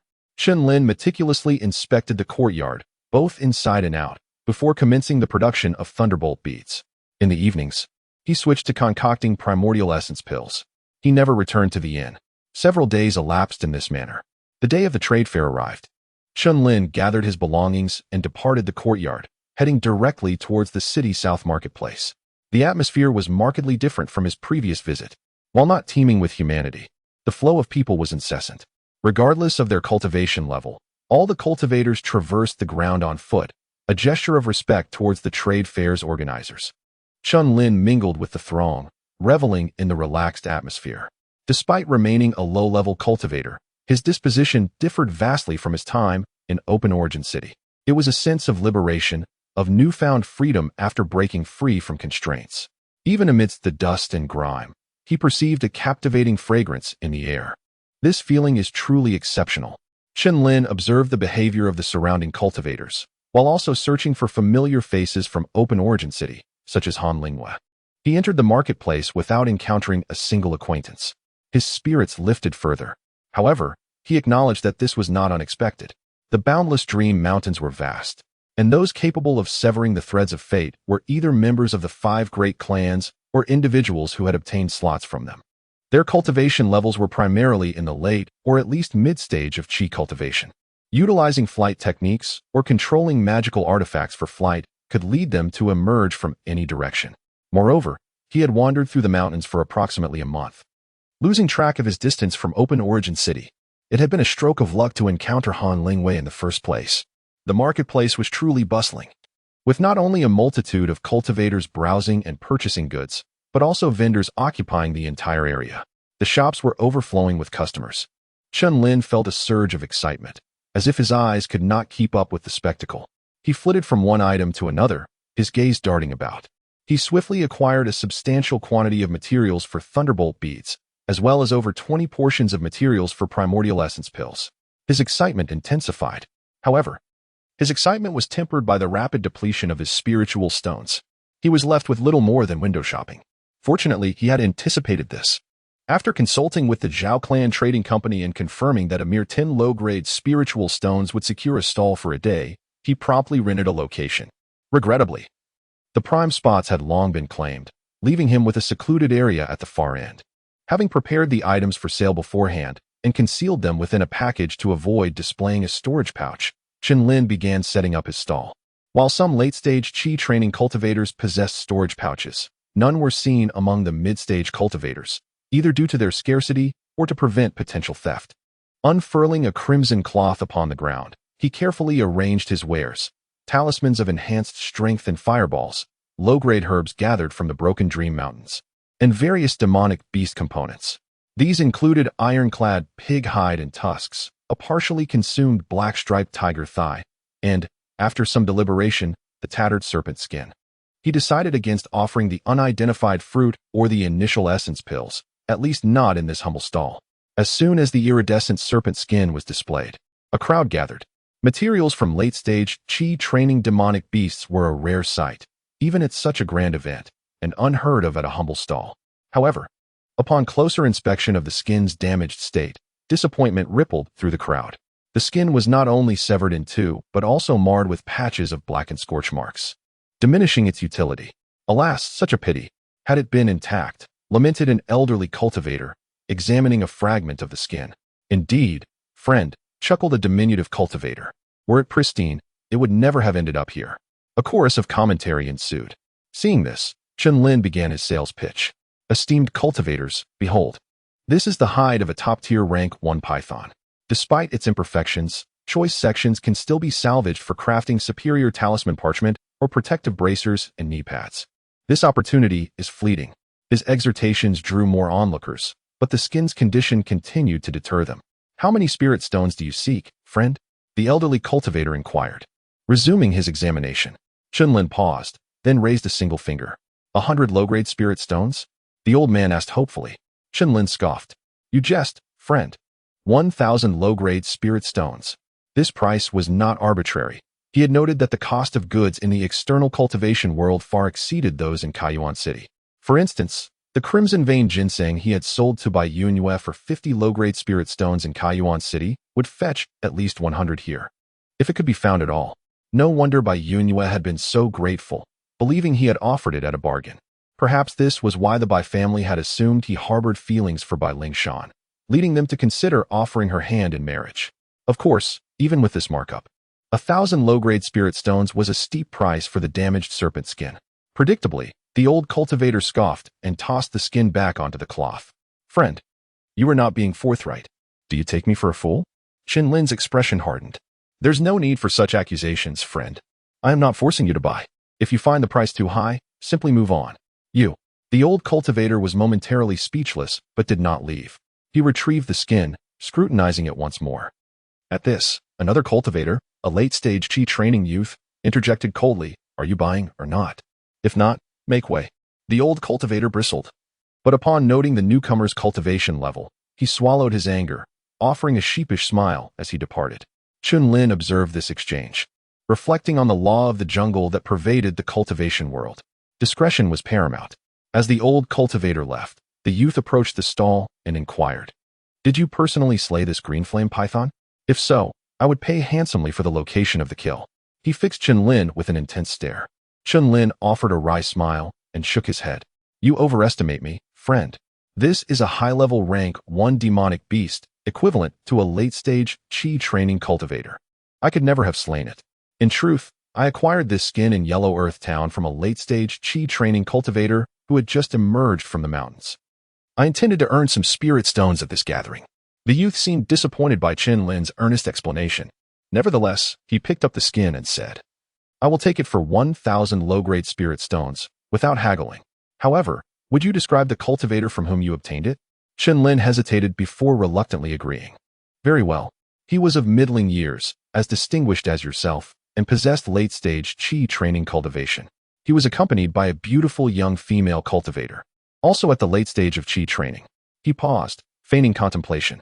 Many were buying and selling in Yellow Earth Town that day. I did not expect him to sell to me. Fearing unwanted attention, I left quickly after the transaction and did not scrutinize them closely. That is all I recall. Chen Lin had described Lu Li and Lan Yuqing, making it sound plausible. The youth frowned, sensing that Chen Lin was being truthful. However, due to the influx of cultivators for the gathering, it would be impossible to locate the individuals based on this limited information. Finally, he sighed. I am Luo Ziqing of the Azure Cloud sect, tasked with overseeing security at this gathering. I will be here for the next 3 days. If you encounter this individual again, please inform me. You will be well compensated. He handed Chen Lin a talisman. It was a message talisman, similar to one Yu Wei had given him, which he had destroyed for fear of a tracking mark. So, you are a friend from the Azure Cloud sect. If I do encounter them, I will certainly inform you, Chen Lin assured him. He had encountered He Xiao, who also claimed to be responsible for security at the gathering. At the time, he had assumed a close relationship between the Zhao Trading Company and the Mountain Reliance sect. But it now seemed that both factions were being placated with invited experts. Without further ado, the youth gave Chen Lin 10 mid-grade spirit stones and departed with the serpent skin. Once he was out of sight, Chen Lin breathed a sigh of relief. He was acutely aware of the vulnerability that came with his limited cultivation. Despite his caution, he had nearly courted trouble.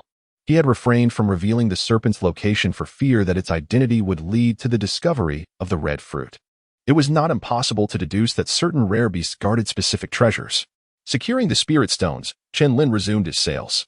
He could not afford to leave, lest he appear guilty.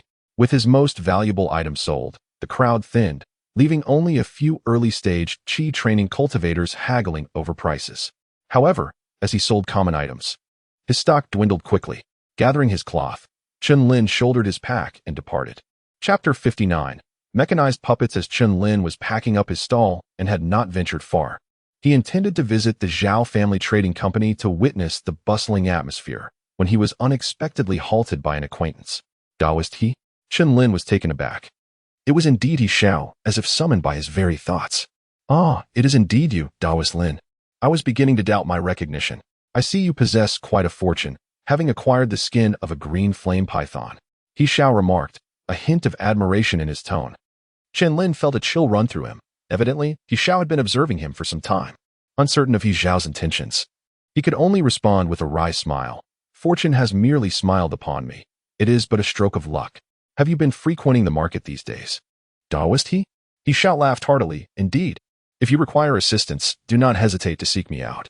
And allow me to caution you, be wary of Luo's I Ching. He is not a person to be trifled with. Chen Lin nodded appreciatively. Thank you for your warning, Daoist he. I plan to leave here once the trading event concludes, so I doubt I shall have dealings with him. He Xiao seemed pleased with Chen Lin's demeanor and suddenly produced a palm-sized talisman, handing it to him.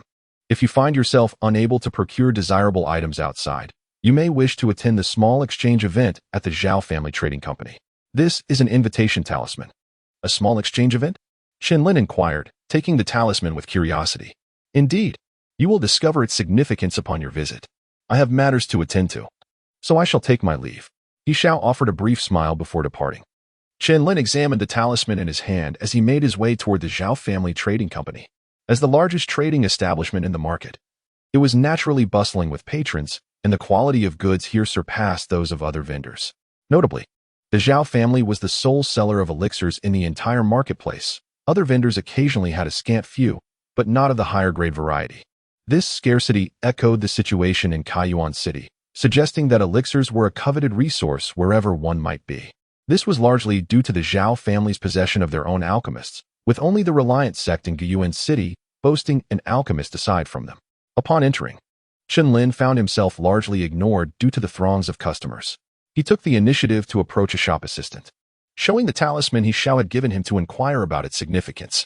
The moment the talisman was revealed, the assistant's demeanor shifted dramatically. Ah, you are a distinguished guest invited by Lord He. This talisman grants you access to our establishment's small exchange event, which will take place upstairs. However, it has not yet begun. It commences at noon. The assistant elaborated on the nature of the small exchange event, describing it as an elevated form of trading fair. The Zhao family invited well-off cultivators to partake in a miniature auction-like gathering, where, in addition to items auctioned by the Zhao family, other cultivators could freely trade amongst themselves. However, the assistant clarified that the Zhao family retained preferential trading rights over any items offered during the event, which was a primary motive behind hosting such an exchange. In return, the Zhao family had engaged a seasoned, perfected Qi cultivator to share insights and engage in discussions about cultivation with all participants. Upon hearing this, Chen Lin's interest surged. Even aside from the potential to procure valuable items, the opportunity to exchange cultivation insights was worth his participation. After confirming the specific starting time, he temporarily departed. Next, he began to seek out the items he needed. The merchandise within the shop was notably pricier than that of the smaller stalls, and since he was not in search of anything particularly rare, he continued to browse the smaller vendors. What is this? Chen Lin queried, approaching a stall brimming with an array of whimsical trinkets. The stall owner, a portly cultivator at the third level of Qi refinement, perked up at Chen Lin's inquiry, as he had been languidly seated due to the lack of customers. Ah, you have a discerning eye. my friend," the rotund cultivator exclaimed, leaping up and offering a thumbs up, showering Chen Lin with unsolicited praise. Chen Lin's expression soured. What a peculiar compliment it was, considering he could not even identify the items before him. "My apologies for the miscommunication," the cultivator chuckled. "This is a mechanized puppet, a rare find indeed. Would you care to purchase a few?" Chen Lin nearly burst into laughter at the absurdity. "I did not say I wished to buy any. Pray, tell me what purpose these mechanized puppets serve." Mechanized puppets are a fascinating craft within the myriad disciplines of cultivation, created through special methods to resemble robotic figures, each possessing distinct functionalities, some for combat and others for assistance. Such items were scarcely seen in Kaiyuan City. His knowledge on the subject stemmed from the memories of the original owner of this body, and he was curious about their unique attributes. "Behold, my friend," the portly cultivator exclaimed, leaping to his stall and retrieving a tiger-shaped puppet. He opened its back compartment, inserted a spirit stone, and placed it on the ground. With a commanding voice, he cried, "Arise." The tiger puppet obediently raised its front paws in response to the cultivator's command. Chen Lin's eyes sparkled with interest. This was quite intriguing. He discerned that the cultivator was exerting mental control over the puppet, elevating it to the realm of magical artifacts. However, just as he was eager to observe the puppet's capabilities, the cultivator retracted his hand, and the tiger puppet returned to its original state. "How do you find it, my friend? Impressive, is it not?" The cultivator proudly extracted the spirit stone from the puppet's back, displaying a look of satisfaction. "Is that all?" Chen Lin forced a smile. Nodding, "Your puppet is indeed unexpected, quite remarkable." As he spoke, he hastily departed from the stall, disregarding the cultivator's calls to return. He found the idea of purchasing such a puppet as a pet rather embarrassing and lost interest in examining the others. Though he had no intent to buy, the encounter had sparked a new idea in Chen Lin's mind. If he could acquire the crafting methods, he might explore whether his innate talent could allow him to create something similar. Of course, such a naive endeavor would not suffice. He sought something with genuine power, at least capable of matching the combat prowess of a mid-level chi refinement cultivator. Chen Lin glanced back, noting the cultivator's stall position, and resolved to return at a less crowded time to inquire if he could purchase the crafting methods from him. At present, the throng of people made it rather inconvenient. Chapter 60. The auction. As the appointed time arrived, Chen Lin returned to the Zhao trading house. The attendant, possessing a remarkable memory, promptly led him upstairs and handed him a mask. This unique artifact concealed one's identity from probing spells, allowing esteemed guests to maintain anonymity if they so wished. The attendant cautioned, "This mask only obscures the inquiries of chi refinement practitioners. It holds no power against the consciousness of Foundation establishment experts." "Oh, will there be Foundation establishment masters present?" Chen Lin inquired, surprised as he donned the mask. The attendant shook his head. "It is uncertain. They might come, but the likelihood is quite slim." Nodding in acknowledgement, Chen Lin refrained from further questioning and proceeded inside. The upper chamber was spacious, adorned with tables and chairs, and featured a raised platform with a table atop it, presumably for auctioning items. At that moment, several individuals had already gathered, most wearing masks. A few unmasked, exuded powerful auras, clearly indicating they were late-stage chi refinement practitioners and among the elite in that realm. In a place where Foundation establishment cultivators were scarce, the top-tier chi refinement experts posed little threat, as Foundation establishment practitioners would not be interested in the wares of chi refinement cultivators. Choosing a seat in a corner, Chen Lin discreetly observed the behavior of his fellow cultivators. 3 individuals, in particular, captured his attention. One was a burly man with a thick beard, wielding an exaggeratedly large cleaver on his back, his visage intimidating and fierce. Another was a female cultivator, dressed provocatively, her attire starkly contrasting the traditional styles of this ancient world, exuding an indefinable allure with every smile and frown. Lastly, there was a hunchbacked man, appearing gaunt and morose, his age indiscernible, giving the impression that he could be any age. He emanated a chilling aura, palpable even from a distance, and wore a necklace seemingly made of bones, with a small skull pendant dangling ominously. Such a peculiar appearance was a first for Chen Lin, prompting him to glance twice. The hunchback seemed to sense his gaze and looked in his direction. An instant chill enveloped Chen Lin's mind, leaving him shivering. He hastily averted his eyes. The hunchback merely let out a cold snicker, seemingly issuing a warning, before disregarding him. After this brief encounter, Chen Lin ceased his observations and patiently awaited the commencement of the exchange. More cultivators arrived, quickly filling the seats, leaving only a few chairs vacant around the three intriguing figures. Suddenly, Chen Lin's gaze flickered. He recognized a familiar face, the Han family's enchanting daughter, Han Lingyue, whom he had seen at the entrance of the marketplace. She wore no mask, her striking beauty drawing the attention of many, some even revealing lustful glances. Han Lingyue's expression darkened, and with a cold huff, she unleashed a formidable aura that instantly quelled the prying eyes, leaving only a few daring souls to linger, albeit with evident trepidation. Chen Lin was equally astonished. Based on her aura, her cultivation level had likely reached the 9th layer of qi refinement, surpassing even Yi Jingyan. Han Lingyue quickly reigned in her imposing presence and surveyed the hall before taking a seat beside the hunchbacked man. Just as she settled down, several more individuals entered, and upon their seating, the area was nearly full, indicating that the invitations were indeed limited in number. Shortly thereafter, an authoritative elder stepped forward and positioned himself behind the table on the platform. Esteemed friends, may I have your attention, please? Due to time constraints, we shall proceed directly to the main event. Our trading house will present 10 rare items for bidding, followed by a session of free trading. The elder was straightforward, cutting to the chase. As his words fell, a graceful female cultivator in the mid-stage of qi refinement approached, placing a long, slender box upon the table. With a wave of his hand, the elder opened the box to reveal a blazing red flying sword within. The fire sword, a mid-grade artifact, possesses the fire attribute, unmatched in sharpness, capable of unleashing flames along its blade to assault foes. After a brief introduction, the elder manipulated the sword to levitate, igniting it with flames that danced around its form. Now that you have witnessed the sword's condition, we shall commence the bidding with a base price of 10 mid-grade spirit stones with increments of no less than 1 stone. Who among you wishes to make an offer? He declared, placing the sword back into its case. 15. A cultivator in yellow robes exclaimed, his excitement palpable. 16. 18. 20. In the blink of an eye, the price soared to 20 mid-grade spirit stones, yet no further bids arose, and a figure clad in black secured the purchase. Chen Lin was taken aback. This price was remarkably lower than what he had anticipated. Although he had previously noted that items, aside from spiritual herbs and pills, were cheaper than in Kaiyuan City, he had not expected such a significant difference. A mid-grade flying sword in Kaiyuan City would fetch at least 50 mid-grade spirit stones. As he pondered this, the elder presented another item, a pair of small porcelain vials. Opening the stoppers, he poured out a pill the size of a fingertip. Instantly, the room filled with a delightful fragrance, captivating the attention of all present. Most of the cultivators were undoubtedly drawn to the Zhao trading house for its famed pills.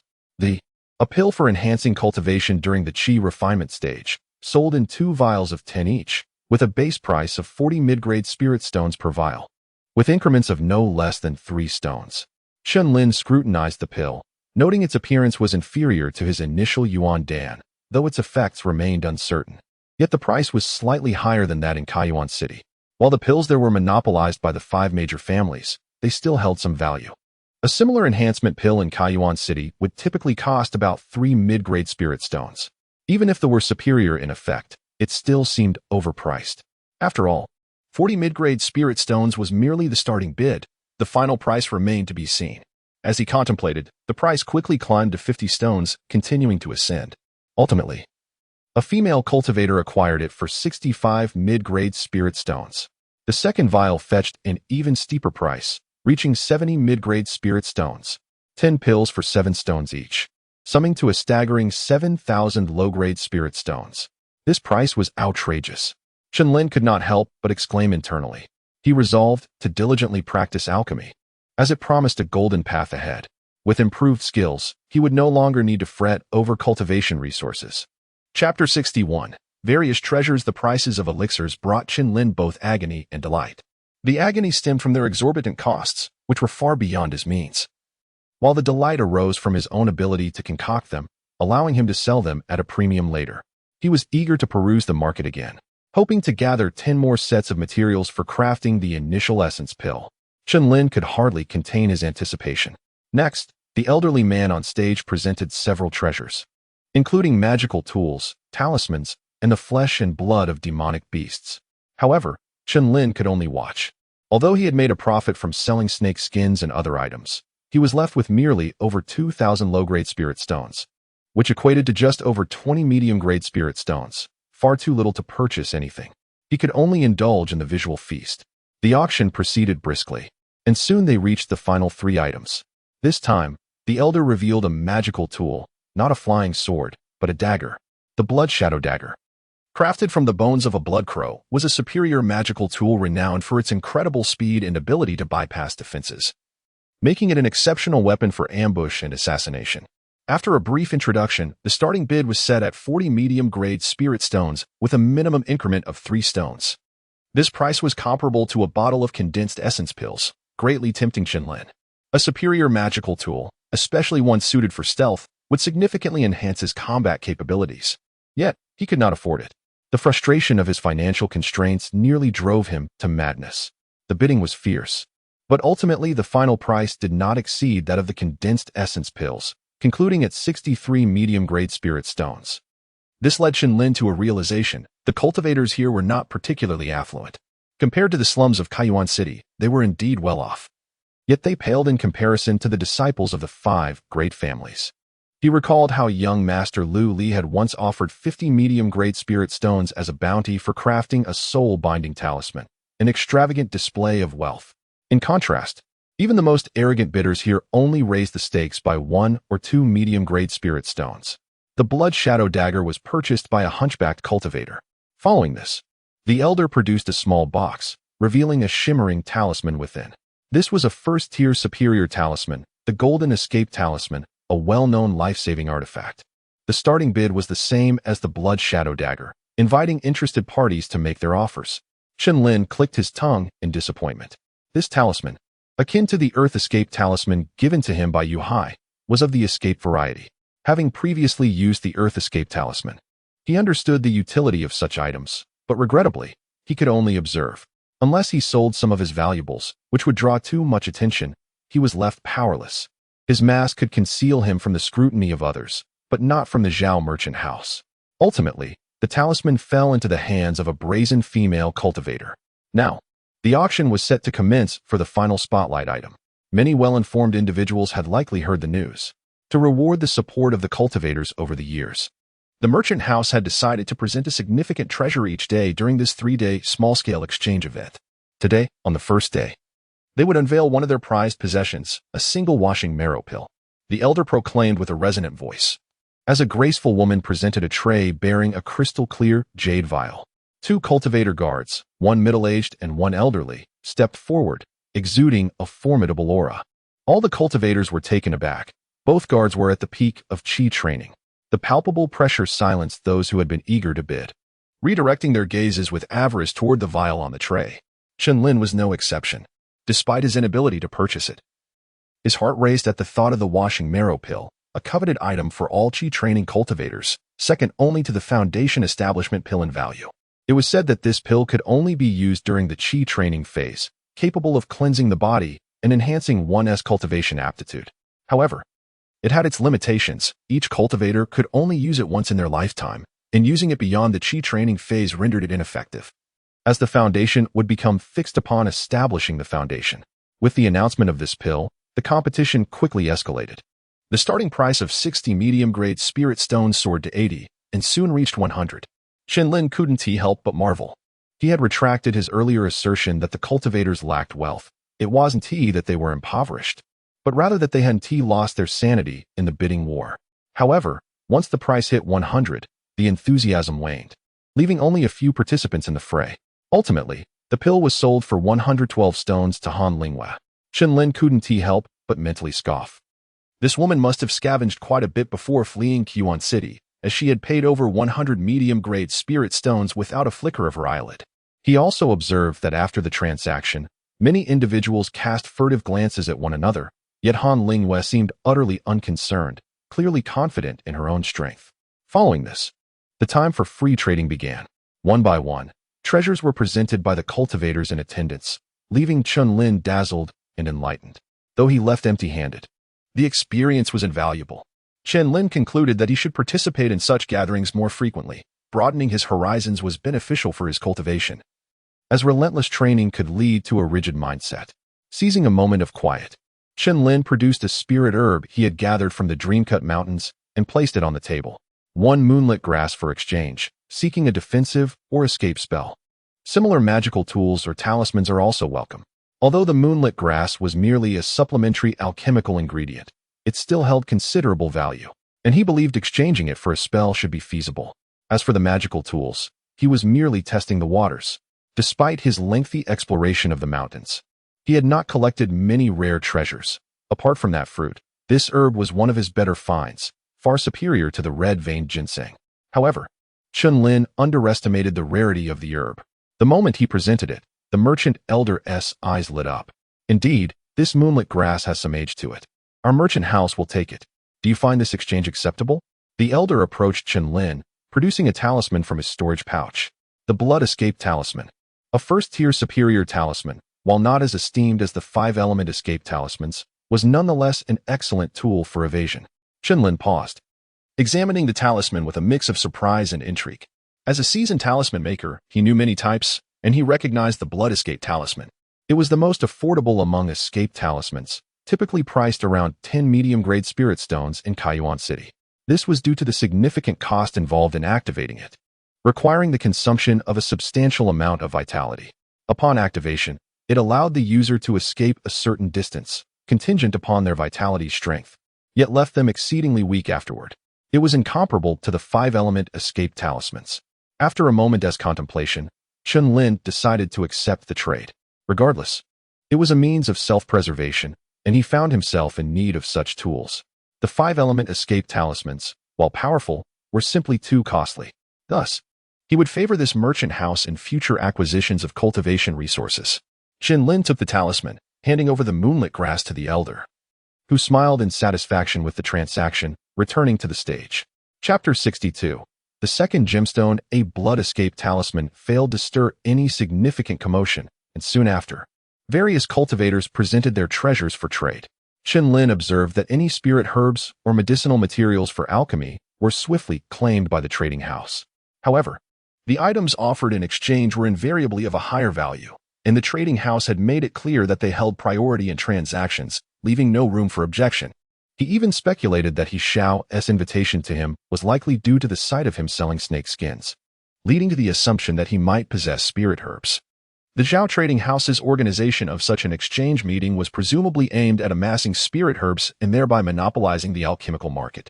After all, in Guyuan City, only the Zhao Trading House and the Reliant sect had alchemists, making it quite feasible for them to dominate the market.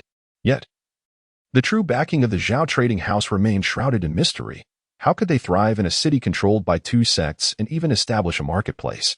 As Chen Lin pondered this, a masked man abruptly stood up and proclaimed, "I offer a recipe for the spirit-nourishing pill in exchange for a true yang gem." Upon hearing this, Chen Lin immediately turned his attention to the speaker. Although masked, the figure appeared to be Bai Yunyu. It was surprising that someone in the early stages of qi refinement could gain entry. Chen Lin harbored doubts, but upon reflection, Bai Yunyu was indeed a member of the Qingyun sect, and obtaining an invitation was plausible. Moreover, this occasion was a genuine opportunity. Attendees were not only local cultivators from Guyuan City, but also from other regions, unaware of the affairs between the Li family and the Bai family, and thus unperturbed by the Li family's influence. Recognizing Bai Yunyu, several cultivators quickly deduced the implications of his trading offer. A masked individual soon rose to his feet, darkly commenting, "Ah, the young master of the Bai family indeed possesses great audacity, proposing to present a recipe without hesitation. One wonders if your recipe is an ancient formula or a successfully refined version. This matter cannot be verified, can it?" Chen Lin instantly recognized this person as undoubtedly from the Li family, intent on obstructing Bai Yunyu from trading the recipe to outsiders. The physique and tone did not resemble Li Ziqing. Perhaps it was Li Chongshan, who had previously resorted to sinister means against Bai Fu. Scanning the room, Chen Lin noted many cultivators appeared merely to observe the spectacle, including several individuals from the trading house who seemed disinclined to intervene. Bai Yunyu clearly recognized the Li family member but refrained from showing anger. Instead, he stated solemnly, "It is indeed a refined version, successfully crafted. If you doubt my honesty, I can swear a heart demon oath." Upon his declaration, the emotions of many attendees were stirred, particularly those from outside regions. Their respective factions also possessed alchemists, and acquiring the recipe would undoubtedly yield substantial rewards. Esteemed friend, while the true yang gem may not be an extravagant item, it is exceedingly rare. Would it not be more prudent to negotiate with other items, or even spirit stones? A lean man proposed. The middle-aged man, who resembled Li Chongshan, cast a glance at him but remained silent. Bai Yunyu promptly countered, "No, it must be the true yang gem. I desire nothing else." The slender man shook his head and reluctantly took his seat. Subsequently, several cultivators put forth their trading propositions, offering various precious items. One cultivator even presented dozens of mid-grade spirit stones, yet all were declined by Bai Yunyu. The elderly figure from the trading house, who had been observing the commotion, finally interjected, "Since there are no further trades, let us move on to the next participant. Time is limited, and we have a lecture segment to attend." Wait. At that moment, a young man in blue robes, who had remained silent until now, stood up. Chen Lin had initially thought he was merely a bystander, much like himself. Bai Yunyu instantly displayed surprise, exclaiming, "Do you possess a true yang gem?" Though rare, such gems were natural occurrences, unlikely to be exclusive to the Baoguang Pavilion. "Indeed, I have a true yang gem of excellent quality. However, is your recipe a complete refined version? If it is merely a rough revision, its utility may be limited." The blue-robed youth replied. He then reached to his waist, producing a jade strip radiating pure yang energy. Upon seeing the jade strip, Bai Yunyu's breath became labored. Just as he was about to speak, he was interrupted by the middle-aged man resembling Li Chongshan. With a darkened gaze, he warned the blue-robed youth, "You must think carefully. This person's recipe involves many influential figures you cannot afford to offend. Do not assume that in such a vast marketplace, a true yang gem is unattainable. Do not risk your life over a mere recipe."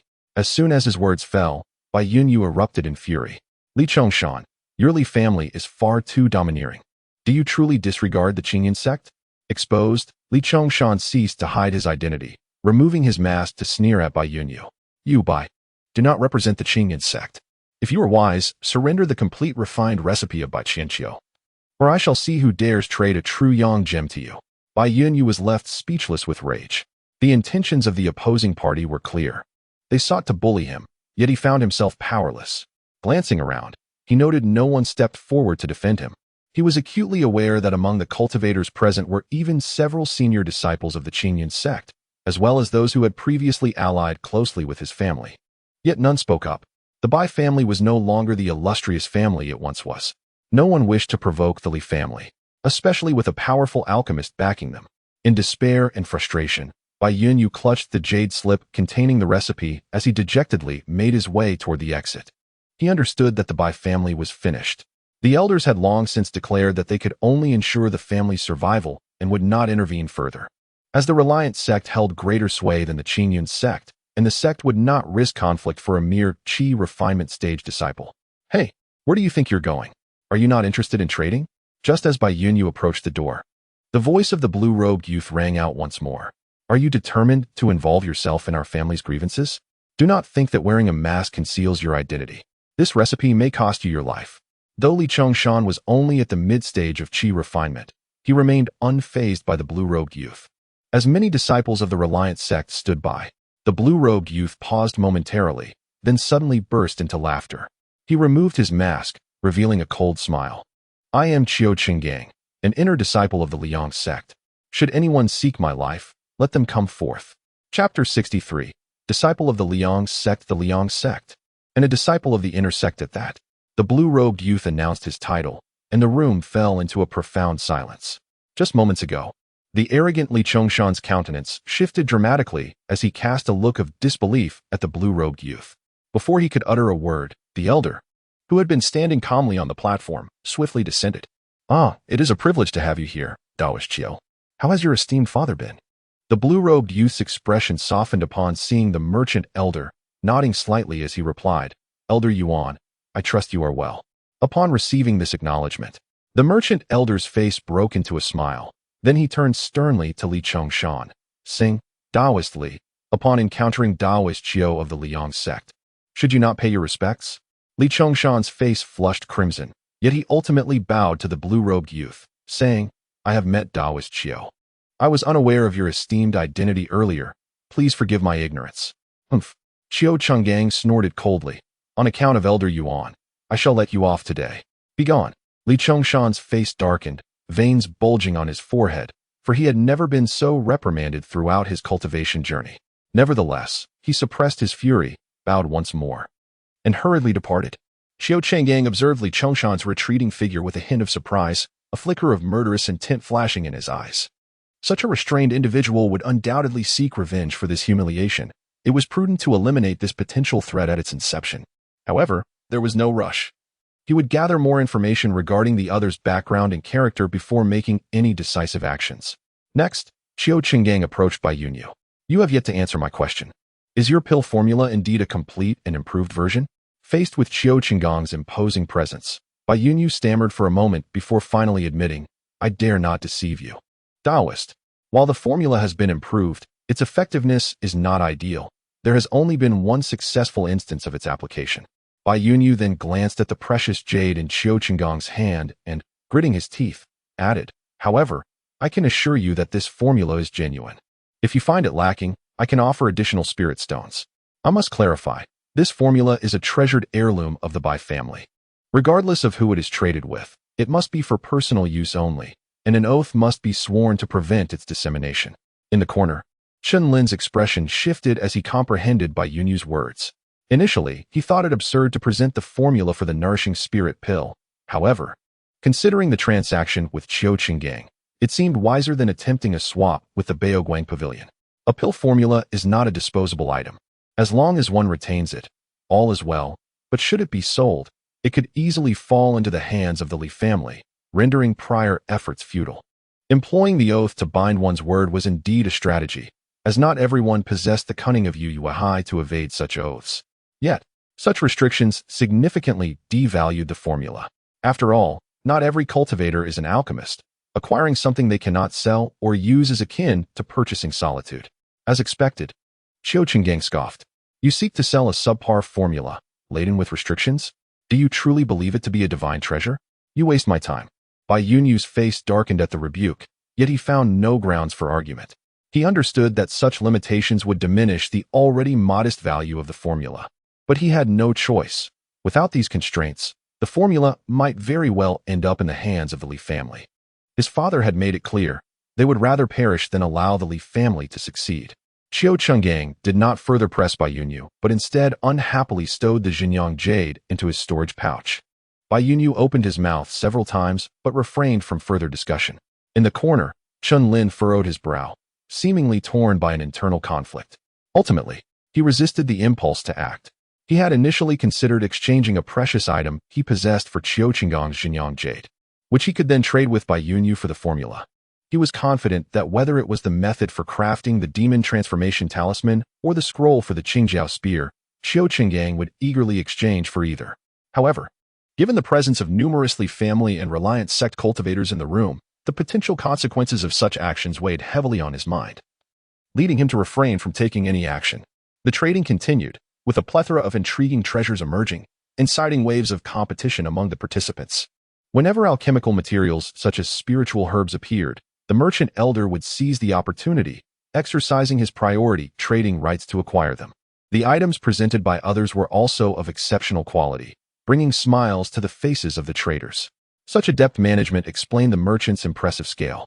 Once the trading phase concluded, the merchant arranged a session of benefits, where seasoned cultivators shared their insights on cultivation. The speaker was the elder who had escorted the washing marrow pills. Despite lacking foundational cultivation, he appeared to be over a century old, possessing profound understanding of cultivation, to which all eagerly looked forward, especially for scattered cultivators like Chen Lin, who relied solely on self-study. This was an invaluable opportunity. As expected, with the elder's explanations, Chen Lin felt many of his queries resolve themselves, and he sensed an impending breakthrough to the fifth layer of qi training.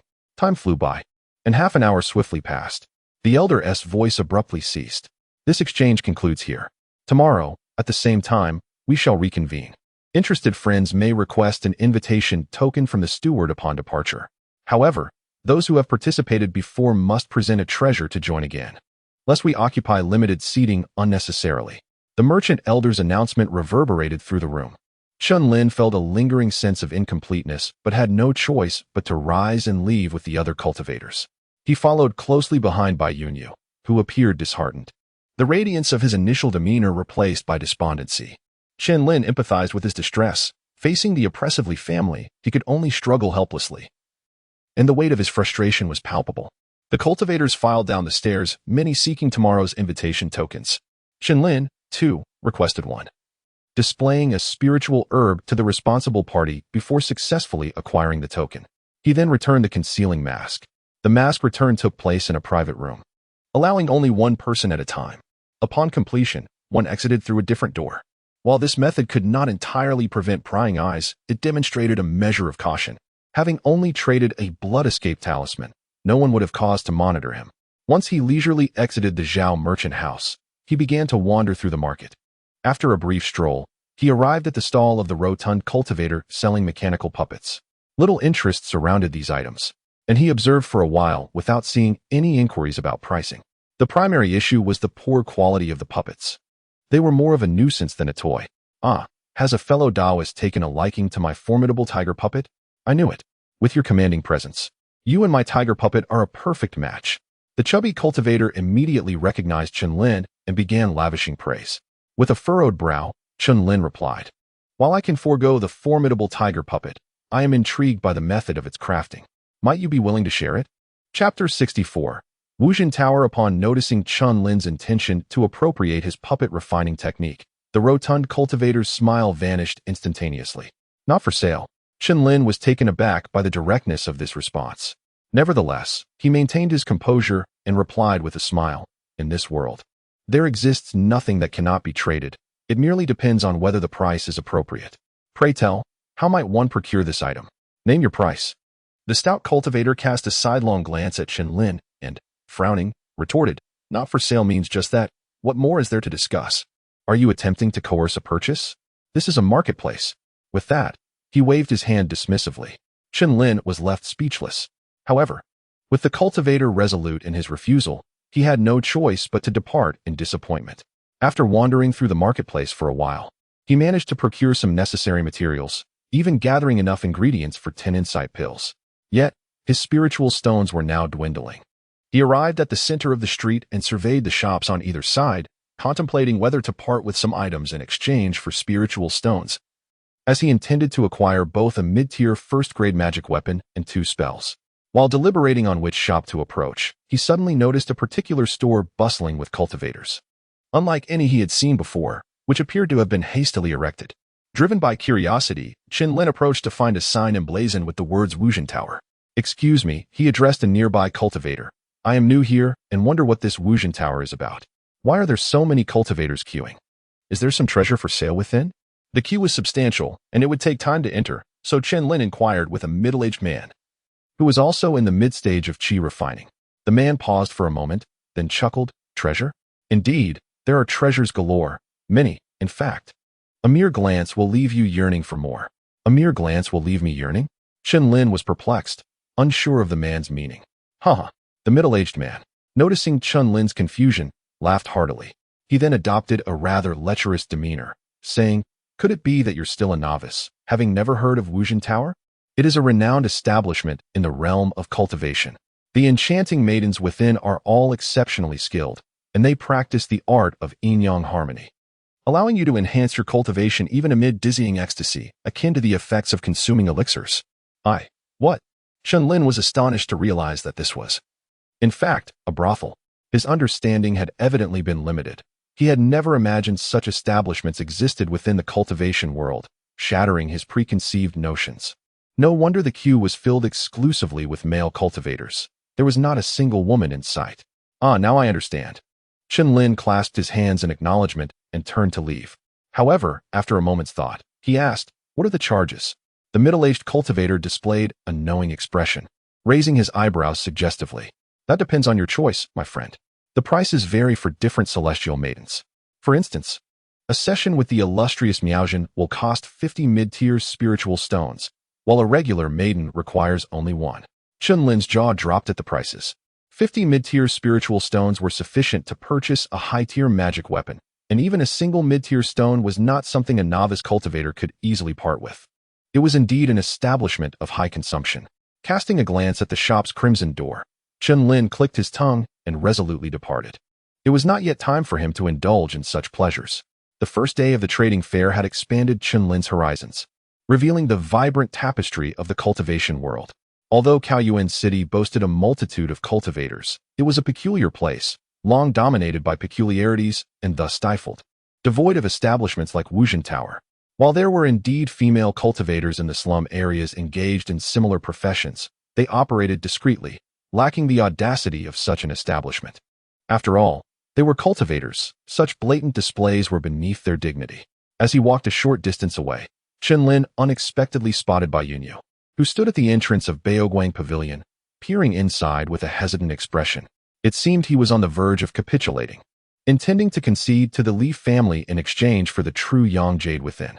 With a glint in his eye, Chen Lin observed from a distance, curious to see how Bai would decide. Although Qiu Chenggang possessed true Yang jade, the Bai family likely could not offer what was required. Nor did they dare to persist too much, for inciting the ire of that inner disciple of the Liang sect would yield far graver consequences than dealing with the Li family. Yet, Bai ultimately chose not to enter and left with a tight-lipped expression. This led Chen Lin to surmise that the feud between the Bai and Li families was undoubtedly more complex than Bai had let on. There were likely hidden circumstances he was unaware of.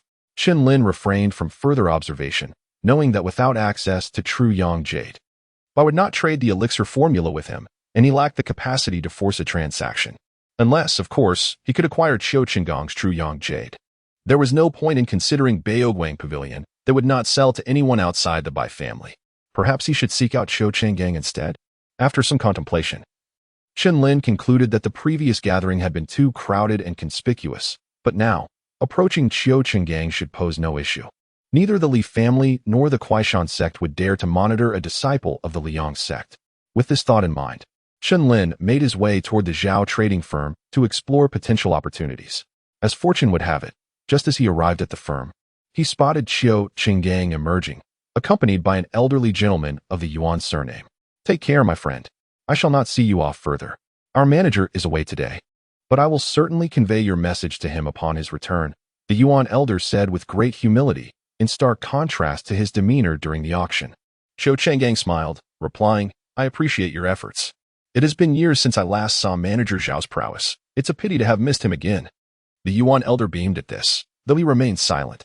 Qiu Chenggang clasped his hands, uttering a farewell, and departed without lingering, heading directly towards the marketplace. Chen Lin observed this, following him to the marketplace entrance, but upon exiting, he found no trace of Qiu Chenggang.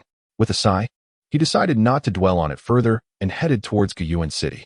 It was perhaps for the best that he had not pursued. Dealing with such figures could be quite burdensome, and should they harbor malicious intentions, he would be powerless to retaliate. After all, elixir formulas could be replicated. As long as the Bai family remained intact, there would be opportunities to acquire them. Chen Lin was also perplexed, pondering the nature of the animosity between the Bai and Li families that led the Bai family to resist so fiercely. It was essential to recognize that the cultivation world operated under different rules than the secular realm. It followed a strict survival of the fittest. When it was time to yield, one must yield. Stubbornness would not lead to longevity. It was merely an elixir formula that could be endlessly reproduced. It was not something that would vanish upon sharing. Why then the obstinacy? Chen Lin mused that if it were he would not only concede but would also replicate the formula in numerous copies to sell separately, thereby amassing a fortune in spiritual stones. After all, the true value of any item lies in its efficacy. Merely possessing it without utilizing it rendered it worthless. One must first enhance their own strength to seize opportunities for vengeance and retribution. As he mulled over these thoughts while hurrying along, Chen Lin soon returned to the city. Navigating the narrow paths toward his rendered abode, he was suddenly halted by an unexpected figure blocking his way. Chapter 65, The Acquisition of the Alchemical Formula. Fellow cultivator. What is your intention in obstructing my path? Chen Lin inquired, gazing at the imposing figure before him with a hint of perplexity. It was none other than Qiu Chenggang. Initially, Chen Lin had intended to seek an exchange for the true Yang jade, yet he had not acted on that impulse, nor had he previously interacted with Qiu. Thus, the sudden confrontation left him bewildered. Qiu Chenggang cast a cold glance at Chen Lin. Your words should be directed at me. Why have you been stealthily following me through the market? If you fail to provide a satisfactory explanation, you shall not leave here alive today." As he spoke, a diminutive flying sword materialized in his hand, and with a flash of light, it transformed into a chilling longsword over 2 feet in length. It was, astonishingly, a spirit weapon. Chen Lin was momentarily taken aback. In a market bustling with people, Chiu had perceived his attention and pursued him. Such suspicion was indeed profound. However, this presented a fortuitous opportunity. He hastily replied, "Fellow cultivator, please do not misunderstand. I have merely been following you with the hope of exchanging for the true Yang Jade in your possession." True Yang Jade? Chiu Chenggang paused, scrutinizing Chen Lin for a moment before sheathing his sword. He did not harbor any belief that a mid-stage qi-refining cultivator would pose a threat to him. However, the gravity of his current undertaking allowed for no oversight. Otherwise, he would have dismissed Chen entirely. Seizing the moment, Chen Lin continued, "Previously at the Zhao clan trading house, I noticed you possessed a piece of true Yang Jade. Might I inquire if you are open to trading it for other items?" A glimmer of intrigue flickered in Chiu Chenggang's eyes as he replied, "Of course, it depends on what treasures you can offer. I have no need for spirit stones." Nodding in agreement, Chen Lin refrained from further ado. He produced a jade slip, pressed it to his forehead, and then flung it toward Chiu.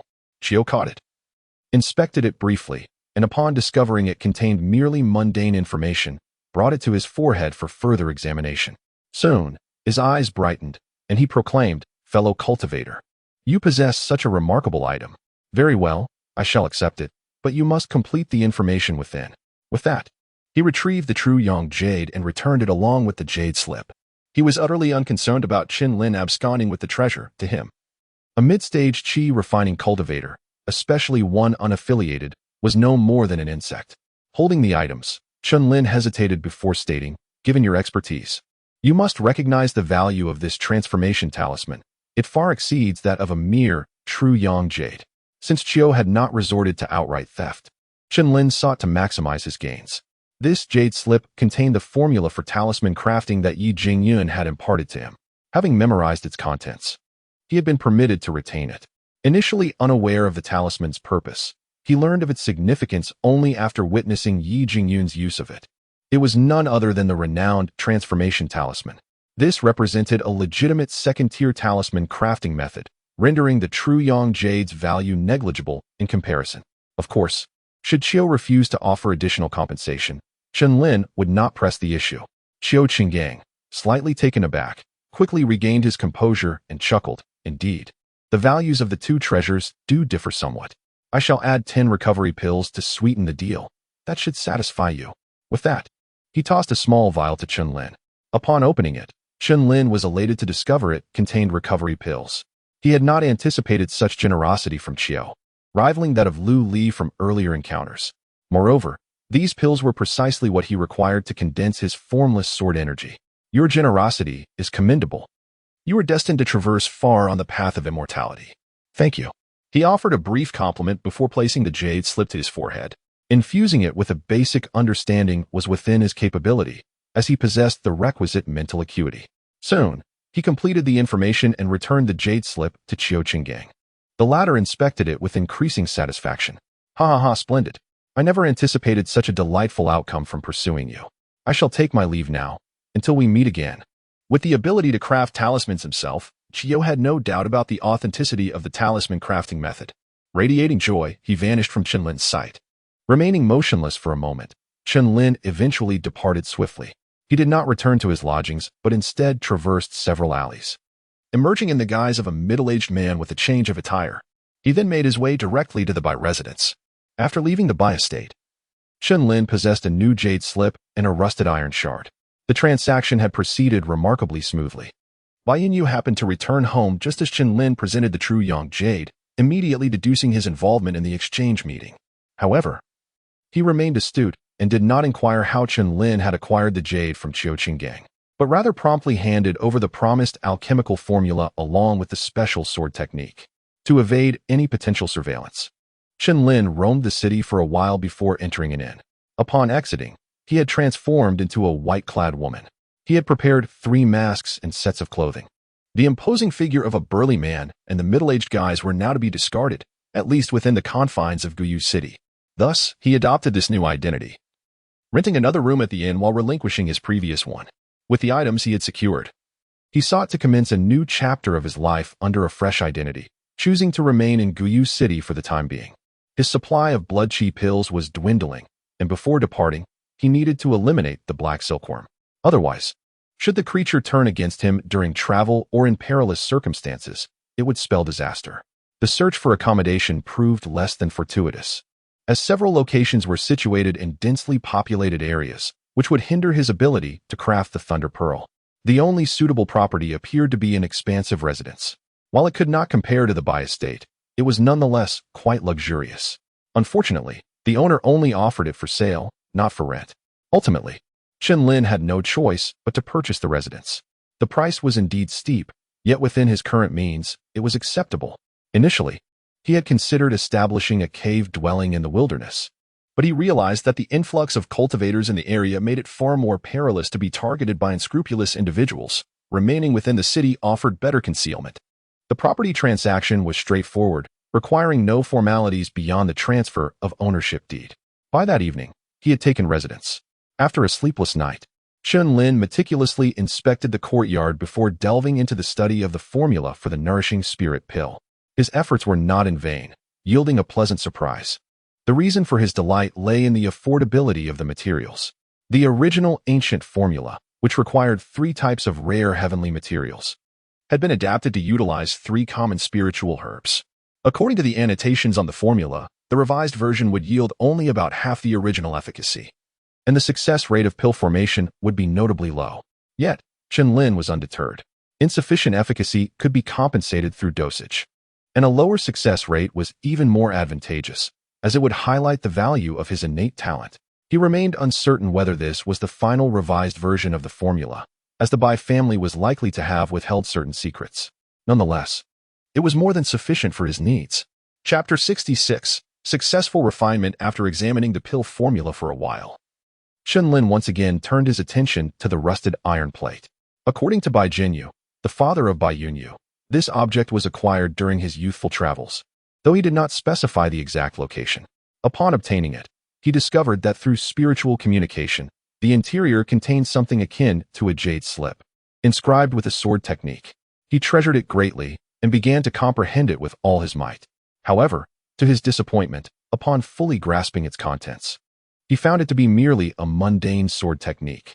This revelation left him disheartened, yet he mastered the technique, which allowed him to make quite a name for himself during the early stages of Qi training. Yet, by the mid-stage of Qi training, it became utterly useless. A mundane sword technique? Chen Lin was curious about which cultivator would be so idle as to record a common swordsmanship within such a peculiar medium. It is worth noting that mortal martial artists lack spiritual power, making it impossible to inscribe information within a jade slip-like vessel. Probing with his spiritual power, he smoothly entered the interior of the iron plate, and indeed, it contained some pictorial information, just like a jade slip. This discovery astonished Chen Lin. It was his first encounter with a metallic information carrier. The information was not extensive, and he quickly read through it. As anticipated, it recorded a mundane sword technique named Aurora Sword Technique, which lacked fixed moves and emphasized speed above all. According to the text, upon reaching mastery, one could move so swiftly that the enemy would not even perceive the shadow of the sword. However, it also bore a significant flaw. It could not engage in long-range attacks and required a certain proximity to the enemy. It was the sword that moved quickly, not the person. The range of effectiveness depended on the sword's length. After perusing the content, Chen Lin couldn't help but shake his head. With the keen perception of a cultivator who would allow an enemy to approach so closely, in the event of a sneak attack, swordsmanship would hardly be necessary. One would simply wield a magical artifact. To make this technique effective, one would likely need a massive sword of 40 meters in length. Setting the iron plate aside, Chen Lin retrieved materials to begin crafting a disguise tool. He needed to create a new identity. Venturing out in women's attire would only lead others to suspect him of being a pervert. Such ordinary disguise tools are merely effective against mortals. Cultivators can easily discern the truth with their spiritual power. However, while they could detect that one was disguised, they could not unveil the true appearance beneath. Many cultivators resort to disguises, as the realm of cultivation lacks laws, and no one desires to attract the attention of enemies. With everyone employing disguises, it naturally becomes commonplace. Yet, when faced with a foundation establishment cultivator, any disguise technique becomes ineffective, as they have formed a divine sense that allows them to discern a person not only by their physical form, but also by their soul. The soul cannot be disguised unless concealed by a rare magical artifact. Early the next morning, Chen Lin donned the newly crafted disguise mask, transforming into a young man in his 20s. To avoid drawing attention, he made his appearance rather ordinary. Even so, Chen Lin felt quite content. If his true form could resemble this, he would awaken from dreams with a smile. After days of recuperation, his original form still appeared quite aged, making it difficult for him to bear the sight of himself. To return to his former state in his 40s would likely take a considerable amount of time, requiring the nourishment of spiritual herbs and pills. After a modest breakfast and swallowing a blood-chi pill, Chen Lin hurried to the marketplace. He planned to first refine the spirit-nourishing pill to test whether it could alleviate the aftereffects of the enlightenment pill, then cultivate the nameless sword chi to deal with the dark essence insects. With 2 blood chi pills remaining, he could sustain himself for a few more days. The marketplace was bustling with activity, and Chen Lin successfully procured materials for 10 spirit-nourishing pills. However, he did not purchase everything from a single vendor. Rather, he gathered them from various stalls and shops, ensuring he remained inconspicuous. Subsequently, he returned to the Zhao Family Trading Company's small exchange meeting.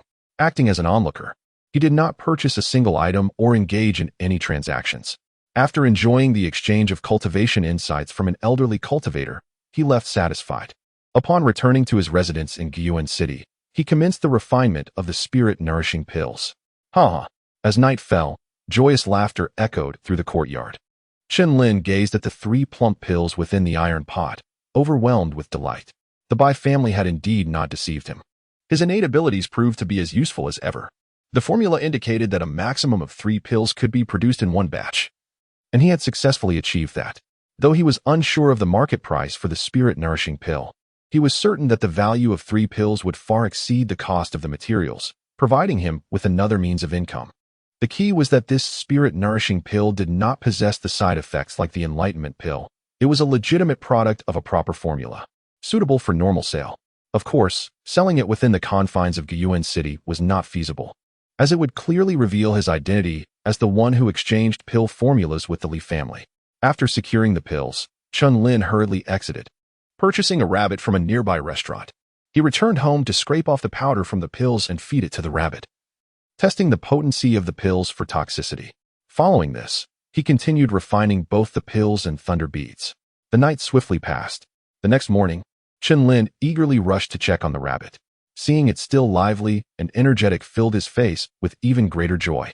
For safety's sake, he fed the rabbit some more pill powder, then set out to explore the marketplace once again. Today was the final day. He needed to act swiftly to procure anything he desired, for if he missed this opportunity, he would have to wait an entire year for such a comprehensive trading event to occur again, a wait he could not afford. Friend, is this a mechanical puppet? How much is it, and may I see it in action? Chen Lin approached the stall of the plump cultivator, casually inquiring.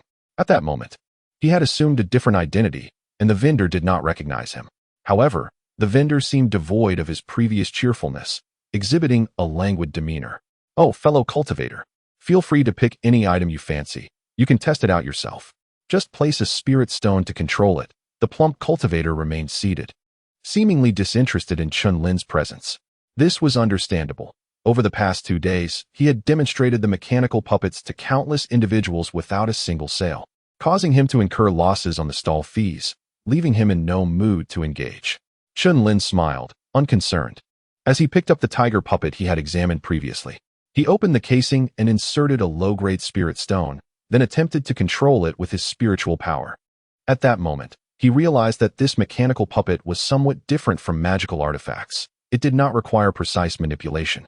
Instead, a mere triggering of spiritual power would allow it to move autonomously.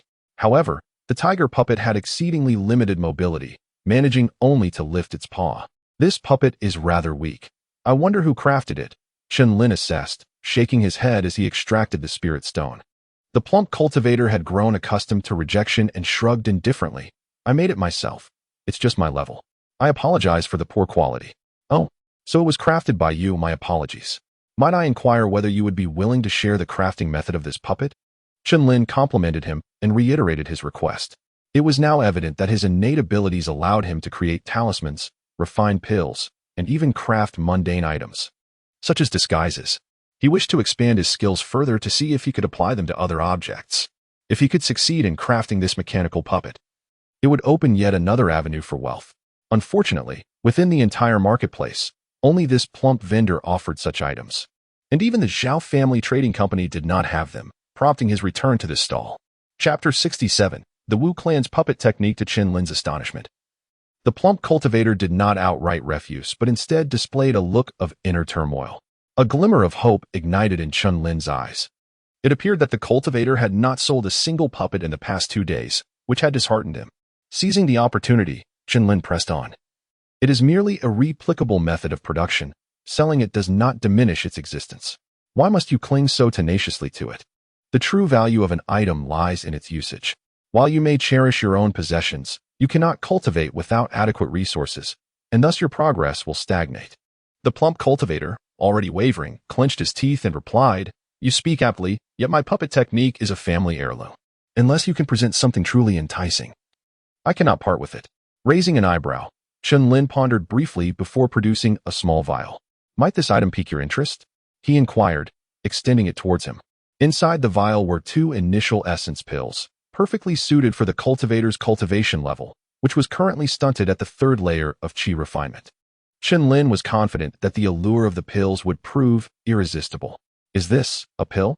The plump cultivator's eyes widened in astonishment as he opened the vial, revealing 2 round pills emanating a fragrant aroma. His expression shifted to one of elation. "Indeed," Chen Lin affirmed.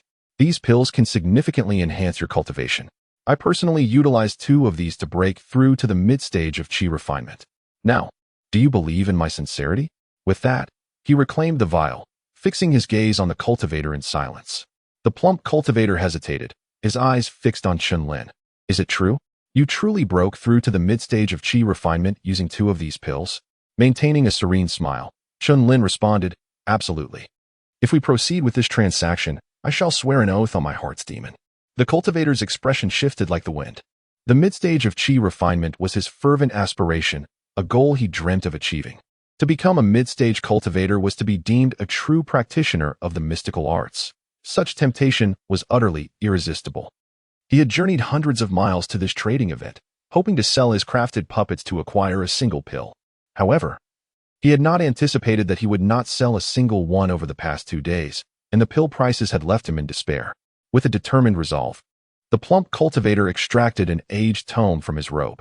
"This is the Wu clan's ancestral puppet technique. My forebear was also a foundational cultivator. The value of this technique far surpasses your 2 pills. If you wish to trade, you must add 2 more. Chen Lin was taken aback. The cultivator spoke with grandiosity. Yet he presented a book rather than a jade slip. This felt somewhat rudimentary. Flipping through the tome, he noted its substantial thickness. The cover bore the bold title Wu clan's Puppet Classics, exuding an air of authority. Within, there were over a dozen methods for crafting puppets, ranging from basic to advanced, culminating in a technique for foundational level puppets. While Chen Lin recognized that many of the materials listed for crafting foundational puppets were unfamiliar to him, he could not deny that. If the contents were genuine, their worth far exceeded that of his 2 initial essence pills. It was no wonder the cultivator had been reluctant to exchange it. "Is this tome the original? Are you certain the contents are without fabrication?"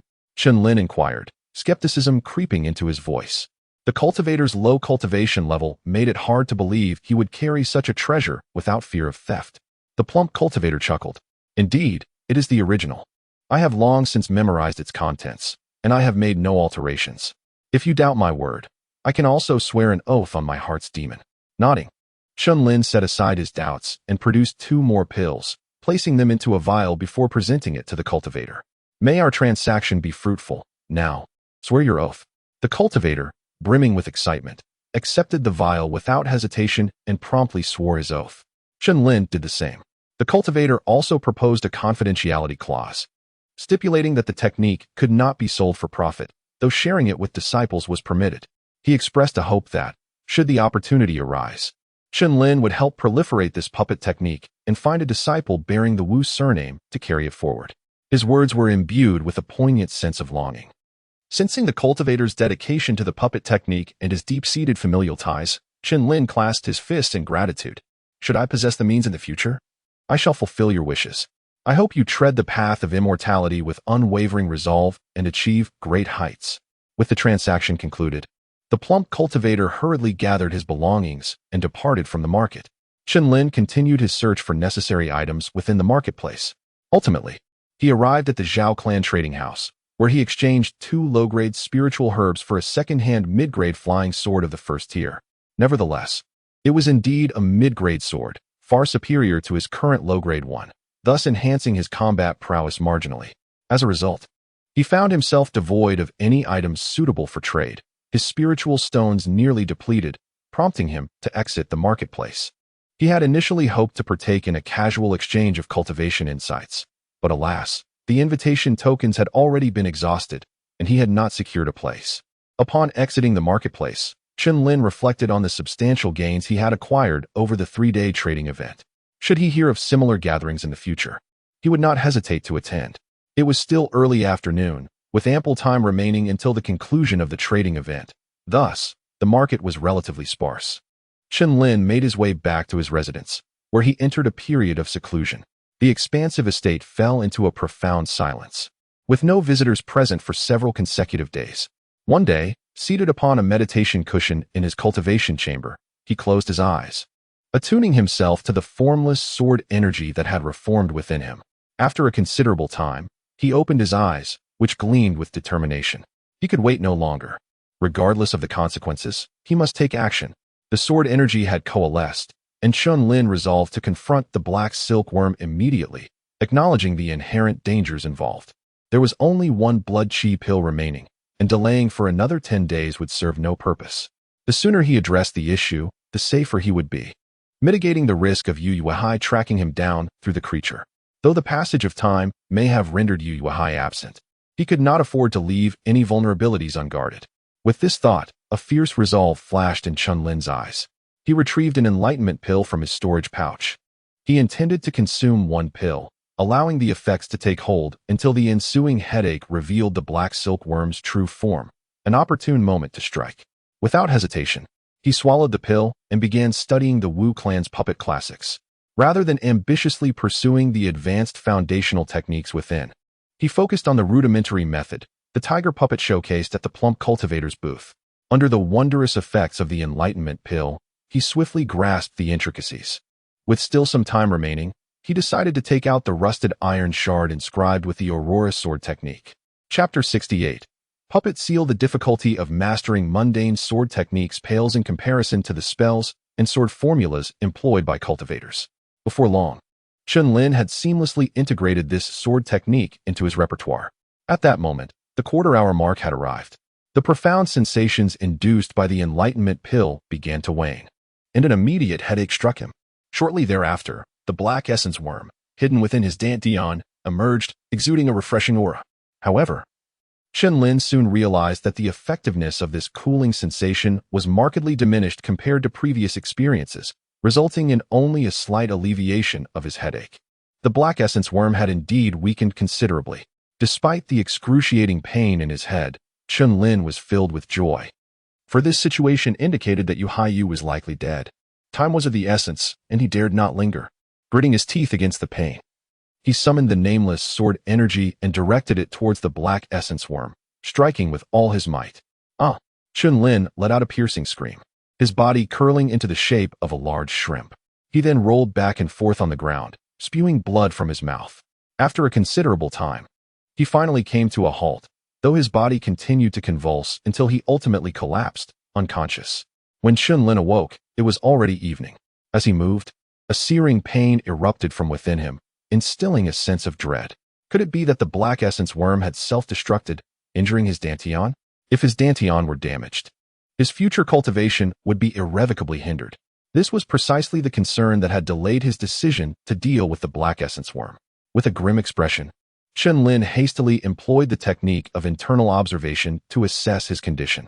After a lengthy period, he finally exhaled in relief. His dantian remained intact.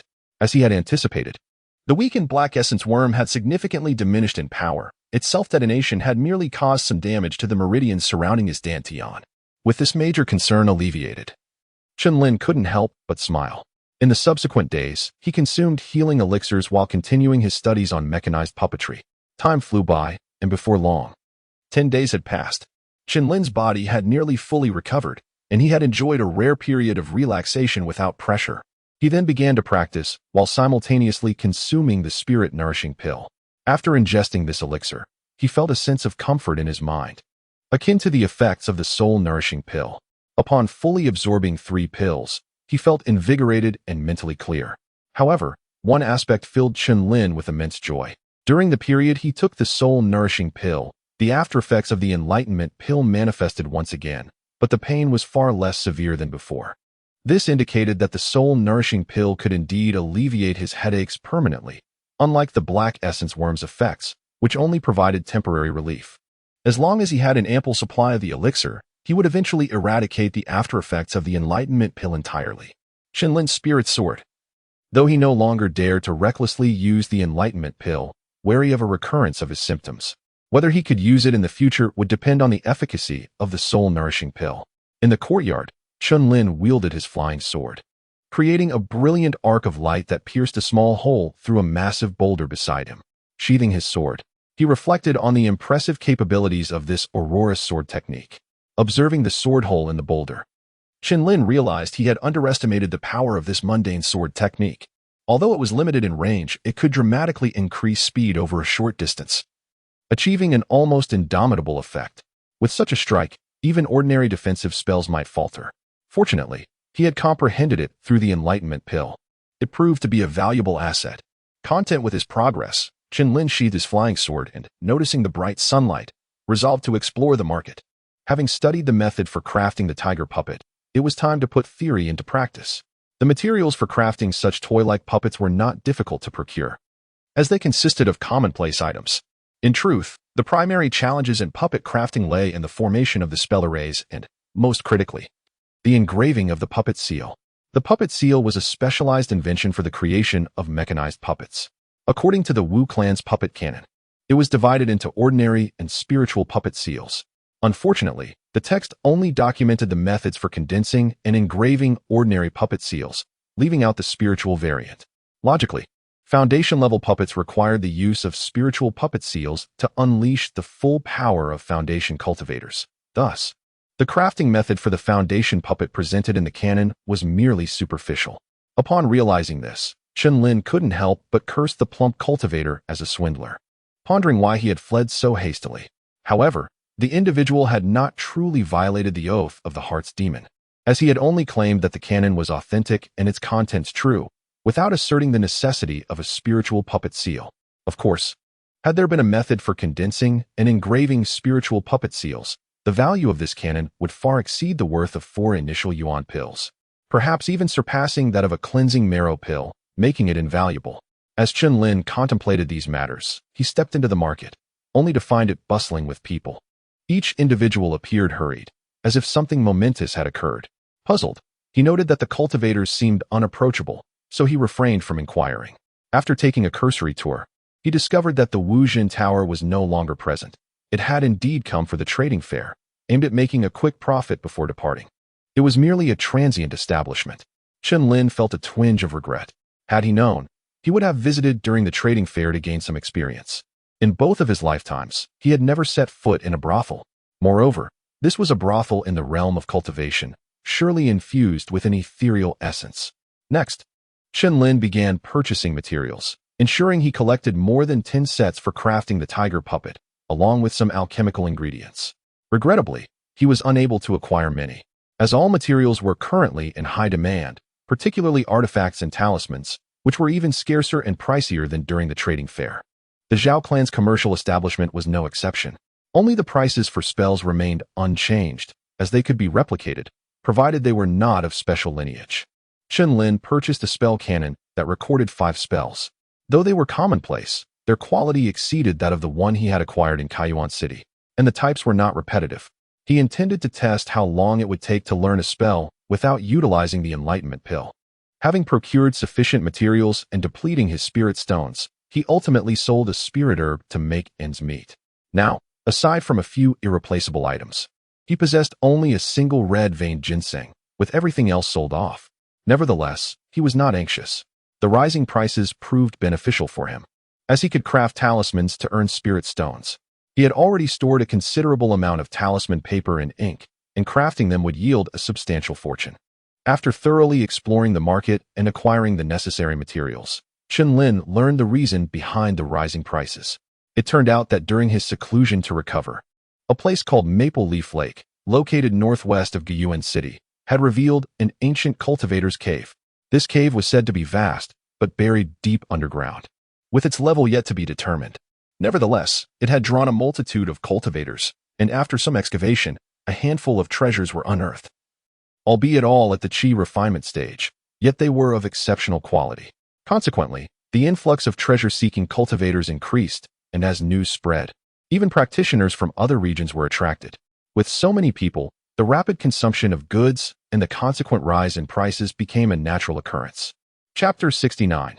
Crafting puppets. The ancient cultivators' hidden caverns can be treacherously perilous, particularly those left behind by malevolent practitioners who, even in death, seek to thwart others. They intentionally design these lairs to lure fellow cultivators into their traps, ensnaring them with prearranged formations. Some even leave behind sinister altars, harboring fantasies of resurrecting themselves through the sacrifice of treasure seekers. In essence, there exist both benevolent and malevolent realms. Nevertheless, regardless of the danger, the fervor for treasure hunting among cultivators remains undiminished. In the current era of scarce resources within the realm of cultivation, one must acquire unique materials to elevate their prowess. And no place promises such abundance as the ancient cultivators' caverns.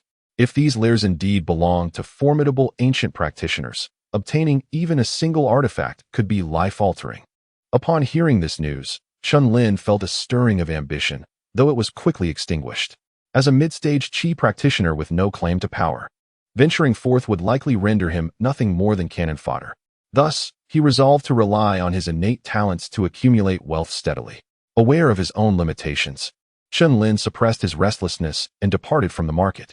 In the days that followed, rather than cultivating, Chen Lin immersed himself in the frenzied production of talismans, churning out strength and fireball talismans in bulk, which he exchanged for a substantial sum of spirit stones. Although the value of these two talismans is modest, the sheer volume coupled with the soaring prices of talismans allowed him to amass a considerable fortune. This newfound wealth afforded him the means to purchase materials, and he diligently crafted numerous elixirs and thunder beads.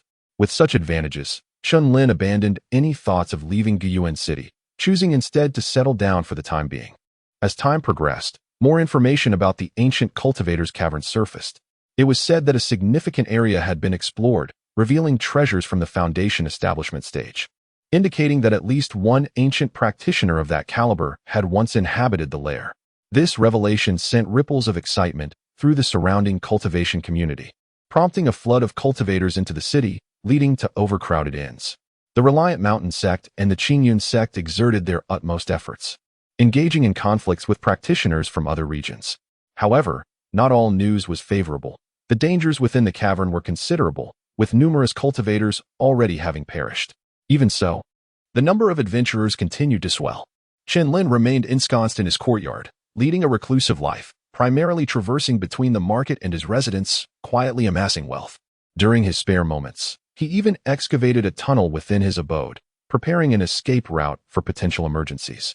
Although the likelihood of using it was slim, his nature compelled him to establish such a precaution.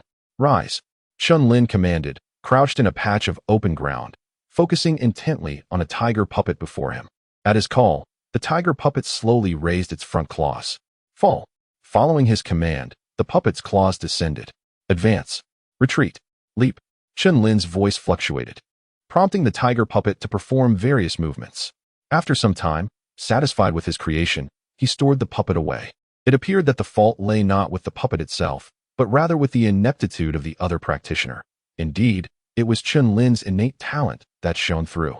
As he extracted spirit stones from the puppet's back, Chen Lin reveled in his accomplishments. The tiger puppet produced by the other practitioner could merely lift its claws, while his could execute multiple actions and even walk slowly. Ultimately, people differ in their abilities. Feeling a surge of pride, Chen Lin picked up the Wu family's puppet manual and began to delve deeper into its mysteries. This time, he resolved to take a risk and craft a more advanced puppet. The tiger puppet had merely been a practice exercise and was the most basic level within the manual, devoid of any combat capabilities. However, the materials required were inexpensive and the crafting process was straightforward. The puppet soul was created using a unique method that condenses spiritual energy into a self-sustaining seal applied to the crafted puppet. It is this seal that allows the user to establish a mental connection with the puppet, enabling precise control and even independent combat. Different lineages possess unique methods for condensing this seal, which encapsulates the essence of their inheritance. If one were to achieve a spirit sealing technique, the resulting puppet could even possess rudimentary intelligence, with combat capabilities akin to those of an ordinary cultivator. A truly wondrous feat, however. Chen Lin dared not aspire to such heights. After all, such treasures are rare and elusive. Even the ordinary seal from the Wu family lineage proved to be exceedingly intricate, requiring him to consume 3 enlightenment pills before he could grasp its complexities. This was the reason for the delay in his crafting endeavors. The efficacy of the enlightenment pills remained consistently remarkable, yet Chen Lin discovered that each use exacerbated the after-effects, necessitating the restorative effects of 3 calming pills to recuperate. If this cycle could continue, it would be bearable. The benefits of the enlightenment pills justified any expenditure on calming pills. However, he feared the day when calming pills might lose their efficacy, which would be a tragic turn of events.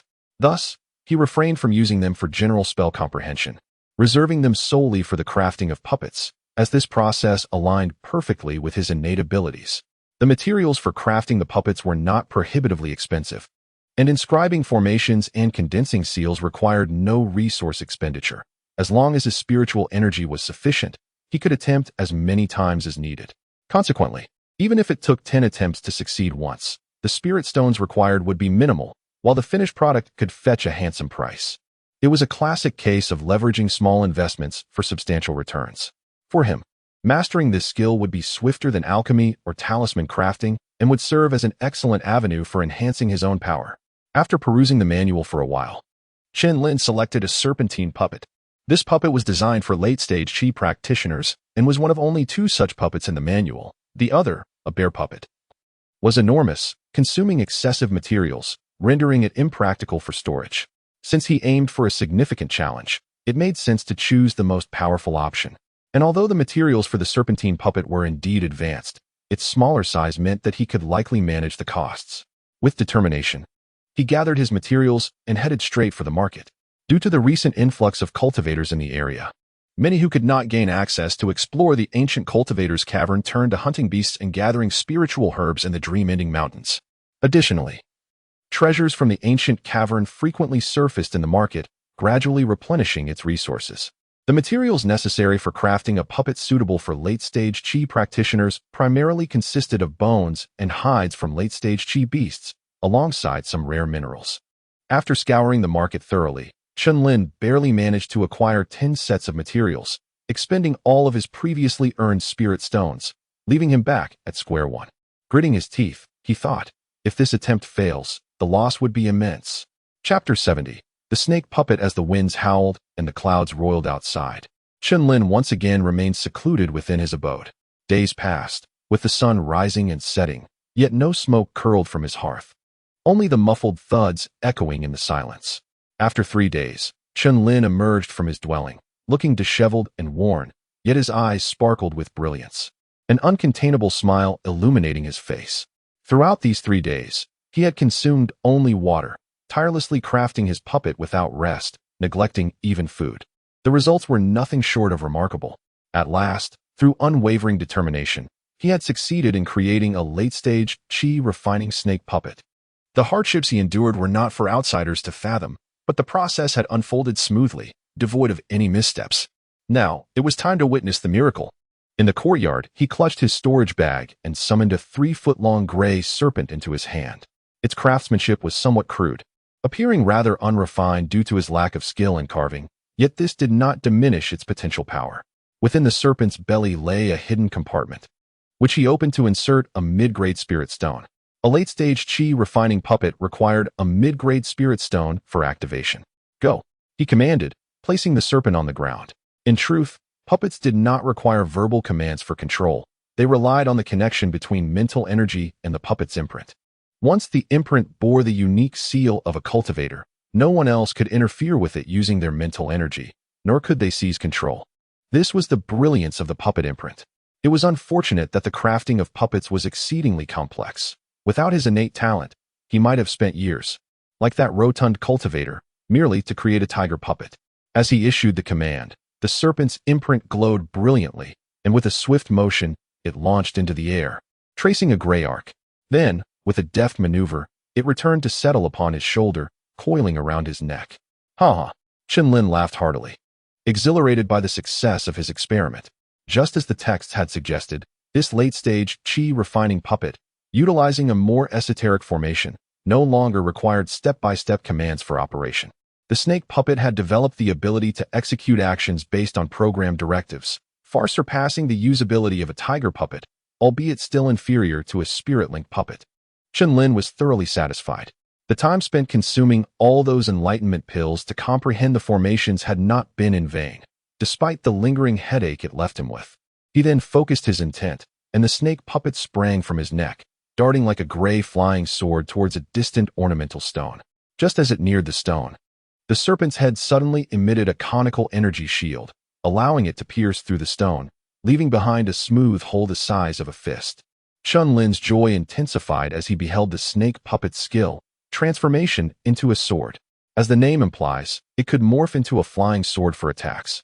According to the puppet scripture, even weaker defensive spells were ineffective against this skill, which struck with lightning speed and could change its attack angle at will, rendering it nearly impossible to defend against. Just this one ability was more than enough to satisfy Chen Lin. Moreover, the snake puppet possessed another skill. With another flick of his intent, the snake puppet launched itself again, performing a grand aerial spin before opening its mouth to unleash a chilling ice projectile that struck the ornamental stone with a resounding crash, shattering it into countless fragments. This was a first-tier superior spell, Ice Spike. Excellent, excellent, Chen Lin exclaimed, nearly leaping with joy. All tests had been successful, effectively granting him a late-stage chi-refining ally.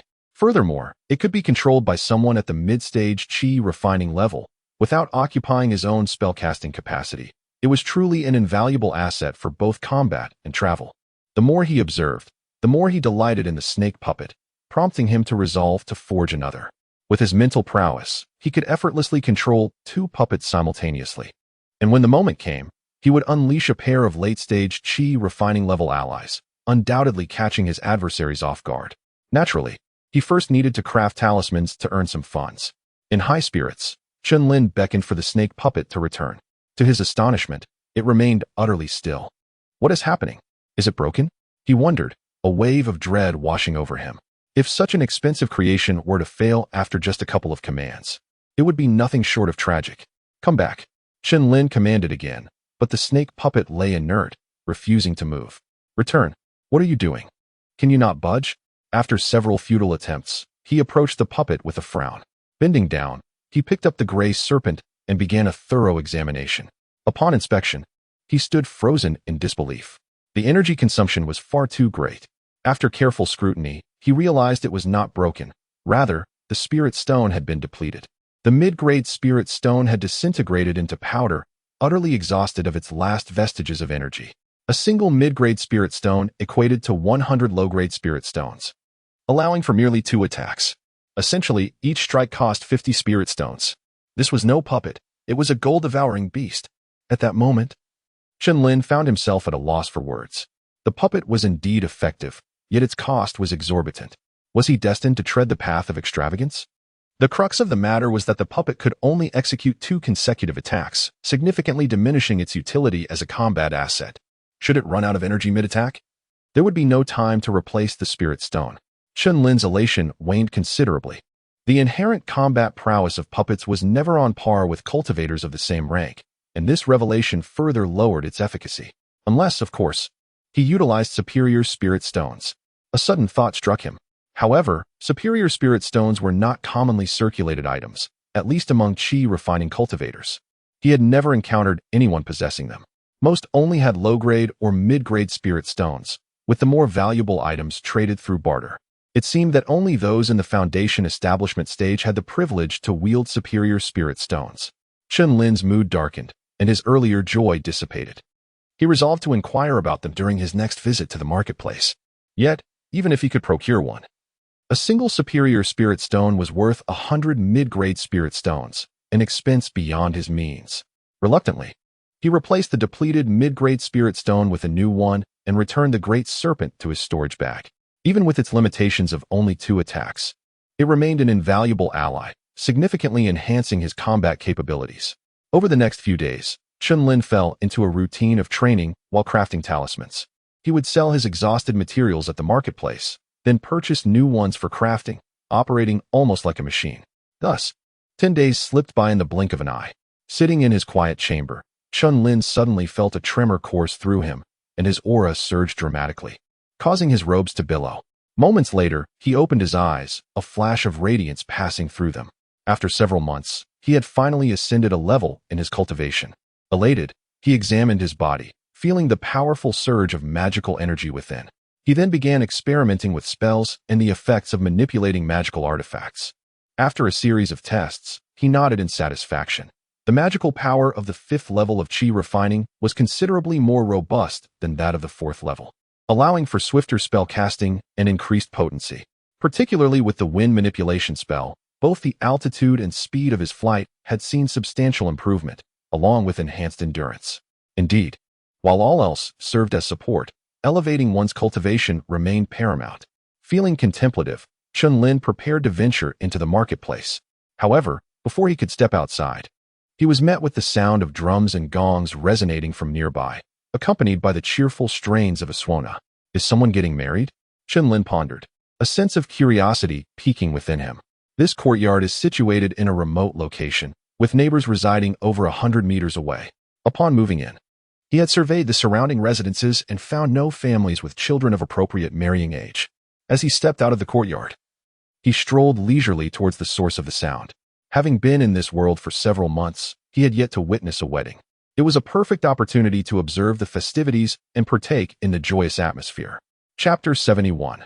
The Discourse on Spiritual Artifacts. A grand spectacle unfolded, adorned with red lanterns, colorful banners, and an 8-bearer bridal sedan. The scene was indeed magnificent. The groom, seated upon a noble steed, appeared dignified despite being an ordinary man. Amidst the rhythmic sounds of celebration, the procession halted at the entrance of a grand estate. A throng of onlookers lined the streets, their spirits high with merriment. Chen Lin leaned against a large willow tree, captivated by the scene before him. It had been a long time since he had felt such a vibrant atmosphere, evoking a sense of comfort that gradually calmed the turmoil in his heart caused by his recent cultivation breakthrough. The chatter of the crowd reached his ears, revealing that the family in question bore the surname Liu. The groom had been studying abroad and had only recently returned after achieving scholarly success. No wonder he had not discovered this during his inquiries. The bride hailed from Pingyang City, reputedly from a distinguished family, and her marriage to someone from Guyuan City was considered a step down. Chen Lin listened and observed, smiling as he felt a longing arise within him, yet simultaneously sensed his own disconnection. The realms of the immortal and the mortal were forever separated, and he could not return to the life of an ordinary man. He sought the elevation of his cultivation and the path to longevity. The fleeting joys of worldly success and marital bliss, though infinitely beautiful, were but ephemeral flashes of brilliance. The elaborate wedding rituals of the affluent soon lost their appeal to Chen Lin, who decided to take his leave.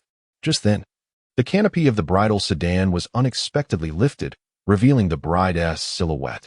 Dressed in a bright red veil, her features remained concealed. This was a typical occurrence. Yet Chen Lin sensed an unusual aura at that very moment, which vanished just as swiftly. It felt like a mere illusion. Had he not just experienced a cultivation breakthrough that heightened his perception, he would have remained oblivious. Furrowing his brow, Chen Lin prudently retrieved a small vial from his storage bag. It contained the Mingqing spiritual water given to him by Yu Hai, of which he had already used a fair amount, leaving about half a bottle. He applied a bit to his eyes and directed his gaze towards the bride once more. Nothing appeared amiss. At that moment, the bride had disembarked from the sedan and was joyfully ushered inside. Was it truly an illusion? Had he been burning the midnight oil too much lately, rendering him overly tense? Chen Lin pondered, for if something truly strange had occurred, The Mingqing spiritual water would have revealed it. This elixir was quite effective. Taking a deep breath, he glanced at the bride who had entered the courtyard and withdrew from the crowd. Ultimately, he felt it prudent to observe a while longer. He could not flee at the slightest hint of trouble, lest he find himself perpetually on the run. Moreover, through his recent experiences, he had come to realize that there was no place in this world that could be deemed safe. It seemed that demons and monsters lurked everywhere. Steeling himself, Chen Lin made his way to the market. Nothing was more important than earning a living. He had produced a substantial number of fireball and strength-enhancing talismans, which, at current market prices, could fetch around 60 medium-grade spirit stones. This was largely due to the skyrocketing prices of talismans, particularly the strength-enhancing ones. The ancient cultivation caves, having been buried over the years, could not be cleared with powerful spells or artifacts for fear of damaging fragile treasures like medicinal pills and jade slips, necessitating manual excavation. Consequently, the demand for strength-enhancing talismans surged, with prices soaring from 1 low-grade spirit stone each to 7. Such a 7-fold increase left Chen Lin grinning from ear to ear. Fireball talismans had similarly tripled in value, now selling for 30 low-grade spirit stones. While the cost of materials had also risen, Chen Lin's success rate in crafting these talismans had significantly improved, particularly for the strength-enhancing ones, reaching a remarkable 90% success rate after 10 attempts.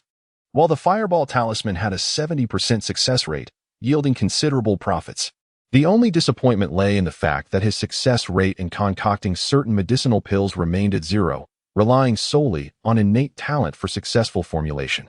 However, Chen Lin believed that this was not a flaw in his technique, but rather an issue with the alchemical furnace and recipes. The awakening pill and initial yuan pill had been improved by Yu Hai's fortuitous alchemical methods, making them non-standard recipes that others might struggle to replicate. Although the nourishing spirit pill had a proper formula, his furnace was inadequate. A mere iron pot could barely meet the limitations of his innate abilities. Therefore, he reasoned, this was not a reflection of his incompetence. Ah, esteemed Taoist Chun, your presence graces my humble shop. Upon entering Ru Yifeng, the prosperous middle-aged shopkeeper immediately approached him, a broad smile adorning his face. Chen Lin had been selling talismans at this establishment for some time, establishing a long-term partnership. His remarkable output of strength-enhancing and fireball talismans had attracted significant foot traffic to the shop. Let us skip the pleasantries. A price increase would be far more beneficial. Chen Lin retorted with a hint of disdain, placing the talismans on the counter. Goodness, you've brought so many this time. Your success rate has improved considerably. Congratulations. The shopkeeper glossed over the mention of price hikes, showering Chen Lin with flattery while counting the talismans. Chen Lin paid no mind. He had already inquired about the market prices throughout the bazaar, and this shop offered the best rates. Moreover, despite the shopkeeper's cultivation level being only at the 3rd layer of qi refining, running a shop in this market indicated some level of backing, likely just a worker in a larger scheme. Soon, the talismans had been counted, and the shopkeeper began placing spirit stones into a bag. Indeed, you are a clever individual. Quietly amassing wealth is far superior to risking your life in ancient cultivation caves. To celebrate our prosperous collaboration, I shall gift you an extra medium-grade spirit stone, a token of my appreciation. With that, the shopkeeper produced an additional medium-grade spirit stone and added it to the bag. Chen Lin nodded in satisfaction, playfully remarking, even a miser can part with a feather. This is promising. The shopkeeper took no offense, handing the bag to Chen Lin before leaning in with an air of secrecy. Have you heard? A superior-grade spiritual artifact has emerged in the ancient cultivation ruins. Chen Lin paused, puzzled by the implication of the shopkeeper's words. A mere spiritual artifact? It was not a treasure used by Golden Core cultivators, suggesting that the cave's level remained within the Foundation establishment range. What was there to be astonished about? The shopkeeper scoffed. What do you mean, mere spiritual artifact? Do you think they grow on trees? Even many Foundation establishment cultivators utilize artifacts. Is that so? Chen Lin replied skeptically. Among those he had encountered, Yu Hai, Yu Jingyun, Qiu Changgang each wielded spiritual artifacts, which hardly seemed like a rarity. The old shopkeeper, catching the shift in Chen Lin's demeanor, remarked, could it be that you hail from a prominent family, accustomed to such artifacts? Chen Lin rolled his eyes. Do you jest? Have you ever seen a scion of a noble family crafting strength-enhancing talismans to earn spirit stones? Ha! The shopkeeper burst into laughter, dispelling any lingering doubts. Perhaps you're not well-versed in matters of artifacts.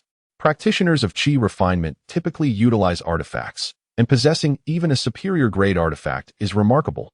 Top-tier artifacts are exceedingly rare, usually in the hands of Foundation establishment cultivators. As for spiritual artifacts, they are even scarcer, challenging to forge. Foundation establishment cultivators cannot guarantee everyone has one, let alone Qi refinement practitioners who can hardly harness the full potential of spiritual artifacts. Oh, by the way, did you assume spiritual artifacts were not scarce because you witnessed Qiu Qinggang from the Liang sect using one at the trading fair? Chen Lin nodded in acknowledgement. Indeed, I observed fellow Taoist Qiu wielding a spiritual artifact flying sword capable of altering its size. Is he not also a Qi refining cultivator? The shopkeeper glanced at Chen Lin, responding with a faint smile. Now I am persuaded that fellow Taoist Chen hails from a background of solitary cultivation. So unfamiliar are you with the identity of fellow Taoist Qiu Qinggang? Oh, could it be that fellow Taoist Qiu is not merely an inner disciple of the sect, but possesses additional status?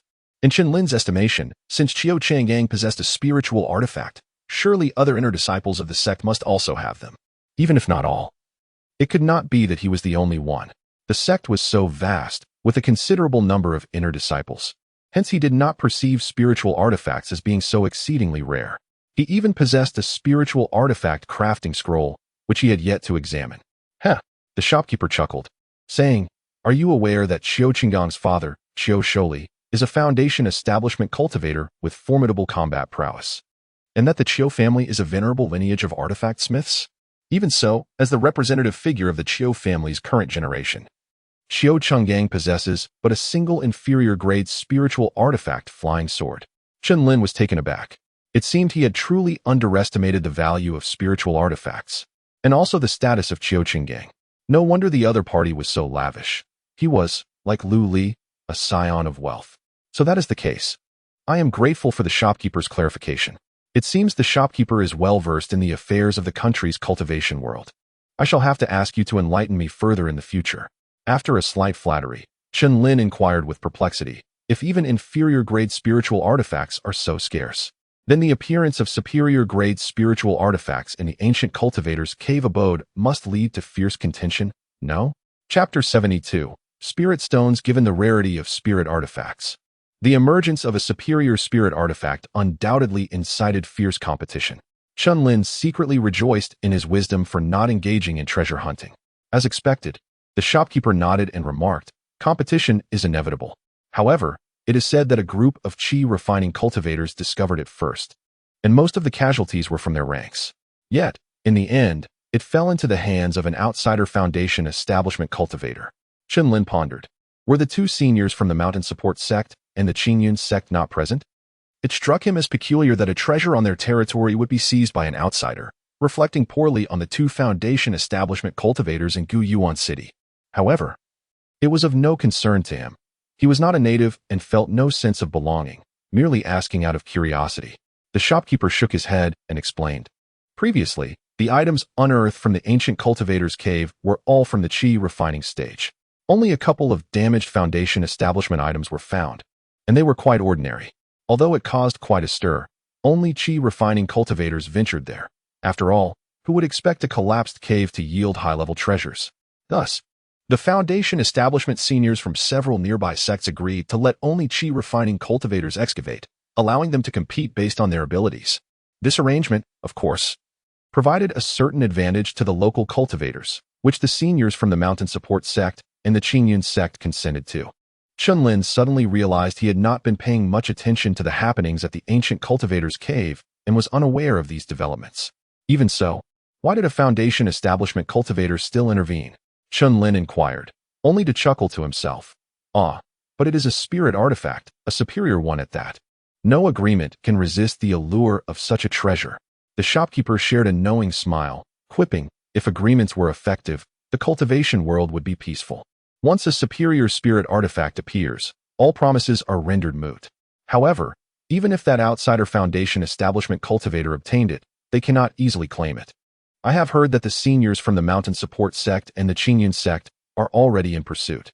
At this point, the shopkeeper's demeanor shifted, and he said, Shen Daoist, I mention this to remind you that since a superior spirit artifact has surfaced, It is likely that the Liang sect will also send experts here. You must exercise caution in your dealings and avoid offending those you shouldn't.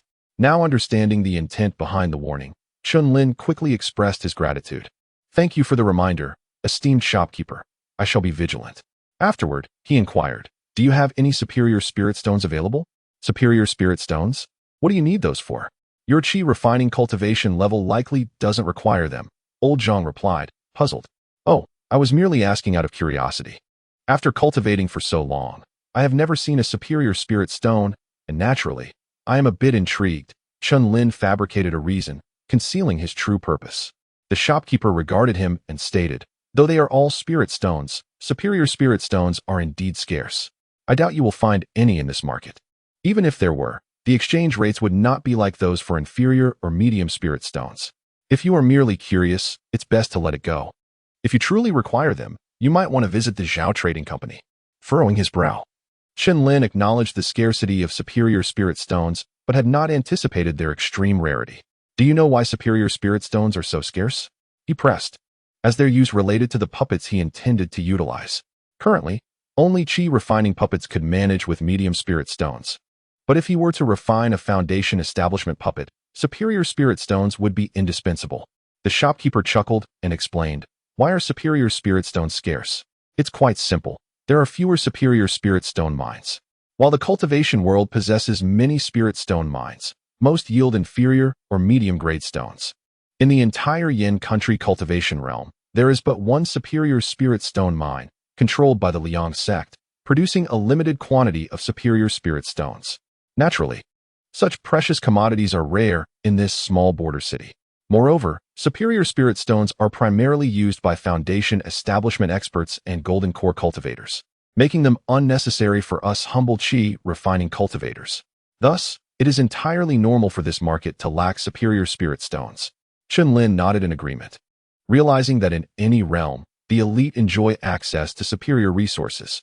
Since he was already inquiring, he decided to ask further. If superior spirit stones are so scarce, then surely must be even rarer. What do those stronger than golden core cultivators use? Ha! The shopkeeper laughed heartily, pointing at Chen Lin. You are quite ambitious. However, I advise you not to overthink it. There are tens of thousands of cultivators in our Yin country, yet only one golden core cultivator. And as for the even more powerful nascent soul cultivators, I have lived long enough to have only heard rumors of their existence. Never have I encountered one. Contemplating for a moment, the shopkeeper continued, although I have never seen a more powerful cultivator, numerous records exist in the spirit stone classification texts. Beyond superior spirit stones are, and above that are spirit crystals, but I fear we may never lay eyes on them. As the shopkeeper spoke, he grew contemplative, prompting Chen Lin to fall silent as well. It seemed the path of cultivation was even more arduous than he had imagined. After leaving Rue Square, Chen Lin made his way to the Zhao Trading Company. After purchasing some materials, he sought further information on superior spirit stones. Are you looking for superior spirit stones to set up some special formation? A number of customers within the Zhao Trading Company cast curious glances at Chen Lin upon hearing his inquiry. An elder at the counter, who had presided over a previous auction, looked intrigued and asked for clarification. Not wishing to divulge specific intentions, Chen Lin replied, I am not looking to research formations, but rather for another purpose. Does your esteemed company have any in stock? The elder did not press further. Though superior spirit stones were rare, they were not particularly scarce for the Zhao Trading Company. After appraising Chen Lin, he remarked, coincidentally, I have one on hand. If you wish to purchase it, I will let it go for 120 medium spirit stones. Chen Lin's eyes lit up at the mention, but he quickly offered an awkward smile. He did not possess that many spirit stones and could only respond, I apologize, I was merely inquiring. I do not have enough spirit stones at the moment. May I return once I have gathered the necessary amount? Upon hearing this, the surrounding customers smiled, yet no one mocked him. After all, 120 medium spirit stones were beyond their means as well. The elder chuckled and nodded, that is perfectly fine. Should you gather the amount, feel free to seek me out, provided I have not sold it by then. Chen Lin left the trading company, embarrassed, and returned to his residence without delay. In truth, he could have scraped together 120 medium spirit stones if he sold some initial yuan pills. However, with so many people in the trading company, a sum of that magnitude could easily attract the attention of unscrupulous individuals. Thus, he decided to bide his time. He would soon accumulate enough spirit stones through the crafting of talismans. Before leaving the market, Chen Lin purchased several talismans for warding off evil and a more advanced talisman for exorcism. Regardless of whether the bride's unusual behavior was merely an illusion, precaution was necessary. Of course, with his current cultivation level, he was not incapable of dealing with typical malevolent creatures. He was no longer the weakling he had been in Kaiyuan City. In the following days, Chen Lin intensified his talisman-making efforts. During his breaks, he practiced controlling puppets to enhance his proficiency. The puppet, when not employing its skills for attack, does not consume much spirit stone energy, allowing it to be sustained. At times, Chen Lin also nurtures the formless sword energy that he has reconstituted. This sword energy is quite a glutton, requiring a substantial amount of pure spiritual power to coalesce its initial form, and its maintenance is no small expense. Furthermore, each utilization depletes it entirely. However, Chen Lin is willing to economize in other areas to fortify this nameless sword energy. This particular energy has already proven instrumental in 2 significant victories for him, and being concealed within his body, it can be manipulated with mere thought, providing exceptional stealth, a formidable trump card for a miraculous turnaround in dire straits.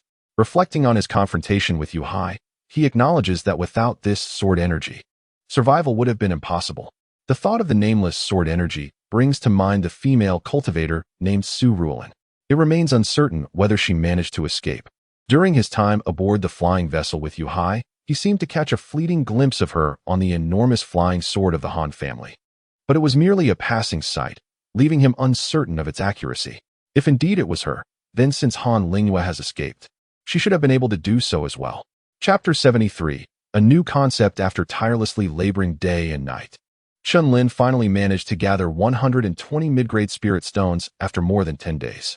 He felt that his rate of earning had placed him among the elite of qi refinement practitioners, capable of earning 5 mid-grade spirit stones in a single day when fully exerting himself. It was indeed astonishing. Of course, this was largely due to the recent surge in the price of powerful talismans, without which such earnings would have been impossible. However, this situation could not be sustained, which was why he was determined to produce talismans vigorously and seize this opportunity. With the spirit stones gathered, Chen Lin took advantage of the absence of people at the Zhao Trading Company to purchase high-grade spirit stones. Feeling the immense and pure spiritual energy within the high-grade stones, he was momentarily tempted to absorb and refine them for his cultivation. Naturally, he dismissed such thoughts as wasteful. Just as his snake puppet was nearing completion, he installed the high-grade spirit stones and stored them in his spatial pouch. This collection was equivalent in value to 120 mid-grade spirit stones, surpassing even the cost of cleansing elixirs. Originally, Chen Lin had intended to create another snake puppet, but due to a scarcity of materials in the market, he could not gather the 10 required components. Moreover, the cost of a single snake puppet was exorbitant, not only because of the materials, but also due to the need for high-grade spirit stones. Ultimately, he settled for purchasing materials for a different type of monkey puppet. This puppet was a mid-stage qi refinement construct, which offered limited assistance. Although puppets were said to possess power comparable to practitioners of the same tier, this was only true in terms of attack capabilities. The actual differences were significant. Take the snake puppet as an example. Both of its skills wielded the power of first-tier high-grade spells. Yet it lacked intelligence and required him to use mental energy to issue commands, making it incapable of adapting fluidly in combat. Mid-stage qi refinement practitioners, on the other hand, would possess a broader array of spells, magical artifacts, and talismans, abilities that puppets simply could not emulate. At best, puppets could serve as decent aids, and when utilized effectively, they could achieve surprising results. Although it was possible to overwhelm through sheer numbers, the limitations of an individual's mental energy made this impractical. Even with undivided focus, controlling 2 mid-stage qi refinement puppets was already his limit. He could manage more mid-stage puppets, but their combat efficacy was inferior, even collectively. They might not match a single true mid-stage practitioner. So why continue the crafting?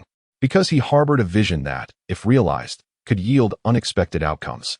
Recently, new discoveries had emerged from the ancient cultivator's cave, not only unearthing another spiritual artifact, but also revealing a complete storage room containing numerous tomes. This news caused a greater stir.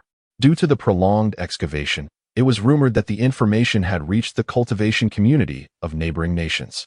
Guyuan City, situated at the southeastern border of Yan Nation, was merely a mountain range away from Che Nation. The cultivation community in Che Nation differed significantly from that of Yin Nation, with its practitioners being more reckless and chaotic. The ruling sect was known as the Black Demon Sect, and frequent friction occurred between the two nations' cultivation communities, with ongoing conflicts in the mortal realm as well. Should Che practitioners arrive, the ancient cave would likely descend into further chaos. Although Chen Lin had kept an eye on the developments in the ancient cave, he had no intention of visiting. He merely wished to know how long his high-priced talismans could continue to sell. Upon returning to his residence, Chen Lin embarked on another round of puppet crafting. He had hoped to comprehend the monkey puppet's design through his insights, but he soon realized he had overestimated himself. Although his understanding of cultivation knowledge had deepened, his comprehension abilities had not yet reached the level necessary to swiftly master the monkey puppet's intricacies. He believed that, under normal circumstances, it would take at least a year and a half to grasp it fully. The challenge did not lie in carving the frame, but rather in the complexity of the corresponding formations, which required at least a foundational understanding. Otherwise, his innate abilities would be of no use. Eventually, he succumbed to the temptation of consuming a clarity pill. After each use, he reminded himself of its detrimental effects and the need to abstain. Yet when the next moment of comprehension arose, he found himself unable to resist. It seemed he had developed an addiction. This was unacceptable, as he must quit, or else his mental realm would inevitably suffer, and even the spirit-nourishing elixirs would not remedy the harm. After comprehending the crafting method for the monkey puppet, Chen Lin admonished himself once more. He then entered a frenzied state of creation. In the blink of an eye, several days passed. Chen Lin emerged from his dwelling, holding an oddly shaped monkey puppet. Observing the rough craftsmanship, he grimaced slightly before commencing the installation of spirit stones. He could not employ his innate abilities in crafting the frame, as doing so would yield a lifelike puppet, but require excessive materials, leading to significant waste. An imperfect appearance was acceptable, as long as it was functional. Setting the completed monkey puppet on the ground, approximately 2 feet tall, was a deliberate choice for easy storage in his spatial pouch. With a capacity of only 1 cubic meter, a larger puppet would be impractical to carry. It was not feasible to keep it activated and following him everywhere, as he could not afford the spirit stone expenditure. "Go," he commanded, feeling that vocal commands added a certain flair, even though mental energy could suffice. As Chen Lin's voice resonated, the monkey puppet began to move forward, albeit with a mechanical quality. There was a noticeable lack of smoothness compared to a late-stage chi refinement puppet. Chen Lin scoffed lightly, and then commanded, "Run." The monkey puppet darted forward, surprisingly reminiscent of a real monkey in its movements. Chen Lin could not help but marvel at the wonders of formations. Unfortunately, the intricacies of formations were too profound. Even with the clarity pill, he could only grasp the surface of the knowledge, and this was merely regarding small-scale specialized formations for puppets. Thus, he dared not aspire to become a true formation master. While he could craft puppets, he had not truly mastered the formations detailed in the texts. Rather, he had only scratched the surface, relying on his innate abilities to replicate, much like crafting thunder pearls. Next, Chen Lin commanded the monkey puppet to perform a series of jumps and tested its inherent skills. The first was the eagle claw technique, a first-tier mid-grade spell that, when activated, manifested an extended claw-like shadow over 1 meter in length, capable of shattering metal and stone. The second was the charge technique, a first-tier low-grade spell, comparable to the powerful talisman. Chen Lin had high hopes for this particular skill, which was why he had chosen to craft the monkey puppet. With a thought, the monkey puppet surged forward like a small cannon, crashing into a pile of firewood. With a resounding crash, the wood was scattered. While the spectacle was impressive, its actual destructive power was minimal. Witnessing this scene, a satisfied grin spread across Chen Lin's face. "Haha, not bad at all. Quite the show?" He issued another command, and the monkey puppet returned at a brisk pace. Then, Chen Lin retrieved an ordinary thunder pearl, instructing the monkey puppet to grasp it, followed by a diamond talisman to summon a protective barrier. After some consideration, he decided to activate a second barrier for added security. Under the protection of the dual diamond barriers, the monkey puppet once again executed the charge technique, aiming for a blossoming tree. The puppet dashed forward in a blur, sidestepping as it collided with the tree. At that moment, Chen Lin immediately issued a command through his mental energy, and the puppet's claw unleashed a surge of mana, triggering the thunder pearl. Boom! A tremendous explosion resonated. The monkey puppet was propelled away by a tremendous explosion, and the flowering tree was uprooted, leaving a small crater in the ground. A glimmer of divine insight flashed through Chen Lin's eyes as he hurried over to inspect the condition of the monkey puppet. At that moment, both layers of the protective shield surrounding the puppet had shattered, yet its body remained intact. Upon manipulation, it moved normally. Success. Chen Lin's face beamed with excitement, completely devoid of the mature demeanor one might expect at his age. Chapter 74. Financial Path Severed. The test was a resounding success, and Chen Lin was filled with exhilaration. From now on, he could utilize the Thunder Pearl without the peril of self-destruction. He then proceeded to take out Thunder No. 2 and Thunder No. 3, allowing the monkey puppet to test them. However, they did not trigger any explosions. The purpose was merely to assess their portability. The monkey puppet's small size and modest claws allowed it to grasp the ordinary Thunder Pearl with one hand, but it struggled to hold Thunder No. 2, requiring both hands. And Thunder No. 3 was even more unwieldy. This significantly impacted its agility. Nevertheless, this was inconsequential, for his intent was to employ the puppet as a throwing tool, merely needing it to charge forward recklessly. Finally, Chen Lin retrieved the sole Thunder No. 4 he had crafted during this period. This football-sized behemoth was exceedingly difficult for the monkey puppet to manage. It obstructed its legs, causing it to waddle awkwardly, let alone run. This made Chen Lin furrow his brow. His design was specifically tailored for Thunder No. 4. The other models could be hurled a considerable distance with his own strength, eliminating any concern of injury to himself. Even Thunder No. 3 had limited power, and sacrificing a mid-stage chi refining puppet for such a meager return was not worth it. If the monkey puppet could not carry Thunder No. 4, it would render his efforts futile. After some contemplation, Chen Lin devised a solution. He could craft a sturdier fabric pouch to secure Thunder No. 4 onto the puppet's back, ensuring it would not impede its movements. While this would prevent the puppet from throwing it and reduce it to a human bomb, it was still preferable to having no use at all. Once the idea struck him, he promptly went out to purchase several cloth bags and ropes, and upon returning, he initiated the experiment. Indeed, after binding Thunder No. 4 to the monkey puppet's back, it could move normally. Additionally, the puppet's long arms could reach the pouch to activate the explosion, although its speed was somewhat diminished due to the added weight. What a marvelous treasure this would be. It was sure to catch the enemy off guard. Chen Lin was immensely pleased with his ingenuity. He then transferred all items into a storage bag, reserving another specifically for the puppets and Thunder Pearls. With so many belongings, he was compelled to remove some for external storage. He could not help but feel that the storage bag was rather small, were it more spacious. He could create an abundance of puppets. When faced with formidable foes, an army of self-destructing warriors charging forth would surely be a thrilling spectacle. Unfortunately, storage bags were rare commodities, exorbitantly priced, and typically limited to a cubic dimension.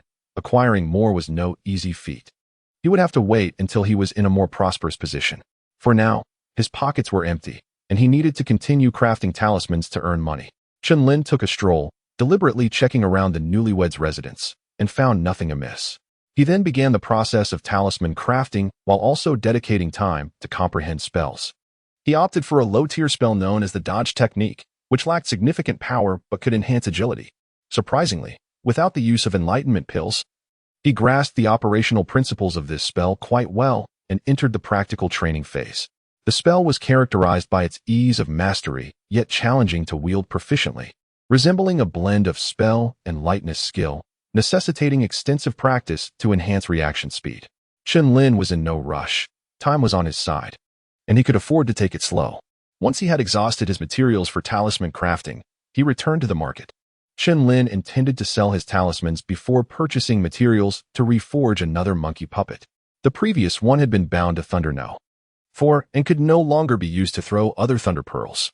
By rearranging his storage bag, he should be able to free up some space. However, upon arriving at the marketplace with enthusiasm, he was met with a disheartening revelation. The prices of talismans had returned to normal. What could have happened for them to revert to their original price so swiftly?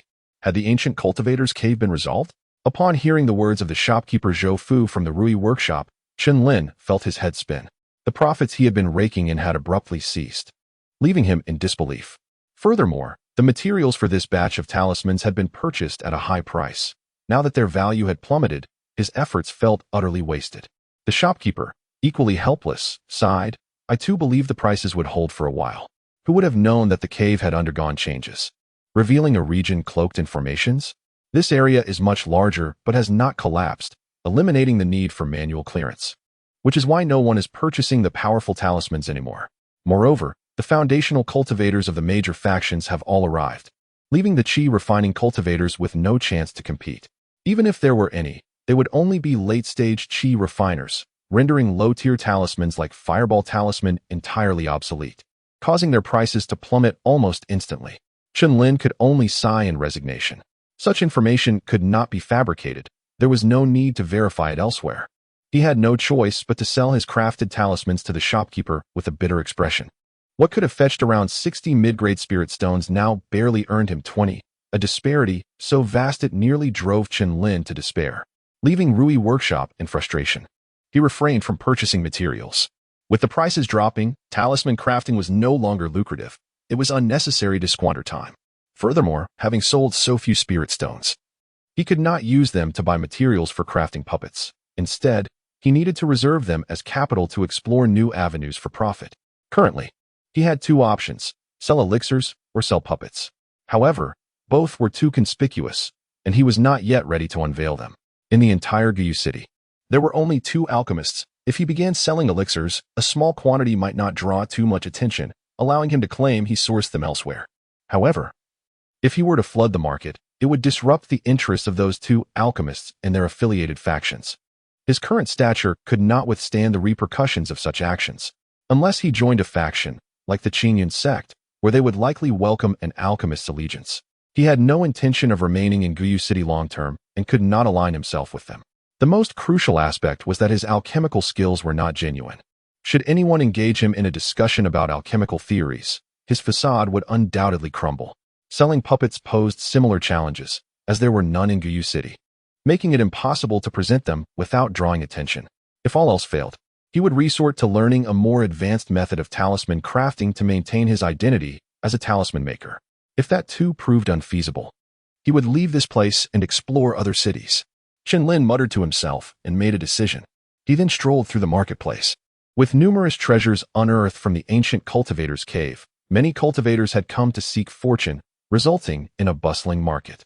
The most apparent change was the increase in vendors.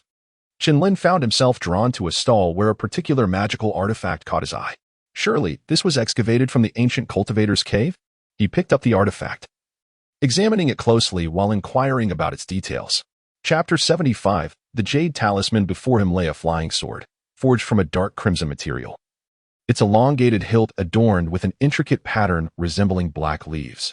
On his previous visits, he had observed merchants peddling treasures unearthed from ancient cultivation caves, all made of similar materials, frequently embellished with such designs. Speculation arose that these ancient caves were remnants of a minor sect, and the patterns represented their insignia. The vendor, a bald cultivator, seemed to have employed a method to conceal his cultivation level, rendering it impossible to discern his true power. He glanced at Chen Lin and nodded, stating, "Indeed, this is a relic from the ancient cultivation cave, of mid-grade quality, with minor flaws.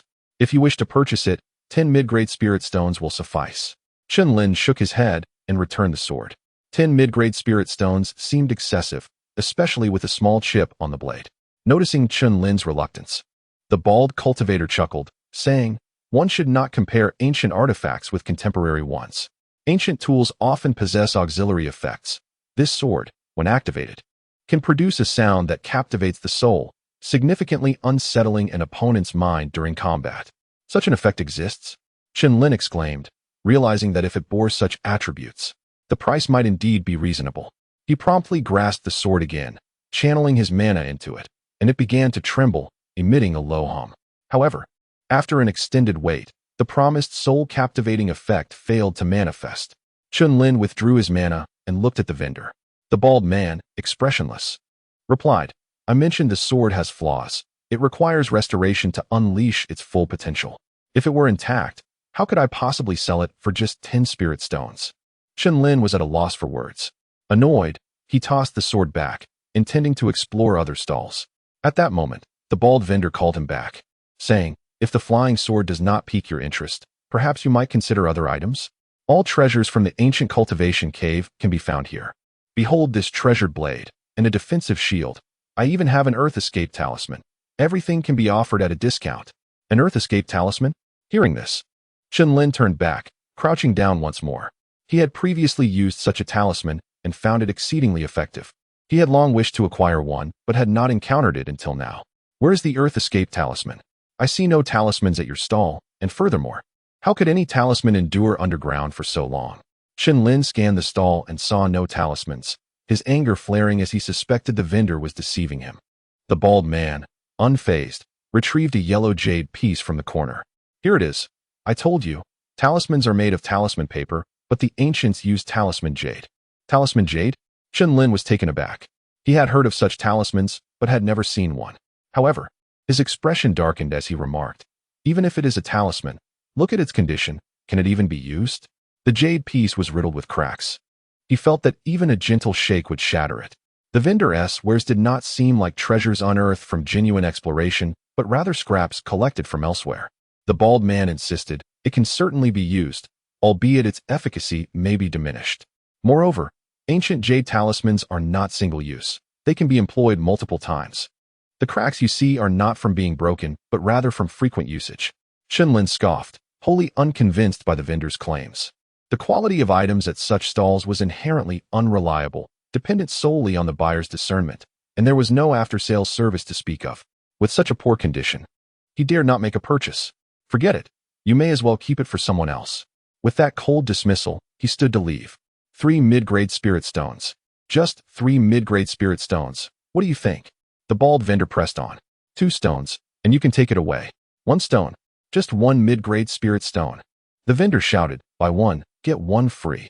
Besides this jade talisman, you may choose another item. This is a bargain you cannot afford to miss. Seeing Chen Lin genuinely about to depart, the bald man's demeanor shifted from aloof to desperate, calling out loudly. Chen Lin's expression darkened. This man truly seemed to be overpricing everything. It appeared he was indeed selling scraps acquired from the ancient cultivation cave, trying to deceive unsuspecting buyers. Casting a glance around, he noted that many such stalls were present that day, all selling inferior goods. How about 10 low-grade spirit stones? Chen Lin picked up the jade talisman again. Considering that if he could procure it at a lower price for research purposes, it could be worthwhile. Ancient artifacts had yet to be studied by him. Very well. Since you are so sincere, let us consider it a gesture of friendship. 10 low-grade spirit stones it is. Astounded, Chen Lin thought, what a ripoff. The price had been haggled from 10 mid-grade spirit stones down to 10 low-grade spirit stones. It was difficult to comprehend the absurdity. Though aware he had been taken advantage of, he felt it unnecessary to dispute over the sum of 10 low-grade spirit stones. Producing the spirit stones, he handed them over under the vendor's cunning gaze, then turned to leave with the jade talisman in hand. Aren't you going to pick another item? I can offer more discounts. Chen Lin nearly spat blood in frustration, but chose to ignore him, continuing to browse other stalls. He encountered a plethora of peculiar items, all exorbitantly priced, with the intent to exploit anyone who dared to engage. In the end, he selectively chose a few items, all at rock-bottom prices. As one gifted with craftsmanship talent, he felt it prudent to explore various items, hoping to stumble upon something that would allow his talent to flourish. Having acquired some trinkets, Chen Lin wandered into a shop, but unfortunately, he could not find suitable methods for talisman crafting. Such teachings were scarce, and the materials were often too costly for him to exploit effectively. Feeling somewhat disappointed, he departed the marketplace and made his way back to his residence. He resolved that if the price of talismans did not rise in the coming weeks, he would prepare to leave. However, the influx of cultivators recently had been too chaotic, and traveling overland to Pingyang City would necessitate passing by the ancient cultivation cave near Maple Leaf Lake. There, the crowds were numerous, and the chance of encountering cultivators from Kaiyuan City was high. To avoid potential troubles, it would be wiser to wait until the cave exploration concluded and the cultivators had departed before making his exit. As for traveling by water, that had not crossed his mind. He suspected that the Ling River to the west of the city might be connected to the pool where he had previously acquired the strange fruit, which was also home to a dragon-like creature that bore him great animosity. Without the need to craft talismans or refine puppets, Chen Lin found rare moments of leisure. He spent his time concocting elixirs and mostly focused on studying spells. His evasion technique had been practiced to near perfection, allowing for agile movements. and he discovered that this spell complemented the Aurora sword technique remarkably well. In close combat, its effectiveness would undoubtedly be formidable. Thus, he had successfully mastered 10 first-tier spells, the basic material manipulation, cleansing, and evasion techniques, along with a fear-inducing spell. Among the intermediate spells were protective techniques like the Diamond Shield, mental manipulation spells such as fear inducement and scrying, alongside elemental spells like Fireball and Water Arrow, and the wind manipulation spell for flight. It could be said that his repertoire was quite comprehensive. For a mid-stage Qi refinement cultivator, mastering such a multitude of spells was indeed commendable. Of course, aside from the evasion technique, all were learned through the use of enlightenment pills. Otherwise, it would have taken him years to master so many spells.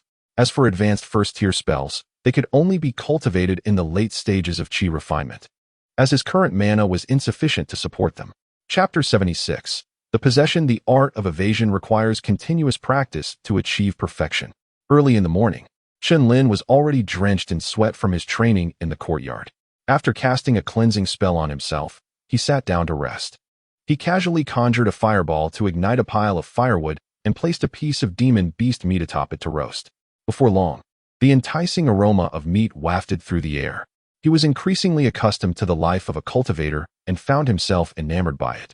Were it not for the lurking dangers, such days would indeed be blissful and carefree.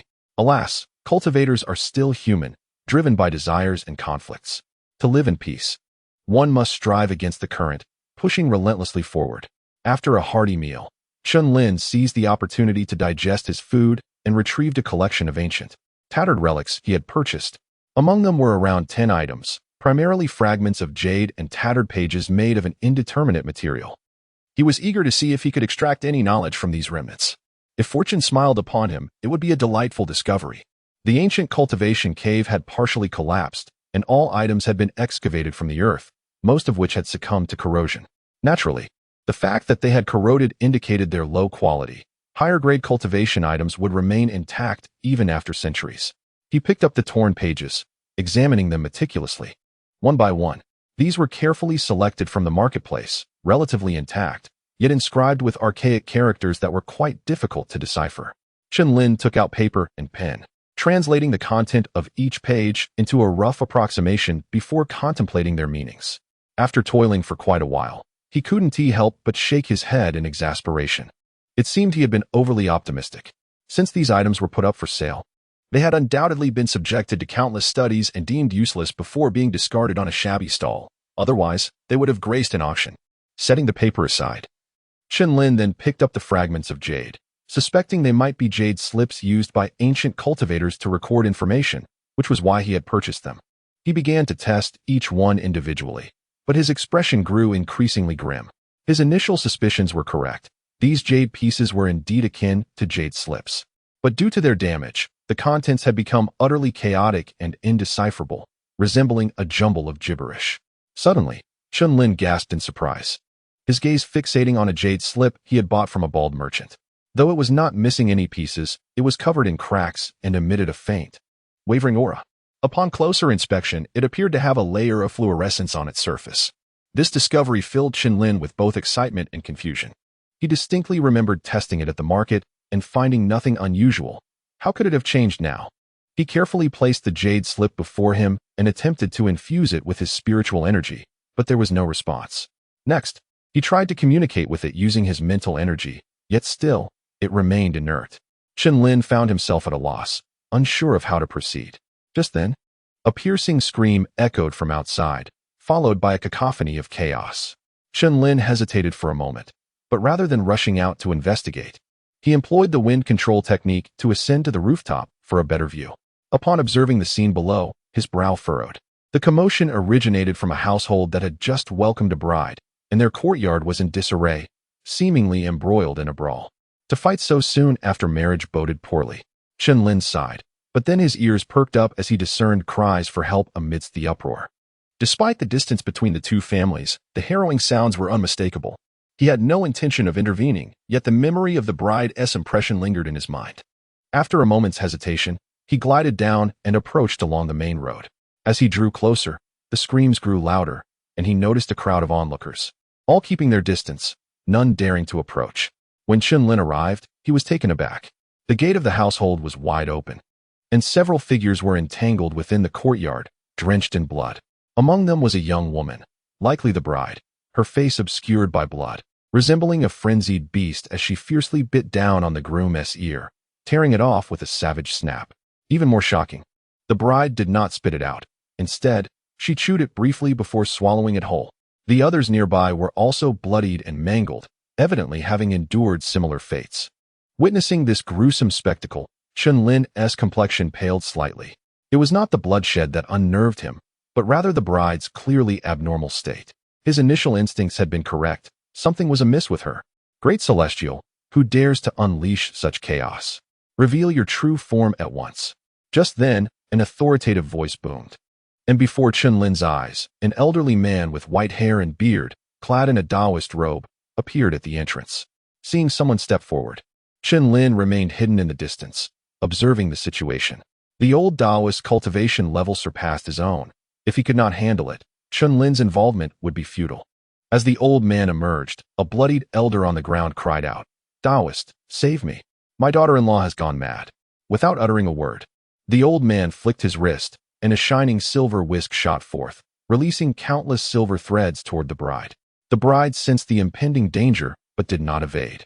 Instead, she bared her teeth and lunged, seizing the silver threads with her hands, ready to bite. Humph! The old Taoist snorted coldly, his wrist twisting, and the captured silver threads hardened like steel, vibrating ominously as they flung the bride away. Although he did not subdue her with a single strike, he provided the others a moment to breathe. Seizing the opportunity, the groom dragged the injured individuals aside, collapsing onto the ground to catch his breath. The bride, now seemingly devoid of reason, charged at the old Taoist with bloodshot eyes, emitting guttural growls as she advanced. "Demon, meet your end." The old Taoist's gaze hardened, and the whisk in his hand stiffened, transforming into a sword-like form that he swung down with fierce intent at the bride. "Ah!" The bride let out a monstrous roar, a terrifying wave of energy erupting from within her, causing her to explode in a violent display. Strangely, the dismembered flesh did not scatter but instead coalesced into a distorted, blood-red silhouette. At that moment, the sword light formed by the whisk descended, yet it passed through the blood figure as if cutting through liquid. The blood figure emitted eerie screeches as it lunged toward the old Taoist. He bellowed fiercely, swinging his other fist outward. His fist expanded against the wind, growing to the size of a basin, and struck the blood silhouette. Flesh splattered everywhere, and this time, it could not reconstitute. Just as the old Taoist exhaled in relief, a vague, pale red shadow suddenly materialized, darting like a red thread toward his body. In an instant, the old man's eyes turned crimson, an otherworldly aura rising around him. Chapter 77. Perilous encounter. As the old Taoist experienced an unexpected transformation, a Taiji symbol on the back of his Taoist robe suddenly illuminated, causing the malevolent aura around him to weaken. Infinite Celestial Sovereign, restrain. Seizing this moment, the old Taoist produced a yellow talisman and slapped it onto his forehead with a resounding clap.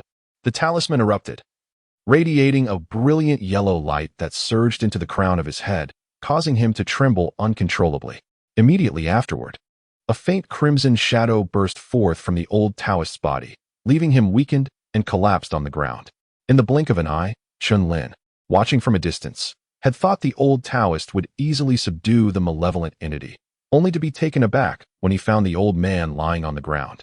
The red shadow then flickered among the panicked crowd, and within moments, over 10 individuals lay sprawled on the ground.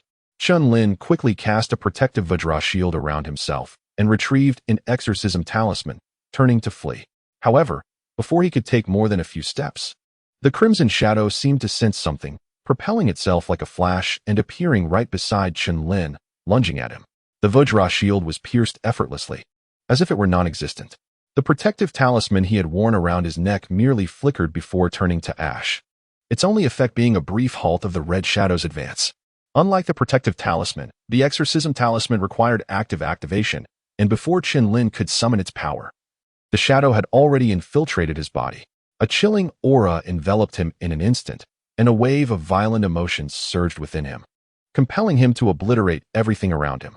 He struggled to control his body with sheer willpower, desperate to activate the exorcism talisman. Yet, He found himself utterly unable to suppress the overwhelming darkness. Just then, he felt a sudden warmth in his other hand. As the shattered jade talisman he had been clutching emitted a sphere of white light, enveloping his form. A piercing scream echoed from within him, and the faint crimson shadow erupted from his body, trembling as if severely wounded, now devoid of its previous flickering agility. Seizing the opportunity, Chen Lin unhesitatingly unleashed the exorcism talisman. It transformed into a radiant orb of light, striking the weakened red shadow. With a violent shudder, the shadow dissipated into a wisp of black smoke, vanishing into the air. As the shadow was extinguished, the chilling presence vanished entirely. Chen Lin, drenched in cold sweat, had genuinely felt the specter of death just moments before. He pondered the nature of that red shadow, which had moved with such terrifying swiftness, rendering any defense utterly futile. Its method of attack was equally bizarre, as it lunged directly at him, making the Vajra shield appear inconsequential. If it had not been for, Chen Lin raised his hand, gazing at the jade talisman he had gripped tightly. It was the light from this very object that had liberated him from the shadow's grasp and gravely injured it. Without such fortune, the exorcism talisman might not have been sufficient to eradicate the threat. What a fortuitous coincidence it was that this item had been acquired just in time to save his life. Moreover, this talisman was certainly not a mere Earth Escape talisman. That bald man had been entirely mistaken. At this moment, the jade talisman had lost its previous luminescence and vibrancy, likely due to the demise of the red shadow. This indicated that the talisman possessed a detection function, capable of responding to malevolent entities like the red shadow within a certain radius. Chen Lin realized he had stumbled upon a treasure. He carefully placed the jade talisman into his pocket, deciding to fashion a pouch to hang around his neck once he returned. Next, he began to examine his body. Finding no abnormalities, he approached the old Taoist with caution. By now, the surrounding crowd had completely fled, leaving behind over 10 lifeless bodies, while the few remaining individuals in the courtyard appeared stunned, their eyes glazed and unmoving. In an instant, more than 10 lives had been extinguished, and the bride's final transformation had been utterly terrifying. Not even an ordinary person could have withstood such horror, though Chen Lin, having witnessed significant events in Kaiyuan City, managed to maintain his composure. As he drew closer to the old Taoist, Chen Lin discovered that the old man's appearance was equally alarming, covered in blood and flesh remnants. His exposed skin seemed parched, as if drained of moisture, and his eyes bulged from their sunken sockets, blood oozing from his 7 orifices. It appeared he was on the verge of death. Chen Lin shuddered at the thought. The old Taoist had reached the late stage of qi cultivation and possessed formidable skills, yet he had still succumbed. Had it not been for the jade talisman, Chen Lin shuddered to think of the outcome he might have faced. He still could not comprehend the nature of that crimson shadow. It was profoundly sinister. As he contemplated, Chen Lin extended his hand to tug at the old Taoist's robe, hoping to find any items that might reveal the old man's identity. Should he find nothing, he would ensure the old Taoist received a proper burial. As fellow cultivators, it was natural to feel a sense of sorrow, and the old Taoist, with his righteous spirit, had fought against evil, deserving of respect. Naturally, as the one left behind, Chen Lin would feel justified in claiming the old man's legacy. Cough, cough, fellow Taoist. I am not dead yet. Just as Chen Lin reached out, the old man's bulging eyes rolled, and he coughed up blood, managing to speak. Chen Lin glanced at his hand, suddenly feeling a bit awkward. His hand was positioned near the old man's storage bag, caught in the act of possibly looting. Ah, how do you fare, Taoist? Can you rise? Chen Lin quickly checked for the old man's breath, then withdrew his hand. Cough. I am managing, barely able to move. Thank you for saving me, fellow Taoist. The old Taoist adjusted his storage bag, then, using his whisk for support, struggled to stand. At this moment, the bridegroom and others in the courtyard began to regain their senses and stepped outside. Thank you, Taoist Yuyang. Were it not for you, our family would have perished. The bridegroom bowed deeply, followed closely by his family. Chen Lin was taken aback. It seemed they were acquainted. The old Taoist forced a wry smile and replied, "It is not my merit. It is entirely thanks to this fellow cultivator. Otherwise, I too would have perished here, and my lack of skill has only brought trouble to so many." Gazing at the bodies strewn about, the old Taoist was filled with remorse.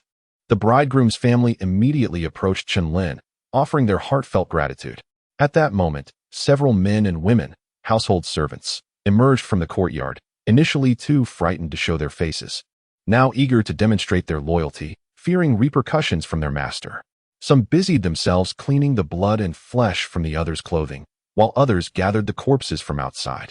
After a while, once the scene had been sufficiently cleared, Chen Lin clasped his fists and addressed the old Taoist. "May I inquire your name, Taoist? Do you have any knowledge of the nature of that malevolent entity? Such an unpredictable foe would be manageable if it were solitary, but if it manifested in numbers, he would need to ascertain the truth."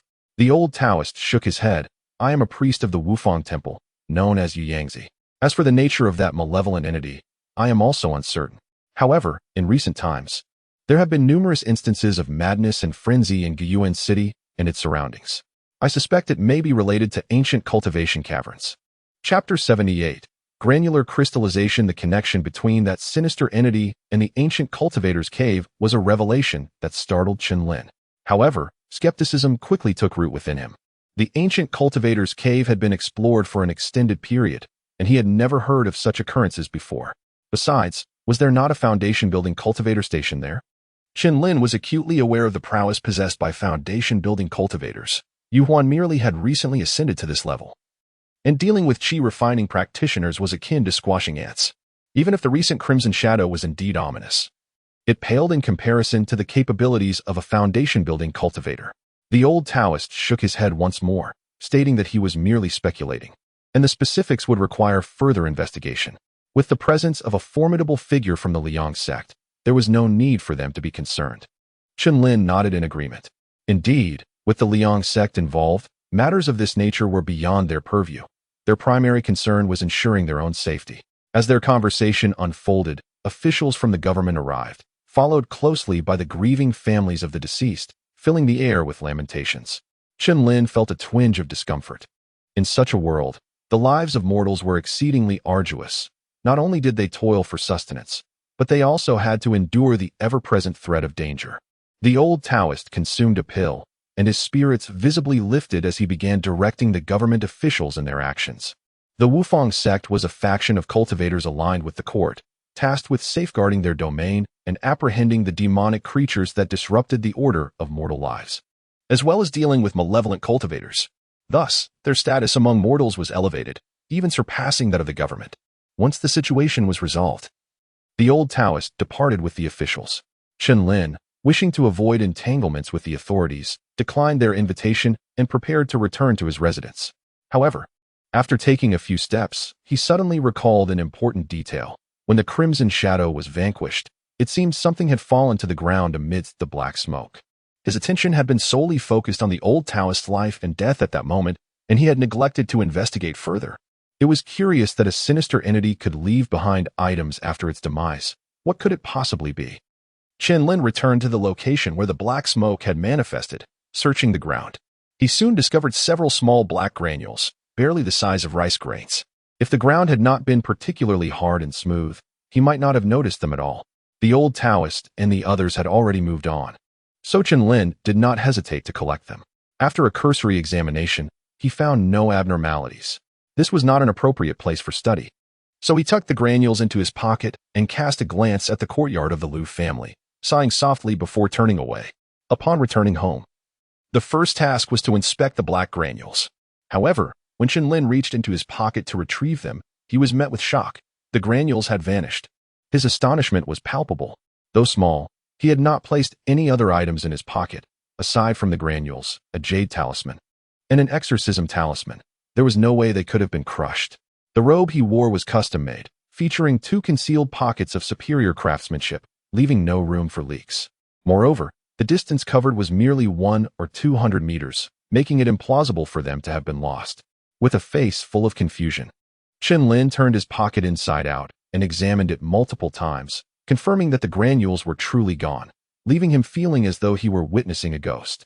Was it possible that the granules could not be preserved, transforming into air after a certain period? His brow furrowed in thought. If they had indeed become air, it would not be concerning.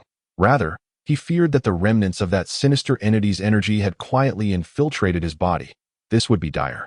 Considering this, he hurriedly conducted a thorough inspection of himself and found no issues. It seemed improbable. When he had stored the granules, he had taken precautions, placing them alongside the jade talisman and the exorcism talisman. If any malevolent energy had emerged, the Jade Talisman should have reacted.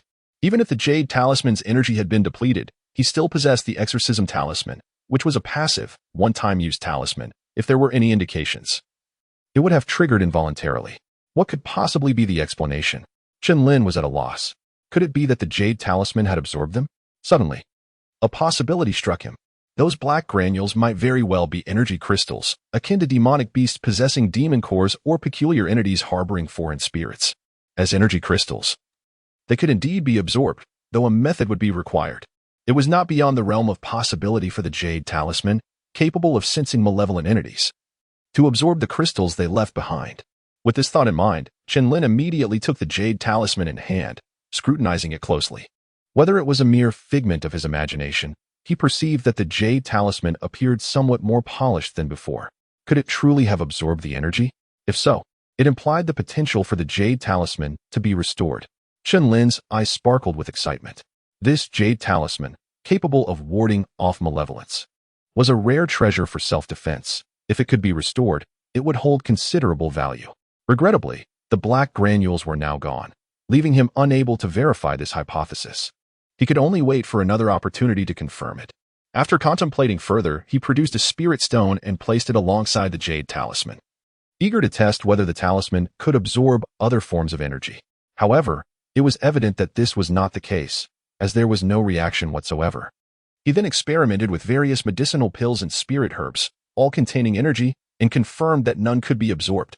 With no new leads to pursue, Chen Lin ceased his contemplation, carefully wrapping the Jade Talisman and threading it onto a cord to wear around his neck before leaving his home for the market. According to the old Taoist, such instances of malevolent influence had been reported in many regions.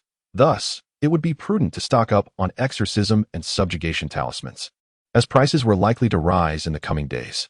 However, his supply of spirit stones was dwindling, and he feared he would not be able to purchase a sufficient quantity. Relying on hoarding to profit from price fluctuations was not a viable strategy, so he resolved to create the talismans himself. Should prices rise, he could make a substantial profit. If they did not, he would retain them for personal use. There was no downside. With this mindset, Chen Lin began to explore various shops, seeking the crafting methods for these two types of talismans. In truth, his primary interest lay in acquiring the method for crafting the 5 elements escape talisman, as escape talismans were the most expensive among all talismans, particularly the 5 elements variant, which, despite being a first-tier talisman, often commanded prices exceeding even some second-tier talismans. If he mastered this craft, he would undoubtedly reap great rewards. Furthermore, items that ensured survival were always in demand. As long as one could produce them, there would be buyers. Regrettably, such teachings were utterly unavailable for purchase. After a thorough search, he found not only the crafting methods for the 5 elements escape talisman, but even the most basic exorcism talisman creation methods were nowhere to be found. His aspirations were dashed. Nonetheless, it was not entirely fruitless, as he did gather some information. It turned out that talismans designed to repel evil and exorcise demons were all crafted by the hands of the Wufang sect's Taoists. Even those sold in the market had been sourced from there. What a remarkable coincidence. When it came to matters of survival and profit, Chen Lin was never one to shy away, and considering he had just saved the life of that Yu Yangzi, he hoped for a bit of leniency from them. Thus, after inquiring about the location of the Wufang sect, he set off toward it. Chapter 79. A gift as an official institution, the Taoist temple stands impressively in the city. I am Chen Jun, here to visit my friend, Taoist Yu Yang. Please inform him of my arrival. Upon entering, I found only 2 young acolytes in the courtyard, and Chen Lin greeted them kindly. Sensing the aura of power emanating from Chen Lin, the acolytes promptly acknowledged him and rushed inside. Shortly thereafter, a young Taoist emerged from the inner chamber, bowing deeply to Chen Lin and saying, "You must be Taoist Chen. My master requests your presence." With a gesture of invitation, he led Chen Lin into the inner sanctum. "Please wait a moment, Taoist friend. I am currently healing from an injury, but I shall be with you shortly." Just as they reached the door of a room, they heard Yu Yang's voice from within, slightly weakened. Before long, Yu Yang opened the door and invited Chen Lin inside. "Ah, I was just regretting not inquiring about your residence. Yet here you are." After they settled into their seats, Yu Yang initiated the conversation. "Oh, Taoist, do you have something to discuss with me?" Chen Lin inquired, a hint of surprise in his tone. Yu Yang adjusted his beard, refraining from answering directly. instead posing a question of his own. First, might you enlighten me as to why you sought me out? After a moment's contemplation, Chen Lin spoke candidly. I have heard from the market that you excel in crafting protective and exorcism talismans. As a talisman maker myself, I wish to discuss the art of talisman crafting with you. Yu Yang nodded knowingly. He spoke with a hint of depth. I noticed you possess a means to restrain that malevolent entity. Do you still require exorcism talismans? If it is merely for personal use, I would be glad to gift you a few. Chen Lin felt a twinge of embarrassment, realizing his earlier impulsiveness. Since protective and exorcism talismans were Yu Yang's means of livelihood, seeking to learn the crafting methods to produce and sell them himself felt akin to undermining his source of income. He refrained from further requests. Although the price of such talismans would undoubtedly soar in the near future, it was unlikely Yu Yang would be willing to sell them to him, no matter how much he might plead. Thus, Chen Lin smiled and redirected the conversation. I merely came to check on your injuries. As for my means of restraining malevolent entities, it relies solely on talismans. He spoke the truth. The jade talisman he possessed was indeed a talisman, now safely secured around his neck. It was this very talisman that had persuaded him to remain here, intending to seize the opportunity to profit. To his surprise, Yu Yang smiled gently and retrieved a jade slip from his sleeve. Taoist friend, you saved my life. As a token of my gratitude, and since you too are a talisman maker, I shall share with you the methods for crafting these talismans. Before Chen Lin could respond, Yu Yang sighed. Recently, there have been numerous cases of madness, though none so severe. A single protective talisman should suffice to purify the malevolent energy. However, the phenomenon exhibited by the daughter-in-law of the Liu family, where the malevolence took on a physical form, has never occurred before. It suggests that this malevolent energy is capable of growing stronger, and I fear trouble may arise. I am but a humble practitioner, unable to deter the adept members of the Liyang sect from continuing their exploration of ancient cultivator caves. They remain indifferent to the lives of mortals and lower-tier cultivators. All I can do is craft more protective talismans for unforeseen circumstances. Having finished, Yu Yang pointed to the jade slip and explained. This slip contains the methods for crafting 3 types of talismans: the protective talisman, the exorcism talisman, and the demon restraining talisman. I can only produce the first 2. But if you manage to create the demon restraining talisman, do not forget to send one my way. Moreover, these crafting methods are the legacy of the Wufang Temple, so I ask that you keep them confidential. With that, he handed the jade slip to Chen Lin. This was a coveted treasure for Chen Lin, and he showed no hesitation in accepting it, grasping it firmly. He then assured Yu Yang, rest assured, Taoist, I shall never disclose this knowledge. I swear an oath of sincerity. Chen Lin's earnestness highlighted his forthright nature, causing Yu Yang's lips to twitch involuntarily. However, he interrupted Chen Lin, shaking his head. There is no need for such an oath. In truth, I believe the methods for crafting talismans to restrain malevolent entities should be made available to all cultivators. Yet the court forbids it, leaving us powerless. I must caution you, however, against swearing too many oaths of sincerity. Doing so may lead to forgetfulness, and you could inadvertently violate your promises. Even if you can recall all your oaths, an excess may attract the attention of your inner demons, particularly when you strive to break through your cultivation level. The higher your cultivation, the more vigilant you must be. Chen Lin's expression shifted as he absorbed this warning. He had unwittingly sworn several such oaths in the past. Had Yu Yang not intervened, he would have continued to do so every time he engaged in transactions involving informational items. This was the downside of having no master to guide him. He promptly rose and bowed respectfully to Yu Yang. Thank you for your reminder, Taoist. I am deeply grateful. Yu Yang's lips twitched again as he remarked, Taoist friend. You and I are of similar age. There is no need for you to refer to yourself as a junior. Chen Lin was taken aback. It seemed Yu Yang had seen through his disguise, almost as if he were about to accuse him of trying to appear younger than he was. He quickly clarified, Taoist. You may not know, though I appear frail, it is due to a prior affliction. My true age is only in my 40s. Yu Yang's expression darkened. Being in his 50s himself, he found Chen Lin's age hardly youthful. Let us engage as equals then, he said, waving his sleeve dismissively. My injuries have not fully healed, so I shall not keep you any longer. Should you encounter formidable malevolent entities, do not hesitate to seek me out at this temple, and we shall confront them together. Of course, I will surely seek your assistance when the time comes, Chen Lin replied, bowing once more as he exited the room. The young Taoist accompanied Chen Lin to the door, presenting him with 2 vials of talisman ink. one for crafting protective talismans and the other for exorcism talismans, which deeply touched Chen Lin. Taoist Yu Yang, you were truly generous. As he walked back, Chen Lin pondered. Yu Yang must have realized that he had vanquished the malevolent entity known as the Red Shadow, for he had not been unconscious at that time. Given the close proximity, a cultivator of Yu Yang's caliber would have sensed everything. The white light emitted by the jade talisman was also quite conspicuous, impossible to conceal from him. Yet, Yu Yang did not pry further and even gifted him the talisman crafting methods, demonstrating his admirable character. While Chen Lin had inadvertently saved Yu Yang's life, that had been a passive act, and the practice of repaying kindness with malice was not uncommon in the world of cultivators. It was clear that Yu Yang was an honorable practitioner, someone worth forging a friendship with. Chapter 80. The effects of the mind-nourishing pill. Cultivators are a group primarily motivated by personal gain, as their lifespan increases with the improvement of their cultivation. One might disregard wealth, treasures, or even women, but no one is indifferent to their own life.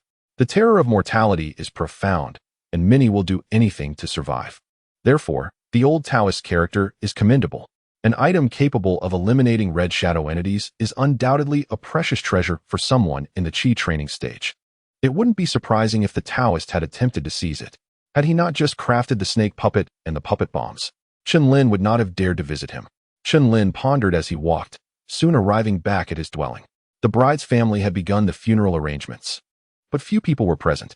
With the presence of an evil entity, the family likely wouldn't reside here much longer and would soon relocate. However, he had no intention of moving and even anticipated the emergence of the evil entity to verify whether the jade talisman could absorb the black crystalline particles. Moreover, with the talisman ink and a substantial supply of talisman paper, he could immediately commence crafting warding and banishing talismans. With these two types of talismans and the jade talisman, he would no longer be caught off guard when encountering such red shadow entities. After arriving home and tidying up, Chen Lin began studying the contents of the jade slip. This study occupied most of the day, stretching into the evening. Chen Lin removed the jade slip from his brow, a look of astonishment on his face. He once again marveled at Yu Yangzi's generosity. Just as Yu Yangzi had stated, the jade slip contained methods for crafting 3 types of talismans: warding talismans, banishing talismans, and, unexpectedly, a demon-suppressing talisman, a second-order talisman. A second-order talisman crafting inheritance, given away freely? Chen Lin was temporarily uncertain of Yu Yangzi's motives. If there was an ulterior motive, there was no indication of it, but he found it hard to believe that it was purely a repayment of a life-saving debt. After a long while, he gave a self-deprecating wry smile. He had become increasingly suspicious, harboring the notion that no one was truly benevolent and viewing everyone as potentially harmful.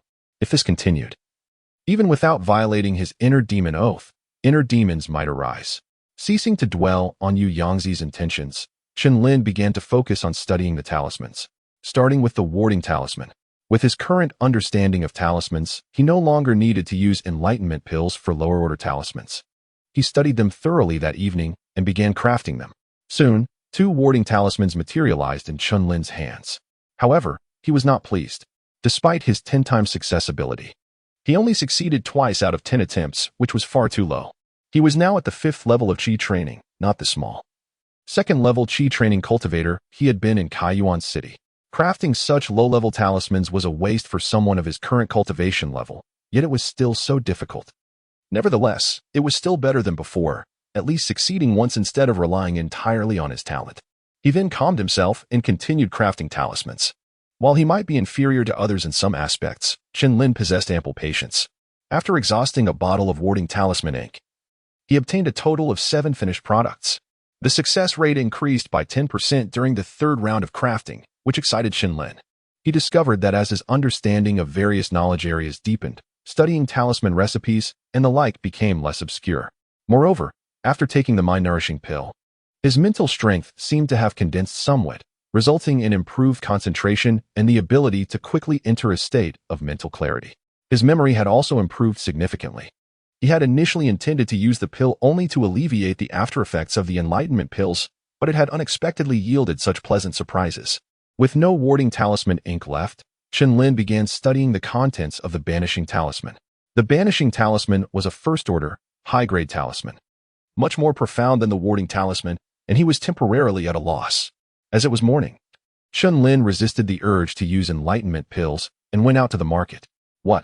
The ancient cultivator's cave formation has been breached. Chen Lin received startling news as soon as he entered Rui workshop. Were any amazing treasures discovered? He immediately inquired with curiosity. The corpulent shopkeeper said in an astonished tone, "You might not believe it, but after the formation was broken, a temple appeared." A temple? Chen Lin exclaimed in surprise. He had considered countless possibilities. But a temple was the last thing he had expected. But the treasures unearthed before didn't include any Buddhist items. How could a temple appear? What's inside? This time, the shopkeeper shook his head. I don't know. The temple seems very peculiar. No cultivator has been able to enter yet, including those at the foundation establishment stage. He then added with amazement, if you're interested, you might want to take a look. That temple is truly magnificent. Chen Lin was somewhat tempted. He had never visited the ancient cultivator's cave since its appearance.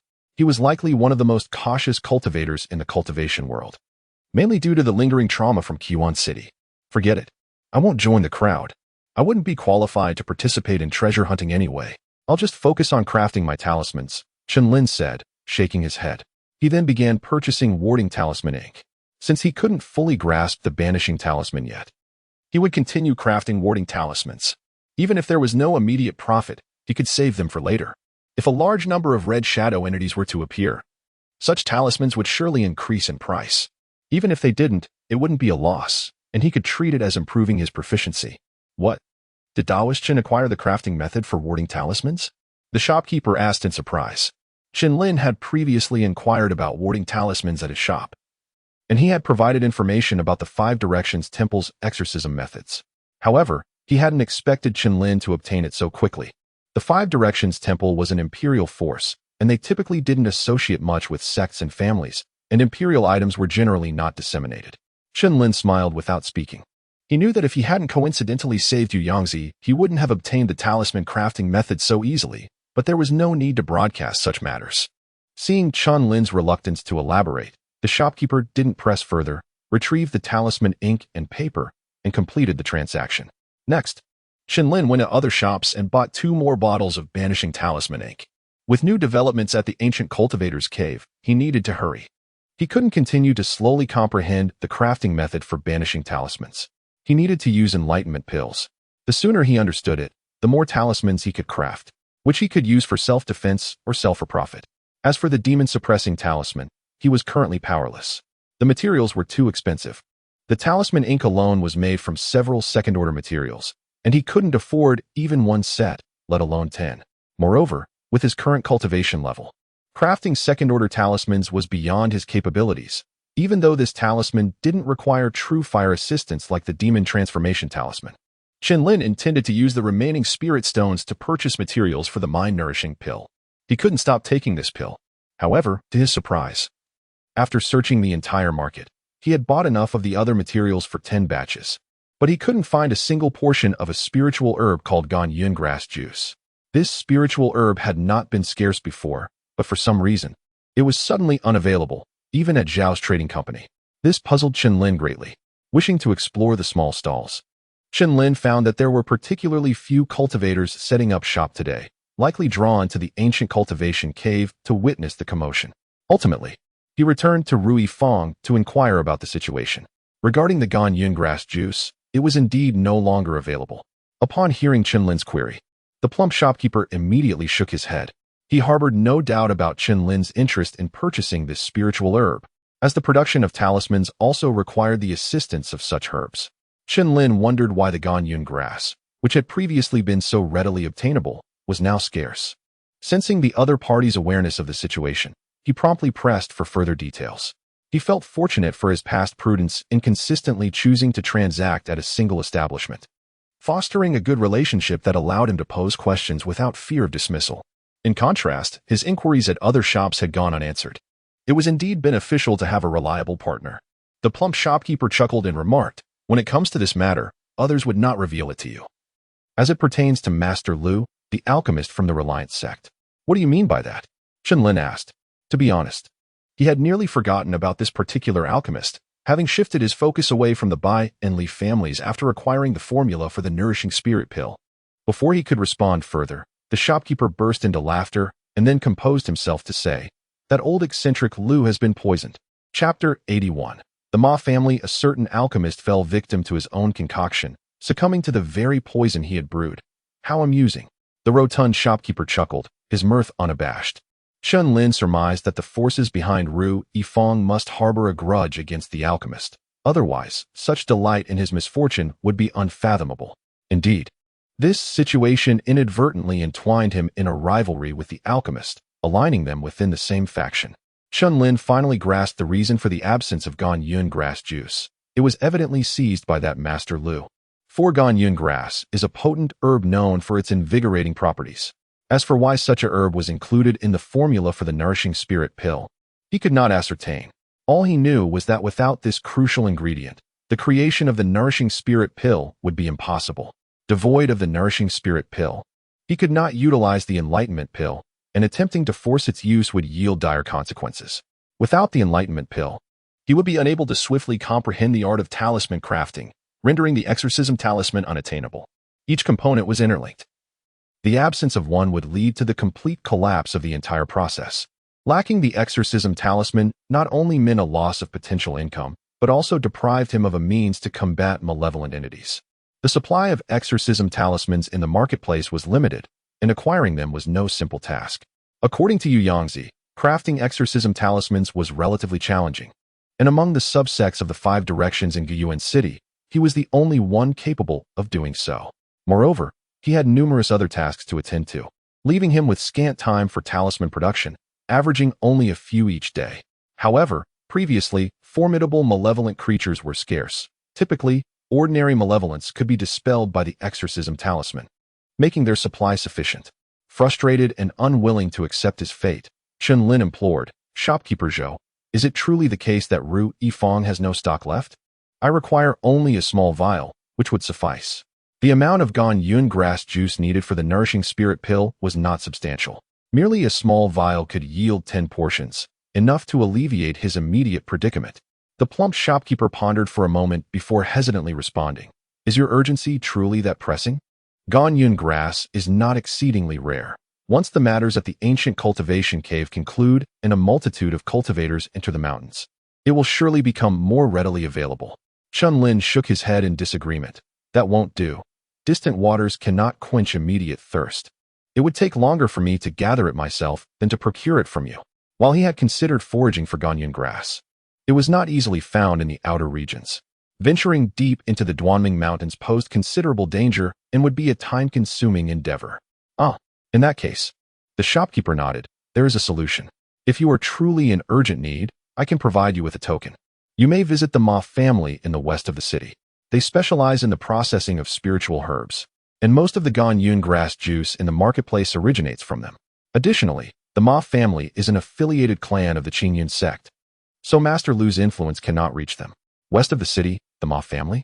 Very well, I shall trouble you for this," Chen Lin replied gratefully. The Ma family was located a mere 10 miles from the city, across the Duling River, and would not take much time to reach. Though he harbored concerns that the river might be connected to the cavern's pool, where a second-tier dragon might lurk, as long as he stayed away from the riverbank, he believed he would be safe. Furthermore, there had been no reports of the dragon's sightings for some time, suggesting the beast had not ventured out of the Duanming Mountains. In reality, beasts rarely emerged from the mountains. Those that did were often hunted by cultivators. After all, most of the beasts on the northern side of the Duanming Mountains were of the first tier. Within the mountains, they could ambush cultivators, but once outside, they would simply become prey. Even if a second-tier beast were to appear, there were foundational cultivators stationed in the vicinity. As for third-tier beasts, none had ever been reported. Even the formidable anomaly in Kayuan City only reached the 3rd tier after taking form, and whether it could successfully transform remained unknown. Through his recent inquiries, Chen Lin had also learned about anomalies, strange entities whose origins were shrouded in mystery. Once born, they could not be exterminated, at least. There were no recorded instances of their complete annihilation in the texts. While they could not be eradicated, their threat was not overly significant, as they could only exist within their birthplace and could not move. As long as one refrained from entering their controlled territory, they would remain unharmed. This was also why he had not ventured far after leaving the mountains. Having obtained the shopkeeper's token and inquiring about the address, Chen Lin made his way westward. The Ma family was a Qi cultivation clan of considerable size. It was said that the family head had attained consummate mastery in Qi cultivation, though he was now aged and devoid of hopes for foundation building.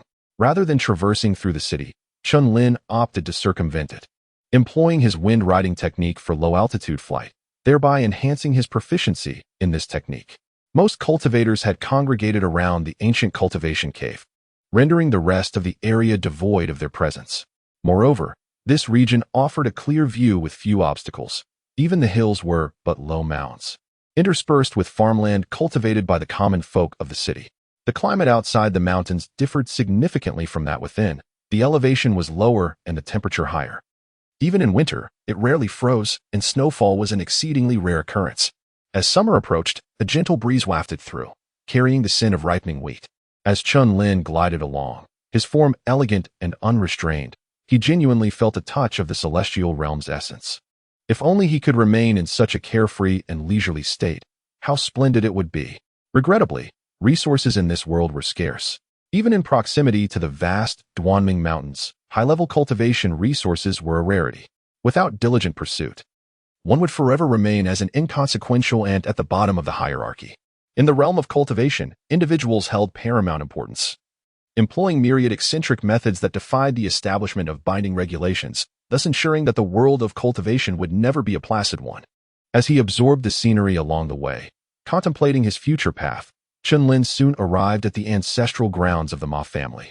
As an affiliated clan of the Qingyan sect, they occupied a modest piece of spiritual vein territory on a gently sloping hill. From a distance, he could discern a lush expanse of verdant trees enveloping exquisite dwellings, accompanied by the sounds of chirping insects and singing birds, a picturesque rural scene. Chen Lin could not help but marvel. It was no wonder that cultivation families preferred to establish themselves outside the city. Such an environment would surely enhance one's mood for cultivation. At the foot of the hill lay a well-kept road leading directly towards Guyuan City. Chen Lin alighted onto the road and ambled forward. Upon reaching an archway, a young cultivator intercepted his path. "You have arrived at the Ma residence. May I inquire about your purpose for visiting?" The youth, though merely at the first level of Qi cultivation and not particularly old, approached Chen Lin with a demeanor that was neither subservient nor arrogant, despite Chen Lin being a mid-stage Qi cultivator. Chen Lin privately acknowledged the confidence of the family cultivators. They possessed a certain poise, unlike scattered cultivators who tread cautiously wherever they went. "I am Chen Zhen, here to purchase a spiritual herb. Might I inquire about your protocols?" With that, he presented the token bestowed upon him by the shopkeeper. Upon seeing the token, the youth's expression brightened. "Ah, so you are referred by Rui Fong. Please, come in." He gestured for a younger boy, a mere mortal, to approach. "This esteemed friend is visiting for the first time. Take him to the spiritual herb chamber." Turning back to Chen Lin, the youth cautioned, "The village is laden with formations. Do not wander aimlessly, lest you provoke unnecessary trouble." Nodding in understanding, Chen Lin followed the boy into the village. Just then, two individuals exited the compound, engaged in quiet conversation, and fell silent as they approached. As they passed each other, a flicker of recognition crossed Chen Lin's eyes. One of them was none other than Luo Ziqing from Qingyan sect, who had previously purchased python skin from him in the marketplace. Chapter 82. The Book of Spiritual Medicines. The sight of Luo Ziqing took Chen Lin by surprise. However, upon reflection, it seemed quite natural. The Ma family was an affiliated clan of the Qingyan sect, and Luo Ziqing was a disciple of the same sect. So his presence here was not unusual. Thus, Chen Lin decided to dismiss his thoughts and followed the guide swiftly toward a particular building. As Luo Ziqing emerged from the gate alongside another young man clad in white, the Qi refining stage cultivators stationed there immediately bowed in greeting. Yet, the two paid them no heed and proceeded straight down the road. Once outside, Luo Ziqing glanced back at Chen Lin's receding figure. "What, does cousin know that person?" The other young man in white asked curiously upon noticing Luo's gaze. Luo Ziqing nodded. "Indeed, although he wore a disguise, he could not escape my sensing technique." "Oh, whose family does he belong to?" "Those who come to the estate to purchase spiritual medicines are usually regular patrons." The white-robed youth also turned to look, but by then, Chen Lin's silhouette had already vanished. Luo Ziqing shook his head. "It's nothing significant.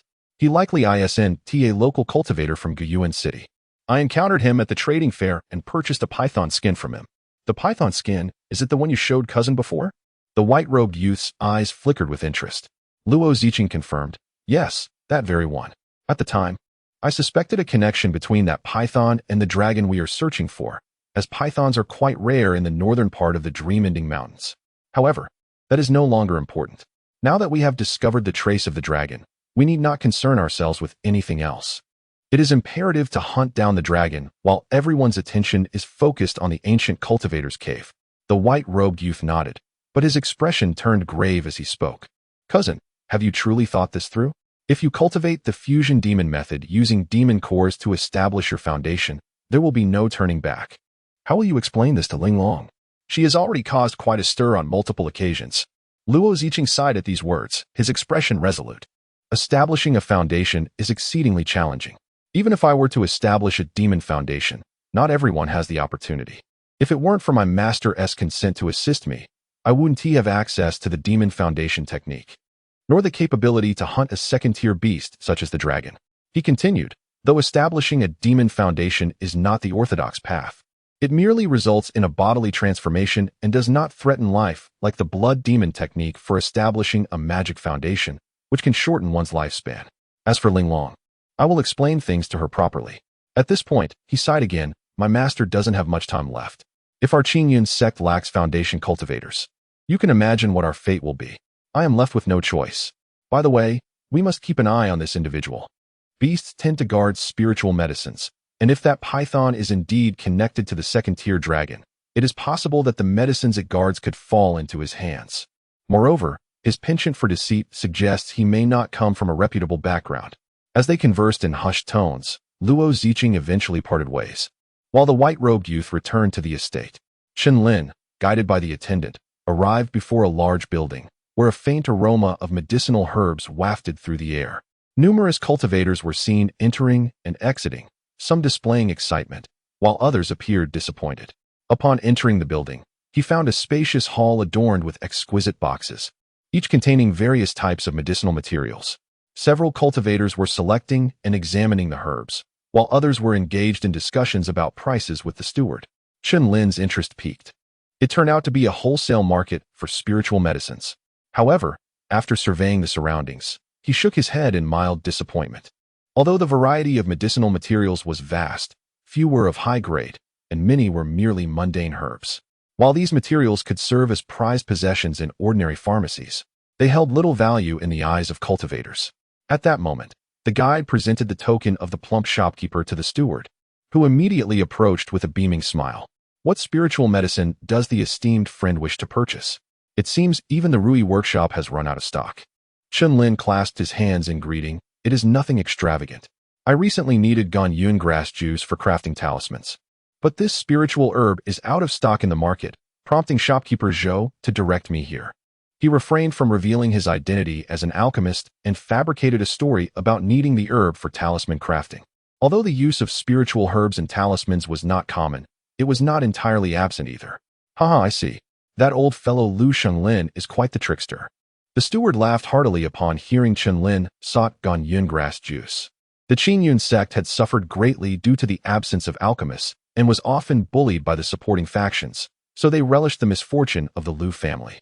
Chen Lin remained silent, merely here to procure spiritual herbs without the need for further discourse. Too many words often led to missteps. After a bout of laughter, the steward ventured inside but soon returned empty-handed. Before Chen Lin could inquire, he spoke. "Since you were referred by shopkeeper Zhou, we cannot let you leave empty-handed. However, the ready-made juice is sold out and needs to be processed. Please rest inside for a moment. It will be ready shortly." Chen Lin nodded and followed the steward to a room resembling a lounge. The steward then busied himself in the hall. Chen Lin scanned the room. Aside from himself, there were two others engrossed in reading books. He found it inappropriate to disturb them. Opting for a nearby stool, he noticed a book on the table that was similar to what the others were reading. Since there seemed to be no restrictions, he picked it up and began to flip through its pages. As he delved into the content, a look of intrigue crossed his face.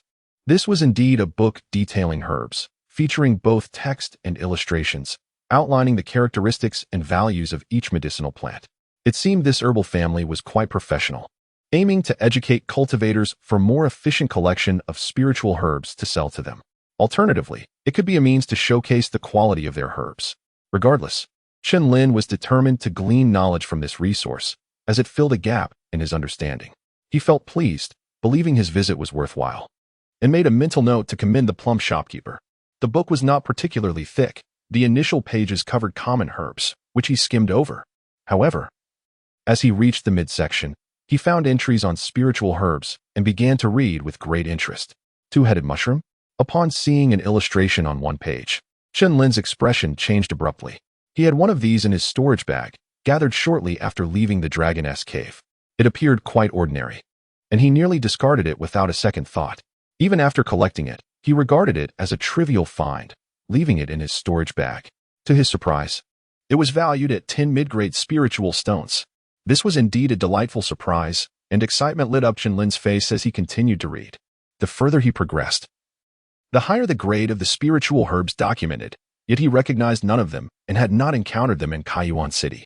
This did not imply that such herbs were absent in the dream-ending mountains. Rather, he had been solely focused on his escape and had not paid attention to these matters. Before long, the book was flipped to the final pages. Just as he turned to the third-to-last page, his expression suddenly froze. Chapter 83. The Notion of Divine Retribution. The page that Chen Lin flipped to contained a detailed account of a spiritual herb that bore an uncanny resemblance to the one he had discovered in the pond. Remarkably, it was depicted in its entirety, showcasing not only the fruit, but also the withered branches and the two roots beneath. This revelation filled Chen Lin with joy. He had been perplexed about the fruit's purpose, only to unexpectedly find it documented here. However, despite his inner elation, his countenance remained impassive as he diligently suppressed his emotions. This restraint stemmed from his inherently cautious nature, as well as his recent encounter with Luo Ziqing. During the trading event, the latter had inquired about the source of the python skin, and although Chen Lin had managed to deflect the question, he remained uncertain of Luo's beliefs and intentions. Given that this spiritual herb was associated with the python, he exercised extra caution, ensuring his excitement did not become overtly apparent. He continued to peruse each page meticulously. According to the text, this fruit was known as the withered vine spirit fruit, an exceedingly rare treasure of nature, valued beyond measure. Its primary function was as the chief ingredient in the Foundation Establishment pill. The mere mention of the Foundation Establishment pill sent a shiver through Chen Lin's heart. For practitioners of qi refining, none could resist the allure of the Foundation Establishment pill, as it was essential for normal Foundation establishment. Yet, the production of this pill was alarmingly scarce, resulting in a staggering disparity in the cultivation world, where the ratio of qi refiners to Foundation Establishment practitioners reached an exaggerated 1,000 to 1. The scarcity of the Foundation Establishment pill can be attributed to two factors: the rarity of the necessary spiritual herbs and the abysmally low success rate in pill refinement. It is said among cultivators that pursuing immortality is an act against the heavens, one that siphons the life force of all living beings, thus inviting divine retribution. Regardless of the type of cultivation, including that of beasts and plant spirits, all absorb the essence of heaven and earth for their own gain. The higher the cultivation, the greater the consumption. As a result, the beneficial energy of the world becomes depleted, adversely affecting other creatures and shortening their lifespans. Thus, cultivators are seen as usurpers of the life essence of beings incapable of cultivation, transgressing against the natural order. Furthermore, the act of Foundation Establishment is pivotal for practitioners on their path to true cultivation, and thus, the production of the Foundation Establishment pill is shrouded in limitations. Chen Lin found this perspective quite reasonable. Moreover, the pathways to Foundation Establishment were fraught with various flaws. Take for instance the blood demon technique practiced by Yu Yuehai. While it had no bottlenecks, it posed unimaginable drawbacks regarding lifespan. Even so, the blood demon pill was indispensable, yet its refinement success rate was also exceedingly low. Were it not for his ability to ensure success, he could only speculate on the vast quantities of alchemical materials he would need to expend. As he mused, Chen Lin recalled that he possessed a blood demon pill in his storage bag, one he had hidden away while assisting Yu Yuehai with alchemy. Regrettably, he only had the pill, without the technique, rendering it of little use. Even if he had access to the blood demon technique, he would not dare to practice it. At his age, succeeding in such cultivation would likely lead to an early demise. While contemplating these matters, Chen Lin finished perusing the contents of the page. Aside from the fruit being an ingredient for the Foundation Establishment pill, the two roots could also be used for alchemy. though the text did not specify what pills they could produce. After concluding his review, Chen Lin discreetly turned to the next page. This page introduced a luminescent spiritual herb known as starlight grass, which appeared as an ordinary weed during the day but emitted a glow only when the stars appeared. It was also one of the primary ingredients for the Foundation Establishment pill. Chen Lin continued to maintain his composure as he absorbed all the information. Finally flipping to the last page. The final page depicted a lotus-shaped spiritual herb called the tricolor tranquil lotus, another ingredient for the Foundation Establishment pill, without an estimated value. Chen Lin could not help but ponder the implications. How could a compendium of such significant spiritual herbs be casually placed in the lounge for anyone to peruse? If the intention was to deepen practitioners' understanding of herbal varieties for gathering and selling, then a catalog of common herbs would suffice. Rare spiritual herbs like those used for the Foundation Establishment pill would surely not go unnoticed by anyone who encountered them, and even if harvested, it was unlikely anyone would sell them indiscriminately. If one were to sell them, they would undoubtedly be presented at an auction rather than merely left here. After much contemplation, he could only conclude that the Ma family's intent was to showcase their status as a prominent herbal lineage. Having reviewed all the contents, Chen Lin flipped back to the first page, preparing to revisit the sections he had not examined closely. Just then, the steward entered the room, holding 2 vials. "Apologies for the wait, esteemed fellow. Here is the freshly extracted essence of the sweet cloud grass, but this is all we have for today. Should this prove insufficient, you may return another day," the steward explained. Chen Lin promptly rose, accepting the vials gratefully. "This is more than enough. Your assistance has been invaluable, and I am deeply appreciative." Having obtained what he sought, Chen Lin paid with spirit stones and exited the room. As he left, a young man in a white robe entered the lounge, prompting the other 2 individuals inside to immediately set down their tomes and rise. "Did you discover anything unusual?" the young man in white asked, flipping through the volumes Chen Lin had perused. One of the shorter individuals nodded, stating, "Indeed. After utilizing the sensing talismans, we observed fluctuations in his emotions when he encountered the twin-headed mushroom and the withered vine spirit fruit, with a more pronounced reaction to the former." The young man in white turned the pages to the twin-headed mushroom section, then looked up to address a middle-aged man with a dark complexion. "Uncle Lien, did you notice anything?" The dark-complexioned man replied promptly, "My observations align with yours." He exhibited the strongest reaction upon viewing the page on the twin-headed mushroom, though he also displayed slight emotional fluctuations when encountering the withered vine spirit fruit. However, given that the latter is an ingredient for the Foundation Establishment pill, it remains uncertain whether his reaction stemmed from the herb itself or the mere mention of the Foundation Establishment pill. Additionally, he showed faint emotional responses upon seeing the starlight grass and the tricolor tranquil lotus. Upon hearing this, the young man in white furrowed his brow before nodding. "Very well. That will suffice for now. You may return to your duties." The 2 cultivators promptly exited the room. It appeared that the young man in white held a significant position within the Ma family. Subsequently, he summoned the steward and, with a stoic expression, commanded, "Investigate the relationship between this individual and the Rui workshop and report back to me immediately." With that, he departed the lounge, clutching the 3 volumes. Soon, more cultivators entered the lounge to rest, yet the tomes were no longer available for their perusal. Chapter 84. A theatrical display. Ma Yikai, do you dare obstruct me? Do you have a death wish? Chen Lin retraced his steps, only to witness a young woman in an egret yellow dress berating the Qi refining stage 1 gatekeeper. "Miss Ling Long, please do not make things difficult for me. The patriarch has specifically instructed that you are not to leave the estate. I will be in dire straits if you do." The youth responded obsequiously, yet remained steadfastly in his position. The girl's eyes widened as she retorted, "I have not violated any family rules. On what grounds does the patriarch confine me? I care not. I shall depart. I wish to see what is so remarkable about this Luo Ziqing that he dares disregard me." With that, she brushed past the youth and dashed out.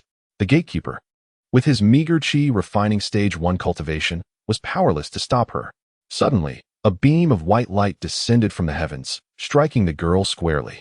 "Ma Linglong, what madness is this? Return immediately." A youth clad in white robes, his face contorted with anger, shoved the girl aside.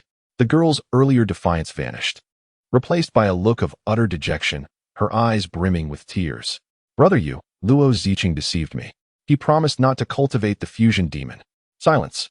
the white-robed youth roared, cutting her off. He fixed her with a chilling gaze. The girl recoiled, realizing her indiscretion, and began to sob. The youth surveyed the surroundings, his eyes lingering momentarily on Chen Lin, before leading the girl back into the estate, his face like a thundercloud. Once they were out of sight, Chen Lin strode purposefully towards the gatehouse, joining the other cultivators as they departed the Ma clan estate. The sun had already set, casting a twilight gloom. The other cultivators promptly invoked their flying techniques, or artifacts, soaring into the sky. Chen Lin deliberated for a moment before casting a wind-riding spell, flying low to the ground. However, after traversing a mere 2 or 3 miles, he descended, abandoning the main road in favor of the desolate hills. The white-robed youth's earlier scrutiny had unsettled him. Although he had no reason to suspect any ill intentions, prudence dictated that he take a less conspicuous route. The journey to Gyuan City was not excessively long, and the hills were low and devoid of any formidable beasts, posing no impediment to his progress. Shortly after entering the hills, Chen Lin spotted 2 streaks of light emerging from the Ma clan estate, one heading towards the market, the other directly to Gyuan City. Judging by their velocity, there were at least Qi refining stage 7 cultivators. Chen Lin grew even more cautious, deliberately seeking out areas of dense foliage. Eventually, he halted, seeking a secluded spot to conceal himself. There was no urgency, and a brief respite would do him good, regardless of any potential danger.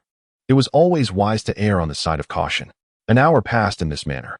The night had fully descended, and the moon and stars shone brilliantly.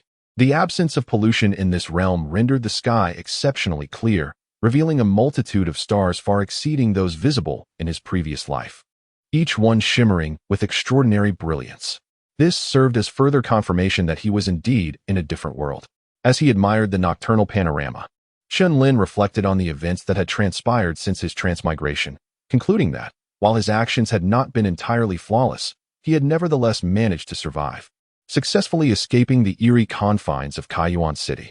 In his current circumstances, as long as he refrained from recklessness and maintained his vigilance, his innate abilities would serve him well. Even if he failed to attain the lofty heights of a golden core true person, there remained a glimmer of hope for foundation establishment. At the age of 40, with a lifespan of 120 years for Qi refining cultivators, he had 80 years to achieve foundation establishment, which would grant him an additional century of life, extending his existence to around 240 years. Such longevity was unimaginable in his previous life.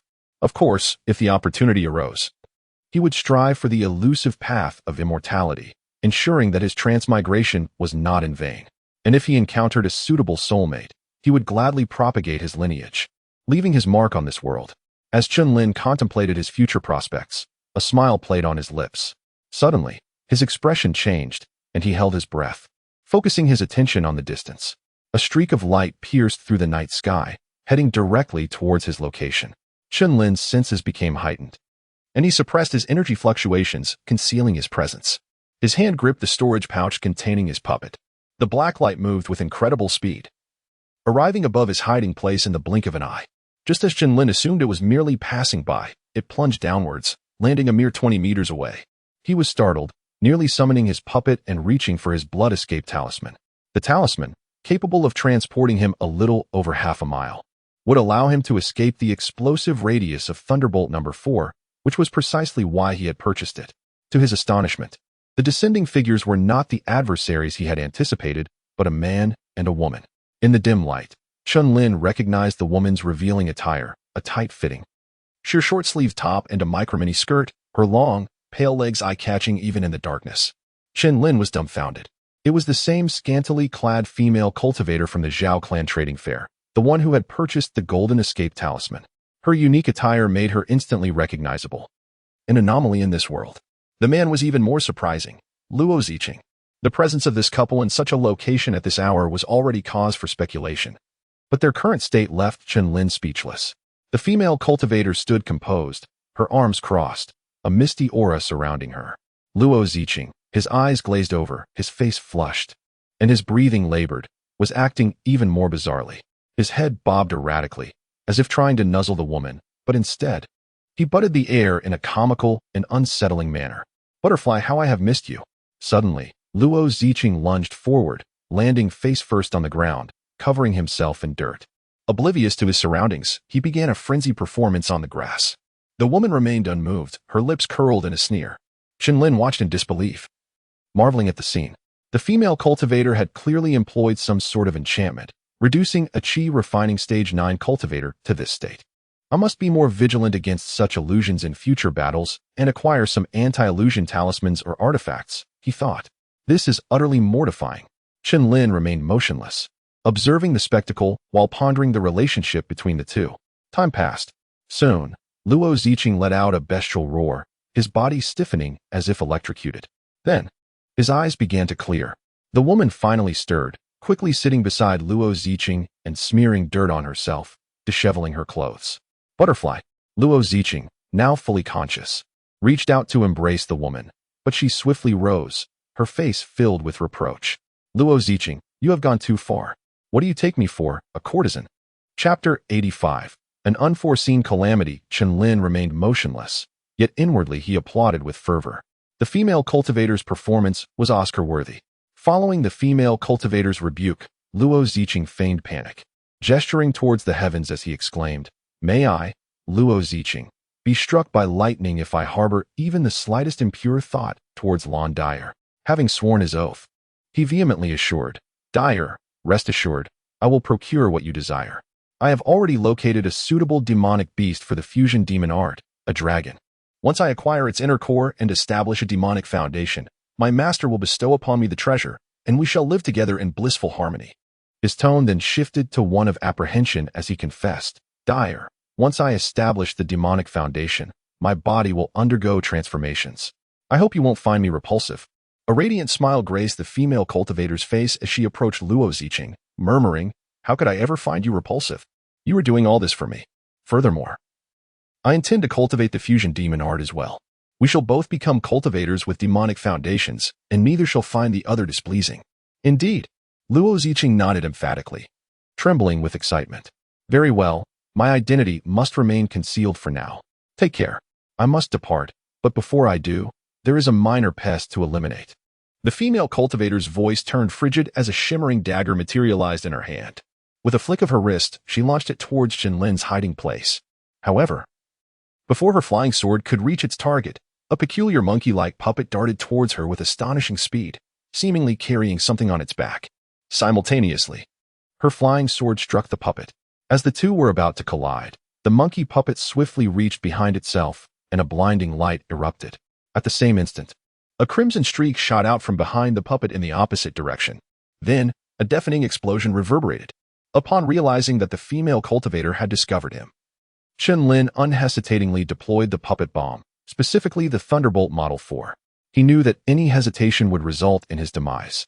After all, having stumbled upon such a significant secret, no amount of pleading would spare him, given the proximity and the cultivator's heightened awareness. The monkey puppet would be detected immediately upon its deployment. Therefore, he activated it first and then launched the puppet, ensuring a faster delivery than if he were to throw it himself. Immediately after, he activated the blood escape talisman and fled. As the blood escape talisman took effect, the blood within his veins seemed to ignite, propelling his body into a state of extraordinary velocity. Fortunately, he had predetermined his direction before activation, otherwise, he would not have had time to adjust. In less than a breath, he found himself over half a mile away, only then hearing the explosion. Although the distance was sufficient to shield him from the blast's direct impact, Chen Lin was in poor condition. He was weak, and blood trickled from the corners of his mouth and nostrils. The price of using the blood escape talisman, a consequence he had anticipated. He swallowed a healing elixir, rapidly refining its essence, and then applied a swift steps to himself, preparing to flee. His current location was relatively close to Ma family village in Guyuan City. The explosion would undoubtedly attract cultivators, and the fact that he had just blown up Luo Ziqing would certainly prompt the Ma family to launch an extensive search. He could not remain here. Just as the talisman was activated and he was about to move, Chen Lin saw a black shadow streak across the sky towards his position, seemingly Luo Ziqing. He was aghast, not believing that the explosion had failed to kill him and that he was now being pursued. In desperation, he patted his storage bag, and the serpent puppet shot out like a gray streak, transforming into a flying sword to intercept the approaching shadow. Chen Lin reasoned that even if the explosion had not killed his pursuer, it must have left him severely wounded. In his weakened state, he could not outrun him, so he had no choice but to fight. However, to his astonishment, the shadow did not attempt to evade his attack, allowing the serpent puppet to cleave it in two. Chen Lin paused, momentarily bewildered. But with the figure now split in half, it was undoubtedly deceased. He approached to investigate. Upon reaching the remains, he could not help but twitch his lips. It was not pursuit at all. The force of the explosion had merely hurled a portion of the body towards him. The remains consisted only of the torso, missing the head and legs, and were a bloody mess. The misunderstanding was due to his fear, but also because the figure was wearing a high-grade magical robe, which, though tattered, still clung to the severed torso. Chen Lin exhaled, retrieving the serpent puppet. He had been seeing threats where none existed. He chided himself, acknowledging that his low cultivation level left him with no other option. Had he been in the late stages of Qi training, he would not have been in such a predicament. A mid-stage Qi trainer facing two late-stage Qi trainers. One at the 9th level could not afford to be careless. However, this was truly unfortunate. He had merely sought refuge in the mountains to avoid trouble, only to stumble upon such a situation. Although he had narrowly escaped, the death of Luo Ziqing of the Azure Cloud sect at his hands was bound to cause trouble, likely forcing him to flee once more. He wondered if the scantily clad female cultivator had perished in the explosion as well. If she had survived, the situation would be even more dire. Frustrated, Chen Lin applied another swift steps to himself and glanced at Luo Ziqing's dismembered corpse. Suddenly, his eyes lit up, and he approached the remains, retrieving a storage bag from the relatively intact robe. This was an unexpected boon. After fleeing so far, he had found spoils of war, delivered by the deceased himself. As a 9th-level disciple of the Azure Cloud sect, Luo Ziqing's storage bag was sure to contain valuable items. However, Chen Lin did not examine its contents immediately, instead vanishing from the scene. On the other side, near the crossing Spirit River, a streak of golden light flashed across the night sky, and a disheveled woman with disheveled hair, tattered clothes, and bloodstains stumbled to the riverbank. It was the scantily clad female cultivator. In the nick of time, as the Thunderbolt Model 4 detonated, she sensed the terrifying energy and decisively activated a golden escape talisman. Narrowly escaping death, had she hesitated for even a moment, she would have been reduced to dust. Even so, she had lost a valuable defensive treasure. Damn it! What was that thing? How could it be so powerful? And it was hidden by a mid-stage Qi training cultivator. Londier, devoid of her earlier playful demeanor towards Luo Ziqing, cursed as she struggled to her feet. Chapter 86. The blockade. The resounding explosion startled all the cultivators in the vicinity. It was evident that a powerful artifact had been employed, yet none could discern its nature. Consequently, beams of escape light flickered from all directions, converging towards the source of the explosion to investigate the matter at hand. Even the more distant Qingyun sect and Kaoshan sect received word and dispatched individuals to probe further. Londier, having changed into a fresh set of garments, mingled among the crowd of investigators, eager to ascertain whether Luo Ziqing still drew breath, as his fate was pivotal to her grand scheme. However, upon witnessing the enormous crater left by the explosion and the scattered remnants of flesh nearby, she was instantly consumed by rage. Chen Lin, cautiously traversing the ground, had yet to reach Guiyuan City when he observed streams of escape light shooting out from the city. Upon entering the city, he noticed mortals rushing out, craning their necks in curiosity. Yet, these mortals displayed no excessive fear, as a place where immortals and mortals cohabited. They had long grown accustomed to the frequent occurrences of extraordinary events, perhaps even becoming numb to them. Concealing himself within the throng, Chen Lin feigned a look of curiosity and made his way back to his residence. Upon returning, he began to gather his belongings, taking only the essentials and abandoning the rest, then resolutely departed from his abode, heading straight for the northern city gate. He intended to leave this place and journey to Pingyang City. Should Pingyang City prove equally tumultuous, he would continue northward, aiming for the capital of the Yin Kingdom, Qingyun City, or perhaps the nearby cultivation marketplace of Liyang sect. In any case, lingering here was not an option. Luo Ziqing's identity was far from ordinary, and the Qingyun sect would undoubtedly conduct a frenzied search. Although the likelihood of being suspected as a mid-stage Qi practitioner was minimal, the repercussions of being discovered were insufferable for him. Moreover, there were indeed traces left behind. It was likely that the cultivators emerging from Majiabeo would be prime suspects. Most crucially, he could not ascertain whether the exposed female cultivator had perished in the explosion, nor did he know her specific identity. She had seen him. The methods employed by that female cultivator were most peculiar, her disguise may have been ineffective, and the possibility of her having recognized his true visage loomed large. Therefore, even though fleeing now would heighten suspicion, he could not remain idle. The streets within the city were bustling with people, and Chen Lin, blending into the crowd, attracted no attention as he reached the northern city gate. However, as he approached the gate, two beams of escape light shot forth with haste. By order of the Qingyun sect's leader, all city gates of Gyuan City were to be sealed, prohibiting both cultivators and mortals from exiting the city. The two individuals, donned in robes emblazoned with the Qingyun sect's insignia and emanating formidable spiritual energy, obstructed the gate. Chen Lin's expression shifted, and he halted, stepping aside onto the road. He had not anticipated such a swift response from the Qingyun sect. Both individuals were late-stage Qi practitioners. A direct confrontation was futile, and there was no need for it, as such an act would only betray his presence. Yet, he found it perplexing that, despite the vastness of Gyuan City, sealing the gates bore little significance. Cultivators were not mortals. Once they attained mid-stage Qi, they could generally employ flight techniques, rendering the city walls ineffective as barriers. Moreover, he had heard no mention of any formations laid within the city. Furthermore, the Qingyun sect was not the Liyang sect. Would such prohibitions truly hold sway? Indeed. As Chen Lin contemplated this, he witnessed a cultivator intending to exit the city step forward, sneering, "What is this? Has the leader of your Qingyun sect ascended to the golden core stage, acting so arrogantly? You'd best clear the way." This cultivator, clad in green robes and of imposing stature, was also a late-stage Qi practitioner, exuding a formidable aura. Chen Lin's gaze shifted to the two individuals behind the green-robed cultivator, recognizing them as Li Chongshan and Li Ziqing, clearly members of the Kaoshan sect. To his astonishment, he noted that Li Ziqing's spiritual energy had now reached mid-stage Qi.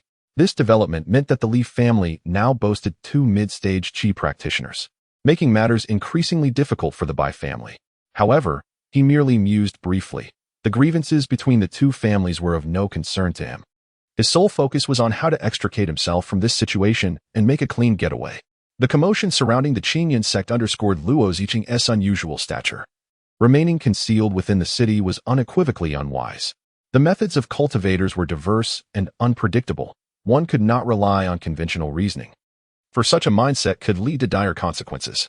Just as an order was issued, provocations ensued, and the expressions of the two Qingyun sect members darkened immediately. One elder exclaimed in fury, "Shen Zhongyang, my Qingyun sect's disciple has been slain. We seek to apprehend the culprit. Do you wish to create discord at such a time? Are you implying that your Kaoshan sect was responsible? What? Your disciple has been murdered? Who was it? Yudingi or Luo Ziqing?" The green-robed giant was taken aback, unable to believe the news. Shock rippled through the mortals and cultivators lingering at the city gate. The status of a disciple from the Qingyun sect was no trifling matter. To be slain on their home turf was a grave affair. Those who had contemplated joining the fray quickly retreated, while the more astute mortals hastily departed the scene. They could not afford to involve themselves in the conflict of immortals. At that moment, another flash of light streaked in, and a handsome youth with sword-like brows descended before the city gate. Upon his arrival, the green-robed giant exclaimed in surprise, "Yu Dingyi."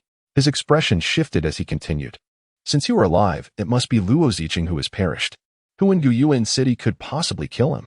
Could it be a foundational cultivator at work? Wait, could it be related to the tremendous noise from the small wasteland?" Yu Dingyi raised an eyebrow and coldly replied, "Indeed. Someone ambushed my junior brother Luo Ziqing in the small wasteland, and now the entire Qingyun sect is mobilized, vowing to capture the murderer. Not only are all city gates to be sealed, but we also have personnel stationed at the city walls.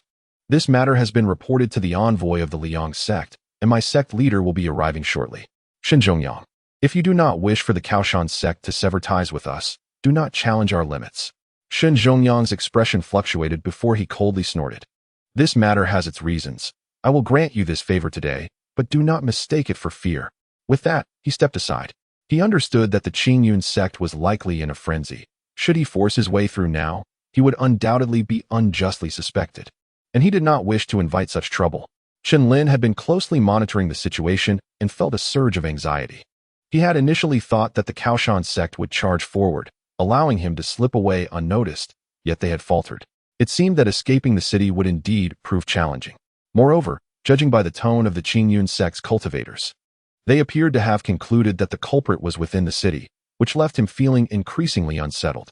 At this moment, Yu Dingyi surveyed the throng gathered at the city gate and sternly commanded, "All those present here, whether mortal or cultivator, are forbidden from leaving. Anyone wearing a disguise must remove their masks and cooperate with my inspection." This declaration immediately incited a wave of commotion. Chapter 87. Domineering Yu Dingyi's arrogance incited considerable ire among the cultivators present. However, none dared to voice their dissent. Except for the support faction. No local cultivator would challenge the Qingyun sect, lest they invite their own demise. This left Chen Lin acutely aware of the formidable presence of a Foundation establishment cultivator. For the Qingyun sect possessed but one, yet was able to exert such influence. Nevertheless, he found it hard to believe that the Qingyun sect had the capability to pinpoint him so swiftly, unless the exposed female cultivator had personally sought him out. Otherwise, it seemed implausible. After all, Foundation establishment cultivators were not deities capable of traversing time and space. Observing the crowd's demeanor, Yu Dingyi sneered and made his rounds among them. "Remove your masks," he commanded coldly as he approached Chen Lin. With an impassive expression, Chen Lin removed his mask, revealing a face aged and withered. Yu Dingyi frowned. Sensing that Chen Lin was merely at the mid-stages of qi refinement, and without uttering a word, he proceeded onward. Despite employing specialized tracking methods to ascertain that the perpetrator of Luo Ziqing's death had entered Guyuan City, he harbored doubts regarding the capability of a mid-stage qi refinement cultivator to have slain Luo Ziqing. After scrutinizing everyone, Yu Dingyi ordered the mortals to depart. There existed an agreement between the sects and the court that forbade the unwarranted harm of commoners. For it was inconceivable that an ordinary person could slay a 9th-level qi refinement cultivator. The remaining cultivators numbered over 20. As the North City Gate provided access to the ancient cultivator's cave, resulting in a steady influx of cultivators during this period. Chen Lin sensed that among these, only 3 were at the initial stage of qi refinement, 4 at the late stage, including the Shan Chongyang from the support faction, while the rest were mid-stage cultivators. This was quite typical, as those in the early stages rarely ventured out for exploration, and not everyone could attain the late stage, which required certain innate talents. "Fellow Taoist Yu, since you have completed your examination, shall we take our leave? It appears a method to access the ancient temple has been discovered, and we must proceed to seek treasures." A displeased late-stage qi refinement cultivator interjected. As a late-stage cultivator, he had never been so coerced by someone of the same cultivation level. Even if that individual belonged to the Qingyun sect, it was an affront. "Leave? Huh. No one is permitted to depart until their suspicions are cleared. Now, everyone, take out your storage bags. I shall conduct an inspection," Yu Dingyi declared. "What? Inspect our storage bags? Yu Dingyi, do not overstep your bounds." At the mention of inspecting the storage bags, the gray-robed cultivator erupted in fury. This was no longer coercion. It was an insult, for storage bags contained the secrets and wealth of cultivators, and it was unthinkable to allow an outsider to inspect them. Chen Lin's expression also shifted dramatically, for he feared the very inspection that was now threatened. His storage bag contained various levels of thunder pearls, as well as a tiger puppet and a snake corpse. Should these be discovered, his culpability in the murder would be all but confirmed. Both the thunder pearls and the puppets were rare items, and the traces left at the explosion site were exceedingly evident. Most critically, Luo Ziqing's storage bag still rested with him. Since the other party's cultivation level surpassed his own, dispelling the spiritual imprint would require time. And he had yet to address it. The contents could undoubtedly reveal Luo Ziqing's identity. Chen Lin forced himself to maintain calm as he pondered his options. He gradually placed his hand atop the storage bag containing the thunder pearls. If inspection proved unavoidable, he would have no choice but to detonate all the thunder pearls. Currently, he possessed 2 thunder pearl 3, 7, or 8 thunder pearl 2, and several thunder pearl I, if he detonated them all simultaneously. Even if their power could not match that of the thunder pearl 4, they would certainly incite considerable chaos, providing him with an opportunity to escape. Unfortunately, the blood escape talisman had already been used. Otherwise, his chances of fleeing would have been greater. Now, whether he could escape depended on whether the explosion could severely injure the 3 individuals from the Qingyun sect. The other cultivators present had become incensed by Yu Dingyi's tyranny, and no one would come to his aid in hunting Chen Lin. As he weighed the feasibility of his plan, he sought the perfect moment to act. Suddenly, his expression shifted as he stared in astonishment at the gray-robed cultivator, slowly retracting his hand from the storage bag, his eyes flickering with an unusual glint. Just moments ago, a strange fluctuation akin to that of the newlywed from the Liu family had emanated from the gray-robed cultivator. Could it be? Chen Lin contemplated a possibility and immediately felt for the exorcism talisman in his pocket. Then, feigning adjustment of his collar, he brushed against the jade talisman on his chest, feeling a slight sense of relief. Indeed, the gray-robed cultivator was possessed by an evil entity, and the jade talisman had reacted accordingly. In that case, he need not create chaos himself. Chen Lin focused his attention on Yudingi and the gray-robed cultivator. Should the latter act out, it would be his opportunity to flee. Yudingi seemed oblivious to the gray-robed cultivator's anomaly, or perhaps he noticed but chose to disregard it, instead regarding him with a derisive gaze. Cheng Qiu, I usually cannot be bothered with you, but do not presume you possess any status in Guyuan City. A mere loose cultivator dares to act recklessly? If you wish to leave, open your storage bag. Otherwise, do not blame me for asserting my authority. You're talking nonsense. As Yudingi's words fell, the gray-robed cultivator's face contorted increasingly, his eyes turning a bloody red, and with a primal roar, he lunged forward like a beast. You dare? Yudingi was incensed. How could a mere loose cultivator dare to attack him? He would not hold back. Without flinching, he raised his wrist, unleashing a brilliant beam of golden light. The golden light transformed into a golden dragon, surging forward with terrifying might toward the gray-robed cultivator. Chen Lin's eyelids twitched at this display. By the fluctuations, he could ascertain that this was a first-tier superior spell, yet the ease with which Yudingi invoked it, without even a hint of preparation, indicated his formidable prowess. However, to everyone's astonishment, the gray-robed cultivator did not evade or flinch before such a mighty spell. He allowed it to strike him, creating a gaping bloody wound while seemingly undeterred. Continuing his reckless advance, Yudingi, caught off guard by this unforeseen turn of events, was soon tackled by the gray-robed cultivator. Yet, the gray-robed cultivator did not employ any magical artifacts or spells. He simply opened his maw and lunged for Yudingi's head.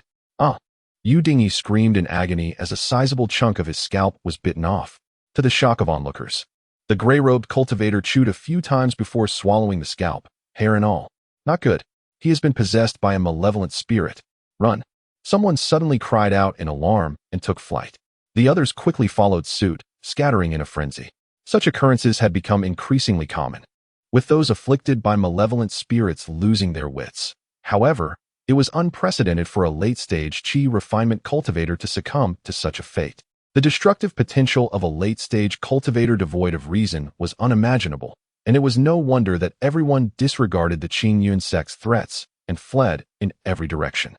Seeing this, Chen Lin's eyes brightened, and he too dashed toward the city gate. Chapter 88. Leaving the city under the oversight of Yudingi. A piece of his scalp was bitten off, and he instantly erupted in fury. However, he was entangled by the gray-robed cultivator and was unable to utilize his magical artifacts or spells. In a moment of desperation, he let out a furious roar, his palms transforming into a golden hue, and he delivered a powerful strike against the gray-robed cultivator.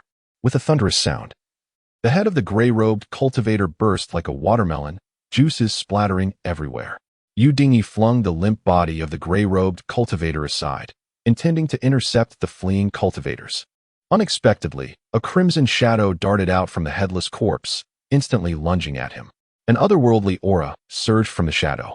Get away, Yudingi bellowed, a layer of golden light erupting from him, which weakened the sinister aura momentarily.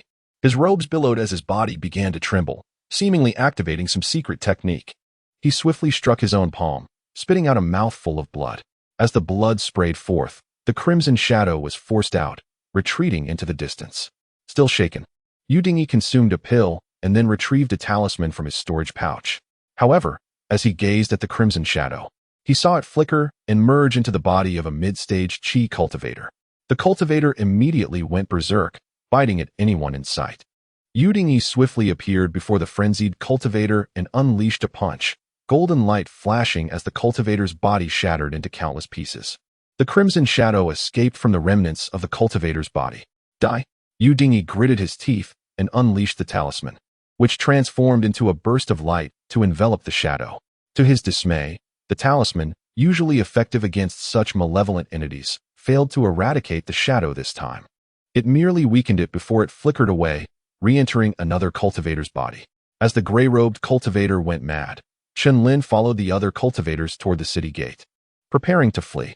Unexpectedly, the two Qingyun sect cultivators remained steadfast at the gate, refusing to budge. Anyone who dares to force their way through shall be killed without mercy. The elder's voice was cold as a flying sword hovered menacingly before him. Lu Chengfeng, do you really think we fear you at this moment? Among those blocked was Shen Chongyang from the Kaoshan sect, who drew his flying sword, ready to charge through. Having witnessed the Crimson Shadow's ferocity, he knew that even Yu Dingy could not withstand it, let alone himself. The elder remained unmoved, only to mock the esteemed core disciple of the Kaoshan sect. Terrified by a mere malevolent spirit, how enlightening. Before the elder could finish, a flash of red light surged, and the Crimson Shadow lunged at him. The few protective talismans he had activated simultaneously failed to impede the shadow, which swiftly invaded his body.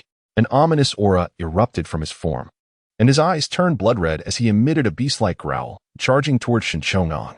Alarmed, Shen Chongang, a late-stage Qi cultivator, managed to evade the attack due to the distance, then ascended into the air, launching a flying sword towards the elder.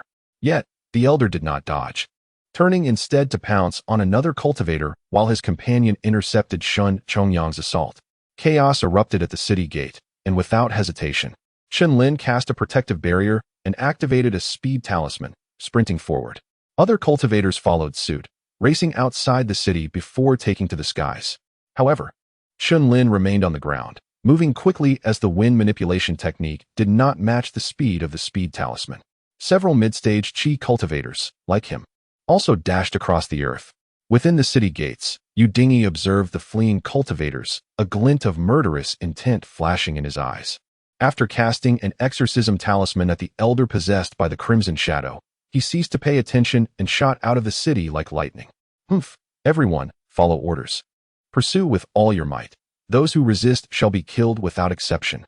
Yu Dingy soared into the air on his flying artifact, issuing commands with a furious roar. As his voice echoed, figures illuminated atop the city walls, resembling great eagles swooping down to chase after the fleeing cultivators. Yu Dingy propelled himself toward the two late-stage Qi cultivators. Hearing Yu Dingy's furious shout, Chen Lin's brow furrowed. Was Luo Ziqing really that significant? Prompting the Qingyun sect to mobilize such force, willing to offend the Kaoshan sect and other factions? Moreover, the malevolent shadow had already possessed the elder. Their lives were at stake, yet they seemed indifferent, solely focused on pursuing them. Such reasoning eluded him. Not only was it uncertain if the culprit was among them, but even if it were, there had to be a sense of priority. Was Luo Ziqing's life more valuable than that of the elderly cultivator from the Qingyun sect?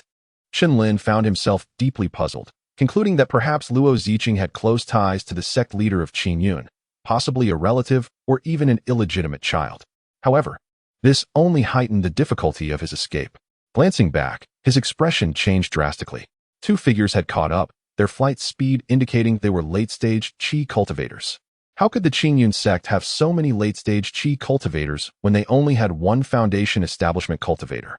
As they drew closer, Chen Lin felt a surge of anxiety. The other cultivators were unconcerned. They were simply terrified of the Crimson Shadow, and if the Qingyun sect caught up, they would surrender without resistance. But he was different. He was the real culprit. While he continued his frantic flight, devising strategies, he felt increasingly helpless. Although his puppet was comparable to a late-stage Qi cultivator, it could not match their combat prowess, especially with multiple pursuers. If Yu Dingy caught up, a single strike could eliminate him alongside the puppet. The Thunder Pearl was equally unfeasible. Using it would reveal his identity, attracting pursuit from all. What to do? Chen Lin's heart sank further, seeing the pursuers draw nearer. He suddenly had an idea and shouted, "Not good. The malevolent spirit is closing in. Everyone, scatter." With that, he swiftly changed direction, darting into a narrow path through the wheat fields. The mid-stage Qi cultivators fleeing alongside him were already terrified by the ferocity of the Crimson Shadow. Upon hearing Chen Lin's warning, they instinctively scattered, running in different directions. Upon being vociferously alerted by Chen Lin, the fleeing cultivators, who had been huddled together, scattered in disarray. The two Qi refining late-stage cultivators in pursuit, startled by the sudden cry, immediately turned back to investigate. However, they found nothing but empty space behind them, devoid of any crimson shadows. One of the pursuers, a wizened man with triangular eyes, his face contorted with rage, barked, "You pursue the others." I shall deal with this troublesome wretch first. Although he doubted that a mere chi-refining mid-stage cultivator could be responsible for Luo Ziqing's demise, he felt compelled to make an example of this individual who had so brazenly defied the Blue Cloud sect's authority. Chen Lin sprinted through the wheat field, his body a blur of motion under the influence of the swift travel talisman, covering hundreds of meters in the blink of an eye. A dense forest loomed ahead, a haven he had scouted beforehand. Without hesitation, he plunged into its depths, hoping to evade aerial detection and greatly improve his chances of escape. However, just as he reached the edge of the woods, a gray figure descended from the sky, blocking his path. As the figure landed, a protective barrier shimmered around him, revealing a cautious and experienced warrior. Chen Lin, who had been planning to use the snake scarab for a surprise attack, was forced to abandon his plan. With the enemy prepared, even if the snake scarab could penetrate his defenses, it would not inflict any real harm. Humph, running are we? Why have you stopped? The triangular-eyed elder sneered, his gaze fixed on Chen Lin. Chen Lin immediately adopted a servile demeanor, lowering his head and feigning humility. I am but a humble chi-refining cultivator, hardly capable of being a murderer. Why must you pursue me so relentlessly, esteemed elder? Do I need a reason to pursue you? Your trickery in causing everyone to flee separately is reason enough for me to obliterate you with a single strike. The elder retorted. Chen Lin seethed with anger, but his face remained obsequious. He lowered his posture even further, offering profuse apologies. Esteemed elder, you wrong me. How would I dare deceive you? I truly thought I saw a flash of red, but it must have been a trick of the light. Please, I beg your forgiveness. Moreover, I have ties to the white family of the Blue Cloud sect. Bai Jinyu is my nephew. Chen Lin, now appearing in his true form, could easily pass for a man in his 70s or 80s. He brazenly claimed to be Bai Jinyu's uncle, even Bai Yunyue's great-uncle. Hoping to establish a connection with the white family, who were affiliated with the Blue Cloud sect, and buy himself some time. The triangular-eyed elder frowned. You are Bai Jinyu's uncle? I have never heard of him having a chi-refining mid-stage uncle. How can you prove this? The elder's expression was suspicious, and he no longer harbored the same desire to kill Chen Lin outright. Although the white family had fallen from grace, Bai Jinyu's father had been a renowned alchemist in the Blue Cloud sect, with extensive connections. Moreover, he had shown the elder considerable favor in the past. If this man was indeed Bai Jinyu's uncle, he could not simply take his life. Seeing this, Chen Lin hastily replied, I am not from Solid Origin City. I have been cultivating in Chequi Kingdom. I only came here in response to my nephew's plea for assistance regarding the matter between the White and Li families. Without waiting for the triangular-eyed elder to speak, he immediately removed the storage pouch from his waist and said, My cultivation is only at the chi-refining mid-stage. I do not even recognize the deceased members of your esteemed sect. So how could I possibly assassinate a late-stage chi-refining sect leader's disciple? If you do not believe me, feel free to inspect my storage pouch and search my body. I will not object in the slightest. With that, he handed over the storage pouch. Chen Lin's sincerity and reasonable explanation, coupled with his connection to the white family, convinced the triangular-eyed elder to believe him, at least partially. However, the storage pouch still needed to be inspected, and a body search was necessary.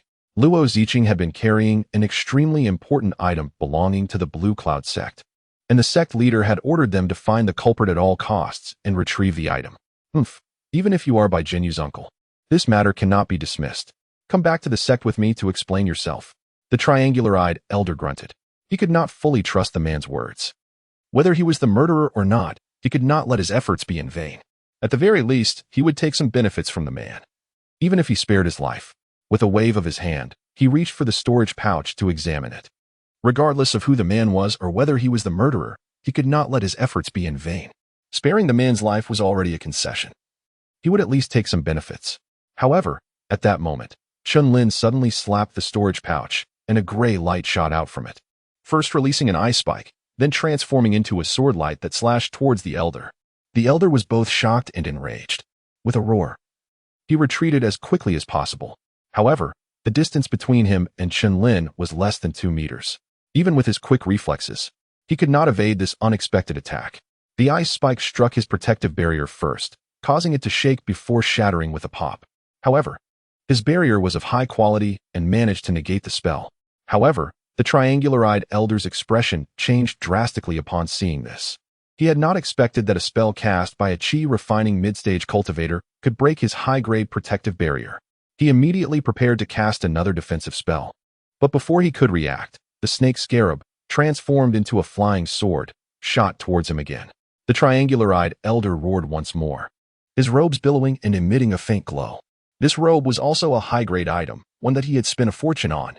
Although its defensive capabilities were not as good as a high-grade defensive magic tool, it was still stronger than a mid-grade one. However, to his horror, the robe did not completely block the attack, only weakening it slightly. The gray light still pierced through the robe, leaving a hole in his body. Fortunately, the robe's defense had caused a momentary pause in the attack, allowing him to shift his body and avoid a direct hit to the heart. The triangular-eyed elder's hair stood on end. A seasoned chi-refining late-stage cultivator like himself had been injured so severely by a chi-refining mid-stage cultivator. He would be utterly humiliated if word got out. Regardless of the white or Li families, he would tear this man to pieces today. The enraged triangular-eyed elder channeled his energy and prepared to unleash his strongest attack.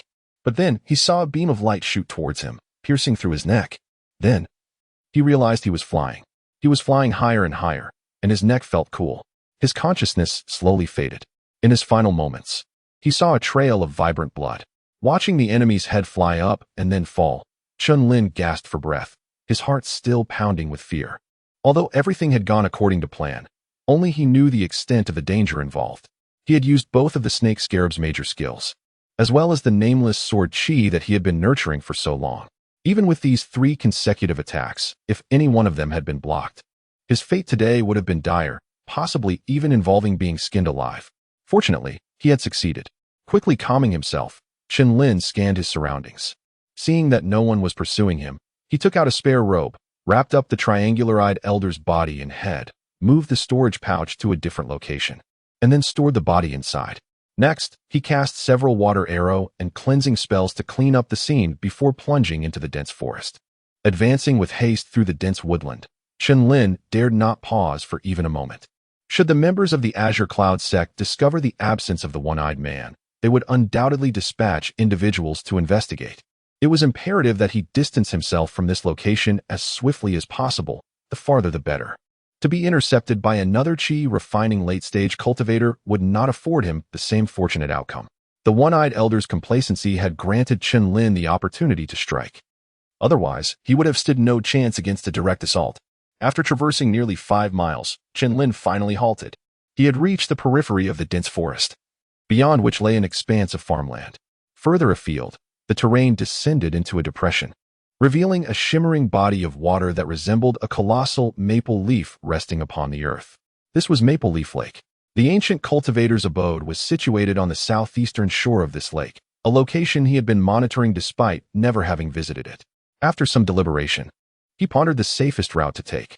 Traveling to Pingyang City would necessitate passing through Broken Sword Slope, an area proximate to the ancient cultivator's dwelling, where individuals from the Azure Cloud sect were likely to be stationed. Thus, traversing the Spirit Crossing River seemed the more prudent option. He could easily navigate a river with his flight technique, and the likelihood of encountering the dragon was slim. Once across the Spirit Crossing River, he would be beyond the reach of the Azure Cloud sect's influence. With this in mind, Chen Lin consulted his map to ascertain his position and continued his journey. To his surprise, the journey proved remarkably uneventful, devoid of any encounters with fellow cultivators, leading him directly to the banks of the Spirit Crossing River. Without hesitation, he surveyed the surroundings and employed his wind-riding technique to ascend into the air. As this was not a designated crossing point, the river was quite wide, spanning several hundred meters. Chen Lin remained vigilant as he flew, but he encountered no danger and landed safely on the opposite bank, which was characterized by a range of undulating mountains. This secluded location, an extension of the Broken Dream mountain range, was ideal for concealment. After a brief reconnaissance, Chen Lin ventured into the mountains. Rather than heading west towards the city, he continued north along the Spirit Crossing River. Mingyue City, to the west, was not only distant, but also a small town with a limited number of cultivators and correspondingly fewer resources. He still desired to reach Pingyang City. As the second largest city in the Yan Kingdom, it boasted a large cultivator population and abundant cultivation resources, making it an ideal location for his talent. The larger the population, the easier it would be to remain hidden. Moreover, the Azure Cloud sect had not definitively identified him as the murderer, and no one had witnessed the demise of the one-eyed man. It was unlikely that they would pursue him so far without cause. If he still felt insecure, He could head straight to the capital, Xingyun City, or even leave the Yin Kingdom altogether and seek refuge in the neighboring Chu or Cheki kingdoms. The world was vast, and he had no attachments. Once beyond the reach of the Azure Cloud sect, he could go anywhere. However, unlike his previous life, transportation was difficult and dangers were plentiful. It was best not to travel far without reaching the late stage of qi refining. The mountain paths were treacherous, and wild beasts roamed freely. Chen Lin did not want to expose himself by flying, so he slowed his pace. Even so, by nightfall, he had traveled over 20 miles and reached the northwestern part of Maple Leaf Lake. Chen Lin stood atop a high peak, gazing into the distance. In the darkness, he could see that the Spirit Crossing River formed a vast bay, with a portion flowing east into Maple Leaf Lake. The main channel branched into several streams before converging again and winding south into the Broken Dream mountain range. A refreshing breeze carried the cool, moist air of the water, providing a welcome respite. He was over 30 miles from Yuyuan City and deep within the mountains. As the terrain ahead transitioned from mountains to plains, Chen Lin decided to rest for the night before continuing his journey. He had already selected a suitable location, a crevice on the mountainside, concealed by dense thickets. Perfect for hiding. Upon entering the crevice, he began to remove the marks from Luo Ziqing's storage bag. As the head disciple of the Azure Cloud sect, he was sure to possess valuable items, and if there were high-grade Tier 1 talismans, they would greatly aid him on his journey. It took him nearly half an hour to erase the spiritual imprint on the storage bag. With anticipation, Chen Lin began to examine its contents. He was immediately delighted to discover that it was a 3 cubic meter storage bag. The price of storage bags increased geometrically with each additional cubic meter, as smaller storage bags were more limited. 2 1 cubic meter bags and 1 2 cubic meter bag might have the same total space, but their utility was vastly different. A 1 cubic meter storage bag could only hold items less than 1 meter in length, making it impossible to carry longer magical tools and large treasures.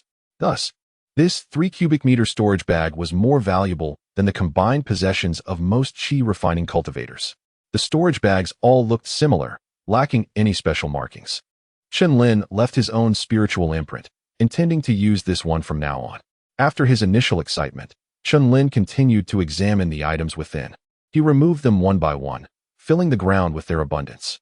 In addition to daily necessities and some low-grade materials, several items caught his attention. The first was Luo Ziqing's magical weapon, a high-grade flying sword that exuded a chilling aura.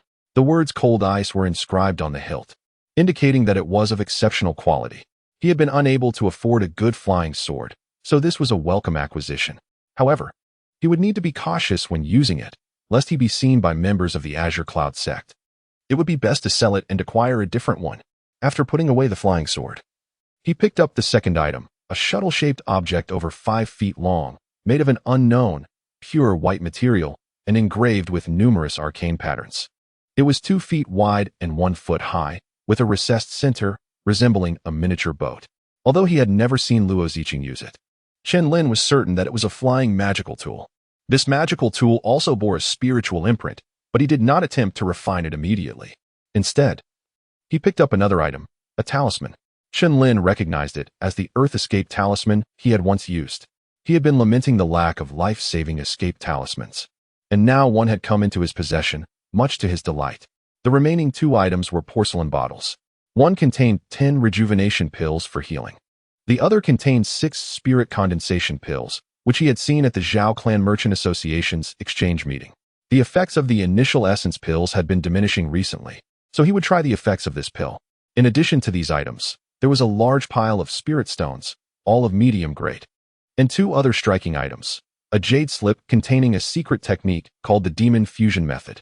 According to the jade slip, after mastering this technique, one could directly fuse with the demon core of a Tier 2 demon beast, thereby advancing to the foundation establishment stage. However, this would result in a demon foundation rather than a proper Dao foundation. This method made foundation establishment much easier, but it also had significant drawbacks. The body would undergo different transformations depending on the demon core used, and not only the body but also the soul could be contaminated and assimilated, becoming bloodthirsty and violent. Therefore, it was best to use the demon core of a spirit beast with high intelligence. After skimming through the contents of the jade slip, Chen Lin could not help but marvel. This method was similar to the blood demon art, except that it could only be used for foundation establishment and was not guaranteed to succeed. The blood demon art, on the other hand, allowed one to progress unimpeded to the golden core and nascent soul stages, provided one could master it. Of course, the blood demon art came at a higher price, and blood demon pills were more difficult to obtain than Tier 2 demon cores. Each had its own merits. However, none can compare to the solid foundation forged through authentic cultivation. He would not opt for it unless he were left with no alternative. Chapter 91. The Buddha statue. The demon integration art may not be an orthodox path, but it is undeniably a potent secret technique. Anything capable of creating a foundation establishment realm expert is an invaluable treasure. Chen Lin suspected that the Azure Cloud sect's fervent pursuit of Luo Ziqing's death stemmed not only from his status as a disciple of the sect leader, but also, and perhaps more significantly, from the allure of this very inheritance. Given that the Azure Cloud sect purports to be a righteous sect, the possession and practice of such an unorthodox technique by its disciples raises questions about their true intentions. Should the news reach the Mount Reliance sect or the Blazing Sun sect, it would undoubtedly incite turmoil. However, such matters were of little concern to Chen Lin. His sole interest lay in the item's monetary value. After refining the shuttle, Chen Lin stored everything in his storage pouch, turning his attention to the final item. It was a lifelike sculpture, a foot tall, depicting a Buddha statue. The Buddha was gilded and in a meditative posture, yet its eyes were an unsettling crimson rather than the customary black. It exuded an eerie aura. The Buddha statue was housed within an exquisitely crafted box and positioned prominently in the center of the storage pouch, suggesting Luo Ziqing held it in high regard. Despite Chen Lin's extensive examination, he could discern nothing special about the artifact. Ultimately, he decided to store it away for later scrutiny and opened the storage pouch containing the corpse of the triangular-eyed old man. He left the body untouched, retrieving the storage pouch first, intending to dispose of the corpse elsewhere the following day.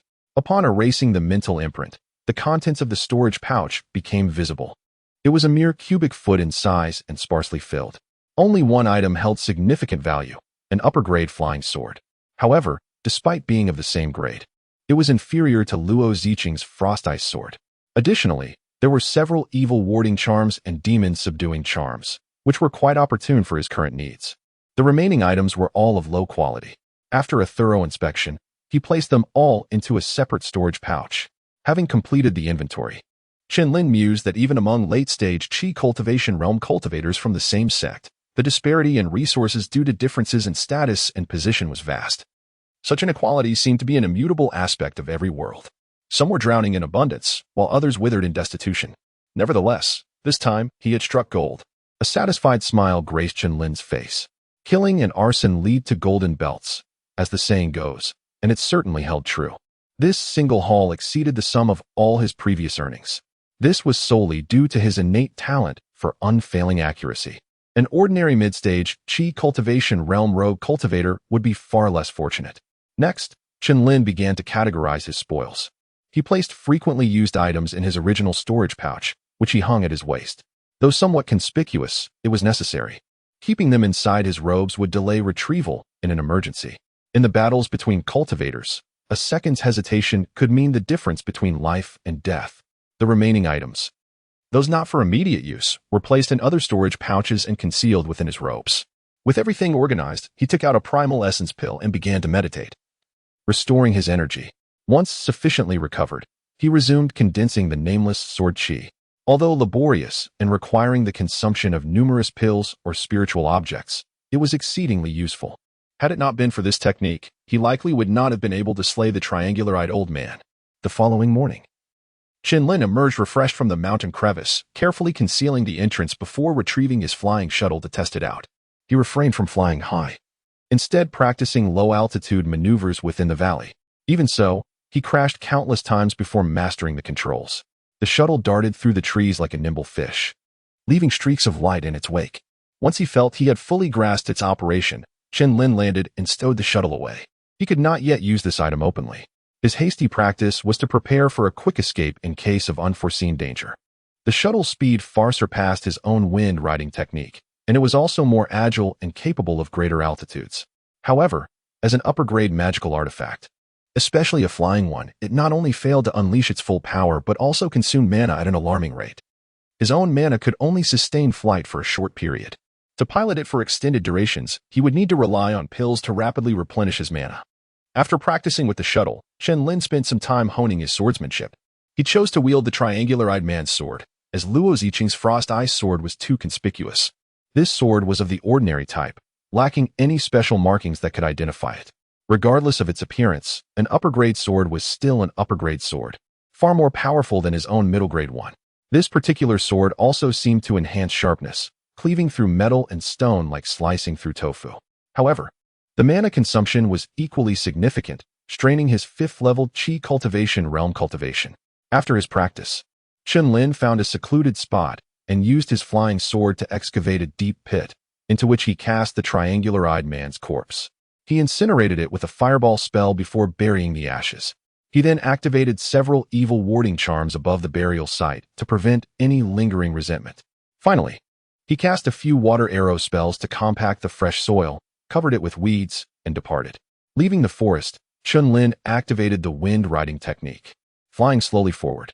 Other cultivators were occasionally present in the area, and since the ground was difficult to traverse, most of them used flight techniques. His reluctance to do so made him stand out. "Greetings, fellow cultivator. Is the ancient cultivator's cave abode ahead?" As Chen Lin was quietly making his way, 3 figures appeared, also flying at low altitude. One of them, a handsome young man, addressed him. He had noticed these 3 earlier, but they were all mid-stage Qi cultivation realm and not wearing Azure Cloud sect attire, so they were clearly not pursuing him. After sizing them up, Chen Lin nodded. "Indeed. Maple Leaf Lake lies ahead. The ancient cultivator's cave abode is on the southeast side of the lake, requiring a detour." "Thank you, fellow cultivator. We've heard that an ancient temple has emerged near the ancient cultivator's cave abode, surrounded by many treasures. Why aren't you trying your luck?" Chen Lin's eyes flickered slightly. Treasures had been unearthed around the ancient temple near the ancient cultivator's cave abode, and judging by their words, there were quite a few, even attracting mid-stage Qi cultivation realm cultivators. However, he had no intention of participating and instead saw this as an opportunity to leave. With the emergence of treasures, the Azure Cloud sect would surely seek a share, reducing the number of pursuers. Thinking this, he shook his head. "I have other matters to attend to and cannot go for the time being. You may proceed ahead." "That's a pity. The number of treasures is limited, and they will be gone if you arrive late. We shall take our leave." With that, the handsome young man and his companions flew away. Chen Lin shook his head, wondering if these 3 would survive their venture. Treasures were not so easily obtained. Each person had their own aspirations. He could not interfere in others' affairs, nor did he feel the need to dissuade them. After confirming his direction, he prepared to continue onward. Suddenly, a blood-curdling scream echoed through the air, filled with utter terror. Chen Lin was startled and hastily cast a diamond shield on himself, drawing his flying sword as he cautiously surveyed the surroundings. He then saw the handsome young man who had just passed by running back in terror. Behind him, a companion with blood-smeared mouth and a crazed expression was in hot pursuit, growling like a wild beast. His other companion was nowhere to be seen.